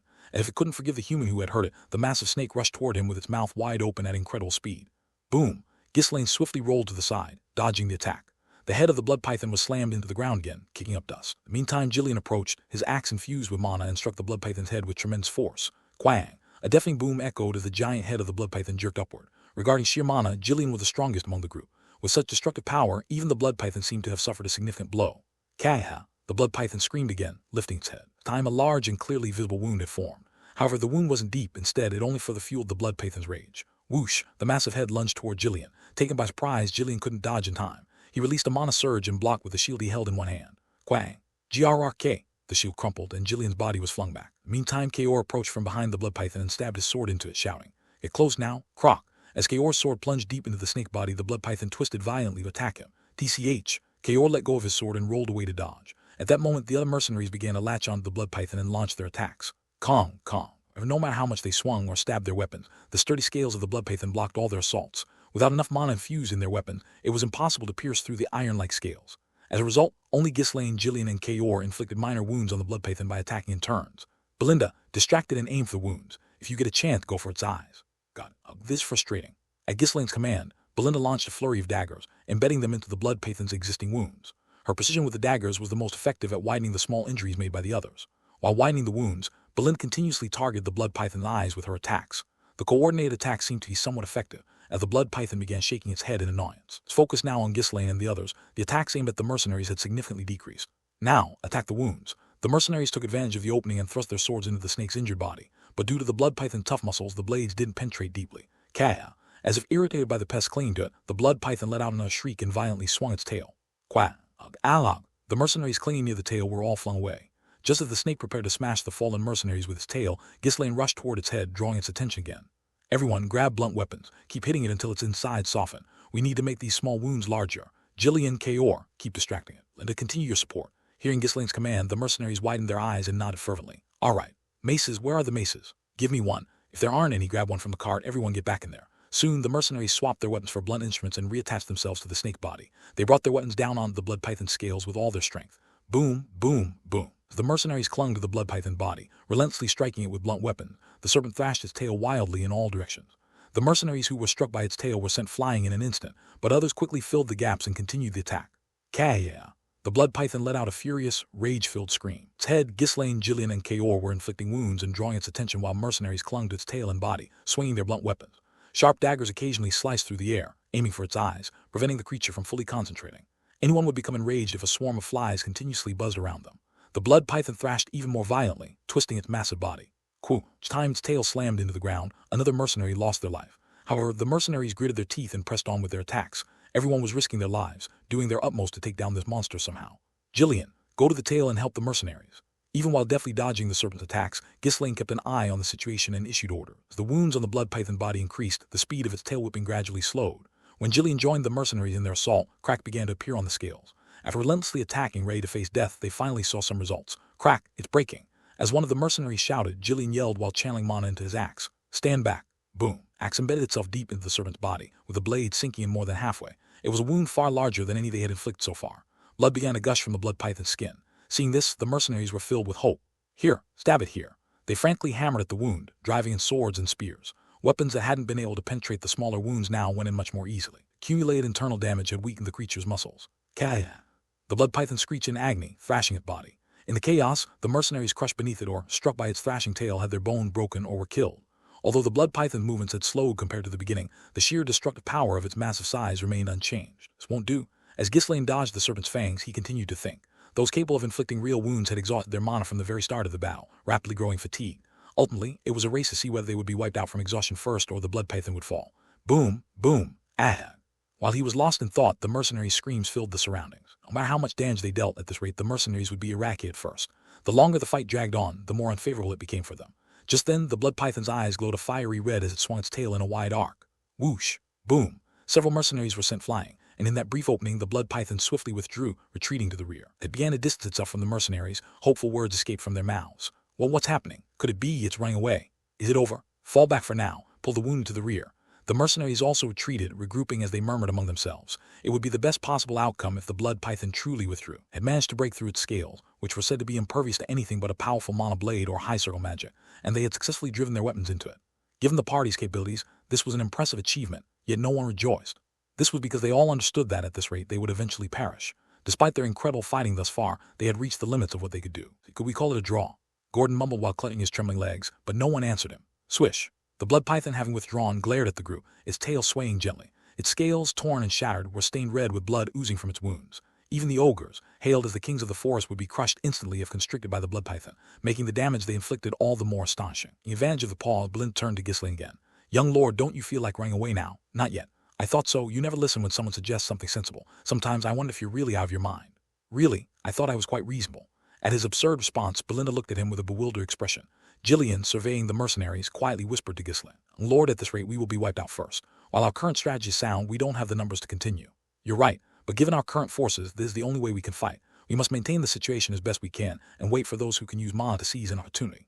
I believe we should aim for its eyes. Though rare, the blood python was a monster known to inhabit regions other than the forest of beasts. Such it was well known that its eyes, unprotected by its tough scales, were its weak point.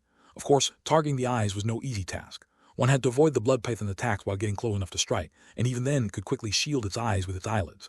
Still, amid the chaos, attacking its eyes seemed like their only option. For now, that seems to be our only option. Belinda, keep waiting for the right moment, just like before.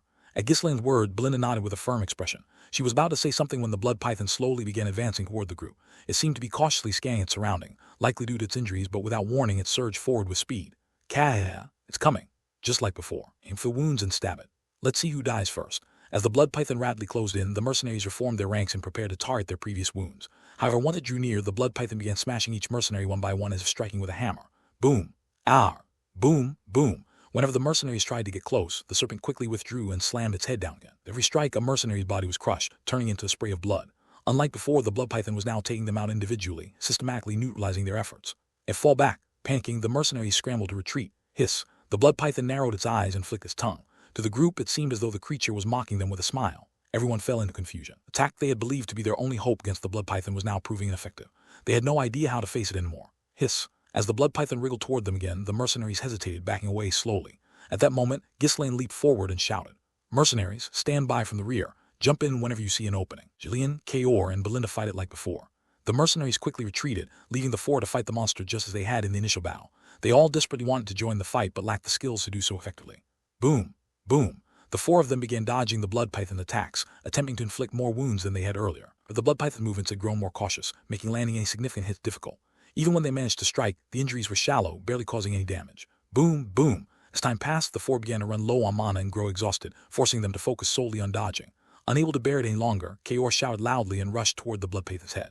Damn it. Be the bait, aim for its eyes. As soon as Kaor entered its range, the blood python relentlessly targeted him with its head, ignoring the others who were inflicting wounds on its body. Boom. Boom. Overwhelmed by the sheer pressure and speed, Kaor couldn't even swing his sword. All he could do was desperately dodge with every ounce of strength he had. However, thanks to his actions, Belinda seized a fleeting opportunity. Boom. Blood python's head slammed into the ground, and in that instant, Kaor barely managed to avoid it. Die. Belinda's dagger surged toward the blood python's large eye at an incredible speed. She poured all her remaining mana into the dagger. They would all be doomed if she failed to inflict a meaningful wound here. But at that moment, Belinda locked eyes with the blood python. The snake seemed to be mocking her. No way, Tang. Mana-infused dagger struck the blood python's eye, only to be pitifully deflected. This can't be happening. The blood python living in the forest of beasts was unlike the ones they knew. Its eyeball surface was made of material even harder than its scales. If the eye, known as the blood python's only weak point, was this tough, it was essentially invincible. How were they supposed to kill this thing? As everyone reeled in shock, something even more astonishing happened. Kaor was already in the spot where the blood python had been aiming. Whoosh! The tail, which hadn't moved until now, swung violently toward Kaor. Cunningly, the blood python had been waiting for this moment, refraining from using its tail to strike until now. No! The others quickly rushed toward the blood python. But even that was a trap. Hiss. That instant, the blood python's head twisted unnaturally and lunged at Ghislaine with blinding speed. The movement of its tail had only been a preparation for this deadly strike. Ghislaine, already closing in on the blood python, had no way to avoid it. He had no choice but to detonate all three of his cores simultaneously in a desperate attempt to endure the attack. Young lord. Suddenly, Belinda appeared and shoved Ghislaine forcefully out of harm's way. Boom. Belinda? Ghislaine, who had tumbled to the side, shouted her name as he looked back. Thud. Belinda flung at tremendous speed, crashed into a tree, and collapsed to the ground. She lay there, coughing up blood, but she wasn't dead. Even as she was hurled through the air, she twisted her body to minimize the impact. Idiot, I told you to run. Why don't you ever listen? Hurry back to the estate, reflect on your actions, and lock yourself in a cell. You never listened, that idiot. Belinda muttered weakly as she continued to cough up blood. Kaor, save Belinda. At Ghislaine's urgent shout, Kaor, barely having survived, quickly grabbed Belinda and retreated. Hiss. The blood python flicked its tongue in satisfaction and had scanned the surrounding. Though it hadn't achieved its primary goal, it had successfully neutralized the annoying prey that had been swinging daggers at it, so it was pleased. But Ghislaine had no intention of being treated like a mere plaything by a monster. Glaring at the blood python, he turned to Jillian. Jillian, go for its body and finish widening the wound. If the opportunity arises, attack with the mercenaries. What are you saying? Don't tell me you plan to face its head alone. Right, focus on wounding its body and tail for now. That's impossible, even its eyes aren't a weak point. What are you planning? It'd be better to flee right now. As the two were talking, the blood python seized the opportunity to attack Jillian. Boom! Jillian barely dodged the attack and Ghislaine shouted again. Hurry, wound it more. I'm alone, you'll focus solely on me. Reluctantly, Jillian retreated to the back. As soon as he did, the blood python turned its glowing eyes toward Ghislaine, twisting its head. Hiss! The blood python's massive head shot toward Ghislaine. It didn't even care about Jillian attacking its body and tail. It only occasionally flicked its tail to fend him off. Moving faster than ever, the blood python lunged at Ghislaine, intent on killing the one who had been pestering it. Boom, boom. Ghislaine dodged its attacks, waiting for a single opening. Even attacking its weak eyes hadn't worked. Defeating the blood python seemed impossible at their current strength. If Ghislaine had reached the same level as in his past life, he could have sliced through its scales and body in an instant. But for now, that level was far out of reach. He had to use the methods available to him, even if it meant risking his life. I really didn't want to use the method, but there's no other way. Boom, boom, hiss. Ghislaine focused solely on dodging, not even attempting to counterattack. His mana was low, limiting his speed, but his skill had reached an extreme level, surpassing even that of Master. Despite being attacked dozens of times, Ghislaine repeatedly dodged with perfect precision, pushing the blood python's patience to its limit. No matter how intelligent it was, in the end, its instincts were those of a monster. Come on. Ghislaine narrowly evaded each attack, deliberately provoking the blood python. Hiss. The blood python lunged at him, mouth wide open. It was an instinctive primal movement typical of monsters. That moment, Ghislaine suddenly stopped moving. He had no intention of dodging, simply watching its open mouth carefully. From behind, Kaor, seeing Ghislaine's actions, shouted in shock. This madman, he really is insane. Belinda, who had been struggling to observe the battlefield with her fading vision, let out a helpless voice. Please, just run away. Young lord, you can't. Jillian shouted in panic just as it happened. Ghislaine jumped straight into the blood python's gaping mouth. Asterisk. Ghislaine felt the toxic fumes against his skin and grimaced, but a grin tugged at the corners of his mouth. As he had expected, the inside of the blood python's mouth was filled with soft flesh, unlike its tough outer scales. This should work. However, there was no room for relief just because the attack landed. Poison leaking from the blood python's fang was steadily burning away Ghislaine's clothes even now. This venom was potent enough to kill even giant monsters instantly. That was why the blood python could reign supreme over the other creatures in the notorious forest of beasts. Ghislaine could block the poison with mana for a brief moment, but it was only a temporary solution. He had to kill the beast quickly and get out, on a surge from his entire body as he activated his second and third mana cores. At that moment, the blood python tried to swallow him, using its tongue and throat muscles. Ugh! As Ghislaine was being sucked deeper into its throat, he concentrated his mana at the tip of his sword and drove it into the roof of the blood python's mouth. Thud! Hiss! In sudden agony, the blood python reared its head and let out an ear-splitting scream. Soon as Ghislaine jumped in and attacked the snake's head, Jillian, who had been luring the blood python with his own strikes, backed away as the beast twisted and thrashed, wildly flinging its tail. It was a challenging situation since the raised head made it impossible to see inside its mouth. But they couldn't just stand there and watch. Even if Ghislaine died, they had to kill the blood python to have any chance of survival. And this was his opportunity. Jillian climbed onto the blood python body, working his way up toward its head. With the creature flailing in pain, it was his best chance. You bastard, spit out the young lord. Boom, boom. Jillian relentlessly slammed his mana-infused axe into the blood python's head. Its scales began to crack and splinter, leaving wounds on the beast. The blood python, entirely focused on Ghislaine inside its mouth, couldn't avoid Jillian's attack. Jillian had positioned himself and landed several blows. Even the tough scales couldn't withstand the force. Hiss. The blood python flung its head backward and slammed it toward the ground, intending to crush Jillian, who was attached to it. Thud. The impact was so strong that the ground seemed to cave in, but Jillian escaped just before the collision. They provided Ghislaine with a once-in-a-lifetime opportunity. If the snake flipped, it made it easier for him to drive his sword deeper into the roof of its mouth. Before the blood python could recover, Ghislaine locked himself in position and unleashed all his mana in one explosive burst. The three cores whirled at incredible speed, pouring mana through his sword. The mana erupted from the blade, exploding inside the blood python's head. Boom, boom, boom, boom. Hiss. The blood python screamed again, its head snapping up in agony. Ghislaine, hanging onto the roof of its mouth, continued to pour every ounce of mana he had into the beast. Hiss. The blood python began thrashing wildly like an eel doused in salt, writhing and flailing its entire body in a frenzy. Gillian and the mercenaries quickly retreated, watching the beast closely. The blood python, seemingly in excruciating pain, repeatedly hurled itself onto the ground, rolling back and forth. Boom, boom. The relentless attacks from inside continued. Venom began to spew from every one of its fangs. The massive amount of poison threatened to dissolve everything inside its mouth. Ghislaine enveloped his body in mana, forming a barrier to prevent the venom from seeping in.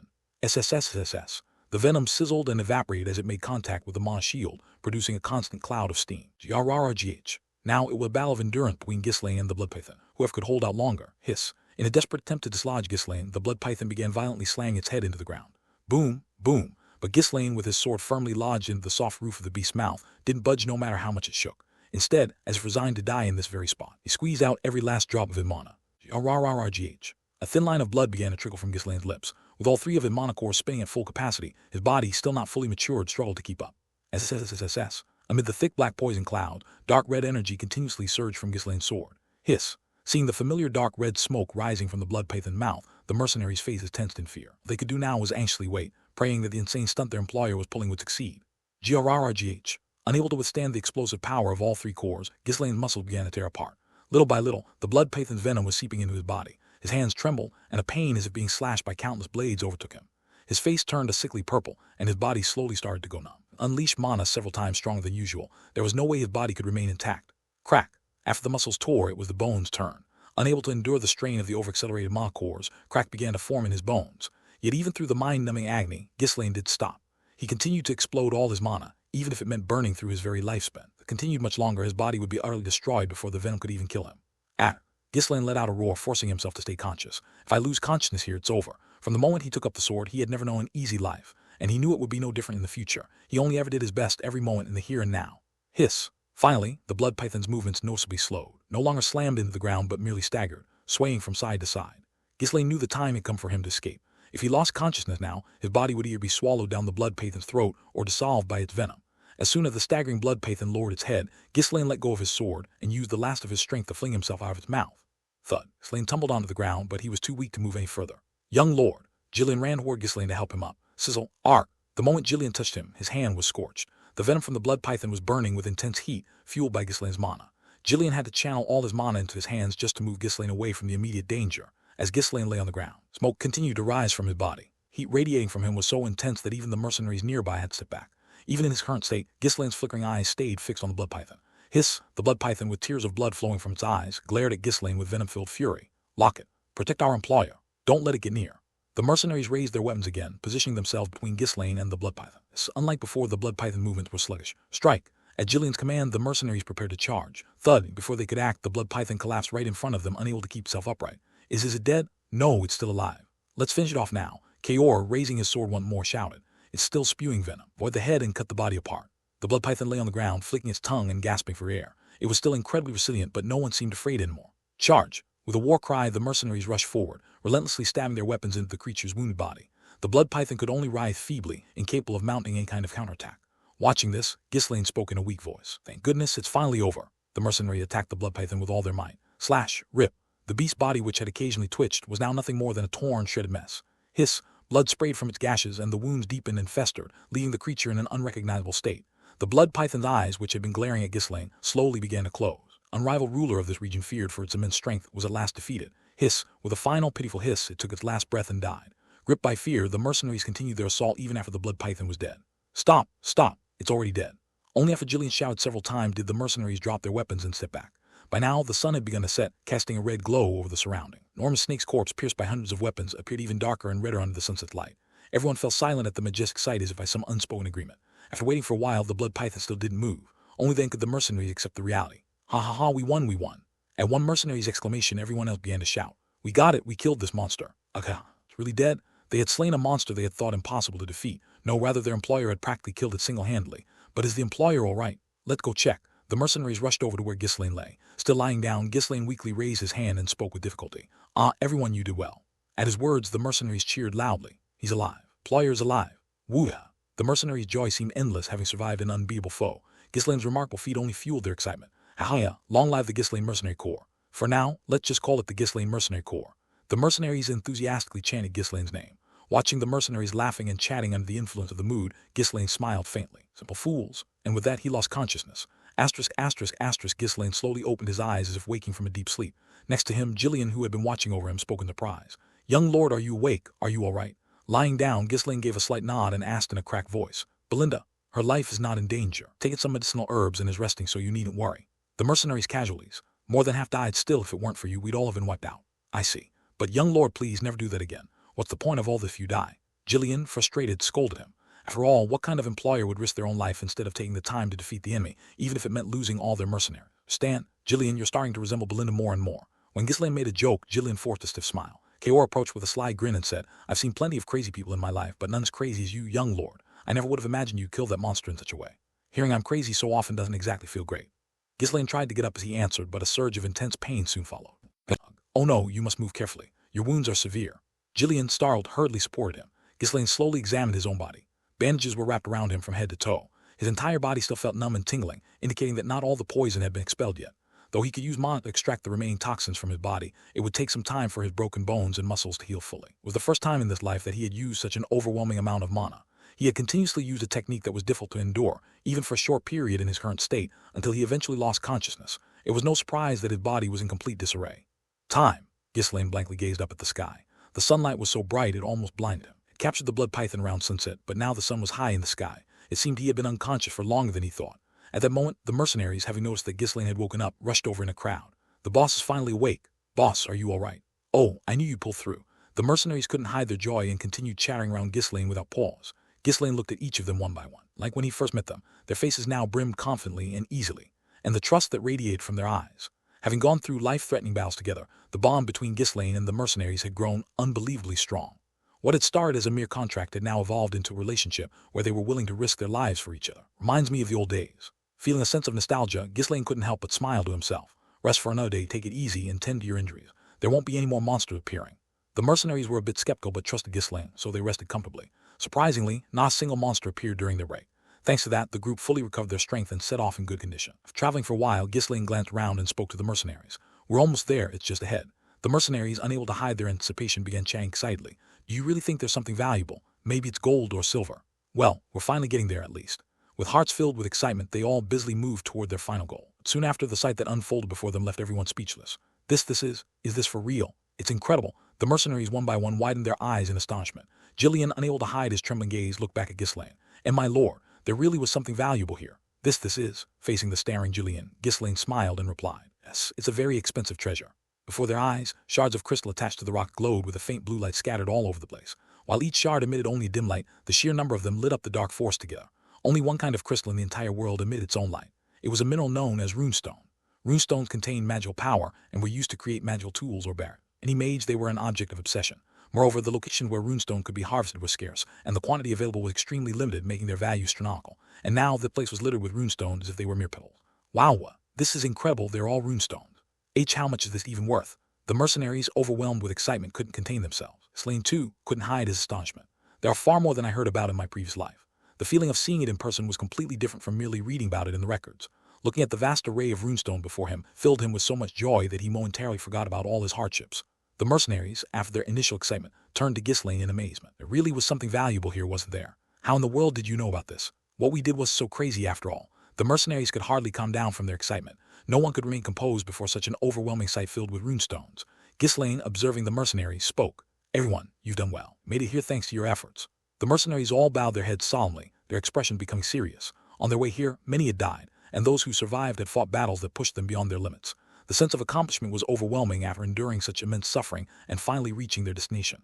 Ghislaine looked around at the mercenaries once more and continued. We've arrived safely. I'll give you all an additional reward. I'll pay you 3 times the original fee. For the fallen, I will send the same compensation to their families. Whoa, that's awesome. I expected no one showed off like the boss. This is huge, absolutely huge. The mercenaries cheered wildly, even throwing their weapons into the air in celebration. After enduring extreme hardship and heavy losses, they had finally arrived at their destination. Not only were they glad to be alive, but now their pay had tripled. Clearly, their leader knew how to reward them generously and manage them effectively. At that moment, Gillian quietly approached Ghislaine and asked in a low voice, My lord, you've already paid them a hefty sum. Is there really a need to give them even more? Sending compensation to the family of the deceased will cost a considerable amount as well. In this world, what employer would send condolent money to the families of fallen mercenaries? The wages mercenaries received were supposed to account for such risks. Once they had been paid, whether they lived or died, that was the end of the matter. Occasionally, employers give bonuses when a mission succeeds, but offering 3 times the standard pay was unheard of. It's fine. If you're going to spend it, it's better to spend it properly. These people risked their lives and worked hard, so this level of reward is only fair. Ghislaine answered as if it were the most natural thing in the world. Gillian looked at Ghislaine silently. There wasn't a hint of hesitation or regret.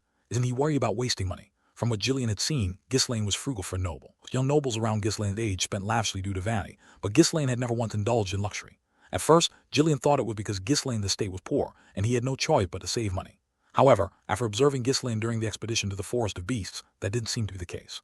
When Ghislaine deemed something necessary, he spared no expense. For it may be said, the young lord's capacity is certainly extraordinary.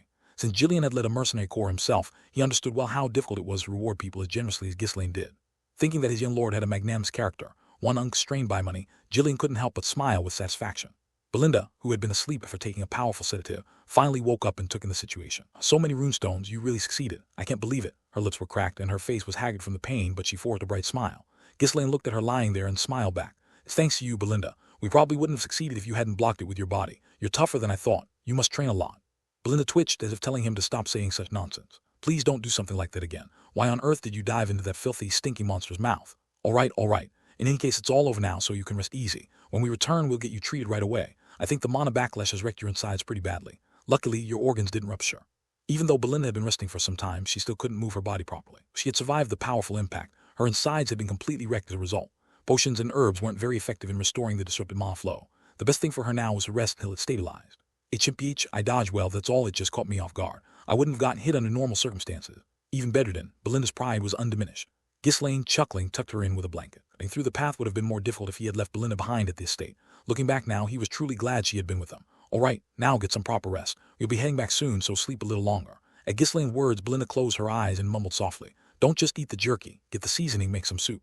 I got it. Don't worry and just rest. As Ghislaine reassured her, Belinda smiled faintly before drifting back to sleep. After ensuring she was asleep, Ghislaine spoke to the mercenaries. All right then, let's start printing money. That's right, this is like printing money. Each one of these is practically a gold bar. Is the boss about to become the richest man in the north? The mercenaries, excited, each commented as they began mining. Calling it mining was an exaggeration. They had to smash rocks until they were manageable and load them on carts.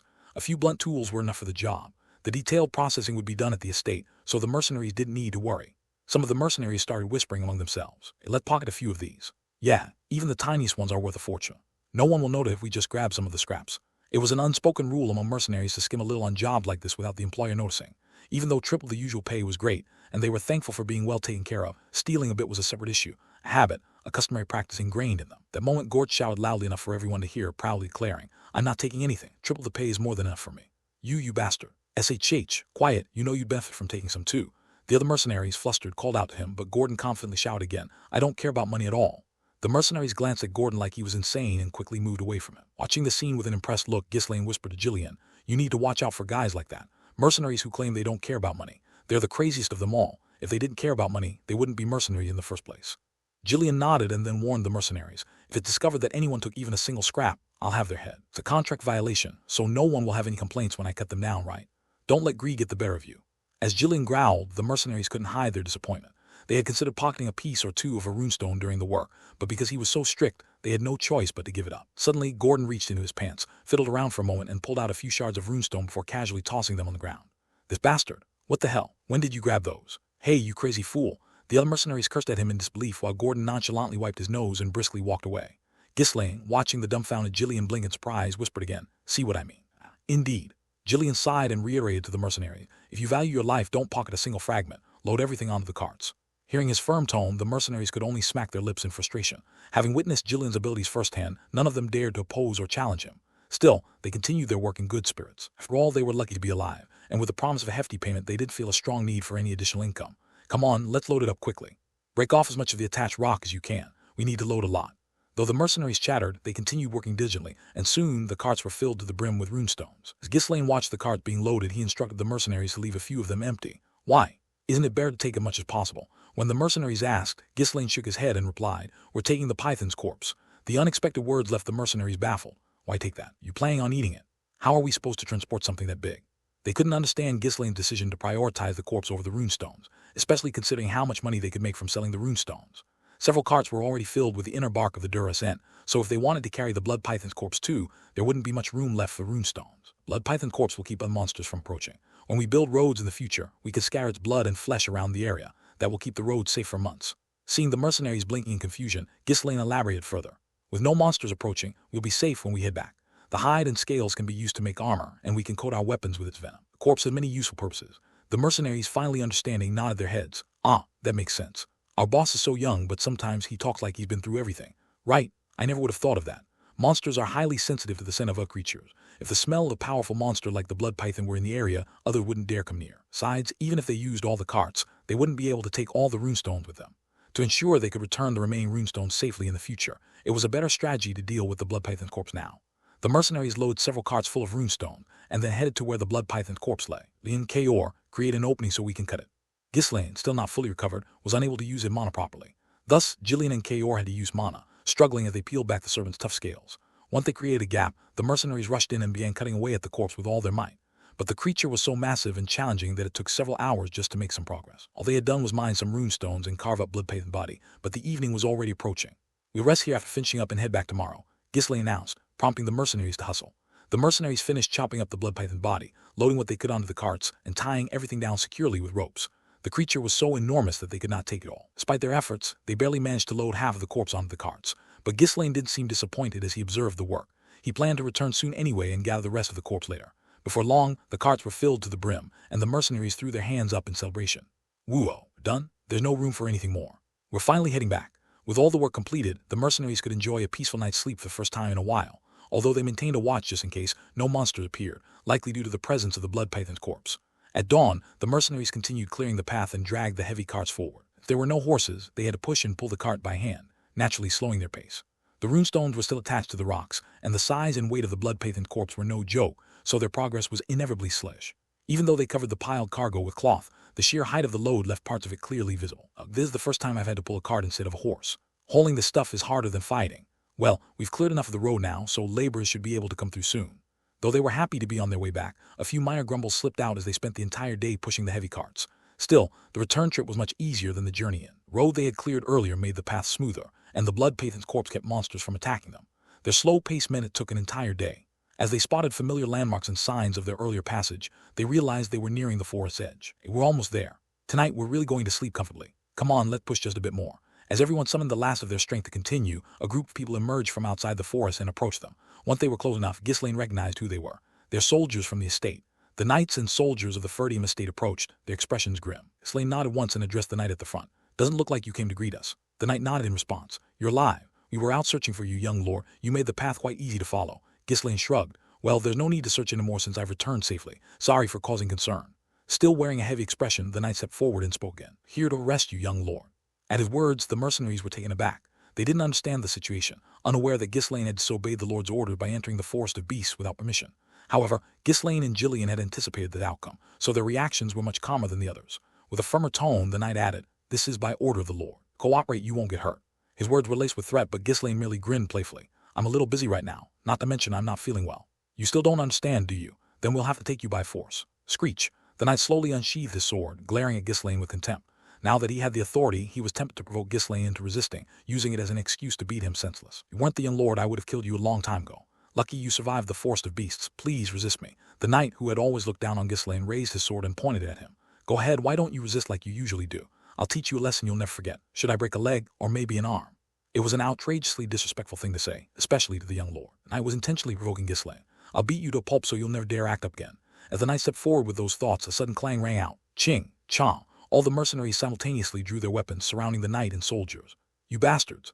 The knight, startled, looked around as the mercenaries advanced with fierce, intimidating glares. Who had faced death multiple times now radiated an air so sharp and dangerous that the soldiers, their faces going pale, began to retreat. What is the meaning of this? The knight was incredulous. Moving on to the lord's orders, he had expected the mercenaries to retreat immediately without a word. He hadn't paid any attention to the mercenaries near Ghislaine, believing they were irrelevant. Never did he expect them to display hostility like this openly. I'm a knight acting under the lord's command. Do you think you'll get away with this? The knight shouted, brandishing his sword, but his threats were met with laughter from the mercenaries. Ha, that only works within the estate. Even though we're at the edge, there is still the forest of beasts. Got any proof that we killed you? I doubt anyone would even come looking for you out of fear. Just scatter your corpses around the forest. Monsters will clean up and no one will find a trace of you. The knight, hearing their brutal words, turned to Ghislaine in panic. Even with his ability to wield mana, he wasn't confident he could take on so many mercenaries, especially one so fierce and experienced. Why, young lord? The knight's voice trembled as he called out, but Ghislaine merely shrugged, feigning ignorance. Seeing this, the mercenary became more resolute. Let's handle this ourselves. Yeah, no one will know if we wipe them out. Let's keep it simple. As long as we don't get caught, it's fine.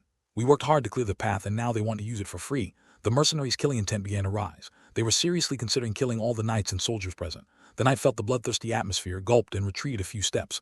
They're crazy. Bastards are all insane. No matter how reckless someone was, they wouldn't dare kill a knight acting under the Lord's orders. But these men seemed to be as unhinged as Ghislaine himself. The knight quickly scanned his surroundings, trying to think of a plan. There were only about 50 mercenaries left. The number was similar to the soldiers he had brought, but he was unsure they could win a fight. I need to call for reinforcements, but it was too late. The mercenaries had already surrounded them, cutting off any chance of escape. These guys aren't amateurs. From their formation and dangerous auras, they were clearly experienced fighters. Realizing escape was impossible, the knight turned to Ghislaine, yelling desperately.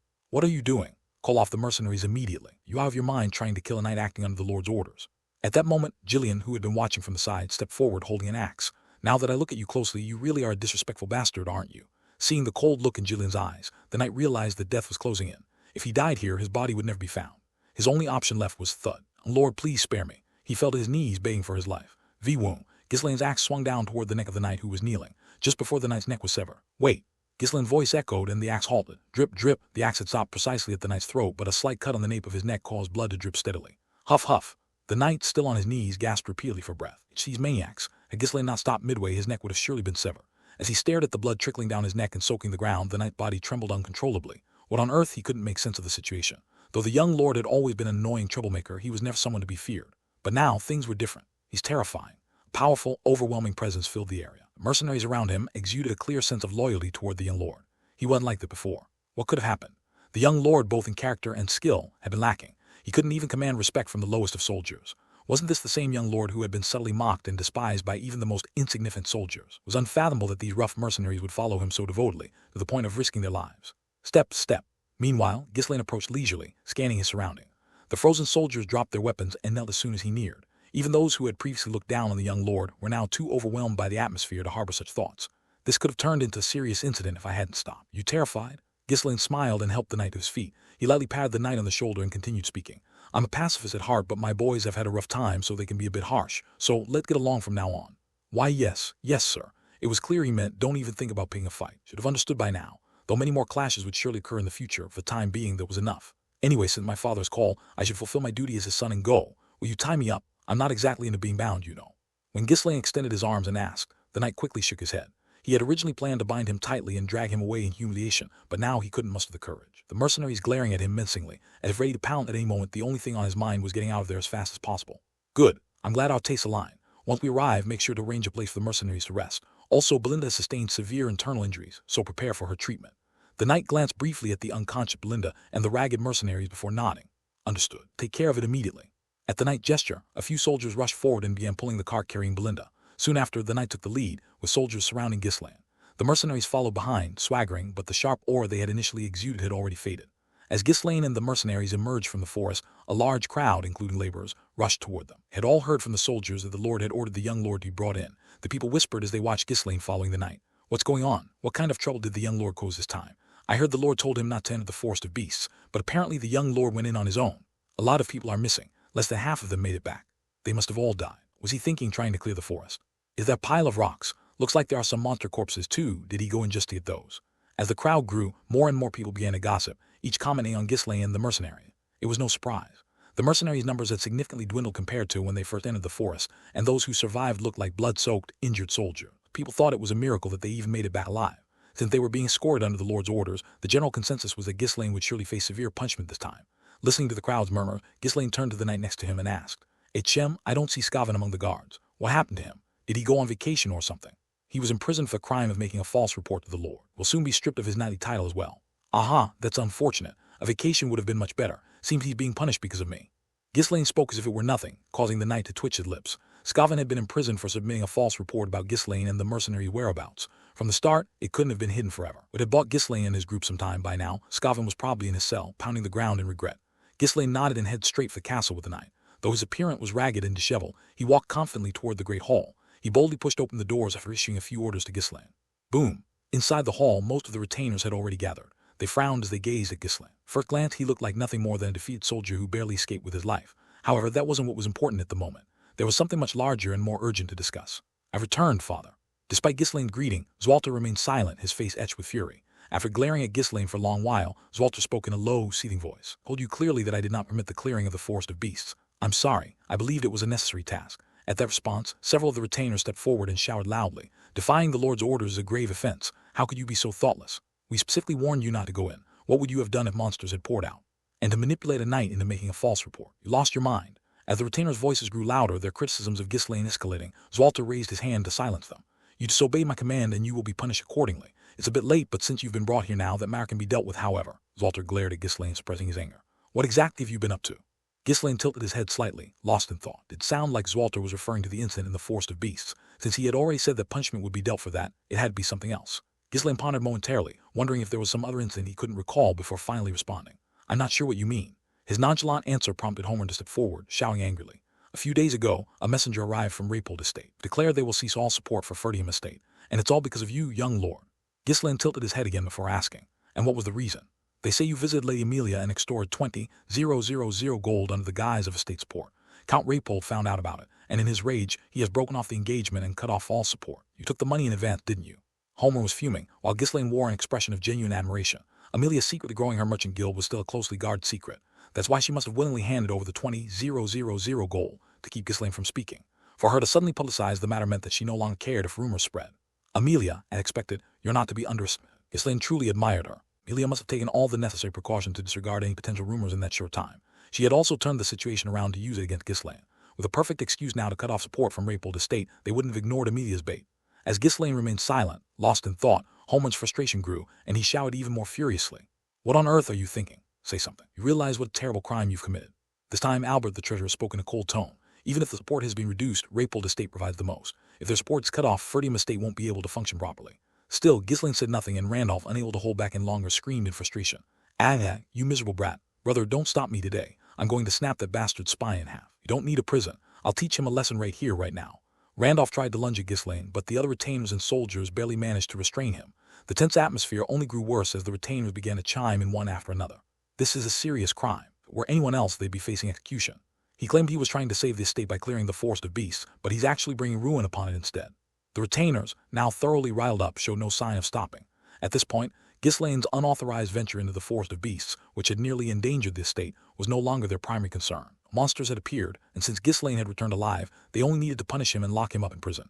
However, cutting off Regressed support wouldn't be resolved just by punishing Ghislaine. Managing an already impoverished and struggling estate had been nerve-wracking for them, and now they must be at their wits' end. In any case, Amelia sure knows how to torment people with money. Ugh, she's ruthless. Ugh, she's terrifying. Ghislaine clicked his tongue inwardly as he glanced at the vassals. Their expressions were a mixture of anger and anxiety. It was only natural, given their worry about how to manage the estate moving forward. Meanwhile, Homer, watching Ghislaine's indifferent expression, felt a surge of anger that made his head spin. He doesn't even understand the magnitude of the mess he's caused. This idiot. Entering the forest of beasts on a whim could be written off as just another of his usual mishaps. But this was the first time he had caused a blunder so great that it could shake the foundation of the estate. Despite the vassal's anger, Albert, the treasurer, tried to remain calm as he continued his calculations. He had to figure out how to recover whatever remained of the 20,000 gold. Would need that money to hold on while they figure out their next steps. "Young lord, how much of the 20,000 gold remained?" In response to Albert's cold question, Ghislaine smiled faintly and answered, "I've spent almost all of it on hiring mercenaries and laborers, as well as on material and food supplies for base." "You mean you've already spent that huge sum?" "That's right. I have a bit of a heavy hand when it comes to spending." "Ha. Ugh. The bastard, lock him up immediately." Even Albert, who rarely showed his emotions, staggered as his frustration boiled over. Now the estate was doomed. Without the funds to maintain the troops, they would have been unable to fend off the barbarians' attacks. They'd have to abandon the estate and flee if they valued their lives. Homer urgently turned to Zwalter and spoke. "Lord, must immediately escort the bastard. Know the young lord to Regressed Estate to apologize. If we don't, we'll all be dead. That bastard, he's not even human, he's a scoundrel. Ah, I'm sorry, my lord. I didn't mean to call you a dog."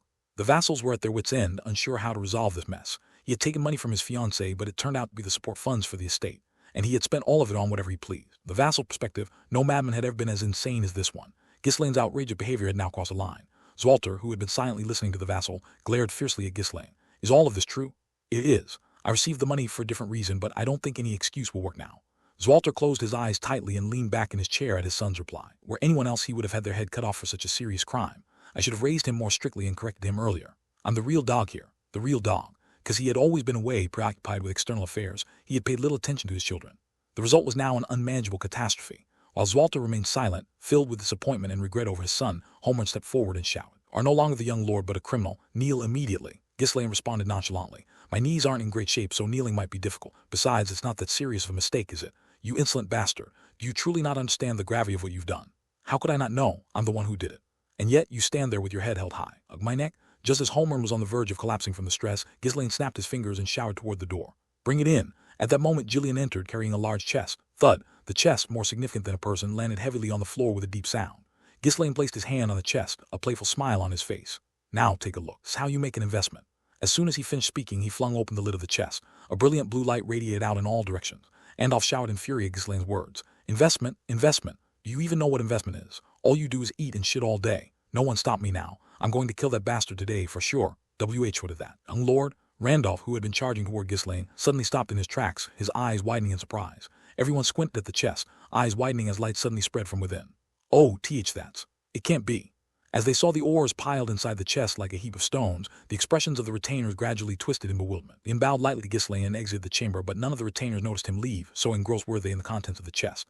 A suffocating silence blanketed the room. Zwalter, coming to his senses belatedly, stammered out with difficulty, "What is this?" Despite knowing what it was, Zwalter couldn't believe his eyes and asked for confirmation. Ghislaine smiled in answer. "It's runestones. Found them in the forest of beasts."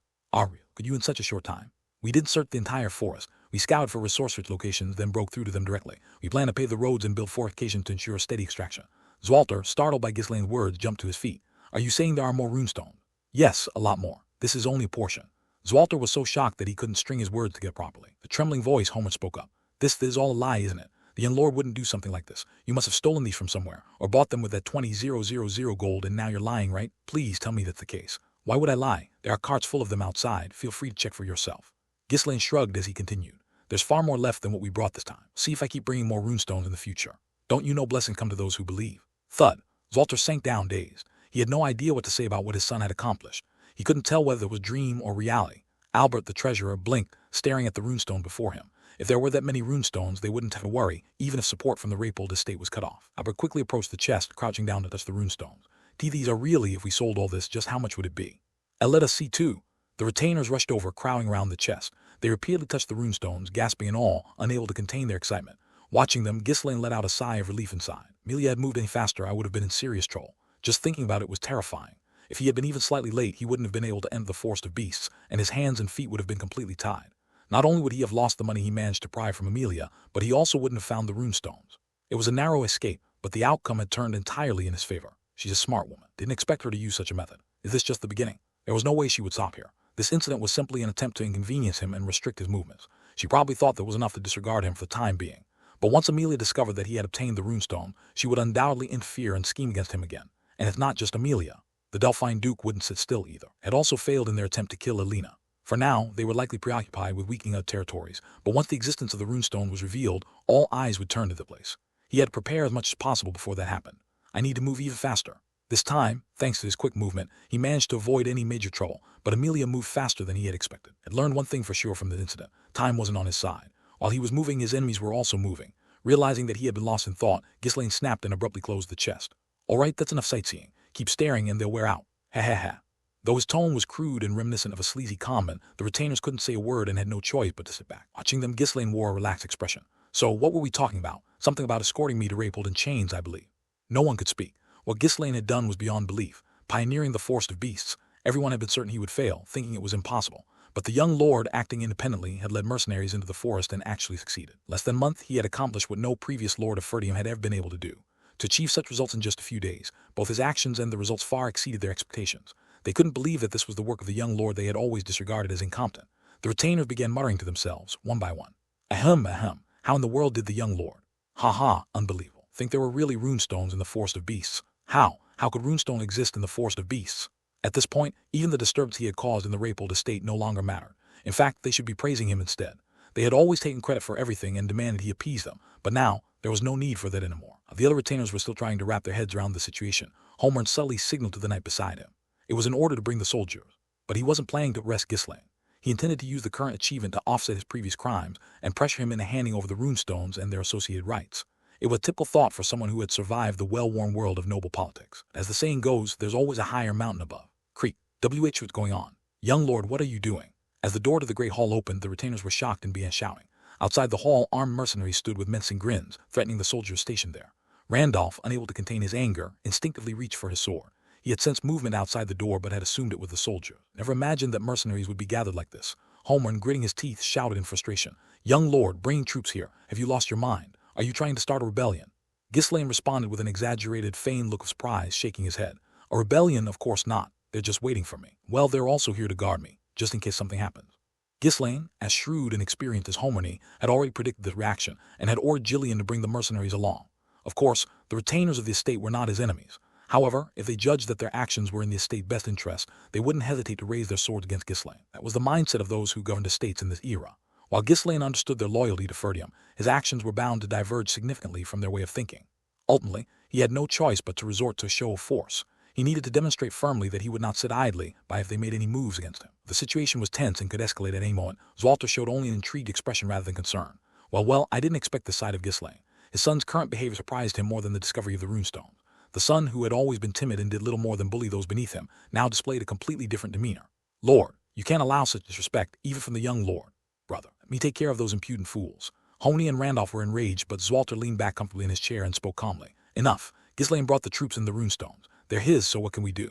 My lord, brother. Both Homerny and Randolph flustered, protested, but Zwalter shook his head. After all, Ghislaine was the heir who would eventually inherit the estate. In the past, Zwalter had always been worried that once he died and Ghislaine took over, the estate would quickly fall into ruin. Better that he acts boldly like this, rather than grovel like before. Inwardly, Zwalter was actually pleased that Ghislaine had anticipated the retainer's reactions and prepared accordingly. The boy is the spirit of a northern wolf, after all. As the thought crossed his mind, Zwalter felt a sense of pride, realizing that his son was completely hopeless after all. In the end, Zwalter decided to let the incident pass. He feared that his son might revert to his old ways if he pressed too hard. If Ghislaine ever truly crossed the line, Zwalter figured he could correct his behavior then.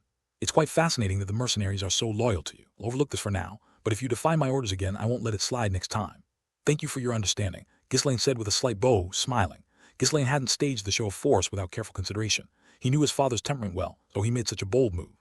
A man who had spent his entire life on the battlefield, forsaking even his own life, couldn't be ordinary. Ghislaine was confident that his father differed from the typical lords, who clung stubbornly to their power. As the atmosphere became more subdued, Albert, the treasurer, was already formulating a plan. We need to secure those runestones somehow. The retainers had opposed the whole venture, and Ghislaine had succeeded in pioneering the area on his own, so there was no legitimate claim for the estate to assert ownership. Albert had considered forcibly taking the runestone. Ghislaine was the family's heir and firstborn. Eventually, he would inherit the estate. Clashing with him now would only lead to long-term losses. It would be better to coax him and secure some of the profits. There's no benefit to fighting him. Ghislaine had taken nearly 200 mercenaries with him, but only a little over 50 had returned. That meant over 100 had died in the perilous forest. Surviving mercenaries couldn't possibly be weak, and there was no way the stubborn fool, now backed by those skilled mercenaries, would give up his money so easily. Albert's plan was simple. Since they couldn't just take the young lord's money, the best approach was to negotiate a reasonable share. After finishing his thoughts, Albert cleared his throat and spoke. In any case, congratulations on your success. For the 20,000 gold you used originally belonged to the estate. Because of that, the estate support was cut off, and the pioneering was started with that money. Don't you think the estate is entitled to some share in return? Isn't that right? At Albert's word, the other retainers quickly nodded in agreement. They had to try, as success only came to those who made the attempt. It was true that without the 20,000 gold, the expedition might never have been attempted. Albert's argument was reasonable. However, Ghislaine, who had never easily handed over his own money, pondered for a moment, leisurely stroking his chin. Ghislaine eventually responded in a bored tone. That's quite an interesting point. It makes sense. I'm deeply impressed. All right. The estate should receive at least 40%, no, 30% of the profits. How about I just give you back the 20,000 gold? Excuse me. Ghislaine winked and made a coin shape with his fingers. I'll return the 20,000 gold. I'll even add interest. The vassals couldn't say anything and simply kept their mouths shut. There was no room for rebuttal. Young lord, because of you, our relationship with Raypold has already soured, making the situation in the estate somewhat difficult. So, are you saying that's not enough? Of course, it wasn't enough. For the Ferdium family, having a steady flow of money was more important than a lump sum payment. This estate had no means to generate income on its own. It was awkward to demand money while blaming someone for their situation. Ghislaine holding the money, the balance of power had shifted entirely. Should we also start some kind of development project? Baron Homer wiped away the sweat pouring down his face, lost in thought. However, Ghislaine had already secured the runestone, and searching for other resources would just lead to the same conclusion. They had to be prepared to take risks and incur losses if they wanted to make any progress. Damn it. How did that bastard end up with such a valuable resource? There's no way to take it from him. Strictly speaking, the Forest of Beasts wasn't Ferdium's territory. It was merely acknowledged as part of their land because it bordered the estate. So unless they forcibly took it from him, there was no other way to secure the runestone that Ghislaine had. As everyone stood there, unsure what to do, Ghislaine spoke again. Hm, it seems like everyone is in a bit of a tough spot. As the young lord, I can't just ignore the difficulties of the estate. Although his tone was sly, the vassal couldn't help but look at him with a bit of hope in their eyes. Even Zwalter was drawn in, his expression filled with curiosity at his son's words. Seeing everyone's reaction, Ghislaine smiled and continued. From the start, I retrieved the runestone for the sake of the estate, to make up for what we lost from Raypold. At Ghislaine's words, the vassals nodded, visibly relieved. If he'd thrown a fit and insisted on keeping it all for himself, they would have had no choice but to fight and take it from him. But since he offered to give at least some, they could breathe a little easier now. However, there are a few conditions. At those words, the vassal couldn't hide their nervous expression. We're scared to think what kind of conditions this infamously troublesome young lord might bring up. I noticed Scoundrel from the guard wasn't around. I heard he's been in prison. Is that true? At this, Baron Homer nodded. He was imprisoned for falsely reporting to the lord. We plan to strip him of his knightly title as well. For a knight who has sworn loyalty to lie, it's a grave sin indeed. Ahem. Homer's voice was noticeably softer than before. It clearly realized there was no benefit to pushing or pulling against Ghislaine anymore. However, his response carried the subtle implication that Scoundrel's imprisonment was Ghislaine's fault. Nodding, Ghislaine raised one finger and spoke. First, release Scoundrel. I was the one who forced him to act, so he had no choice. He's probably so full of regret he'd rather die. The vassals looked uncomfortable. Giving the crime of lying to the lord would undermine the lord's authority. However, it wasn't as if they didn't have an excuse, and compared to the overall management of the estate, it was a minor issue, so none of them expressed opposition. Ghislaine continued speaking since the vassals remained silent.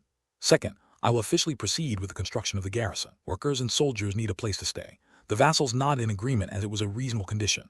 Third, as before, the forest of beasts will remain off limits. I don't want unnecessary casualties in the estate due to reckless greed. At that moment, the vassal's expression faltered. This bastard wants to hog it all for himself. Why can't we go in? You went in even though you said we shouldn't. Of course, they only grumbled internally and didn't dare voice their complaints. Since no one said anything, Ghislaine brought up the final condition. Lastly, from now on, I'll be in charge of replenishing and managing the mercenaries and security forces, regardless of the estate. It will be troublesome if there's interference every time I move troops within the estate, so I'll need that level of authority. The vassals began to break out in a cold sweat. Ghislaine had just announced that he would continue to command private soldiers within the estate. Young lord is trying to maintain a private army. Now that he has money, he's completely out of control. That troublemaker is going to lead an army. The vassals already felt a chill down their spines. If the increasingly eccentric young lord were to lead troops, no one could predict the scale of the disasters that might follow. Even now, the mercenaries under his command made him hard challenge. Young lord, not sure about the rest, but leading separate forces. One of the vassals gathered his courage to speak up, but Ghislaine answered bluntly. Then how about we just cancel everything? Should I leave? I am in full agreement, absolutely in favor. The vassal quickly backtracked and retreated to his seat. Oh, I thought you were opposing me. I almost got hurt. You know I'm sensitive, right? I was about to walk out. You jerk, you're going to do whatever you want anyway. The subtle threat made the vassals curse inwardly as they bowed their heads. Does anyone oppose? Ghislaine raised his hand slightly as he asked, but no one dared to respond. There was no greater act of tyranny, but nothing good would come from provoking the young lord. After waiting briefly, Ghislaine smiled in satisfaction and looked at his father. Seems the vassals all agree with my opinion. Now, father, please make your decision. For some reason, that smile appeared wicked. Zwalter gave a bitter smile. He really changed. When complaints came from Raypold, Zwalter had thought Ghislaine had caused a major incident again. This time, he planned not to let it slide. However, Ghislaine had accomplished enough through bold actions to offset all those mistakes. Of course, it was still difficult to fully trust him. Luck likely played a big part in this recent success as well. How many people had considered developing the forest of beasts over the years? Zwalter knew well, as he had evaluated the risks and benefits himself. Discovering resources this quickly could only have been done with a stroke of fortune. Though it is true that he accomplished something great, Zwalter hesitated for a moment. Though Ghislaine had succeeded this time, there was no guarantee that things would continue to go smoothly in the future. What good was immense wealth if one were to die young? Moreover, his son was the heir to both the estate and the family. His life could not be taken lightly. If Zwalter were to stop him, he would have to strip him of all authority and do so now. But as a father, he didn't want to crush the potential his son had only begun to show. An excessive request, but it's not entirely unreasonable either. Ultimately, it came down to whether or not he trusted Ghislaine. His past conduct had been so reckless that it was hard to trust him entirely just based on his recent behavior. However, if Zwalter refused to trust him and instead forced him into a corner, things could spiral into a disaster. Even now, Ghislaine had come with troops in tow, presenting extreme demands to his father and the vassal. It was clear that he was prepared for a physical confrontation if necessary. Was my son always this way? Zwalter looked at his son again, as if seeing him for the first time. Ghislaine stood confidently, as if it didn't matter what decision Zwalter made. What Zwalter didn't know was that Ghislaine was actually making every effort to handle things as smoothly and politely as possible. In his days as the King of Mercenaries, Ghislaine had acted far more ruthlessly and violently than he would now. After pondering for quite some time, Zwalter let out a deep sigh and spoke. Very well, I'll grant you what you want. Do as you please. My lord, brother. All the vassals turned to Zwalter in shock. None of them had expected him to agree to all of Ghislaine's conditions so easily. Zwalter glanced around at the astonished vassals and spoke as if it were no big deal. If I'm going to grant him authority, it's better to give it completely and trust him. Half-hearted concessions would only make things worse. Before Ghislaine could even express his gratitude, Zwalter's tone turned sharp, radiating intensity as he continued. However, if you cause harm to the estate or hinder the defense of the north, I will strip you of all your authority and confine you to the tower until you come to your senses. Never forget that this is your final chance. With such power came a heavy responsibility, and Zwalter wanted to ensure Ghislaine understood that clearly. His words, a mix of a father's hope and a lord's concern, made Ghislaine smile broadly as he bowed his head. Thank you. I have nothing to worry about. What do you plan to do with the rest of the money? I have a plan. Once the urgent matters are taken care of, I also intend to use it for the estate. Urgent matters. The phrase left a strange impression. Zwalter was curious about what could be more pressing than the estate's current situation, but he didn't ask any further. All right, do what you need to do. Trust you. Though his tone had returned to its usual bluntness, it was filled with an emotion that hadn't been there before. No matter what he said, Zwalter couldn't hide the pride and joy he felt seeing his son accomplish something so significant. With that, the only ones left in an awkward position were the vassals, particularly Holmern, Randolph, and Albert, who had been the most critical of Ghislaine. They were now in a much more uncomfortable spot than the others. Haman racked his brain so hard it felt like steam might start coming out of his head. Damn it, this is a disaster. Now I'm stuck under that troublemaker's thumb. How did things end up like this? Haman was the one who opposed Ghislaine's first suggestion of developing the forest of beasts the most. If only he had fully supported and pushed for it back then, he could have secured a stake for himself. The regret gnawed at him. Seriously, who would have guessed he'd go off and succeed like that? It doesn't even make sense. Who could have predicted that the young lord whom he had dismissed as a mere novice would actually demonstrate such decisiveness and pull off a real success? It still seemed unbelievable. However, now that the circumstances had changed, Haman couldn't afford to act stiff like before. Suddenly, Haman's face broke into a broad smile, and he spoke. Oh my, truly splendid. Splendid. Does this mean that the young lord alone rivals the entire Rappold estate? You've grown remarkably well. It seemed Belinda taught you well. Ha ha. Haman's words held not a shred of sincerity, and Albert stepped forward, letting the flattery wash over him. I always knew the young lord had a keen sense for money. Regarding funding, why don't we discuss it directly? There are a lot of urgent matters that need immediate attention. Ahem. Randolph, though his face twisted awkwardly, joined in with sweet words. I always believed that with the young lord's boldness you'd achieve great results someday. You know we're short on troops, right? Well, strong forces are essential to defending the estate after all. Ha ha. Those fellows outside, they really. Watching the three men blatantly change their attitudes and flatter him, Ghislaine took a small step back, smiling. With you three speaking so highly of me, I'm overwhelmed. I'll make sure to take good care of you from now on, so don't worry too much about the estate's affairs. Only then did the three men's faces brighten with wide grins. Regardless of the sincerity behind Ghislaine's words, the promise of benefits melted away any lingering bitterness they might have felt. They couldn't help but feel that the young man had completely outmaneuvered them, but what could they do? At the moment, Ghislaine holds all the power, so they have no choice but to go along with it. Their only option was to abandon their pride and cozy up to him. Haman, taking the lead, grabbed Ghislaine's hand tightly and said, We're looking forward to it. Oh my, our estate has truly been blessed. Truly blessed. Ghislaine gently pulled his hand away from Haman's grip and turned to Zwalter. Father, please don't worry too much about the estate from now on. Handle things so you can continue focusing solely on defending the North, as you always have. Ah, to think you could say something like that. Walter nodded, a satisfied expression on his face. The sight of his son, who had grown so much in just a few months, amazed him. Of course, Zwalter didn't take Ghislaine's words entirely seriously. He merely saw them as pleasantries. However, the expression on Ghislaine's face as he turned to leave was more serious than ever. Everything is going as planned. Now it's time to prepare for the next step. There was something more urgent than developing the estate. It was time to prepare for war. Scavan, trapped in the prison cell, leaned against the wall and sighed deeply. Ah, I must have lost my mind. Why did I do that? Logically speaking, no matter how exceptional the young lord's swordsmanship was, entering the forest of beasts and surviving was impossible. If it were that easy, the estate would have long since sent out a party for exploration. But because the young lord spoke so confidently, Scavan couldn't help but believe him without realizing it. Not that there was any real reason to trust him either. Due to his false report, the troops sent to pursue the young lord had moved out later than they should have. It was likely the young lord's plan all along when he made his request, but as a result, Scavan ended up imprisoned like this. All because of the captain. What am I even doing here? Sigh, Ricardo, the handsome man sitting next to Scavan, muttered gloomily. He had also ended up in prison simply because he was Scavan's lieutenant. Ahem, I'm sorry. We'll be released soon.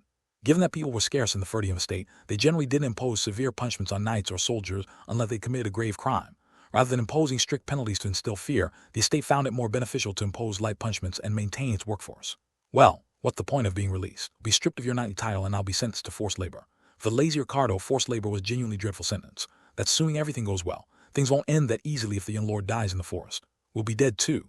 Ahem, surely the young lord didn't die, right? If you think about it, he's always been lucky, getting out of trouble despite causing so much havoc. Doesn't seem like someone who'd die easily. If the young lord had indeed perished, Scavan would have no choice but to take responsibility for his false report, which would be akin to treason against the lord.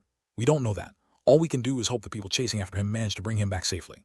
Ricardo clicked his tongue as he replied. Scavan, feeling just as frustrated, could only let out deep sighs in response. For a long while of sighing, Ricardo, seemingly curious, asked a question. So, Captain, what do you plan to do once you're released?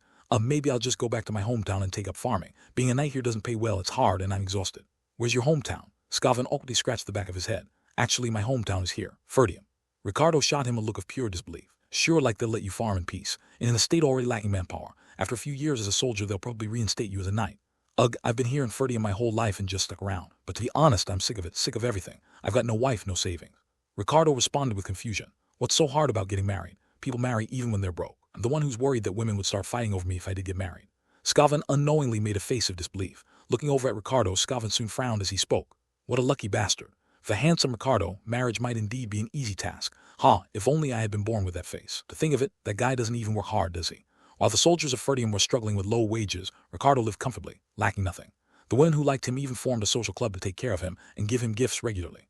Scavan couldn't help but think that the world was incredibly unfair. He, too, had some talent and had endured grueling hardships just to become a knight barely. That Ricardo guy could get by without doing anything. If looks were a talent, then it was truly a blessed one. As Scavan debated whether to vent his jealousy by smacking Ricardo on the back of the head, a commotion began to stir near the prison entrance. What's going on?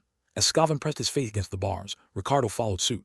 The group that had been talking to the guard at the entrance began approaching the cell where the two were confined. They saw the face of the person at the front. Scavan and Ricardo's eyes widened in surprise. Why, young lord, you're alive. Ghislaine stood before the bars, waving his hand with a grin.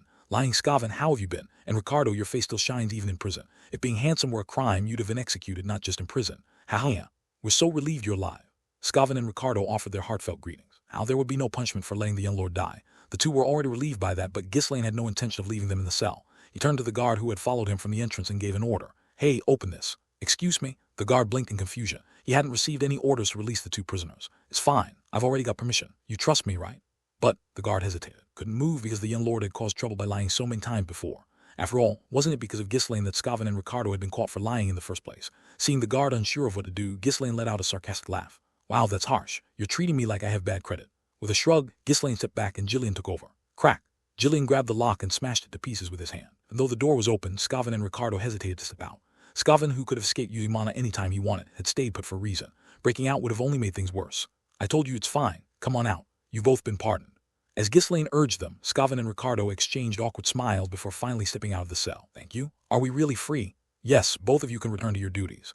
Ghislaine patted them on the shoulder a few times and then pulled out 2 pouches from his coat. Here, take these. Curious, the two opened the pouches and looked inside. Inside the pouches, they found them filled with gold coins. Why are you giving us this? Are you really giving it to us? Both men were shocked by the sudden display of generosity, but Ghislaine responded as if it was nothing. Thanks to you, I was able to enter the forest of beasts without any interference. This is your reward. It's only natural to receive compensation for a job well done. Unlike other nobles, Ghislaine didn't control his subordinates solely through loyalty. This was due to his identity as a mercenary, but regardless, he believed that loyalty would follow if there were proper rewards for accomplishments. Thank you. We use it well. Scavan and Ricardo repeatedly bowed their heads, grinning from ear to ear. They were already thrilled to be released without any trouble, and now, receiving a large sum of money on top of that made them even more ecstatic. All right then, let's meet again sometime. Call for you when I need you. Yes, please call us anytime. Take care, my lord. The two bent at a right angle, bowing deeply in respect. After all, the person who pays well is the good one, right?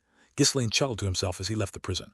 Homer might nag him once he finds out about the broken door, but that's why he should have opened it when told to. And after Ghislaine left, Scavan kept fiddling with the pouch of gold coins until he asked Ricardo, "There's a lot of money in here. What are you going to spend it on?"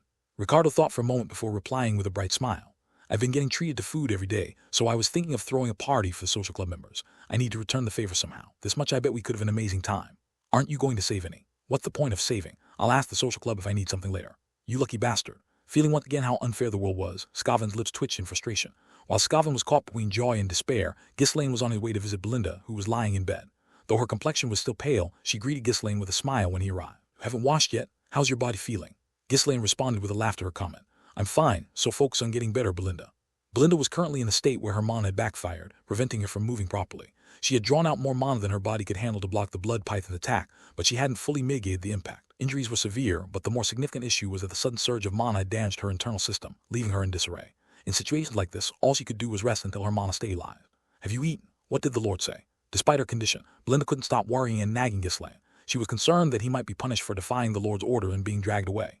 "Everything's been sorted out. Worry." Belinda finally seemed at ease, closing her eyes after seeing Ghislaine's relaxed smile. She might faint from the shock if she knew that he had brought Mercenary and staged a show of force. Ghislaine decided to keep his mouth shut about that for now. He soon took her hand as he examined Belinda's condition for a moment. "I'll help you recover faster." "Huh? How are you going to help me, my lord?" Belinda looked at him, puzzled. Without saying a word, Ghislaine merely shrugged his shoulders and then forcefully channeled his mana into Belinda's body. "Why are you suddenly stopped? It's dangerous." It's fine. As his foreign mana entered her body, Belinda's own mana began to resist. Sweating profusely, she struggled to suppress the sluggish mana within her. Ghislaine could get hurt if their mana clashed, so she had no choice but to try. Meantime, Ghislaine's mana gently enveloped her turbulent energy, pressing it down. Ghislaine, now also drenched in sweat, was fully focused. Jillian, standing nearby, was tense and kept a sharp lookout. In the precarious situation, any disturbance could put Ghislaine and Belinda's lives in danger. FSSSH. Soon, a red mist rose from Ghislaine's body and dispersed into the air. At the same time, Belinda's complexion visibly improved. Amazingly, Ghislaine had succeeded in stabilizing her reverse-flowing mana. How did you? What on earth? Belinda, whose face had regained its color and now blushed, stammered in astonishment, her eyes wide. She could clearly feel the change since it had happened within her own body. Ghislaine's control over mana was unbelievably delicate. To manipulate mana with such precision was impossible for most people, even those at high level. Fully withdrawing his mana, Ghislaine released her hand. Phew, it worked. You should be up and moving again after a few days of rest. You feel better now, right? Belinda gazed at Ghislaine with a mix of emotions before slowly speaking. What you're practicing isn't the family's mana technique, is it? The mana techniques of the Ferdium family didn't emit a red aura. Not only was the color of the mana different, but the atmosphere it gave off was as well. Ferdium method was rugged but stable, while Ghislaine's mana was laden with a distinct killing intent. It was natural for mana's nature to vary depending on the technique practiced, but Belinda couldn't comprehend where Ghislaine had learned a technique that wasn't from the Ferdium family. His rapid growth and refined mana control must surely be thanks to whatever technique he had mastered.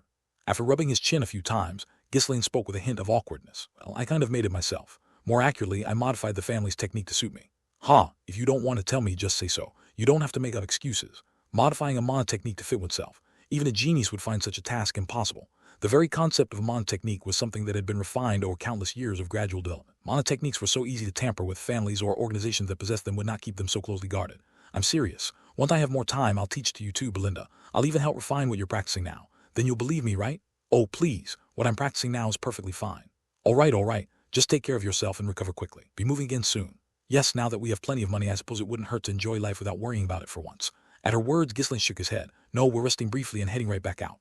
Where are we going? Oh, are you going to sell the runestone? That too, but there's more to prepare. Time's always tight, so we need to move quickly. Belinda blinked a few times, then asked again. In the forest of beasts, all this rush, what are you trying to do now? Can't you stop whatever it is already? I'd like to take a break too, to be honest, but the situation isn't great right now. What situation, tell me? Belinda's voice was filled with concern. Ghislaine gave her a slight smile as he responded. Unfortunately, our estate is in grave danger right now. The estate is in danger? Why? The sudden statement flustered Belinda. Biggest problem for the estate money had been largely resolved with the discovery of the runestone. If they used that money wisely, they could lay the foundation for developing the estate like any other prosperous land. As long as you don't recklessly throw money away, what could possibly be dangerous? It seems like there's more than enough to last a lifetime. If the estate were in danger, the greatest threat would be the man standing right before her. Ghislaine had always been one to cause trouble, and now, with a considerable sum of money in his hands, the chances of him causing even greater disasters were relatively high. For him to suddenly say the estate was in danger, was he predicting that he was about to cause some chaos? How should I explain this? Ghislaine pondered momentarily before dismissing all the maids and soldiers from the room, leaving only Belinda and Gillian behind. If things continued this way, they would never truly understand why he was acting the way he was. Until now, they hadn't fully understood Ghislaine, yet they had followed him regardless. However, no one knew how much longer that would last. At this point, he had to offer some kind of explanation. If he were to say outright that he had returned from the future, they'd surely think he was mad. So, he decided to explain using events that had already happened. Think that now we've obtained the runestone, everything's fine, don't you? Gillian nodded. With the runestone we obtained, we can solve the chronic issue of the estate. Isn't that what you've been aiming for, young lord? Yes, it is what I wanted, but that doesn't mean it's entirely a good thing. How could it not be a good thing? Neither Belinda nor Gillian could comprehend the meaning behind Ghislaine's words. They had found the resources to resolve the estate problems. How could that possibly be anything but a good thing? Ghislaine stayed silent for a moment, organizing his thoughts before speaking again. There are people watching us. What? Gillian wondered if Ghislaine had developed some kind of paranoia. Who on earth would be keeping watch over them? Then Belinda nodded her head and spoke. Lady Amelia, is it because you took the money? It'd be best just to compensate her and make peace. Gillian also nodded as if he understood. After all, they had already dealt with the assassins that came for them previously. But Ghislaine shook his head. No, it's not them. There have been people watching us for much longer than that. They've been watching us from before. Who could possibly? Before they could finish their questions, Ghislaine continued. This is something neither my father nor our retainers know. Only my sister Lena and I are aware of this. Someone has been targeting our estate. Ghislaine then explained the incident where Aline had been attacked and the discovery of the body of the Diggle Prince. He even mentioned how they had disposed of Frank and the Diggle Prince's body to prevent a territorial war caused by false accusation. Ghislaine continued his explanation. Belinda and Gillian's expression grew darker. They began to understand why Ghislaine had been moving so urgently and unusually up until now. After organizing his thoughts for a moment, Gillian asked in a puzzled voice, "But young lord, the estate. I apologize, but no matter how I look at it, it doesn't seem valuable enough to seize. In fact, taking it would only lead to battle with barbarians, which would be a loss. There's no reason to weaken this estate by instigating a fight with another one. Yes, that's how it's been until now, but what about now?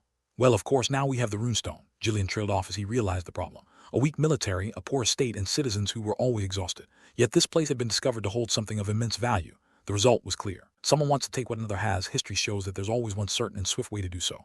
Belinda swallowed nervously and answered in his place. War. She shook her head immediately after saying it. No, the runestone was just discovered. There's no way the enemies know about it yet, right? Her logic seemed sound. If the enemies had known about the runestone, they would have invaded long ago. Ghislaine nodded. It's likely they weren't targeting us because of the runestone. If they were certain it existed, they'd have already attacked. There must be another reason they're aiming for the place. Ghislaine spoke with a bitter smile. But now that the runestone has been discovered, they'll soon set their sights on us. In a way, I've accelerated the coming war. It was bound to happen sooner or later anyway. Jillian's expression turned grim. Dealing with the assassins sent by Ghislaine's former fiancé was already troubling, but now they had to worry about an unknown enemy targeting their estate. This was no ordinary situation. Do you have any guesses as to who might be behind it? Ghislaine shook his head. He was convinced that the Delphine Duke was behind the conspiracy, but no clear evidence had surfaced yet. Moreover, foreign figures like Aiden from his past life were involved, so explaining everything at the point would be pointless.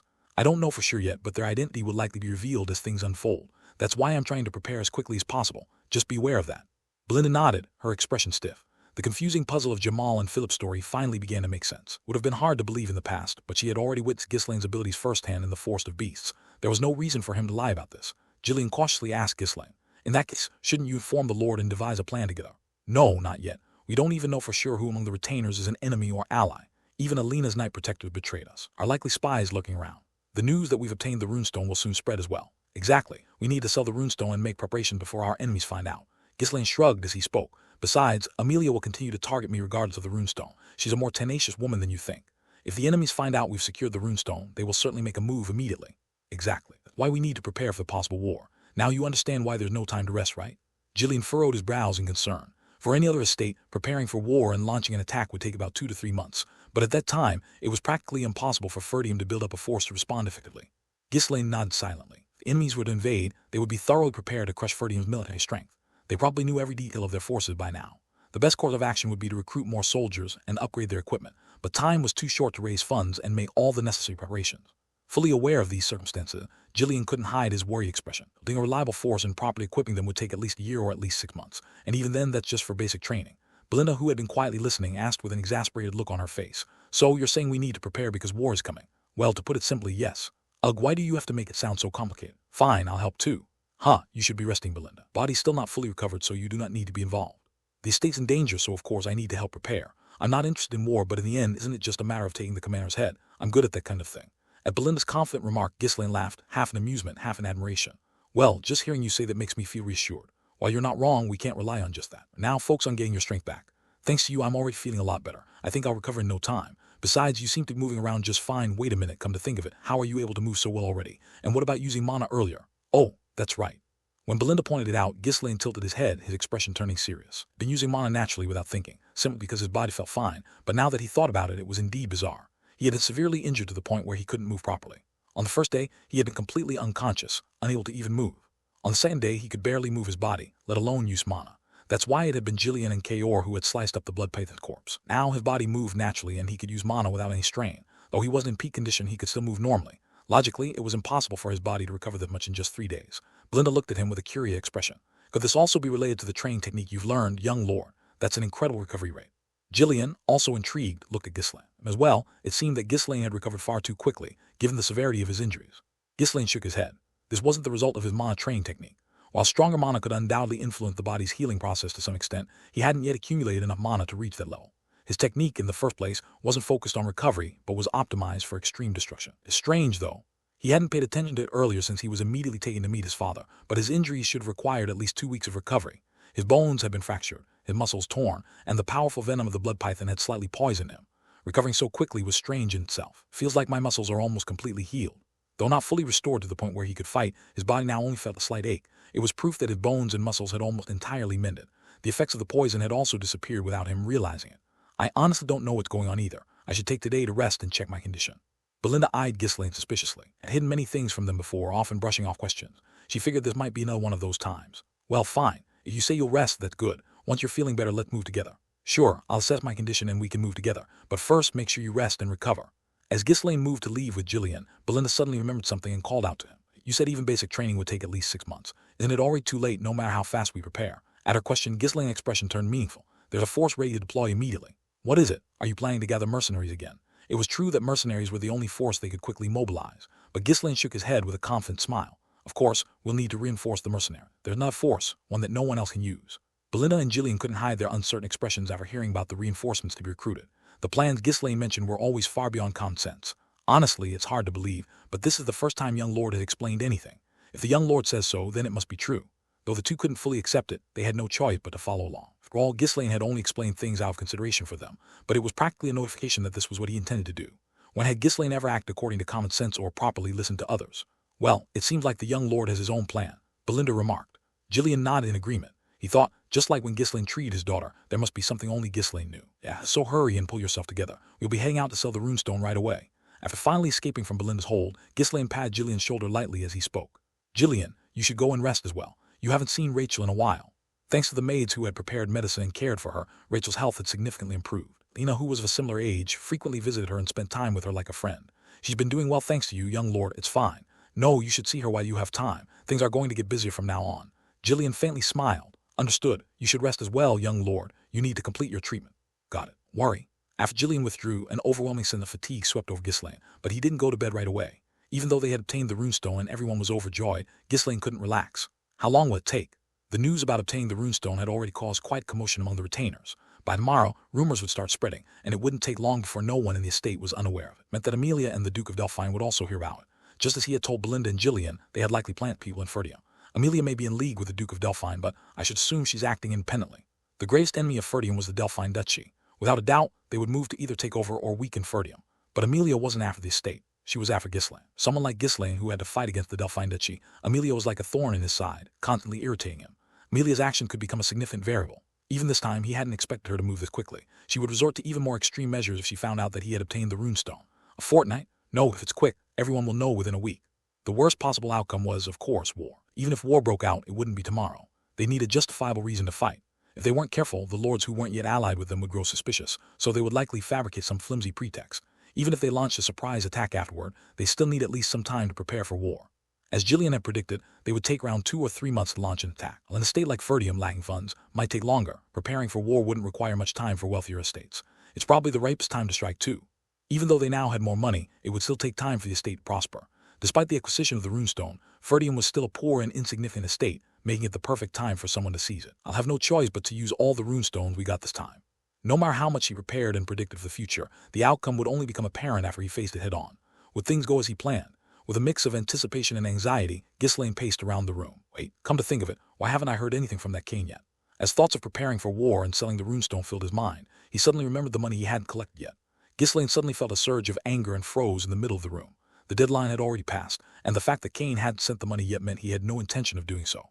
Ghislaine really hated being cheated out of his money. Having worked as a mercenary long enough to earn the title of king, it was only natural. For a mercenary, losing out on payment was as good as saying they should quit the business. Of course, Ghislaine was exceptionally obsessed with money for a mercenary, but that was also part of what made him a king. That guy sure is bold. How dare he try to cheat me out of my money? Despite instilling fear in Kane, the fact that he still dared to withhold the money meant he must have some confidence or security. Determined to create another opportunity to meet with Kane, Ghislaine went to bed. Even after lying down, he couldn't stop thinking, and it wasn't until dawn that he finally fell asleep, sleeping in for the first time in a while. He had recovered quickly. It was likely because his body wasn't fully healed yet. When he woke up, Ghislaine was shocked by the scene before him. What is all this? Still dazed, he asked, and the 2 maids standing nearby answered. That was sent by the treasurer. This came from the master of arms. That was personally delivered by the chief overseer. This is from the secretary. The magistrate sent this. And the knight commander, piles of gifts, including alcohol, meat, animal skins, and various fabrics, were in Ghislaine's presence. While he was sleeping, several people came to deliver these gifts. Maids listed off the names of the most influential figures in the estate, all of whom had left these gifts for him. Since Ghislaine was asleep, they had just left the presence and gone on their way. Well, I'll be damned. You live long enough and you see everything. Scratching his head, Ghislaine chuckled as he looked at the gifts. Everyone was desperate to curry favor with him, their eyes practically bulging out, leaving gifts even though he was asleep. Compared to how he was treated before obtaining the runestone, the change in his status was staggering. Back then, people either avoided or outright ignored him. It's not like I can complain about them approaching me for money now. Not long ago, they probably found it troubling to have to flatter someone who was once nothing but a nuisance. After all, Ghislaine had dug his own grave. If he carelessly stirred things up, he might poke a hornet's nest, so it was best to stay quiet. But the gifts are all quite cute. As Ghislaine inspected the gifts one by one, he couldn't help but chuckle. How much money could the vassals of a poor estate possibly have? They had likely scraped the bottom of their coffers to bring these gifts, but none of them were particularly valuable. Honest, these items were hardly satisfying compared to the luxuries he had enjoyed during his time as the King of Mercenaries. Still, he could see the sincerity of those who had brought them, so he couldn't simply dismiss the gesture. Bring me the list. A maid handed Ghislaine a sheet of paper. It was a list that recorded the names of the visitors and the gifts they had presented. Among nobles, returning a gift in response to receiving one was a matter of honor. Why the maids had made sure to record every single gift. After reviewing the list, Ghislaine nodded and spoke to the maids. Give the wine and meat to the mercenary and divide the fabrics and other necessities among the rest of the servant. The maids, their faces brightening, asked, "Is there nothing you need, young lord?" "No, there's nothing. You can take it all." "Thank you." The maids bowed their heads repeatedly. While the items held no value to Ghislaine, for the maids, who were just as poor as the estate itself, they rarely even got a chance to see these things. What gotten into the young lord? I heard he made a lot of money. Maybe it's true. Of course, being generous is easier when you've got money. The maids exchanged glances, unable to hide their delighted expression. Recently, the young lord had stopped yelling and causing trouble, so they had already noticed a change in him, but to receive gifts like this was almost unbelievable. Though they still harbored some anxiety, fearing that he might return to being a tyrant at any moment, for now, they were simply happy. "Tell the visitors that I've received their gifts well. Let them know I'll visit each of them soon." Understood. Having dealt with the issues that had arisen while he slept, Ghislaine checked his physical condition. This is strange. Ghislaine stood up, wincing from the soreness in his body, and looked at himself in the mirror once more. The dull, purplish hue that had darkened his face when he had been poisoned was now gone. It was still gaunt, and his complexion was overly pale, but other than that, there were no major issues. Puzzled by how much better he felt than expected, he decided to sit down and begin circulating his mana. After rotating the three-course slowly and observing his body for a long while, Ghislaine opened his eyes with a bewildered expression. "My mana has changed." Mana is heavily influenced by the training method one uses, their disposition, and their physical constitution. The nature of mana can differ from person to person depending on the mana cultivation technique one practices and how one wields it. Originally, his mana was wild and fierce, so uncontrollable that its volatile nature became clear even during battles. But now, a subtle and insidious energy had crept into that wildness. Something Ghislaine had never experienced, even in his past life. Can the nature of mana really change like this? Once mana has accumulated in the body, it is exceedingly rare for its nature to change. Even mages, who process mana to cast various elemental spells, are no exception. While mages may use spells to alter the nature of the mana they release forcefully, the intrinsic nature of the mana in their bodies remains the same. Why some mages are naturally better suited to fire magic, while others excel at ice magic, depending on their mana and constitution. Could it be that the poison from the blood python mixed with my mana? It was an absurd hypothesis, but there was no other explanation. Ghislaine raised his hand, attempting to isolate and move that insidious energy. However, the energy was so faint that it was difficult to sense unless he concentrated fully, and his physical condition was far from optimal, making it hard to control. After several more attempts, Ghislaine gave up and sighed. "All right, no need to rush. I need rest to recover anyway, so I'll figure it out slowly. It might improve recovery related to this too." His mind was cluttered with confusion over the unknown phenomenon, but there was no use dwelling on it right now. "Well, my recovery sped up, so that's a good thing. I'll be able to move sooner than expected." He had thought he'd be bedridden for at least half a month, but things were going better than expected. Although a strange energy had mixed with his mana, it wasn't overwhelming, so he figured he could take care of urgent matters first and investigate them later. Just as Ghislaine resolved to take action, someone came to see him. "Haha, our young lord has finally cleared his throat. You look much better than yesterday. What excellent health. As expected of a true knight among knights, the heir of this state. Truly manly, haha." The man who was laughing heartily while making odd compliments was Randolph, the knight commander of the Ferdium estate. "What brings you here, knight commander?" Ghislaine feigned ignorance as he asked, had already confirmed that the list of gifts he received that morning included one from Randolph. Seeing that Randolph couldn't wait for a response and came in person, he was clearly anxious and desperate. Randolph swallowed nervously as he looked at Ghislaine, who was acting nonchalant. "After seeing him yesterday, I realized he's a completely cold-blooded bastard. How could he possibly plan to eat all that by himself? The greedy guy." Despite cursing Ghislaine in his heart, Randolph kept up his bright smile. "After witnessing the young lord's dignified appearance yesterday, I am confident the future of our estate is bright. However, young lord, do you think the estate can truly prosper if you only focus on your own success?" Ghislaine tilted his head at Randolph's words and responded, "My own success. Distinctly remember saying I'd support the estate in Rapol's place." Randolph shook his head. "No, that's not the issue. Some things can't be solved with just funding, specifically the knights." The truth was, being the knight commander of the Ferdium estate wasn't a position worth having. They constantly had to fight in the north, and the pay was abysmal. Naturally, there was always a shortage of knights. To make matters worse, there had recently been some betrayal. In fact, when Jamal and Philip betrayed them, Randolph was furious, but he also understood them the best. Honestly, who would want to serve as a knight here? Knights were valuable assets. Without talent, one couldn't become a knight. Even with talent, they required years of training. Other estates offered high salaries, and landowners with vast territories would even grant small fiefs to their knights, allowing them to collect taxes. Only two types of knights remained in Ferdium, though still loyal, and those who had gone slightly mad and just wanted to fight barbarians in the north. But even loyalty disappeared when faced with starvation. It was human nature. Randolph put on a sorrowful expression and spoke. "To maintain the knight order, ahem, we'll need a little sincerity from the young lord. Something like a donation, perhaps a development fund." In short, he wasn't asking for taxes or subsidies, but for some personal funds to support the knights. However, Ghislaine had a look on his face that said, "What are you talking about?" The term development fund was one Ghislaine loved to say but hated to hear. It was a term he only used when asking Amelia for money. "I don't have any money." Without so much as blinking, Ghislaine's words sounded incredibly irritating. Randolph barely restrained himself from throwing a punch and scratched his head instead. "Stay calm. Somehow I have to get the money out of him. How he has saying that the richest man in the estate has no money is like a bandit saying he won't rob you. Haha." The comparison was quite aggressive. Ghislaine laughed along with Randolph, though inwardly he found the situation absurd. "I've already allocated all, so it's as good as spent." Randolph pressed his fist against his forehead, taking a deep breath to calm himself. "I need to hold it together. There's no other way to get money. Every time he went to Albert, all he heard was that there was no money, and no matter how much Randolph tried to persuade him, it was to no avail. Even when funds were available, they were always spent elsewhere first, leaving the knight's order in a bad state. There was nothing he could do to change the situation, and if Ghislaine took over Rapol's role in providing support, it would be the same. The funds would merely replace what they were already receiving, and there was no chance the beggarly knight's order would get more budget. It is evident that things would remain as dismal as ever. That's why Randolph had no intention of missing this opportunity. No, seriously, where are you planning to spend all that money by yourself? You should be spending it on the estate. The estate? Ghislaine nodded with an impressed expression. Like a parrot, he repeated Randolph's words. Of course, I'm going to spend it for the estate. Naturally, it's all for the estate. For the estate, how exactly? I have plans. Randolph cautiously asked, do those plans include supporting the night order? Ghislaine widened his eyes. Nope, not doing that. Not included. Randolph lowered his head, trying to hide the surge of frustration on his face, and took a deep breath again. Wow, he really plans to keep it all for himself. Should I resort to threats? As the knight commander was contemplating extreme measures, someone entered to see Ghislaine. It was none other than the estate treasurer, Albert. Ahem, it seems like someone else is here before me. Lord, are you feeling well? It was clear why Albert had shown up, even without asking. Randolph, on guard, quickly stepped in to block him. Brother, no, I mean treasurer, what brings you here? Don't you have work to do? I was already speaking with the young lord, so come back later. Randolph tried to push Albert aside subtly, but Albert stood his ground. Clicking his tongue, Albert gave Randolph a condescending look as if scolding him. As for you, Knight Commander, shouldn't you be out training instead of loitering around here? A drop of sweat shed during training saves a drop of blood in battle. Huh, what would someone who's never even held a sword know? Just leave me to handle this, treasurer. You should go back to your ledgers. One needs money to manage ledgers. Despite their smiles, the two glared at each other in a tense standoff. Watching the scene unfold, Ghislaine shook his head. It seemed clear that neither of the two men intended to leave his chambers anytime soon. In the end, Ghislaine turned to Albert and asked, Treasurer, are you also here looking for a donation or a development fund, something like that? At the direct question, Albert cleared his throat, a little embarrassed. Ahem, the young lord is quite sharp. It's no wonder someone as brilliant as you were able to retrieve the runestone. Truly, you are destined for greatness. Albert did his best to flatter Ghislaine, but his effort was more effective than Randolph's. Whether Albert knew that Ghislaine was inwardly laughing or not, he looked at Ghislaine with admiration in his eyes.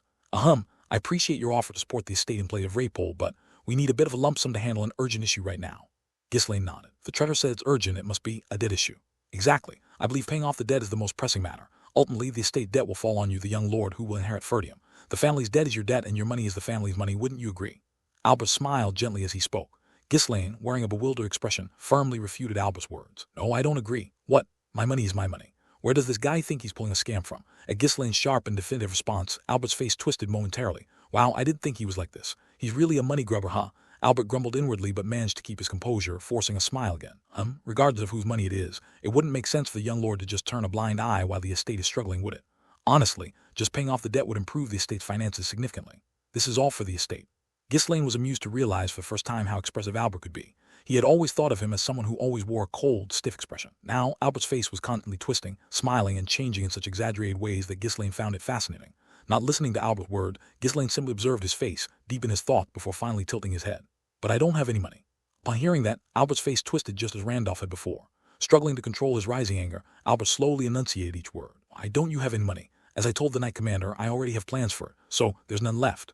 Not understanding this at all, Albert pleaded desperately. Where exactly are you planning to spend all that money? Shouldn't you at least consult with us if you're going to spend such a large sum? Why would I consult you about spending my own money? Handle it myself so you don't need to worry. How could we not worry about that? Albert practically screamed, but Ghislaine, starting to grow tired of dealing with the two of them, casually threw out his following words. It's for the estate, so there's no need to worry. Of course, neither of them believed him. Considering Ghislaine's past behavior, they both suspected he'd squandered the money on his own pleasures rather than anything useful. Couldn't let him waste such a large sum on frivolous things. Both men urgently protested. What could possibly be more urgent for the estate than paying off the debt? Don't you care about the money lost to interest? What nonsense. Prioritizing the knights over paying off the debt is far more important. Look at other estates. Even if they have debts, they maintain their knight orders in top condition. The knights are the strength of the estate. Strength? Oh, come on, that's nonsense. Even without paying the interest, that money could be used in countless other ways, and you're talking about knights now. Ah, you've lost your grip on reality from sitting in your room counting money all day. It doesn't matter if it's interest or whatever else. If we don't have the strength to fight, we'll lose everything anyway. We're strong enough, no one will care whether we pay the debt or not. Tusk, that's robbery, not knighthood. There's an order to everything in this world.